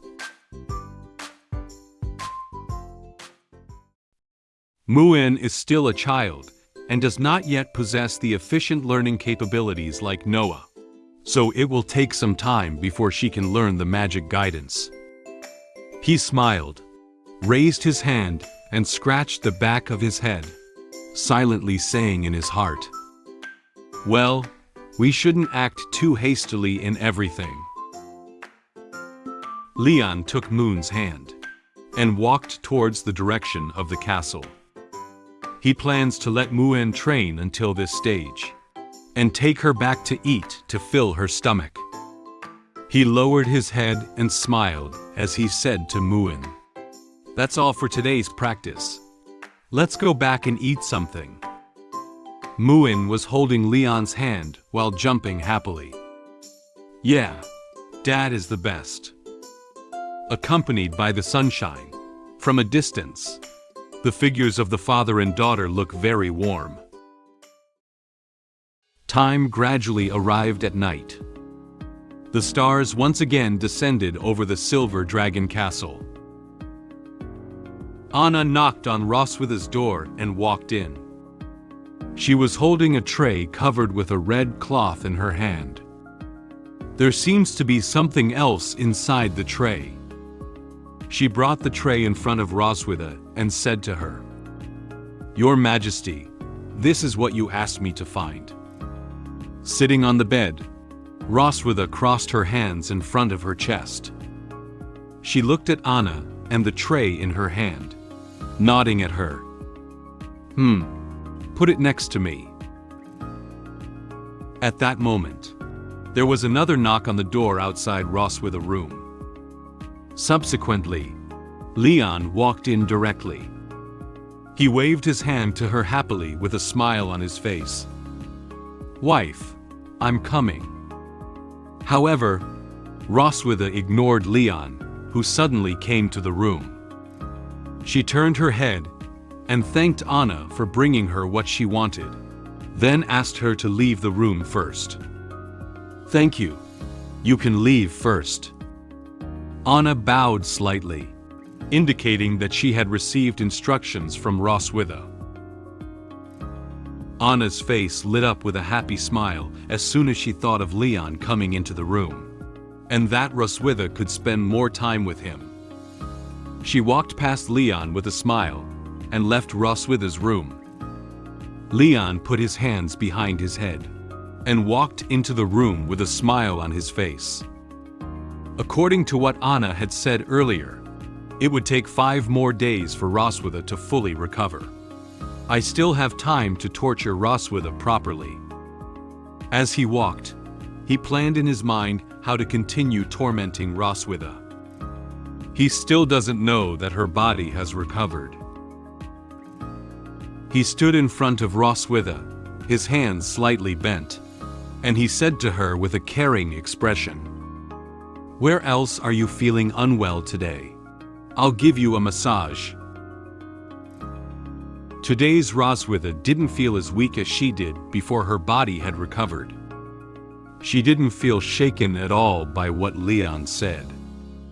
She looked directly into his eyes and said very calmly, "Why don't you show me the might of the strongest dragon slayer in the Empire today?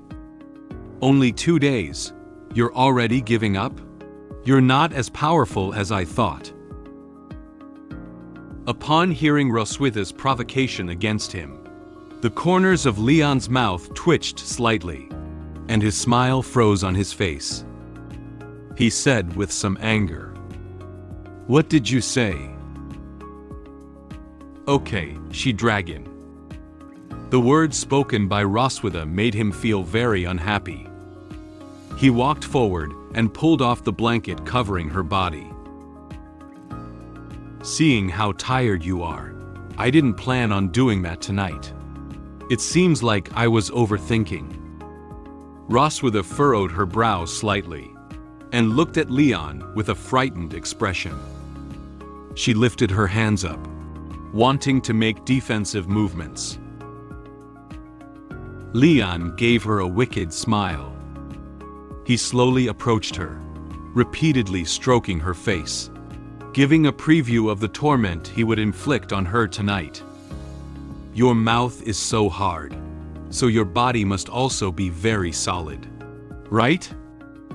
Roswitha's body trembled slightly and looked at Leon with fearful eyes. At this moment, Leon was unaware of the seriousness of the matter. For Roswitha's provocation just now, he intends to give her a proper punishment. He quickly took off his clothes, ready to carry out a new round of torture on her. "Roswitha, you will regret it." Suddenly, Roswitha's expression changed from fear to a sinister smile. She looked at Leon with a firm gaze and confidently said to him, "I have never regretted it." She quickly wrapped her tail around Leon's body and tightly grasped him. Before Leon could react to what had happened, he was caught by Roswitha. He lowered his head in confusion, looking at her tail, feeling a bit at a loss. Immediately afterwards, he felt as if he had left the ground. He showed a surprised expression. Roswitha turned around and fiercely swung Leon from her tail. Leon was thrown so hard by her tail that he was thrown directly onto her bed. He closed his eyes tightly and his back hit the pillow hard. Just as Leon was about to get up, Roswitha quickly climbed onto the bed, pressed his body with her hand, and sat directly on his body. She looked down at him, displaying the usual posture of a queen. Leon lay motionless in bed. He gradually realized that her strength was different from a few days ago. She has such great strength. Leon shouted loudly at Roswitha. "Roswitha, have you recovered?" At this moment, Leon realized that her body had recovered. Her behavior and expression just now were all illusions created for him. In fact, she wanted to take this opportunity to retaliate against the torture he had inflicted on her a few days ago. Roswitha placed her index finger in the middle of her mouth and made a gesture to silence him. "Prisoners should be quiet, my dear dragon slayer." Subsequently, she reached out and uncovered the red cloth placed on the tray. There are 2 pairs of handcuffs, a whip, and a crystal ball on the tray. Leon looked at the tray next to him and was surprised by what was placed on it. These days, Roswitha's body hasn't recovered, so she probably doesn't have the time or energy to prepare these things. He thought in confusion. When did she prepare these things?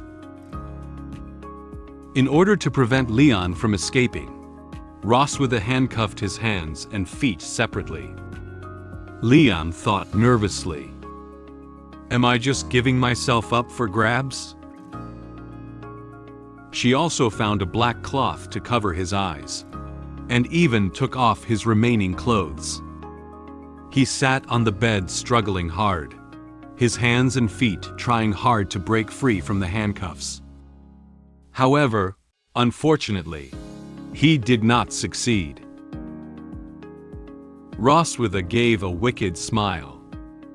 She looked at Leon's wretched appearance and said to him, "Don't think about struggling." Due to Leon's inability to see and his hands and feet being restrained, he became increasingly nervous at this moment. He couldn't think of what Roswitha was going to do next. Do you want to torture me to extract a confession? Extra story. New hairstyle. One day, when Roswitha was asleep, Leon braided her hair. He focused on overlapping the hair in his hand, and slowly braided a braid. At this moment, Roswitha seems to have been awakened by Leon's actions. She saw Leon holding her hair and doing something. She asked him a little unhappy, "What are you doing?" Leon was suddenly startled by her voice, and his hands trembled. "Ah, you're awake." He walked towards her with a smile and a mirror in hand. He confidently said to her, "How about you change your hairstyle occasionally?" "What is this?" Roswitha sat up and picked up the mirror to look at herself. She found that she had a beautiful braid. Leon stood beside her and said to her, "I'll weave your hair casually. If you don't like it, just untie it." Roswitha's face blushed slightly as she looked at the neatly and beautifully braided hair. Actually, she is very satisfied with this hairstyle. She touched her braid and silently evaluated it in her heart. Well, not bad. So, Roswitha quietly kept this braid. The Silver Dragon Queen retaliated against me by showing me the video of our previous sports together. I was forced to recall what I had said to her before, and was subjected to retaliatory torture by her. After intense physical activity with the Silver Dragon Queen, the messenger dragon sent a letter informing us that Noah had fought with other classmates. The vice principal brought us and classmates' parents to the office and explained the situation at that time. After the vice principal finished speaking, Noah suddenly wanted to add other content.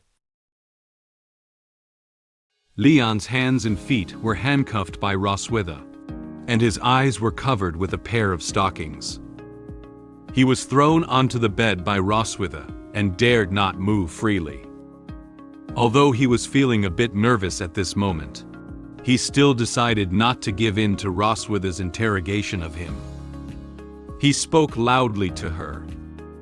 "She-Dragon, let me tell you, I have received professional anti-interrogation training and will never submit to you."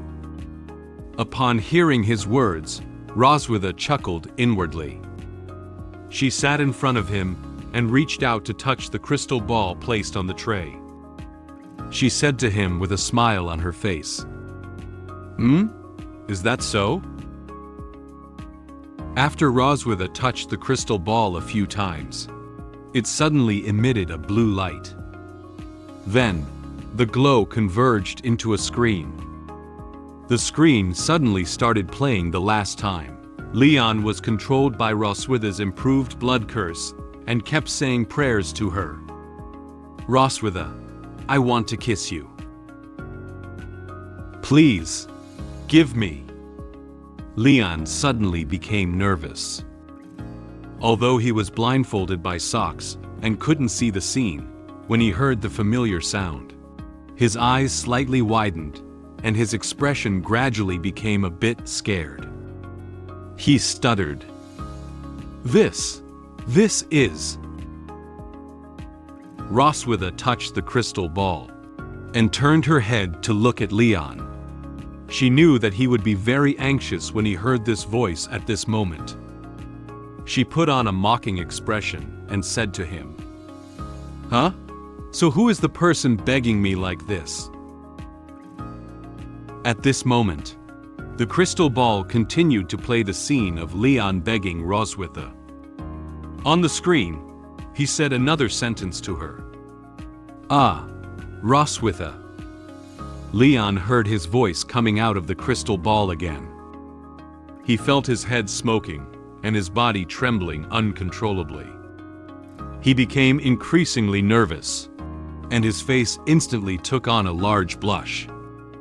He opened his mouth, but for a moment, he couldn't think of any words to refute Roswitha. That. Roswitha picked up the crystal ball from the tray and slowly brought it closer to Leon. Leon gradually became able to hear the sound inside the crystal ball clearly. However, he still didn't want to admit that the voice in the crystal ball was his own. He turned his head to the side, pointed with his finger to the place where the sound was coming from, and said firmly to Roswitha, "That can't be me. It's just that the sound is very similar." Roswitha knew that Leon was still trying to argue, and didn't want to admit what he had said to her. She secretly mocked him in her heart. She held the crystal ball in front of Leon, and untied the stockings tied around his eyes. She said to him with a mocking tone, "Oh, is that so? Shall I give you a closer look?" Leon felt the stocking being removed from his eyes, and his vision gradually cleared. However, when he saw the crystal ball before him, he was stunned. The crystal ball displayed images of him, and he could distinctly hear his own voice. "Roswitha, I want to kiss you, hug you, and be one with you." The sound inside the crystal ball kept drifting into Leon's ears. This gave Leon goosebumps all over his body, as if he had been electrocuted and felt very numb. He closed his eyes, and his expression became very painful. He couldn't stand the words he said to Roswitha at that time. Leon had no choice but to surrender to Roswitha.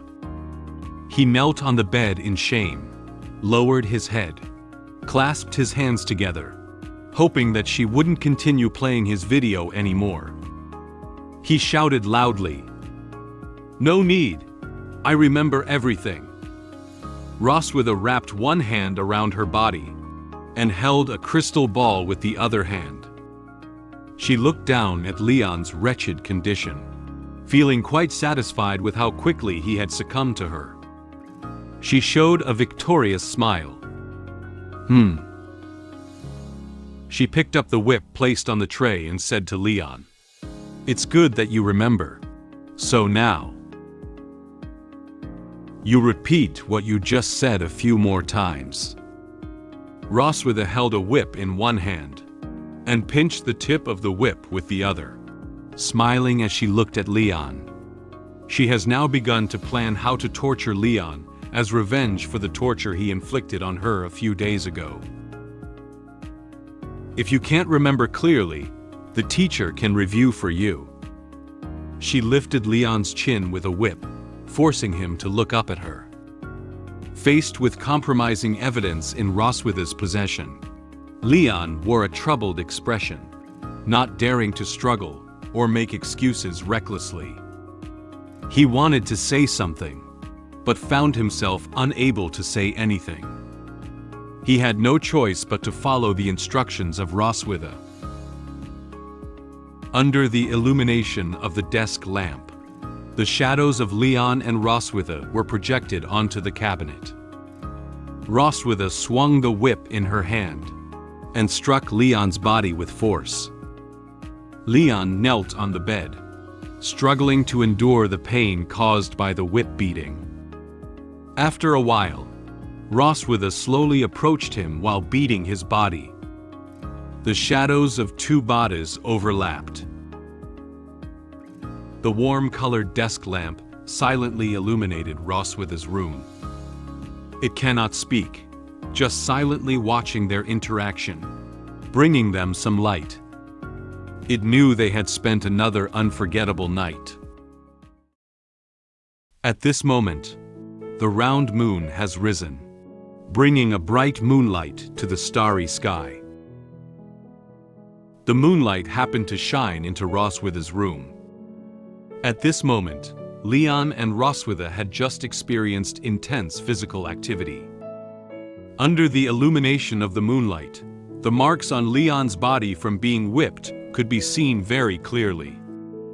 He lay in bed, feeling as if his body had been hollowed out. He turned his head and silently shed tears for himself.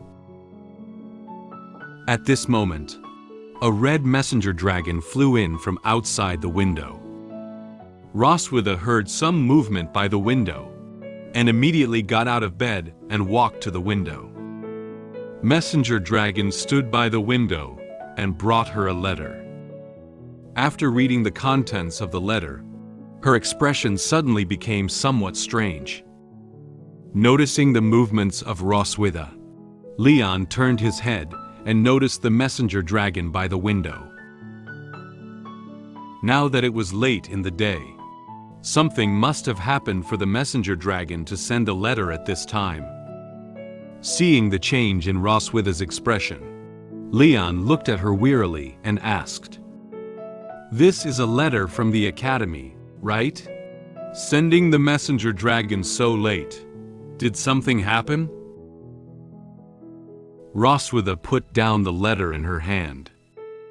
She turned her head and looked at Leon with a serious expression, telling him the contents of the letter. "The academy asked us to go to the school tomorrow. Noah got into a fight with someone." Upon hearing the news, Leon was so scared that he sat up from the bed. He looked over at Roswitha with a shocked expression, somewhat disbelieving the news. "Eh?" The time gradually came from evening to morning. The starry night sky and the moon in the sky gradually transformed into an orange-red sky and sun. The location now was Vice Principal Wilson's office. The huge floor-to-ceiling windows received a bright sunrise from outside the window. The sun shone in, illuminating the entire office. Noah appeared in the office wearing a clean and neat school uniform. She stood very straight with her hands behind her back expressionlessly. From Noah's attire and appearance, she looks like she hasn't had a fight with anyone else. However, the three boys standing next to her looked quite pitiful. The red-haired boy standing in the middle is wearing a dirty school uniform. Not only was the face swollen from the blow, but even the right hand was injured and needed to be lifted with a sling. The two brown-haired boys standing next to him also had swollen marks on their faces, and their school uniforms were dirty. They stood beside the sofa, watching the people sitting on it. Leon and Roswitha, who have already arrived at the office, are sitting on the sofa. They sat straight and listened attentively to Vice Principal Wilson's next words. Vice Principal Wilson looked at them and didn't intend to beat around the bush, but spoke directly to them about the matter related to Noah's fight. "I called you here today mainly to deal with the fight between Noah and her classmates.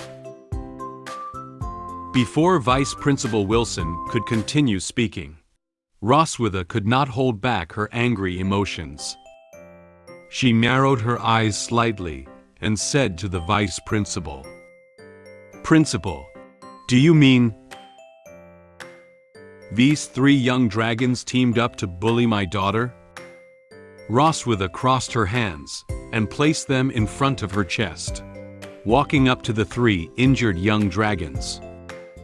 She looked at them with fierce anger and a serious expression.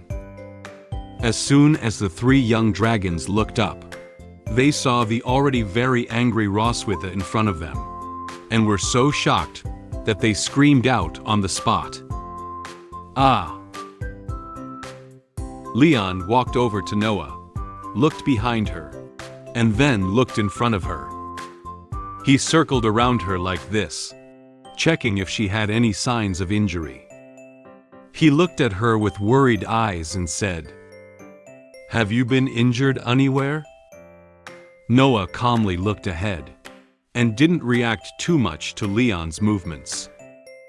She said to him very calmly, "No, I'm fine." Vice Principal Wilson frowned slightly. He looked to Noah and the 3 young dragons and told the truth about this fight. In fact, it was your daughter who beat them up." Upon hearing these words, Roswitha, who had just sat back on the sofa, was somewhat surprised.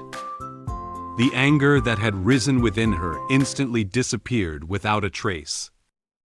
She turned her head and looked at Vice Principal Wilson with a slightly awkward expression on her face. "Ah, is that so?" The 3 young dragons hugged each other very aggrieved and cried softly. It seemed that no girl had ever beaten them so badly before. Obviously, they were frightened by Noah's fighting ability. Noah calmly looked at Leon standing next to her. Leon also looked at Noah with a slightly surprised expression.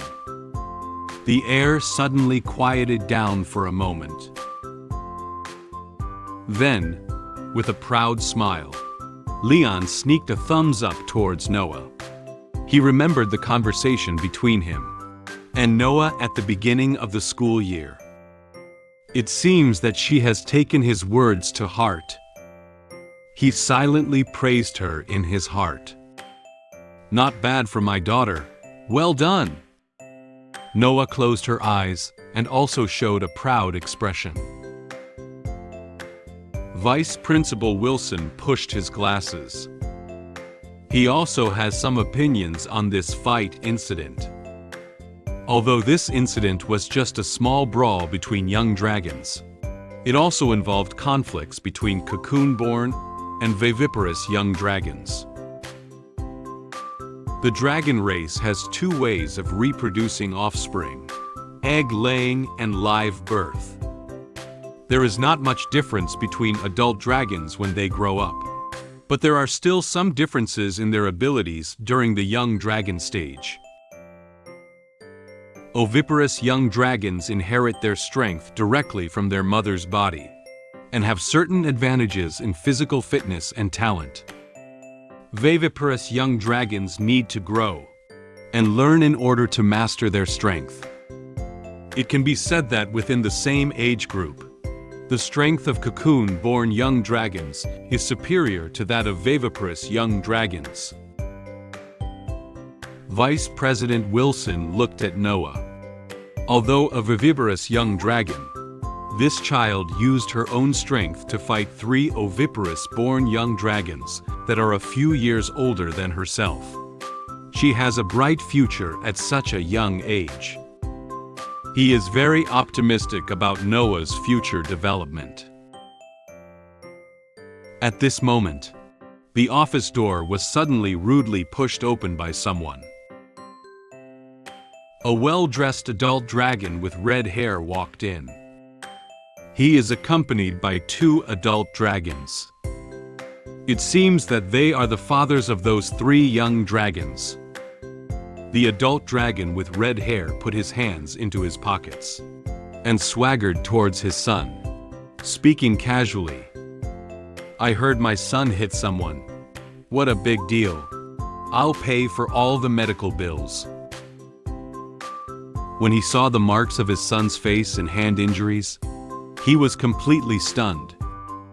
"Ah, my dear son, how did you get beaten up like this?" The two fathers around him were also very surprised when they saw their injured son. The boy with red hair turned his head with a very aggrieved expression when he heard his father's voice. "Dad!" The boy with red hair and two other boys rushed towards their father together. They cried while tightly embracing them. They feel like they have been greatly wronged. Sitting on the sofa, Roswitha recognized the race of the adult dragon with red hair at a glance as it walked in. She approached Leon and explained to him in a low voice. "That guy is a member of the Crimson Flame Dragon King Constantine's clan.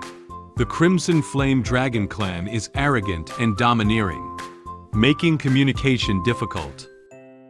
Upon hearing Roswitha's words, Leon did not feel afraid of this dragon from another race. The number of Crimson Flame Dragons I've slain could line up and circle the academy twice. After comforting his son, the adult dragon with red hair looked at Roswitha. He put on a very arrogant expression and said to her, "I thought who was here? Isn't this the queen of the Silver Dragon clan? As a queen, you don't even know how to discipline your own children and let her bully other dragons at will?" The boy with red hair hid behind him, looking at Roswitha with a frightened expression. "Oh, the Silver Dragon clan's combat power is not as strong as our Crimson Flame Dragon clans. Do they only dare to encourage young dragons to bully our children?" As he spoke, he approached Roswitha. Leon realized something was wrong and quickly stood in front of Roswitha to stop him. It is obvious that he is provoking her. Roswitha felt particularly uncomfortable when she heard these words. She questioned him with a somewhat angry tone. "Huh? What are you saying?" He stood in front of Leon and continued to speak provocative words without hesitation. "If you don't apologize to my son today, don't even think about walking out of this door." Leon was not to be outdone. He looked at the adult dragon in front of him and laid down harsh words to him. "Who's afraid of who? My fists are itching for a fight." Vice Principal Wilson couldn't bear to see this incident escalate into a parent fight. He slapped the table hard. "Be quiet." The three parents stopped arguing when they heard the voice of the vice principal. They all looked at the vice principal. Vice President Wilson coughed and then told them the cause and process of the incident. "Parents, please calm down and listen to me retell the process of this matter first. Last night, in the cafeteria, Lars and two classmates had an argument with Noah. Noah's plate hit Lars and dirtied his clothes. In memories, Noah calmly watched as her plate was knocked to the ground. Lars grabbed his dirty clothes and exclaimed in surprise, "Ah, my clothes!"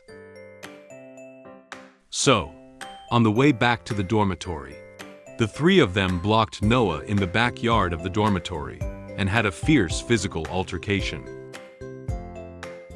Vice Principal Wilson looked to the three young dragons and asked them if there was anything else to add regarding the details of the incident. "Do you have anything to add?" The three young dragons took a step back in great fear and shook their heads, indicating that there was nothing to add. No. However, at that moment, Noah raised her hand. She seems to have something else to say. Principal, I need to add something. The daughter raised her hand and added details about the incident to the vice principal. In light of the recent incident involving my daughter, I have provided her with guidance on self-protection. The adult dragon with red hair is very angry about this. He accuses our actions and insults us. I couldn't bear to see his insults anymore, and went up to stop him. At the suggestion of the Silver Dragon Queen, the vice principal prevented him from continuing to cause trouble, and presented the results of the handling to the children. After Vice Principal Wilson finished recounting the details of the fight, Noah suggested to him that she needed to provide additional information. Noticing Noah's gesture of raising her hand, Vice Principal Wilson turned to look at her and said, "Noah, do you have anything to add?" Noah crossed her hands and placed them on her chest, with a displeased expression on her face. She turned around and looked at Lars standing beside her, revealing some details of the incident that had not been mentioned. Firstly, when in the canteen, he deliberately provoked me. Overturning the plate was just an accident. Secondly, in the backyard of the dormitory, they rushed over and scared me. I accidentally broke his arm in self-defense. Lars became nervous when he saw Noah's unhappy expression. He looked at her with a frightened expression, his body trembling slightly, and slowly took a step back. "Right, Lars?" Noah's face was expressionless, her brow furrowed slightly. She looked at him with serious eyes, as if confirming to him whether what she said was true or not. She still feels angry about his provocation towards her yesterday. Due to the terrifying aura emanating from Noah, Lars was so scared by her that she almost cried. He immediately hid behind his father again. He tightly held onto his father's hem, revealing only half of his body, and answered Noah's words hesitantly. That's right." Lars' father turned around and looked at his son with a puzzled expression. He doesn't know why his son is so afraid of a girl. He asked his son in confusion, "Why are you so afraid of her?" After listening to Noah's additional details about the matter, Leon, standing behind her, raised one hand and held his chin, thinking for a while. Then, he looked at Noah and expressed his thoughts. "Noah, I think you did something wrong." Noah seemed to notice that Leon's words had a tone of accusation towards her. She lifted her head, lowered her eyebrows, and gently clenched her hands into small fists. She looked at him with a slightly nervous mood, prepared in advance to accept Leon's preaching. However, contrary to her expectations, Leon did not criticize her approach to self-defense, as she had imagined he would. He lowered his head, bent down, patted his knee, and then proposed a method to deal with similar incidents to Noah. "If you encounter this kind of thing again, you should kick his knee first, okay?" Noah was stunned for a moment. She looked at Leon's knee, and was somewhat puzzled by his suggestion. Why kick the knee? Leon straightened his body, crossed his hands in front of his chest, and looked ahead with a very confident expression. On the battlefield, if the Crimson Flame Dragon's knee is injured, they are easily attacked. A blazing flame seemed to emerge from behind him, as if igniting his passion for battle with the dragon. Noah nodded and understood what Leon meant. Then, She took out a notebook and a pen, listening to Leon's explanation while jotting down the method. Okay, I'll pay attention next time. If something similar happens again in the future, she might really be able to use this method. After watching Leon teach Noah self-defense knowledge, Lars' father couldn't bear it anymore. He believed that Leon intentionally taught her daughter knowledge that was not good, and also intentionally guided her to bully his son. He was very angry and pointed at Leon, saying loudly to Vice Principal Wilson, "Principal, did you hear that? This guy actually taught his daughter to bully my child in public." Leon had a smile on his face, a calm expression, and paid no attention to Lars' father's words. However, this next statement from Lars' father made them feel uneasy. For a student with violent tendencies like her, an apology is no longer sufficient to resolve the issue. She should be directly expelled from school. Upon hearing him clamoring for the vice principal to expel Noah, Leon opened his eyes in surprise. Roswitha and Noah also began to feel nervous. They all looked in the direction of Lars' father. Seeing Lars' father trying to make a scene, Vice Principal Wilson, who was standing nearby, raised his hand to stop him. "Lars' dad, please calm down. Whether or not to expel Noah will be decided by St. Hiss Academy." Moreover, many students have reported that Lars often bullies some viviparous dragons. The students in the canteen last night also proved that Lars deliberately provoked Noah first. Vice Principal Wilson also added some of Lars' usual actions regarding his behavior in this incident, and also stated that this is not the first time he has bullied a dragon younger than him. As the vice principal spoke, Lars lowered his head nervously and looked aside. He also seems to know that his approach is wrong. Lars' father still felt angry. He does not accept the vice principal's explanation. His son was bullied by the dragon, but he was also accused by others of provoking others first.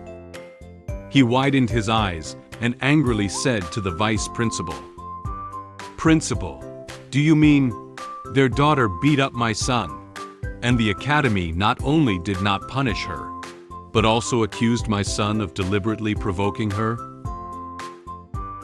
Leon can't stand Lars' father throwing tantrums here. He walked forward, looked into Lars' father's eyes, and loudly rebuked him. "Don't you feel ashamed? How old is your son? He was beaten up by my 1-year and 2-month-old daughter. What are you shouting about?" Upon hearing that Leon's daughter was much younger than his son, Lars' father was slightly surprised. However, he still hadn't restrained himself, and continued to argue loudly to Leon. "Never mind how old my son is, the point is." They all looked at each other with angry eyes, as if sparks were about to ignite between them. At this moment, Lars whispered his age. I am 7 years and 11 months old." Leon and Lars' father looked at him together and fell silent for a moment. Lars noticed that the adults were watching him and was a little scared. He timidly took a step back. The air suddenly quieted down for a few seconds. After learning about Lars' age, Leon couldn't help but laugh. To prevent laughing too loudly, he covered his mouth with his hand. He looked at Lars' father with mocking eyes and said, "If I encounter such a shameful thing, I will definitely dig 3,000 feet deep and bury myself, letting this matter rot in my stomach forever." Lars' father became even more angry when he saw Leon's smug expression. He was so angry that he couldn't think of anything to refute Leon at once. Since he had nothing to say to Leon's daughter, he had to shift the focus of his insults from Noah to their entire family. He said with an angry expression and gritted his teeth, "A coward who dare not even show the tail. What right do you have to say about my son?" He rudely pointed with his hand at Roswitha and Noah standing not far away. "I think your whole family is lowly."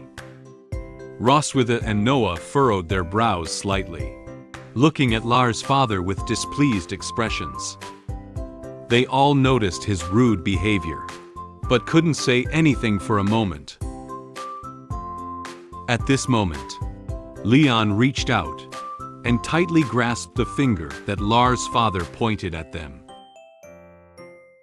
Then, Leon forcefully twisted his fingers in the opposite direction. Leon couldn't tolerate his rude behavior and inexplicable insults towards his family. He said to Lars' father with a slightly angry tone, "You pointed at me and cursed. I endured it. But how dare you point and curse at my wife and daughter?" Lars' father's fingers were held so tightly in Leon's grip that he couldn't break free for a moment. He closed his eyes tightly in pain and raised his head, screaming loudly, "Ah!" Seeing Leon take the initiative to stop Lars' father for them, Roswitha felt some relief. She quietly smiled and silently evaluated his behavior in her heart. Leon, he's quite protective of the child. Lars' father tried several times, and finally broke free from Leon's hand. He held his painful finger and took a few steps back. However, it seems that he still doesn't know the lesson. He frowned and looked at Leon with an angry expression. He gently rubbed his injured finger and let loose with harsh words for Leon. "How dare you hit me? Do you know who I am?" Lars' father angrily rushed towards Leon, intending to have a fight with him here to vent his anger. Seeing that Lars' father's actions were somewhat off, the other two fathers immediately rushed forward and pulled him back. "Duke, don't be angry for now. The principal is still watching. Don't fight here." Although Lars' father was held back by them, he still wanted to break free from them. He revealed his identity to Leon in an attempt to intimidate him. "I am the Duke of the Crimson Flame Dragon clan. Our leader is Constantine." However, Leon was not afraid of his identity. He hugged himself and pretended he was scared of him. Come on. I'm so scared." Faced with this farce, Roswitha couldn't bear to watch anymore. She walked up and said to Lars' father, "Sir, this is a minor conflict among the children at school. If they are involved in the family status of both parties, it will not benefit you in any way." Roswitha looked at Lars' father with a serious expression and expressed her opinion on the matter. "I believe that St. Hiss Academy will make a fair judgment, regardless of the outcome of the Academy's handling. We are willing to accept it." Then, she turned her head and looked confidently at Vice Principal Wilson. After all, the final outcome of this fight still needs to be judged by the Vice Principal. Relying solely on fights between parents or involving the status of both sides still cannot lead to a good outcome.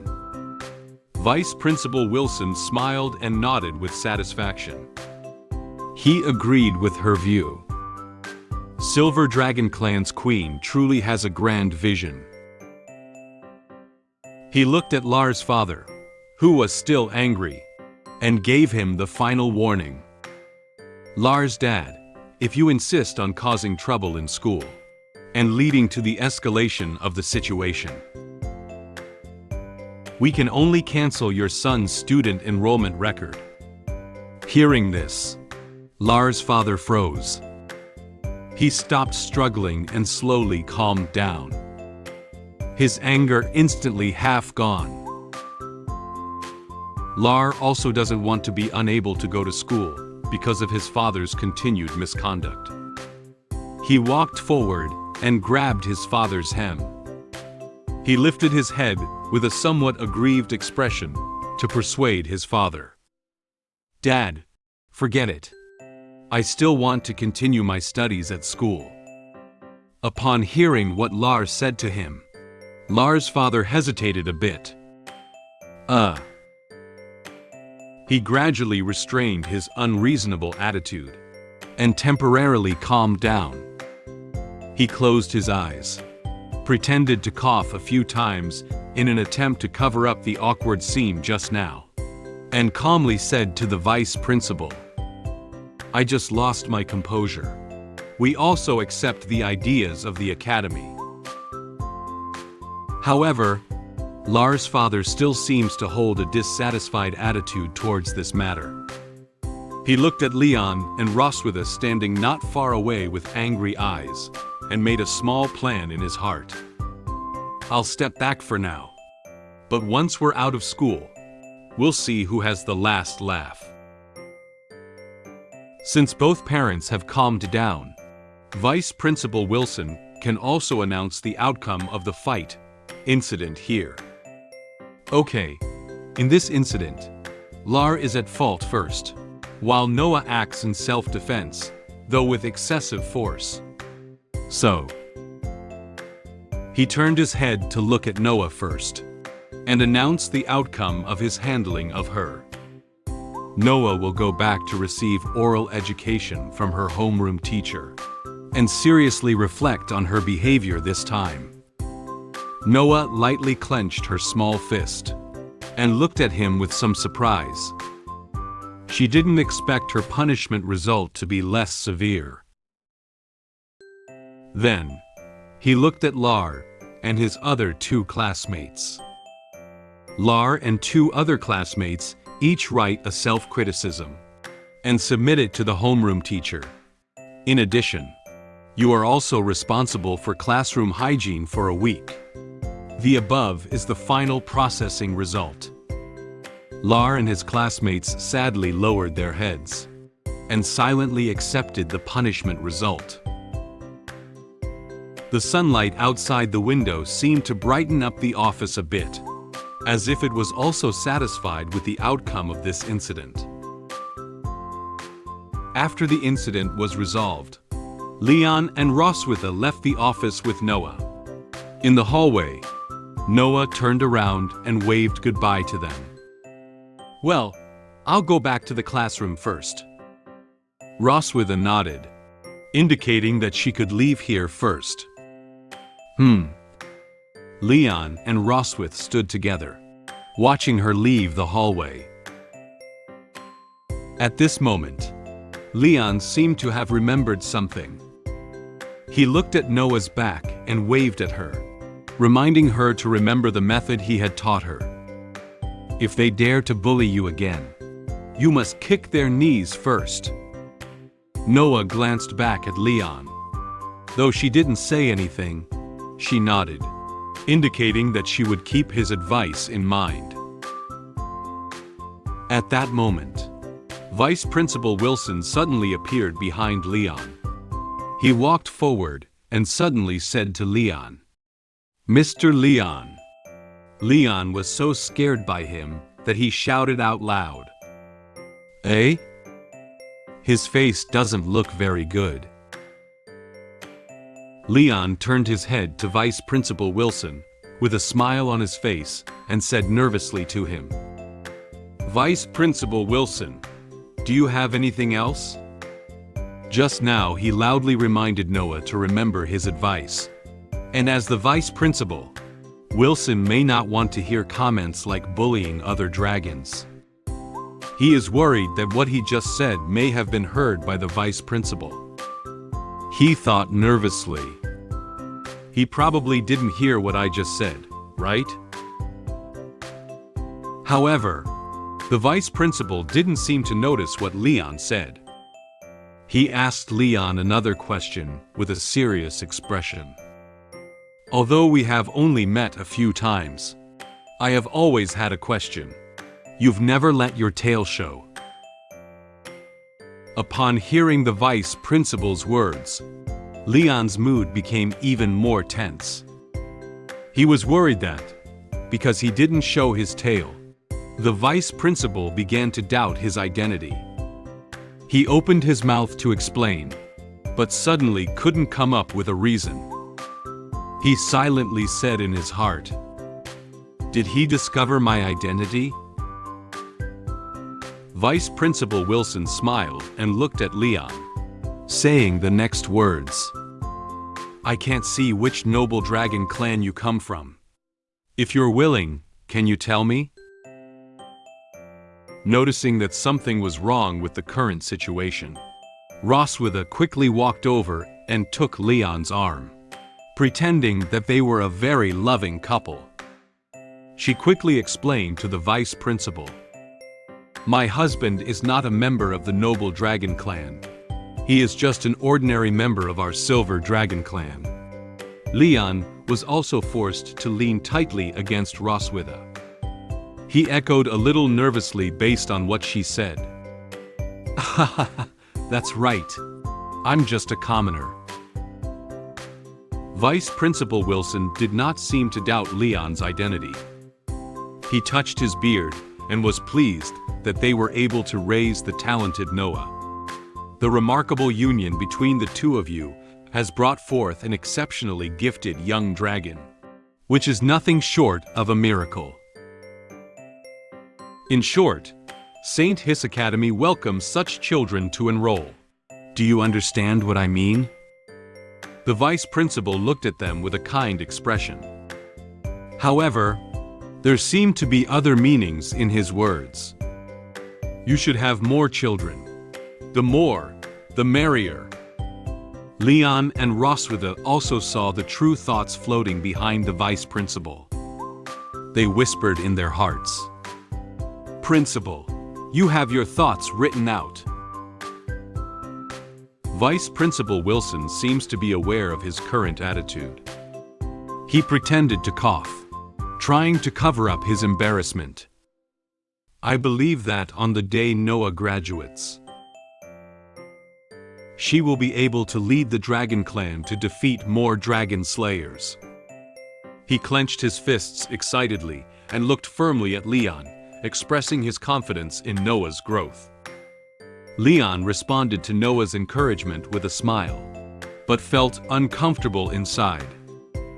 It doesn't feel great. Leon and Roswitha walked towards the other end of the hallway, while chatting with Vice Principal Wilson about other topics. However, what they didn't know was that Lars' father, who had just come out of the office, kept staring at their backs and remained silent. At this moment, Lars' father seemed to have come up with some bad idea. He led the other two fathers towards the other end of the corridor. He said with a malicious smile, "Let's go." After the outcome of our daughter's matter, the Silver Dragon Queen and I are preparing to go home together. At this moment, Lars' father wanted to fight me and avenge his son. Based on his attacking movements, I assessed his abilities and quickly defeated him. Just as I was about to leave Academy with the Silver Dragon Queen, I noticed that my daughter witnessed the entire fight. She not only praised me in person, but also gave us the cookies she made. I touched her head with joy, but the Silver Dragon Queen looked at my hand and fell into contemplation. After bidding farewell to Vice Principal Wilson, Leon and Roswitha left the teacher's office building together. Leon put his hands into his pockets, chatting with Roswitha while walking down the stairs with her. Roswitha crossed her hands in front of her chest, and walked down expressionlessly. Although she seemed a bit impatient, she still replied to Leon's words one by one. The warm sunshine shone on the staircase, making people feel like a harmonious couple communicating normally. At this moment, Lars' father walked out from somewhere with the fathers of 2 other classmates. They walked up to Leon and Roswitha, blocking their way. They all looked at Leon and Roswitha with unhappy expressions. Lars' father put his hands into his pockets and said to Roswitha with an impatient tone, "Wait a minute, Silver Dragon Queen." Leon and Roswitha stopped in their tracks when they saw Lars' father appear in front of them again. Roswitha furrowed her brow and became more alert to Lars' father. Just now, in Vice Principal Wilson's office, Lars' father clearly had plans to provoke a conflict. She realized that they had ill intentions in stopping her and Leon. She looked at Lars' father and said to him, "Is there anything else?" The Academy has already provided the outcome of this matter. Didn't you agree just now? Upon hearing Roswitha's words, Lars' father gave a gentle smile. Roswitha thought he would no longer have any objections to this matter. However, in fact, he doesn't think so. As a duke, how could he sit back and do nothing when his son was being bullied by their daughter? He spread out his hand, revealing a fake smile, and slowly approached Leon and Roswitha. "Don't be so nervous. The polite remarks I made in the office were just to save face for the Academy. Now that we are out of the Academy, we have to solve the problem according to the way of the Dragon Clan." Lars' father walked up to Leon and locked eyes with him. It was obvious that the target he was looking for was Leon. Leon frowned and looked at him with cold eyes. Then, Lars' father reached out and pointed forcefully at Leon's chest, as if provoking him. Leon lowered his head to take a look, but did not react strongly to his movements. Lars' father said to Roswitha, with a somewhat angry tone, "I want to start a duel with your husband here." Roswitha secretly looked around. She noticed that some passing teachers and parents of classmates were already looking towards them with curious eyes.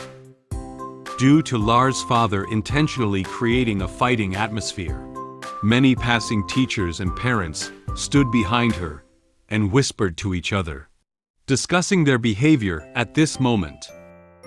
As the queen of the Silver Dragon Clan, she also had to consider the current situation. If we refuse them here, they will definitely smear Silver Dragon Clan for being weak and afraid of war. Lars' father grinned and made a provocative expression.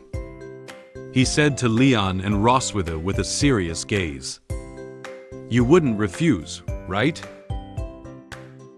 Seeing that he was really going one-on-one with Leon, and there were more and more dragons watching around, it was not convenient for Roswitha to refuse him on the spot.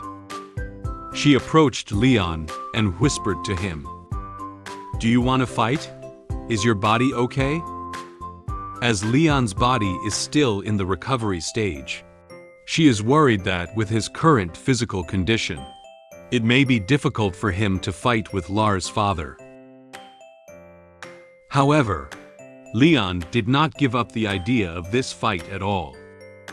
He looked at Lars' father with serious eyes and punched his left hand with his right hand. There is a strong fighting aura emanating from his surroundings. Obviously, he was looking forward to the fight between him and Lars' father. He takes the initiative to beg me to fight him. Of course, I have to accept it. Since Leon wanted to fight, Roswitha didn't continue to persuade him. She nodded in agreement with his idea. She stood behind Leon and reminded him to pay attention to the strength of the fight. Go ahead. Don't beat him to death. Leon flashed a confident smile and flexed his wrists casually. As he walked forward, he answered Roswitha's words. Oh.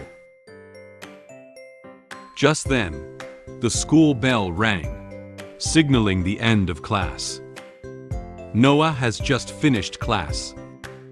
She walked out of the classroom holding a beautiful box.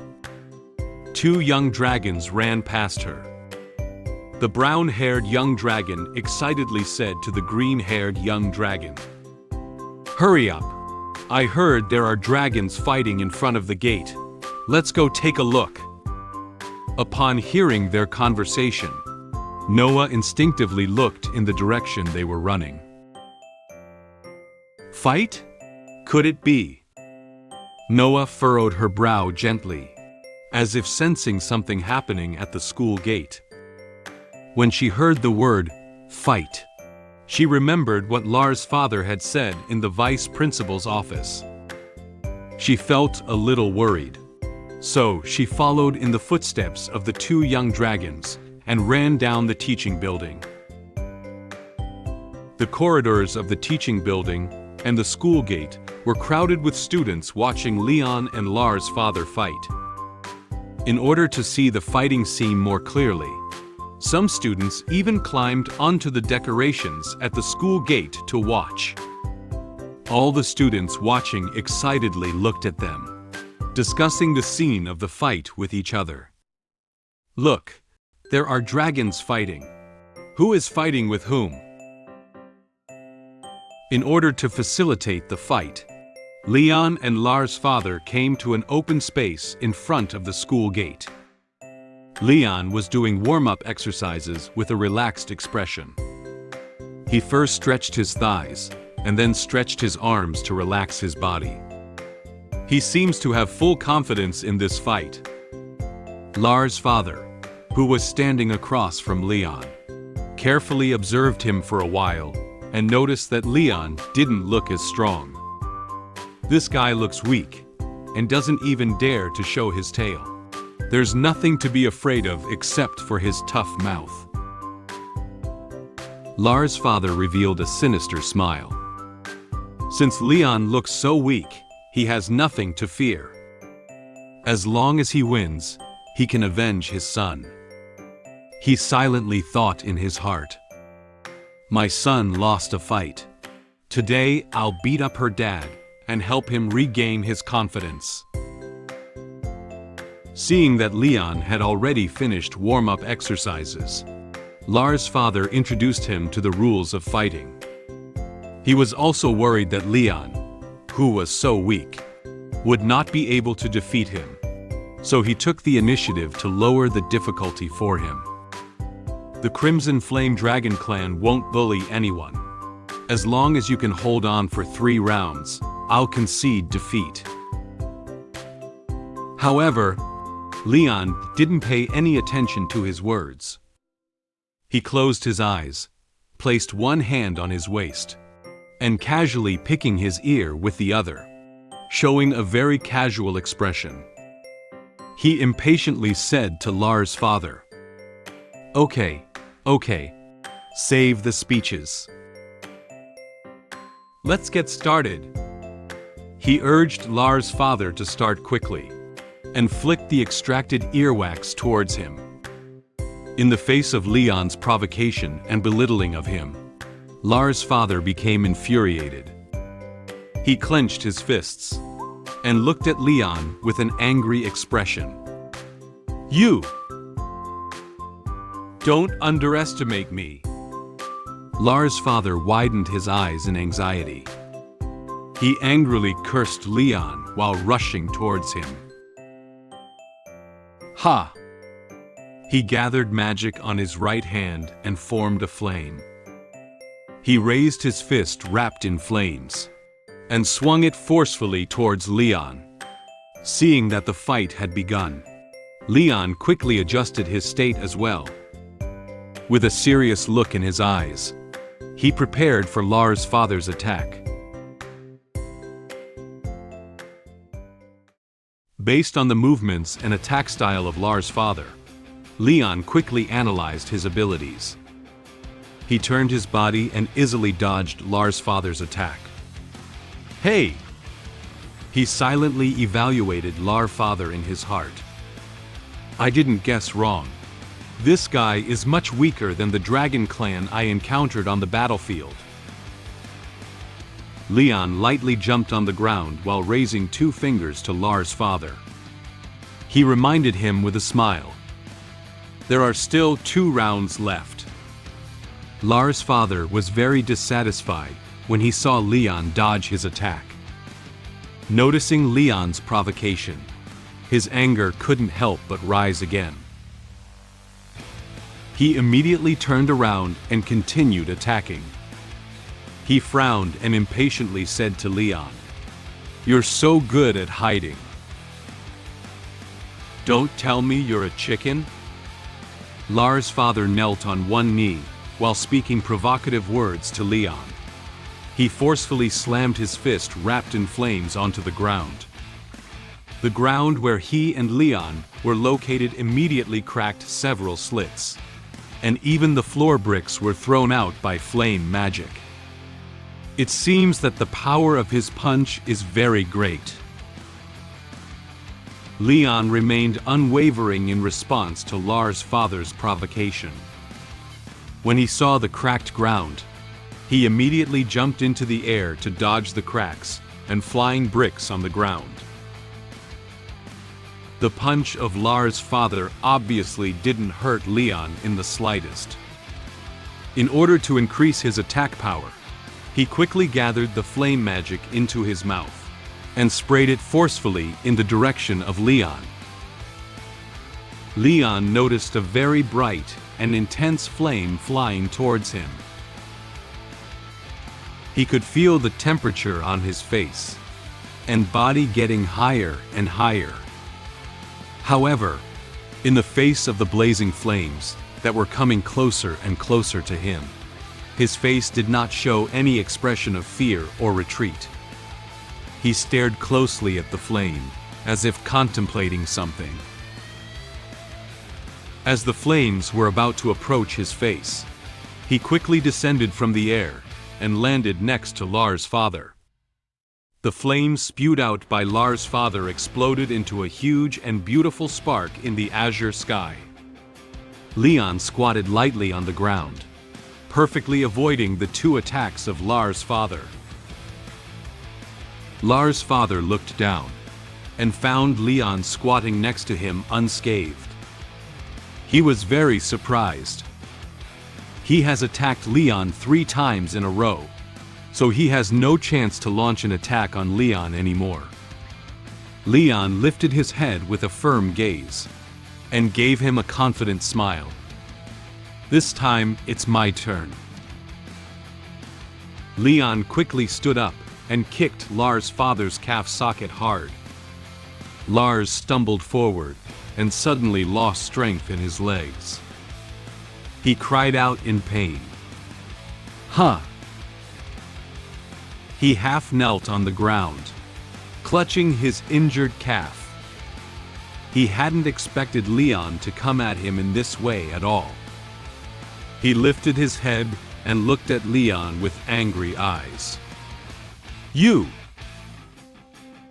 Before Lars' father could react, Leon quickly flashed in front of him again. He clenched his right hand into a fist and concentrated all his strength on his right fist. He wore a confident smile, believing that the outcome of this fight had already been determined.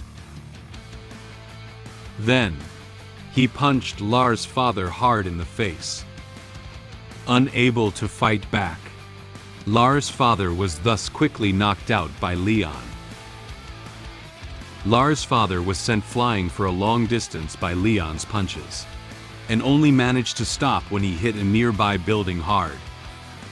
Then, he collapsed to the ground, temporarily passed out. Seeing that Lars' father no longer had the strength to stand up, Leon clapped his hands and cleaned the dust off his hands.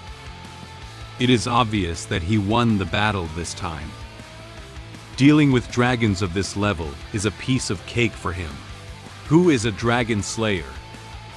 He smiled lightly and muttered to himself, I don't even need magic to deal with guys of your level. Seeing Lars' father get hit by Leon, to the point where he directly fainted, the fathers of the other two students felt very scared and shocked. They were so frightened that they shouted out loud, "Ah! Duke Rail!" They had probably never seen their Duke get beaten so badly by another dragon. Leon turned his head, and his expression quickly changed from a smile to a cold one. He clenched his fists to show them and asked them, "Do you want to give it a try?" If they feel dissatisfied, Leon can also have another fight with them. Both fathers were so scared when they heard Leon's words that they couldn't speak for a moment. They witnessed the entire process of Leon and Lars' father fighting, and also witnessed how powerful Leon's abilities were. Seeing Lars' father faint on the ground, they were so scared that they dared not have any complaints against him. They showed an awkward smile.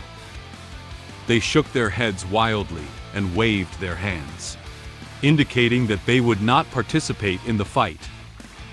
No, no. They ran to pick up Lars' father, who had already passed out, and quickly dragged him away from the school gate. Leon watched their fleeing figures and stood behind to warn them. "Take him away quickly. Tell your son to stay away from my daughter from now on." Seeing their figures disappear at the end of the road, Leon breathed a sigh of relief. The fight between Leon and Lars' father has come to an end. He turned his head with a smile and prepared to ask Roswitha to come home with him. "Okay, let's go." "Noah, when did you come?" At that moment, Leon suddenly noticed Noah standing behind him. He didn't know that Noah had been standing here since. Noah looked up and found Leon looking towards her. She was holding the beautiful box and staring blankly at Leon. There were also some onlookers on the stairs who were looking at her and Leon with envious eyes. Noticing that Leon was watching her, she immediately shifted her gaze to the nearby building. She seems to have been standing here for a long time. Her face was a little red, as if she was a bit shy towards Leon. She stammered to explain her reason for being here. I just happened to pass by and saw that this place is a bit lively." Then, Noah walked up to Roswitha and handed her the beautiful box in her hand. She said to them, "This is for you." Leon looked at the box and curiously asked her, "What is it?" Roswitha took Noah's box. She opened it and found a large heart-shaped cookie inside. She was a little surprised by this cookie. Noah lowered her head, her gaze drifting away.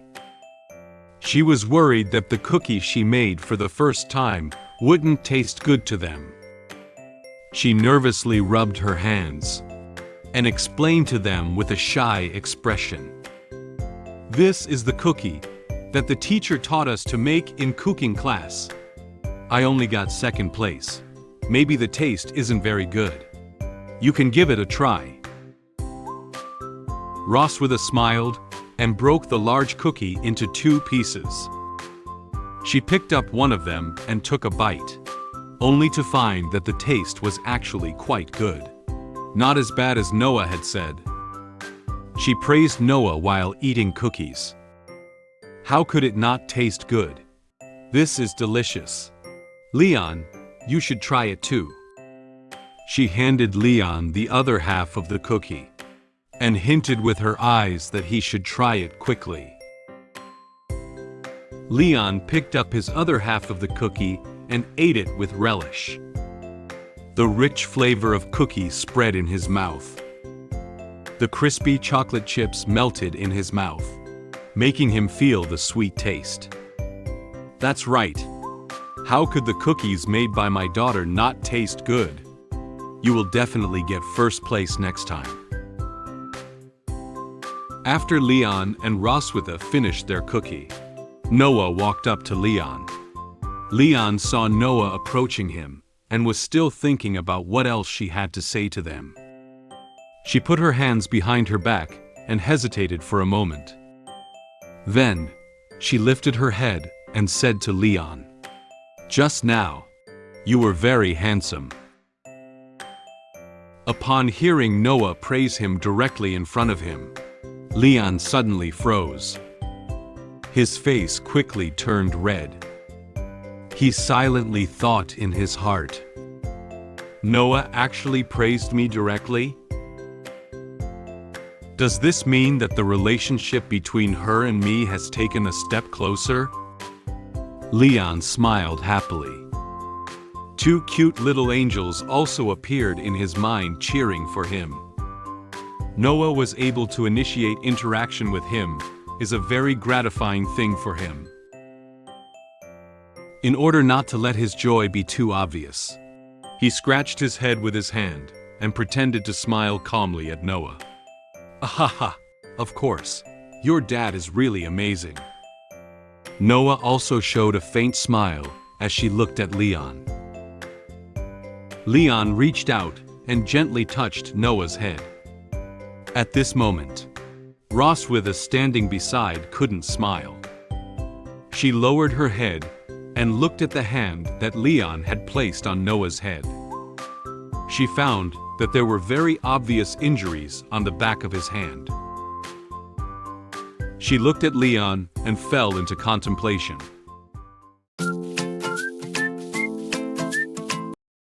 The Silver Dragon Queen noticed that my hand was injured and brought me a medicine box to apply medicine for me. She thanked me for today's matter. I feel like everything I did was for the daughter. A few days later, the sister of the Silver Dragon Queen invited us to her house as guests. She warmly welcomed us and interacted with our daughters. After dinner, she plans to show us photos of the Silver Dragon Queen when she was a child. Just as the Silver Dragon Queen was about to snatch the album away, I took it and looked at it. It's already evening now. After dinner, Leon returned to his room. He sat on the sofa, holding a brown-covered book in both hands, and read it very seriously. The title of this book is Encyclopedia of Dragon Parenting, with the subtitle 108 Ways to Communicate with Babies. He appears to be studying the book's content to better understand his daughter's current developmental stage, aiming to refine his parenting approach and improve communication with them. He analyzed the way Noah and Muin usually spoke to him based on the content of the book. At that moment, the knocking sound outside the door interrupted his thoughts. He lifted his head and looked towards the door, wanting to confirm who would come to his room at this time. Then, his room door was opened. The person knocking on the door is Roswitha.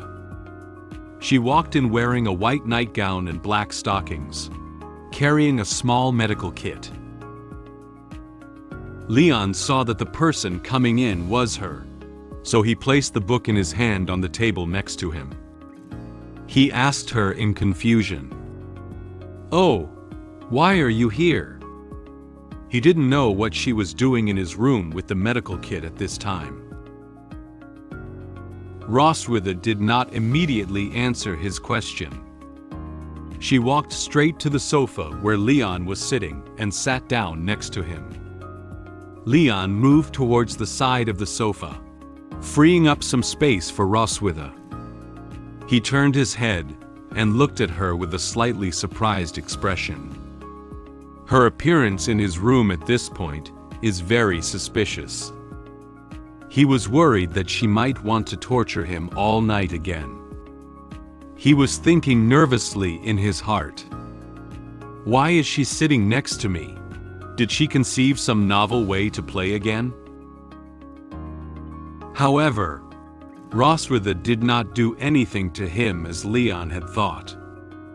She placed one hand on the medical kit, ready to open it, and then extended the other hand towards Leon. She said to Leon, "Hand." Her eyes looked to the side with some blush on her face. She seemed a little shy about the request. Leon's tense emotions disappeared instantly. He looked at her with a puzzled expression. Huh? He didn't know what she meant by making this gesture towards her. Roswitha saw his puzzled expression and explained to him, "Isn't your hand already injured?"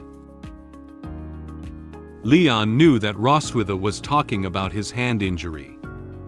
This morning, Lars' father challenged him to a duel. As a top dragon slayer, how could he not agree to this request? He couldn't stand Lars' father's provocation towards their family anymore. He mustered all his strength and struck down Lars' father with a powerful blow. As a result, due to excessive force, serious injuries appeared on the back of his hand.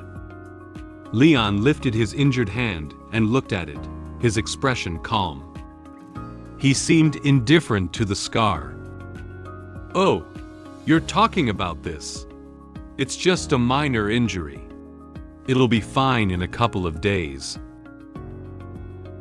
However, Roswitha is still somewhat concerned about Leon's injuries. She closed her eyes and shyly pulled his hand over. "Give me your hand, hurry up." Seeing that Roswitha insisted on applying medicine to his injured hand, Leon dared not continue to persuade him. Roswitha opened the medical kit placed on her lap and took out a cotton swab and a bottle of red medicine. She put a cotton swab into the bottle and dipped it in some red medicine. Then, she took Leon's hand and used a cotton swab to apply red medicine to the back of his hand. The red potion covered Leon's back of his hand, making him feel a bit cold, but also a bit painful. He called out softly, "Ah." He didn't expect the injury on the back of his hand to be quite serious. He took a gentle breath. The hand trembled slightly due to the pain. Roswitha noticed Leon's movements. She gently grasped his hand while applying medicine to him. "Don't move. It will be fine soon." After Roswitha finished speaking, Leon stopped moving casually. He slightly lowered his head and looked at her, who was carefully applying medicine to him. He froze a little as he stared at her figure. He silently said in his heart, "As a seasoned dragon slayer, I have countless injuries on my body. I used to handle casually. This is the first time someone has been so careful in helping me apply medicine." Roswitha held a cotton swab and carefully applied medicine to Leon's back of his hand. Then, she pulled his hand in front of her and noticed that some areas were severely injured. She put the cotton swab back into the medicine bottle and dipped it in some extra red medicine. She applied more red medicine to the severely injured area on the back of her hand with a cotton swab. After the potion had fully coated the back of Leon's injured hand, Roswitha took the cotton swab away and gently rested his hand on her thigh. Then, she took out a bandage from the medical kit and prepared to wrap it around his hand. Leon could feel the gentle movements of Roswitha and also feel her fingertips wandering on his hand. Roswitha's palms are soft and hot. Her fingertips feel slightly cool. The areas she touched are itchy. What am I overthinking? Realizing his thoughts about Roswitha, Leon immediately turned his head to the side. He didn't want to admit that Roswitha sitting in front of him now would treat him so gently. However, his physical reaction did not lie to him. His face slowly turned red, and he was even too shy to look at him. Roswitha focused on wrapping Leon's bandage without looking up to see his small movements. At this moment, she suddenly spoke to Leon. "Today's matter, thank you." Leon still didn't look directly at Roswitha. He opened one eye and glanced at her, saying with some confusion, Why thank me?" After wrapping Leon's hand in a bandage, Roswitha took out a pair of scissors from the medical kit and cut off the excess bandage. She tied the bandage on Leon's hand into a bow and gently tightened it. She explained to him what happened at school today. Lars' father has a domineering attitude, but you take the initiative to stand up and protect me and Noah. Leon understood that what she wanted to thank was for today's matter, so he gave her a gentle smile. Those are all things I should do. Although we live as strangers, in front of outsiders, you are at least my. This is all for Noah. Realizing that he was about to say something related to Roswitha, Leon immediately changed his words. He raised his hand and casually touched his neck, trying to hide the embarrassment of having just said the wrong thing. However, the increasing redness on his face had already revealed his inner thoughts at that moment. Upon hearing what he said, Roswitha did not refute it. She closed her eyes and touched her braid with her hand, revealing a faint smile on her face. I knew you wouldn't admit it so easily. After dealing with Leon's injuries, Roswitha remembered that there was one more thing she hadn't told Leon. By the way, my sister has sent a letter inviting our whole family to visit her place. Do you want to go? Leon thought for a moment, then replied to her. Your sister? I don't want to go. Upon hearing his answer, Roswitha closed her eyes and spoke to him with a threatening tone. Okay, then let's settle the previous matter. Leon was so scared at the thought of how she had tortured him several times at night that he dared not continue to refuse her. Fine, I'll go, all right? The moon gradually dispersed the clouds around it, silently watching the interaction between Leon and Roswitha. A dragon roar and the sound of flapping wings echoed through the sky. Roswitha, transformed into a dragon form, flew with Leon, Noah, and Muin to Roswitha's sister, Isha's house. They are going to visit Isha's house that day. The sunset gradually dyed the sky from azure to orange-red. It seems that they spent almost a day on the road. Gradually, a huge castle appeared in front of them. Obviously, they have flown into the territory of the Red Dragon clan. After finding the location of the city gate, Roswitha slowly landed on an open space in front of the gate. She flapped her wings and lifted up all the sand around her. It seems that it will take some more time, for her to land on the ground. At this moment, Isha and the servants had been waiting for them at the city gate for a long time. The first to come down from the dragon's back is Noah, followed by Leon and Muin.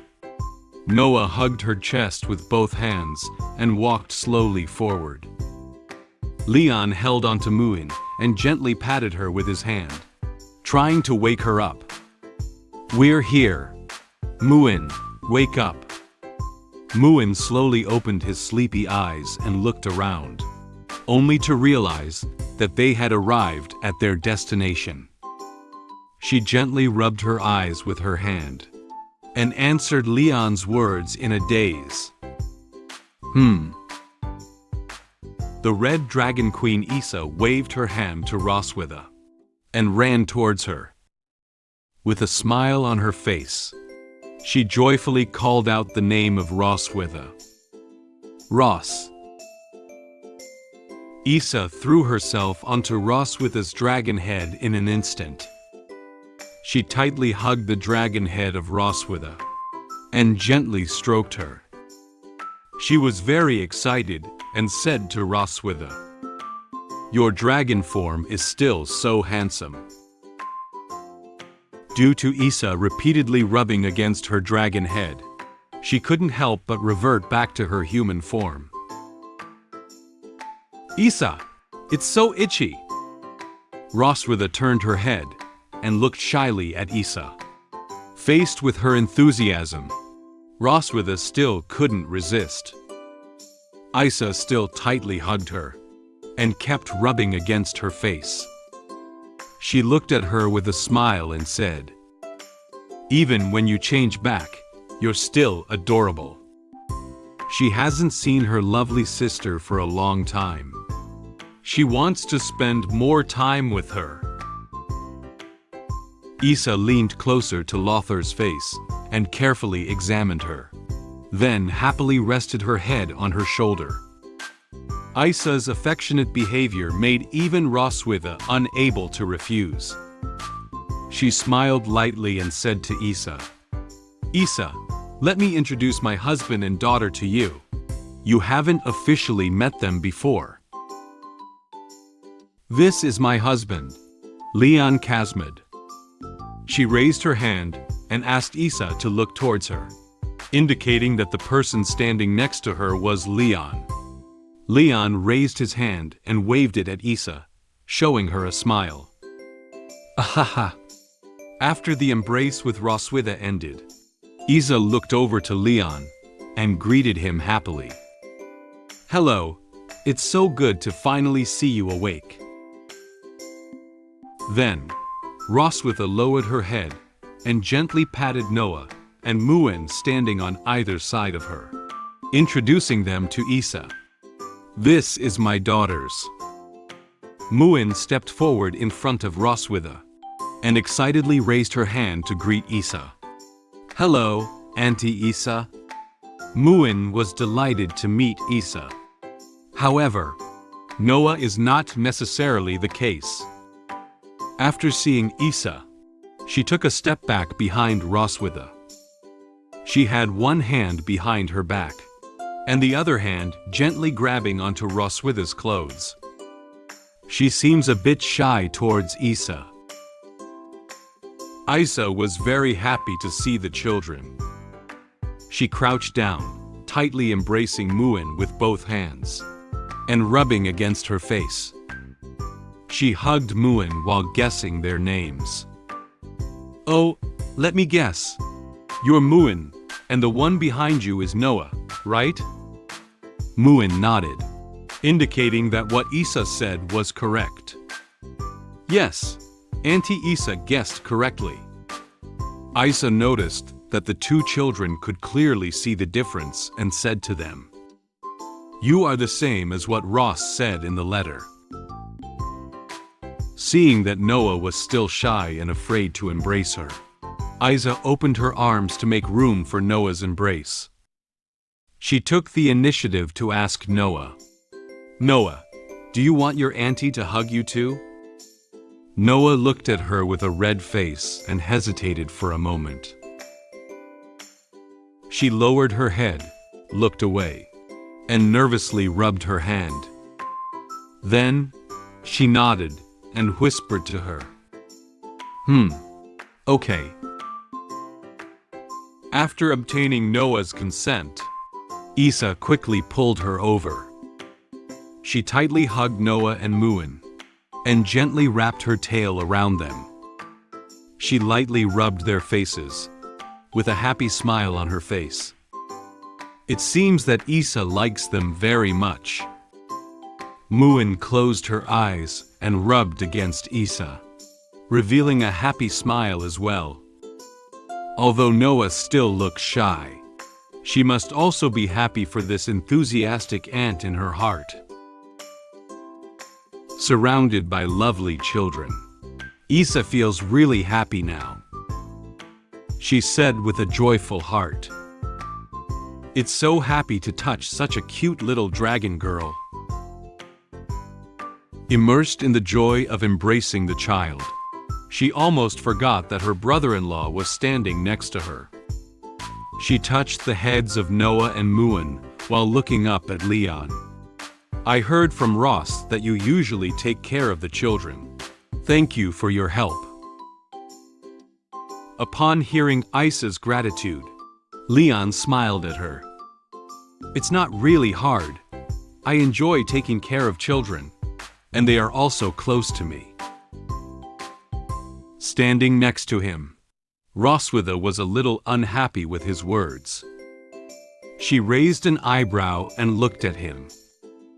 "They are clearly closer to me, right?" Leon's competitive spirit suddenly flared up at that moment. He looked at Roswitha and said, with a hint of dissatisfaction, "Wife, are you joking? How could this be possible?" Roswitha furrowed her brow gently, and her expression suddenly became serious. She approached Leon and reiterated what she had just said. "Do you think I'm joking with you?" In front of Roswitha's family, Leon dared not say too much to her. Okay. They are close to you. I'm going easy on you." Isha smiled as she watched them argue, and evaluated their relationship. "Your relationship is really good." Upon hearing what Isha had said to them, Leon and Roswitha immediately turned their heads to the side. Their faces were tinged with a blush, as if they were embarrassed by Isha's words. They stuttered to Isha, It's okay." Having said so much, it's not convenient for Isha to let them stand at the city gate for so long. She warmly invited them into the castle. Okay. You must be tired after traveling so far. Let's go in first." The living room of the Red Dragon Castle is very large, and there are many pieces of furniture with red as the main color. After dinner, Leon and Roswitha sat on the sofa to rest. Noah and Muin sat on another sofa chatting together. At this moment, Isha walked over with a thick photo album. Noah and Muin lifted their heads and noticed Isha walking towards the sofa where they were sitting. Isha approached them and raised the brown photo album in her hand. "Do you want to see your mother's childhood photos?" Upon hearing that she could see her mother's past photos, Muin's eyes lit up. She excitedly raised her hand to Isha. "Wow, I want to see." However, Roswitha, who was sitting on the sofa next to Muin, was somewhat surprised. "What?" Roswitha doesn't seem to want Leon and the children to see her childhood photos. She quickly rushed to Isha and tried to snatch the photo album. She said anxiously, "Isha, why do you still have those photos? Give them to me quickly." Noticing Roswitha's movements, she immediately raised the photo album higher to prevent her from obtaining it immediately. Oh, Ross seemed shy. Isha gave Leon a suggestive glance. Leon looked at her and immediately knew her intention. Just as Roswitha was about to snatch the photo album, Isha gave it a strong toss across to Leon, standing opposite her. With a light jump, Leon caught it securely in both hands. Seeing the photo album in Leon's hands, Roswitha's face instantly turned red. Hey, wait! She wanted to stop Leon from opening the album, but it was too late. Leon has already opened the photo album. There's nothing more embarrassing than flipping through childhood photos. Let me see what skeletons you've got hiding in your closet. Opening one page of the album, Leon seemed to see something.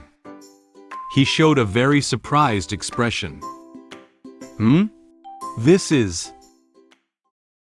After opening the photo album, my daughters and I all saw the photos of the Silver Dragon Queen before. We couldn't help but praise her in the photo. Just as we were still wanting to know more about the Silver Dragon Queen's past, the Red Dragon Queen showed us a video about her.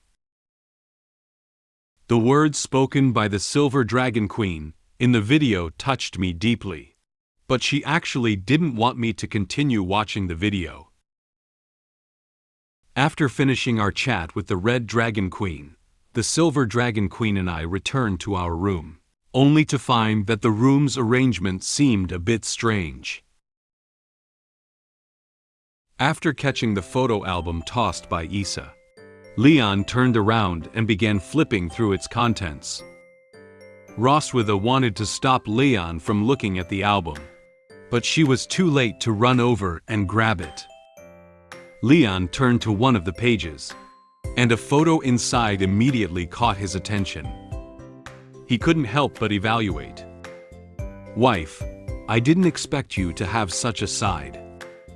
Upon hearing Leon's words, Roswitha instinctively became nervous.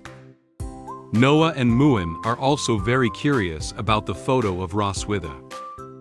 Muin reached out her hand to Leon and wanted him to show them the photo. Dad, we also want to look. In order to show them which photo he was referring to, Leon took it out of the album. He turned around, showed them the photo, and said to Roswitha with a smile, "You look so energetic when you were still a student." Isha took a look at this photo and immediately knew when it was taken. Oh, this is a photo of Ross as an outstanding student representative giving a speech on stage. In the photo, Roswitha stands in front of the speech stage with a very lively smile on her face. She was wearing the school uniform of St. Hiss Academy and had her silver long hair tied into a ponytail, looking very spirited. She held the script needed for her speech in her right hand and placed her left hand on her body, confidently delivering her speech to the students on stage. Sunshine and green trees serve as her background, creating a good atmosphere for her. The lively and cheerful Roswitha in the photo is obviously completely different from her current personality. Leon couldn't help but evaluate her again. Why have you grown into such a cold and aloof queen now? Ah! Realizing that he was going to say something she didn't like to hear, Roswitha immediately walked up to him. Then, she kicked him hard with her high heels to stop him from continuing. Leon felt the pain in his feet and called out softly. He didn't dare to scream in front of his daughters and Isha. Roswitha angrily took the photo from Leon's hand. She looked at Leon with displeased eyes and whispered a reminder to him. Don't get too cocky. You might be her next target for pranks. Leon lifted his injured foot and gently rubbed it, while showing an awkward smile to Roswitha. now that he knew she was angry. He didn't continue speaking. Leon placed the photo album on a relatively short table, making it easy for Noah and Muin to see it. Noah helped flip through the album and looked at the photos inside with Muin. It seems that they are very interested in the photos of their mother when she was a child. Isha stood behind them with a smile on her face as she watched them flip through the photos. She said to them, "There are many photos of your mother when she was a child ahead. You can take a look." Looking at these photos, Isha recalled things from the past. When she was a child, she was white and soft, and it felt really comfortable to touch. These 2 pages in the album contain several photos of Roswitha's childhood. There is a photo of her being scared and crying when she saw a spider. There are 2 photos of her crawling around in bed and sleeping when she was just born. There is a photo of her defeating a beast, even bigger than herself alone. There is a photo of her shyly holding up her award. Noah and Muin looked at these photos and said happily, "Mom, it's so small." Muin also wants to touch Mom. After reading these 2 pages, Noah flipped over the album to another page. At this moment, Muin saw a very special photo. She pointed to it and excitedly said, "Mom is so cool in this photo." Upon hearing what Muin said, Leon standing next to them felt curious. "Let me look." He gently bent down and leaned closer to Muin to see which photo it was. In the photo, Roswitha is wearing a crown on her head, a very gorgeous white outfit on her body, and a red cloak on her shoulders. She sat on the throne and showed a cool smile as she looked ahead. This aristocratic attire reflects the majesty and heroic demeanor of Roswitha. Isha looked at the photo and explained to them, "Oh, this is a photo taken on the day when Roswitha inherited the title of Silver Dragon Queen." Leon turned his head to look at Roswitha and gave her an enigmatic smile. "Wow, you're really cool." Upon hearing Leon's praise of her, Roswitha closed one eye and quietly turned her head to look to the other side. Although she didn't want to accept his evaluation of her, the blush on her face had already exposed her emotions at this moment. Noah and Muin flipped through the album page after page and looked through all the photos of Roswitha from childhood to adulthood. Noah flipped through the album one more page and found that there was nothing else left. She said, a little surprised, "This is the last page." Muin held her face with both hands and looked at the photo album, feeling a little disappointed. "No more? Muin wants to see more photos of Mom." Noticing that Noah and Muin had already finished looking at the photos, Roswitha breathed a light sigh of relief. She walked up behind them, picked up the photo album, and gently closed it. "Okay, now that we're done looking, you can take it back and put it away." Isha. Just as Roswitha was about to hand over the photo album to Isha took out a crystal ball from behind. She held it and looked at them with a smile. "It's not over yet. Do you know what this is?" Roswitha became nervous again when she saw that Isha wanted to show them her past to them again. She couldn't help but shout, "Isha!" The crystal ball in Isha's hand is something that Leon is all too familiar with. He excitedly raised his hand and answered Isha's question. "I know. This is called the recording stone." Isha covered her mouth with her hand, shaking the recording stone on her hand, while giving them a mischievous smile. She said to Noah and Muin, "Do you want to watch your mother's videos?" Noah and Muin feels very excited. They lifted their heads and looked at Isha, with an undisguised expectation on their faces. They spoke in unison. "Yes." Roswitha doesn't want them to know about her past anymore. She immediately walked up to Isha and looked at her with a pitiful expression.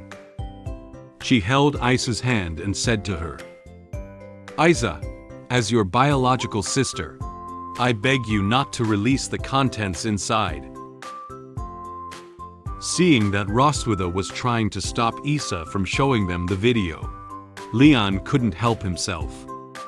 He also walked up to Isha and put his hands together in front of his chest, making a gesture of pleading with her.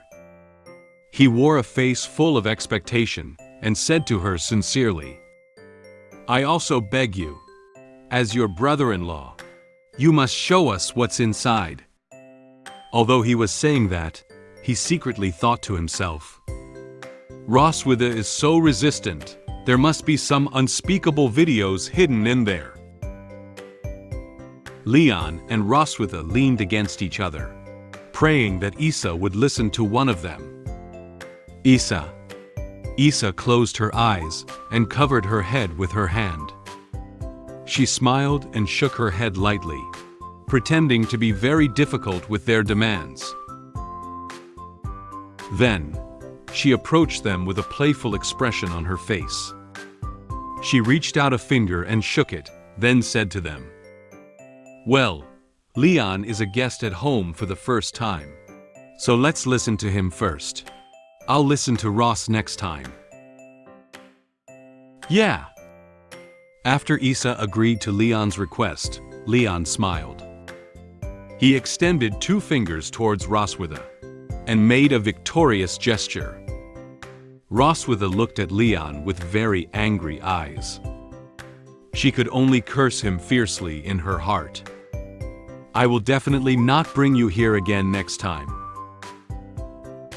Isha asked the maid to help turn off the lights in the living room. Then, she found a small cushion and placed the crystal ball on top of it. She touched it a few times, and then it emitted a dazzling light and played the video. Leon and Roswitha stood in front watching, while Noah and Muin stood behind them watching. While the video was playing, Isha also reminded them, "This is a super precious video." Soon, a scene appeared in the video. The moon quietly stays in the sky and illuminates the dark sky around it with a faint moonlight. Under the moonlight, the small river shimmered, and occasionally, the sound of flowing water could be heard.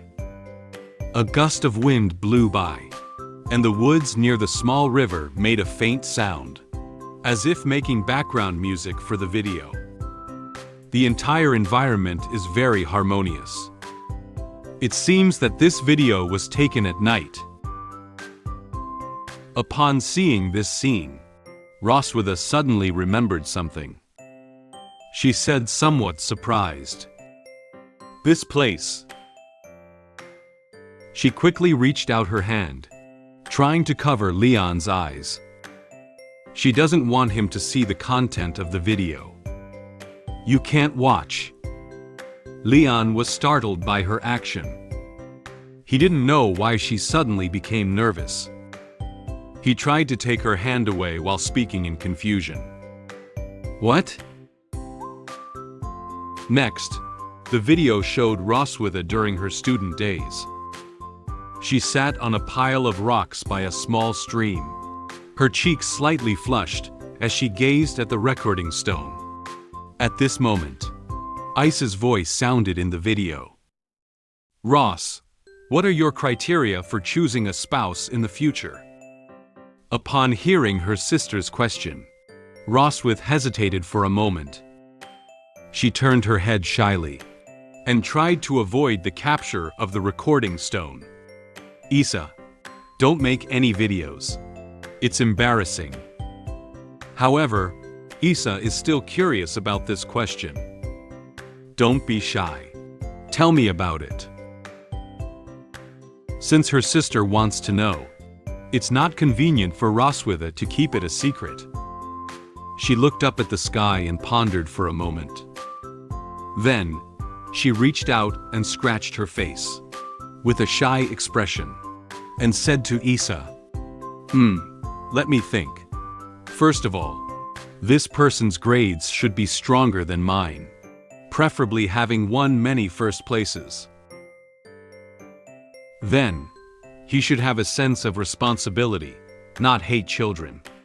In the video, Roswitha slowly reveals her criteria for choosing a spouse. However, these standards seem to be in line with the current Leon. Muin was a bit surprised to notice this. She whispered to Noah standing beside her. Mom's obviously referring to Dad, right? Noah looked at her and nodded, agreeing with her opinion.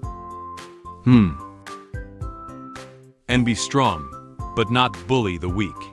He has his own code of conduct, and is not influenced by the race or the outside world. Upon hearing this passage, Leon extended his finger to point at the scene and began to boast. He's powerful, but he doesn't bully others.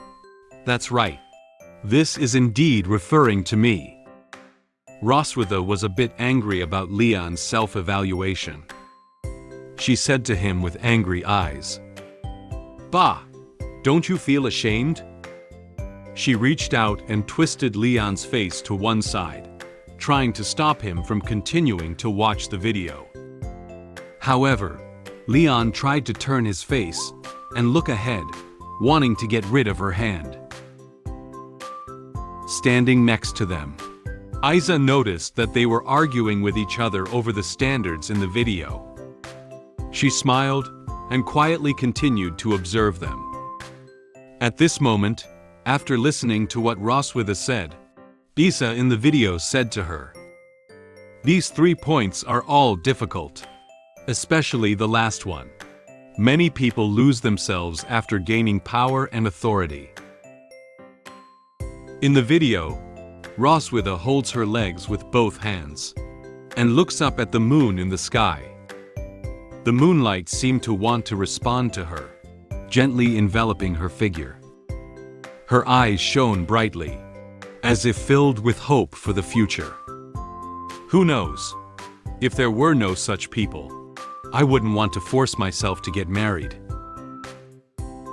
If I get married in the future, I will only marry someone like this. Then, Roswitha turned her head to look at the recording stone and revealed a very cute smile. For her future husband, she expressed her firm resolve. Leon was instantly mesmerized by the smile on Roswitha's face in the video. He slightly widened his eyes and opened his mouth in surprise. He stared blankly ahead, his mind still echoing with the words spoken by Roswitha. Then, Leon's face slowly turned red. He only found out that Roswitha was looking for a husband like him. He quietly turned his head to look at her and stuttered, "So, I am perfect in your mind." Roswitha immediately turned her head and avoided Leon's gaze. She doesn't want to admit that he is the best husband in her heart. She explained hesitantly, trying to conceal her emotions at the moment. That's just something I casually said when I was young." Noticing that Roswitha didn't want to answer him directly, Leon secretly smiled. He lightly touched Roswitha with his arm and joked with her. I know. You don't have to be so shy." At this moment, Isha seemed curious about their relationship. She crossed her hands on her chest and walked up to them, asking them a question. "I'm also curious. Who among you first liked whom? Upon hearing this question, Leon and Roswitha did not hesitate. They reached out their hands and pointed at each other, speaking in unison. She likes me first. He likes me first. Roswitha was very dissatisfied with Leon's answer. She looked at Leon with a threatening gaze and angrily said to him, "Do you dare to say it again?" Leon felt the anger from her. He nervously glanced to the side and immediately dared not say anything else. In order to avoid being avenged by Roswitha, he had to change his statement. Leon thought quickly in his head about what to say. Then, he slowly raised his hand and explained to Isha with a helpless expression. She likes me first, but I ignored her. Later, I regret it and start liking her instead. Roswitha closed her eyes and nodded, quite satisfied with his explanation. She whispered, "That's more like it." Watching the interaction between Leon and Roswitha, Isha found it very interesting. She supported her chin with one hand and looked at them with a smile. "Sure enough, your relationship is very good." Leon and Roswitha immediately turned their heads aside and did not look at each other. They seemed to be trying to make excuses for their relationship. "No." Isha chuckled softly. Then, she continued to share information about Roswitha. She said to them very happily, "So, do you want to read the love letters that Ross received back then? These love letters are a pile of them." Leon, Noah, and Muin looked at Isha with anticipation on their faces. "We want to see." However, Roswitha really didn't want them to continue to know about her. She shouted in a hurry, "Isha, why do you even keep that one? Let me burn it now." Roswitha's voice echoed throughout the entire Red Dragon Castle. At this moment, the Red Dragon Castle remained quietly in the dark night. It lit up some lights, silently illuminating the surroundings of the castle. They had a very harmonious and noisy day. After the chat with Isha was ended, Leon and Roswitha walked towards the room together. As soon as she arrived at the door, Roswitha noticed that the room seemed a bit strange. Leon felt a little puzzled when he saw her suddenly stop. He asked her, "What's up?" There is a bathtub filled with hot water in the room. There were also some roses sprinkled on the bathtub. Then, in the middle of the bed, many roses were arranged in a heart shape and placed on top. The overall color tone of the room is red, and red candles are placed next to the bed as decorations. The whole atmosphere feels like a room where couples sleep. Seeing the room with this kind of arrangement, both Leon and Roswitha froze. They looked at the scene in front of them in surprise, and silently said in their hearts, "What is this situation?" The Red Dragon Queen has carefully prepared a couple's room for me and the Silver Dragon Queen. When we wanted to sleep in separate rooms, the Red Dragon Queen seemed to disagree with our idea. We have no choice but to sleep together in this room. Although I don't want to sleep with her, her thoughts seem different from mine. When the Silver Dragon Queen was taking a shower, she rushed me to the balcony.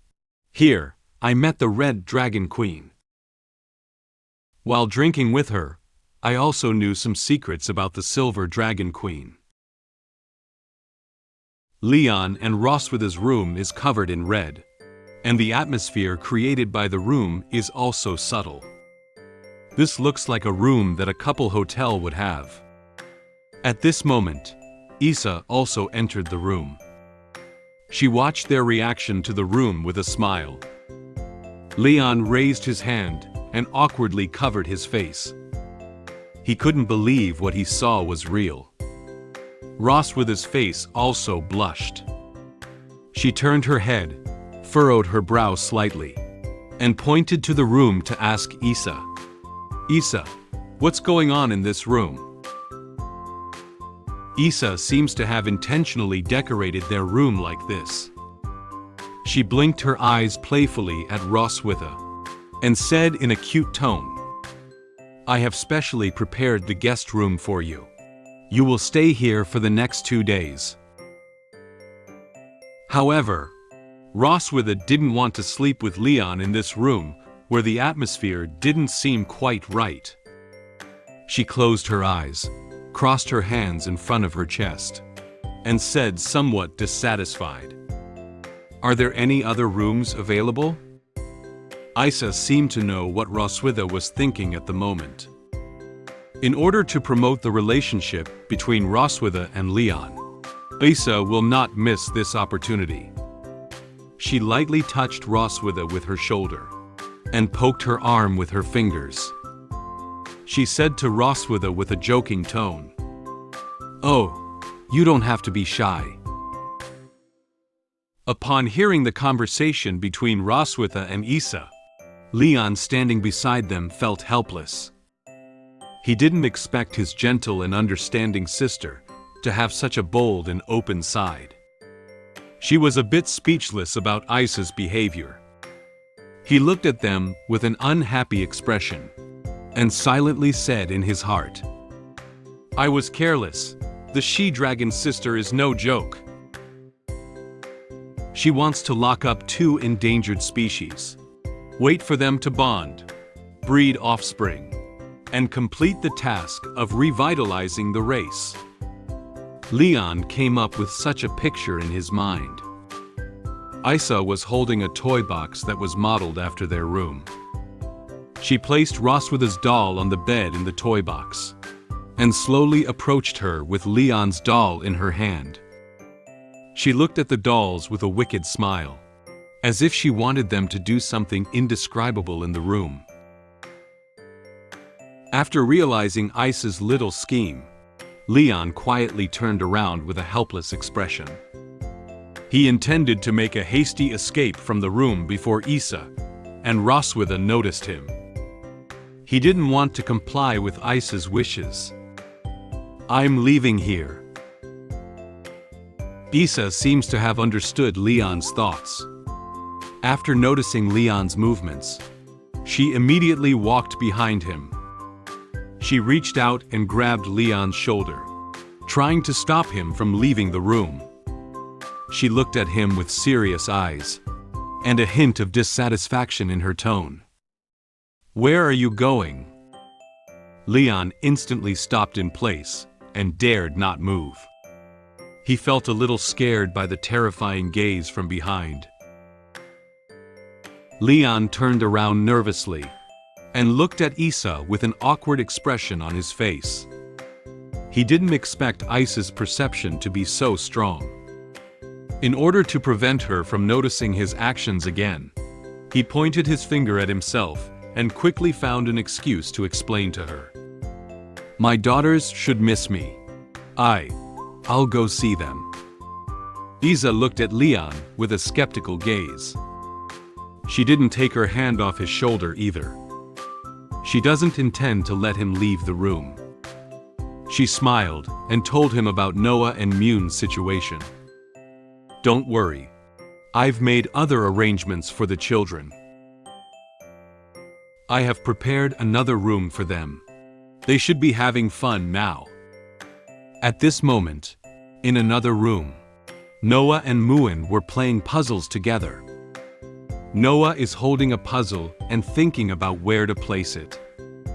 Sitting next to her, Muin observed for a while and immediately found the position of the puzzle.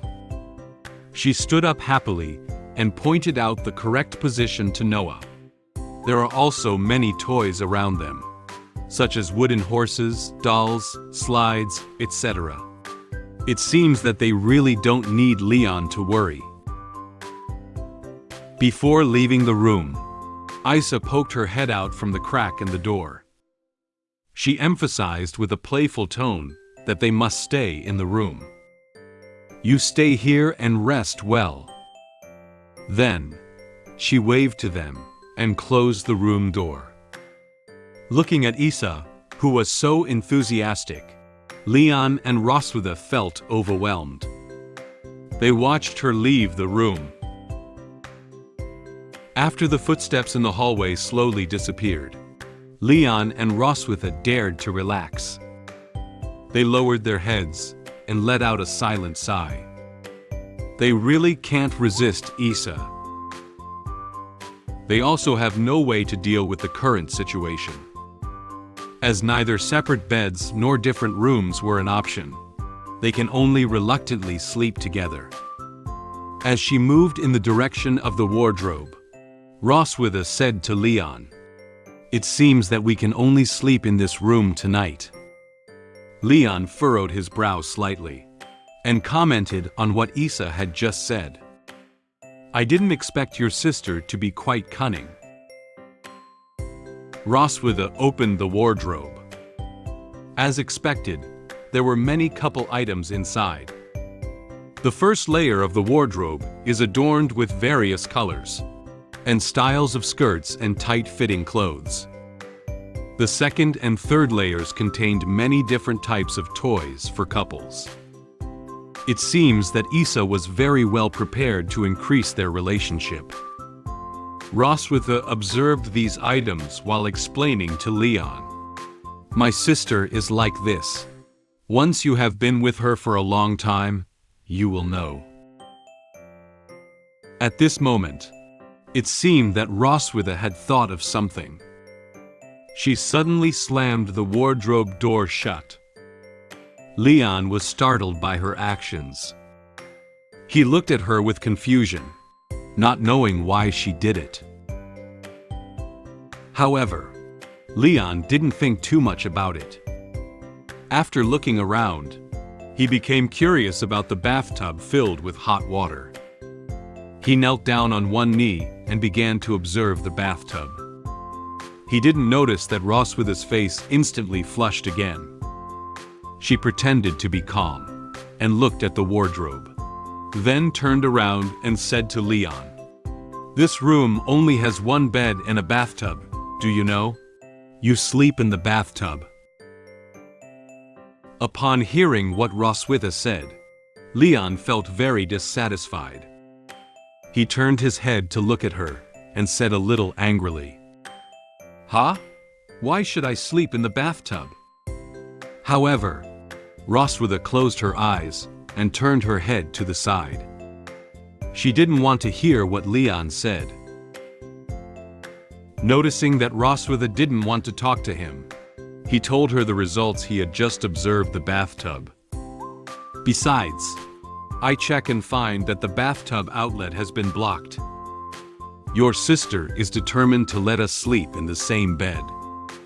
In the bathtub, hot water is slowly emitting steam, and the petals on it occasionally drift from one side to the other."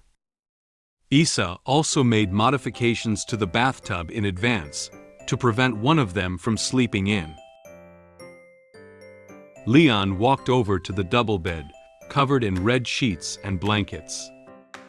He reached out his hands and touched the bed, feeling that it was very soft. He said with a surprised expression, "Oh, this bed is also somewhat different from a regular bed." Leon widened his eyes slightly, as if he had thought of something. "Is this a waterbed?" In order to provide them with a good experience, Isha also replaced the ordinary bed with a bed made of soft materials. She seemed to be able to foresee the scene of them sleeping in bed. She gave a thumbs up and hoped they would enjoy the feeling this bed brought them. "Ha! It's quite elastic." Leon, like a child, treats the waterbed as a trampoline. He lay on the bed and let his body bounce up. He opened his arms and felt its elasticity with great joy. Roswitha furrowed her brow slightly and looked at him. She felt speechless about his childish behavior. After playing enough, Leon sat up from the bed and looked at Roswitha. "I won't let you enjoy such a comfortable bed alone." Roswitha turned her face with a slight blush to the side, not looking at Leon. She said to him with a hint of hesitation, "Well, let's sleep together." Leon felt something was off when he heard that Roswitha suddenly agreed to sleep in the same bed with her. He was worried that she was going to torture him hard all night again, like she had done before. He lifted his head, gently clenched his hands, and placed them on his chest. He put on a feigned fear on his face and said to her, "Why did you suddenly change your mind? Are you trying to take advantage of me?" Roswitha was very angry about Leon's words.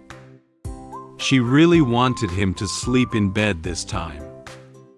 She didn't know he would have such a reaction. She closed her eyes and frowned. She clenched her fists in great anger and tried to punch him. She said to him with an angry tone, "Are you going to sleep or not?" Roswitha quickly picked up a leather whip from the wardrobe and forcefully straightened it, wanting to vent her dissatisfaction with Leon. The flames of anger burned fiercely behind her. In Leon's eyes, Roswitha's figure slowly grew larger in front of him. She looked at Leon with threatening eyes and said to him, "How about we play with all the toys in the wardrobe tonight? What do you think?" Leon realized that his words just now had already angered Roswitha. He gave her an awkward smile.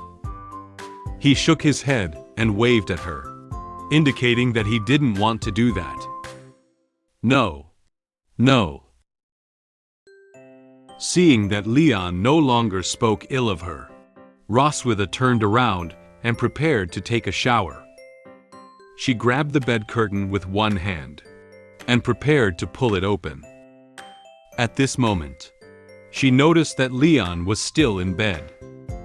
She glanced at him and issued a reminder to him. I'll take a bath. Don't peek." Leon crossed his hands in front of his chest and opened one eye, looking disdainfully at her. He whispered, "Who'd even bother looking?" Although he said so, his face still blushed quietly. However, Roswitha still couldn't trust him. She pushed Leon to the door of the room and kicked him out. "I don't believe you. You go out for a while and come back." In this way, Leon was temporarily thrown out of the room by her. Leon, who was standing outside the room, had nowhere to go temporarily, so he had to take a leisurely walk inside the castle. It's already evening now, and most of the lights in the castle have been turned off. He can only take a walk in the dark. He put his hands behind his head and complained softly as he walked. "As if I haven't seen it before. I'm already sick of it." At this moment, Leon seemed to suddenly see something.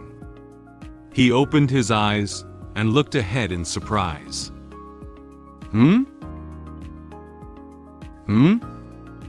Isha stood alone on the rooftop. She turned her head and looked at Leon with a slightly surprised expression as well. She didn't know anyone would come to the rooftop at this time. She leaned against the railing, holding a red wine glass in her hand. It seems that she has been standing here drinking and enjoying the scenery all along just now. Isha walked over and placed the red wine glass on the table. She was a little curious about Leon's arrival. She asked him, "What are you doing out here? Is Ross not with you?" Leon was just thinking about Roswitha when he unconsciously walked to the rooftop of the castle. He felt a little nervous when he heard Isha's question. After all, Isha forcibly left them in the room without intending to let them out. He quickly found an excuse to explain. She's taking a bath. I came out to get some fresh air." Fortunately, Isha did not continue to inquire about the reason why Leon left the room. She picked up the red wine placed in the ice bucket and gently shook it. She said to Leon, "Can you accompany me for a drink?" "Okay." Leon quickly agreed to Isha's request to drink. He showed a relaxed expression, put his hands into his pockets, and walked towards the table. Isha took the other empty wine glass next to the ice bucket and poured the red wine into it.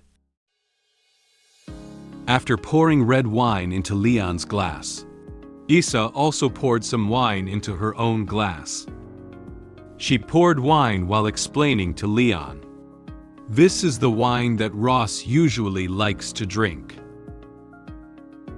Then, Isha handed Leon the red wine glass. Leon took the glass and thanked her. "Thank you." Isha and Leon leaned against the railing on the rooftop and gazed at the distant scenery. At this moment, the moon has gradually risen into the sky, slowly illuminating the dim night. There are also many sparkling stars around, the moon that adorned the night sky. The surroundings of the castle were very quiet, with only their voices remaining. Isha and Leon chatted while drinking. Previously, Ross and I would occasionally drink and chat here. Leon remembered her interactions with Roswitha today and commented on their sisterly relationship. "Your relationship is really good." Isha looked at the distant scenery, her eyes filled with nostalgia. She remembered some of the things she had lived with Roswitha before. "I've watched Ross grow up. She spent 50 years with me after she was born. Later, she became the Silver Dragon Queen and left here. So we changed to writing letters to each other to report our safety. Over a year ago, she suddenly told me that she had married a low-key Dragon King and was pregnant with his child. Although she is married, she doesn't seem very happy. Her melancholy can be felt between the lines.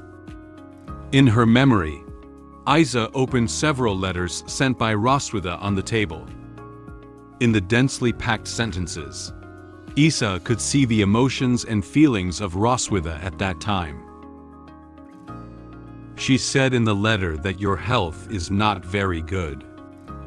You always have to sleep long hours, so you don't get to be there for her. Although there are maids taking care of her, you also know that twins are much more difficult during pregnancy and childbirth than single births. Roswitha gently touched her growing belly, but there was no hint of joy on her face. She felt very helpless.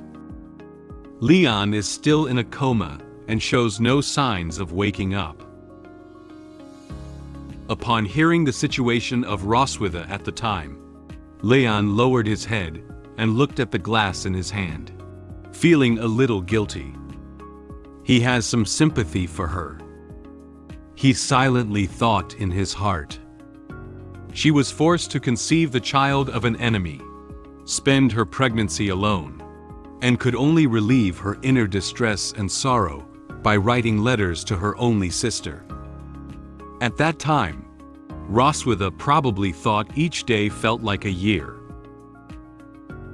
At this moment, Isha suddenly slapped Leon's back hard. Leon opened his eyes wide and felt the burning pain in his back. However, he didn't dare to shout in front of Isha. He had to grit his teeth and endure the pain. Isha patted and smiled as she said to him, "Oh, at that time I thought she married an irresponsible, lazy, and useless dragon." Leon bent over, enduring the pain in his back, and turned his head to look at Isha.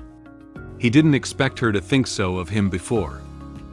He gave her an awkward smile and said to her, "Ahaha, do you think I'm this kind of dragon?" Isha smiled and stared at him, thinking for a moment. Then, she came to her conclusion. "Through tonight's brief interaction, you really don't look like a useless dragon. Perhaps there is also some reason behind it." Then, Isha told Leon another conclusion that she could be very certain of. "But this also makes me more convinced that." Leon picked up his glass and took a sip of red wine, wanting to ease the embarrassment he had just experienced. At this moment, he noticed that Isha seemed to be about to say something very important. He turned his gaze towards her. "Ross really likes you." Upon hearing this news, Leon was greatly shocked. He slightly widened his eyes, as if he couldn't believe what Isha was saying. When he recalled the shy scenes of Roswitha in the past, his face slowly turned red. He silently thought in his heart, "Roswitha really likes me?" In my conversation with the Red Dragon Queen, I learned about the emotions of the Silver Dragon Queen towards me. However, I don't want to admit that this emotion is real. After returning to the room, I found that the Silver Dragon Queen had fallen asleep. Just when I thought I could sleep peacefully, she gave me a surprise. She was amused by my reaction to this surprise, and sat up from bed mocking me. However, at that moment, a spider fell in front of her. Through tonight's interaction with Leon, Isha came to a conclusion. Roswitha likes Leon. When he heard this sentence, Leon was somewhat shocked. He slightly widened his eyes, and his cheeks quickly turned red. He couldn't help but think of the scene in the past, where Roswitha showed her shy side in front of him. He stared blankly ahead, silently thinking in his heart, "Roswitha likes me?" However, this idea was quickly dismissed by Leon. No, this is impossible. How could that fierce she-dragon possibly like me?" He shook his head wildly, trying to shake off the idea he had just had from his mind. He remembered some things from the past again. Roswitha often argued with him in front of him, and even reached out to grab his clothes, wanting to fight with him. She looked at him with fierce eyes, and occasionally uttered some mocking words from her mouth. This made him feel very unhappy. Leon turned his head and looked at Isha with a skeptical expression. Based on the way he normally got along with Roswitha, and what Roswitha had done to him, he felt that her conclusion was somewhat unreliable. He believed that she only knew that Roswitha was good to her, but did not know that the other side of her was very ruthless. He silently evaluated in his heart. "You don't know your sister very well." Seeing Leon standing there seeming conflicted about her words, Isha found it very interesting. She said to him with a joking tone, "What's up? Are you feeling shy?" Leon is also aware that Isha is currently unaware that he and Roswitha are just pretending to be husband and wife. She also didn't know the truth about his marriage to Roswitha, and the hatred that existed between them. In order to prevent Isha from suspecting his relationship with Roswitha, he could only choose to continue finding excuses to deceive her. Thinking of the current situation, he closed his eyes and sighed. However, in front of her sister, I still have to pretend to be very in love with Roswitha. Leon lifted his hand and touched his neck, pretending that Isha had seen through his thoughts. He gave her a shy smile and said to her, "Ahaha, you're right. We're deeply in love with each other." Isha walked over, holding a glass in her left hand and tapping Leon's shoulder a few times with her right hand. She expressed satisfaction with his answer. "The way you interact speaks volumes." Leon smiled at her, feeling a bit embarrassed. After all, it's still a bit difficult for him to lie to Isha. Then, with a serious expression, Isha continued speaking to Leon. "Ross is particularly not good at expressing her emotions.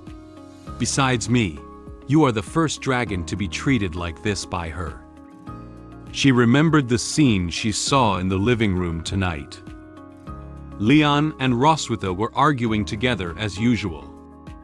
Leon approached Roswitha with an unhappy expression and was dissatisfied with what she had said. Roswitha was not to be outdone. She stares at Leon, crosses her arms over her chest, and gives him a snide remark about what he said. Seeing Roswitha so openly express her emotions to others left Isha somewhat surprised. "Leon, you are a responsible man. You don't need me to tell you what you're going to do in the future, right?" Isha raised her head, fixing Leon with a threatening glare as a faint smile played on her lips.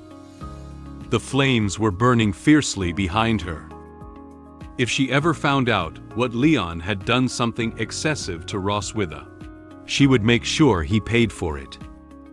Leon became nervous as he watched Isha's figure slowly grow larger in front of him.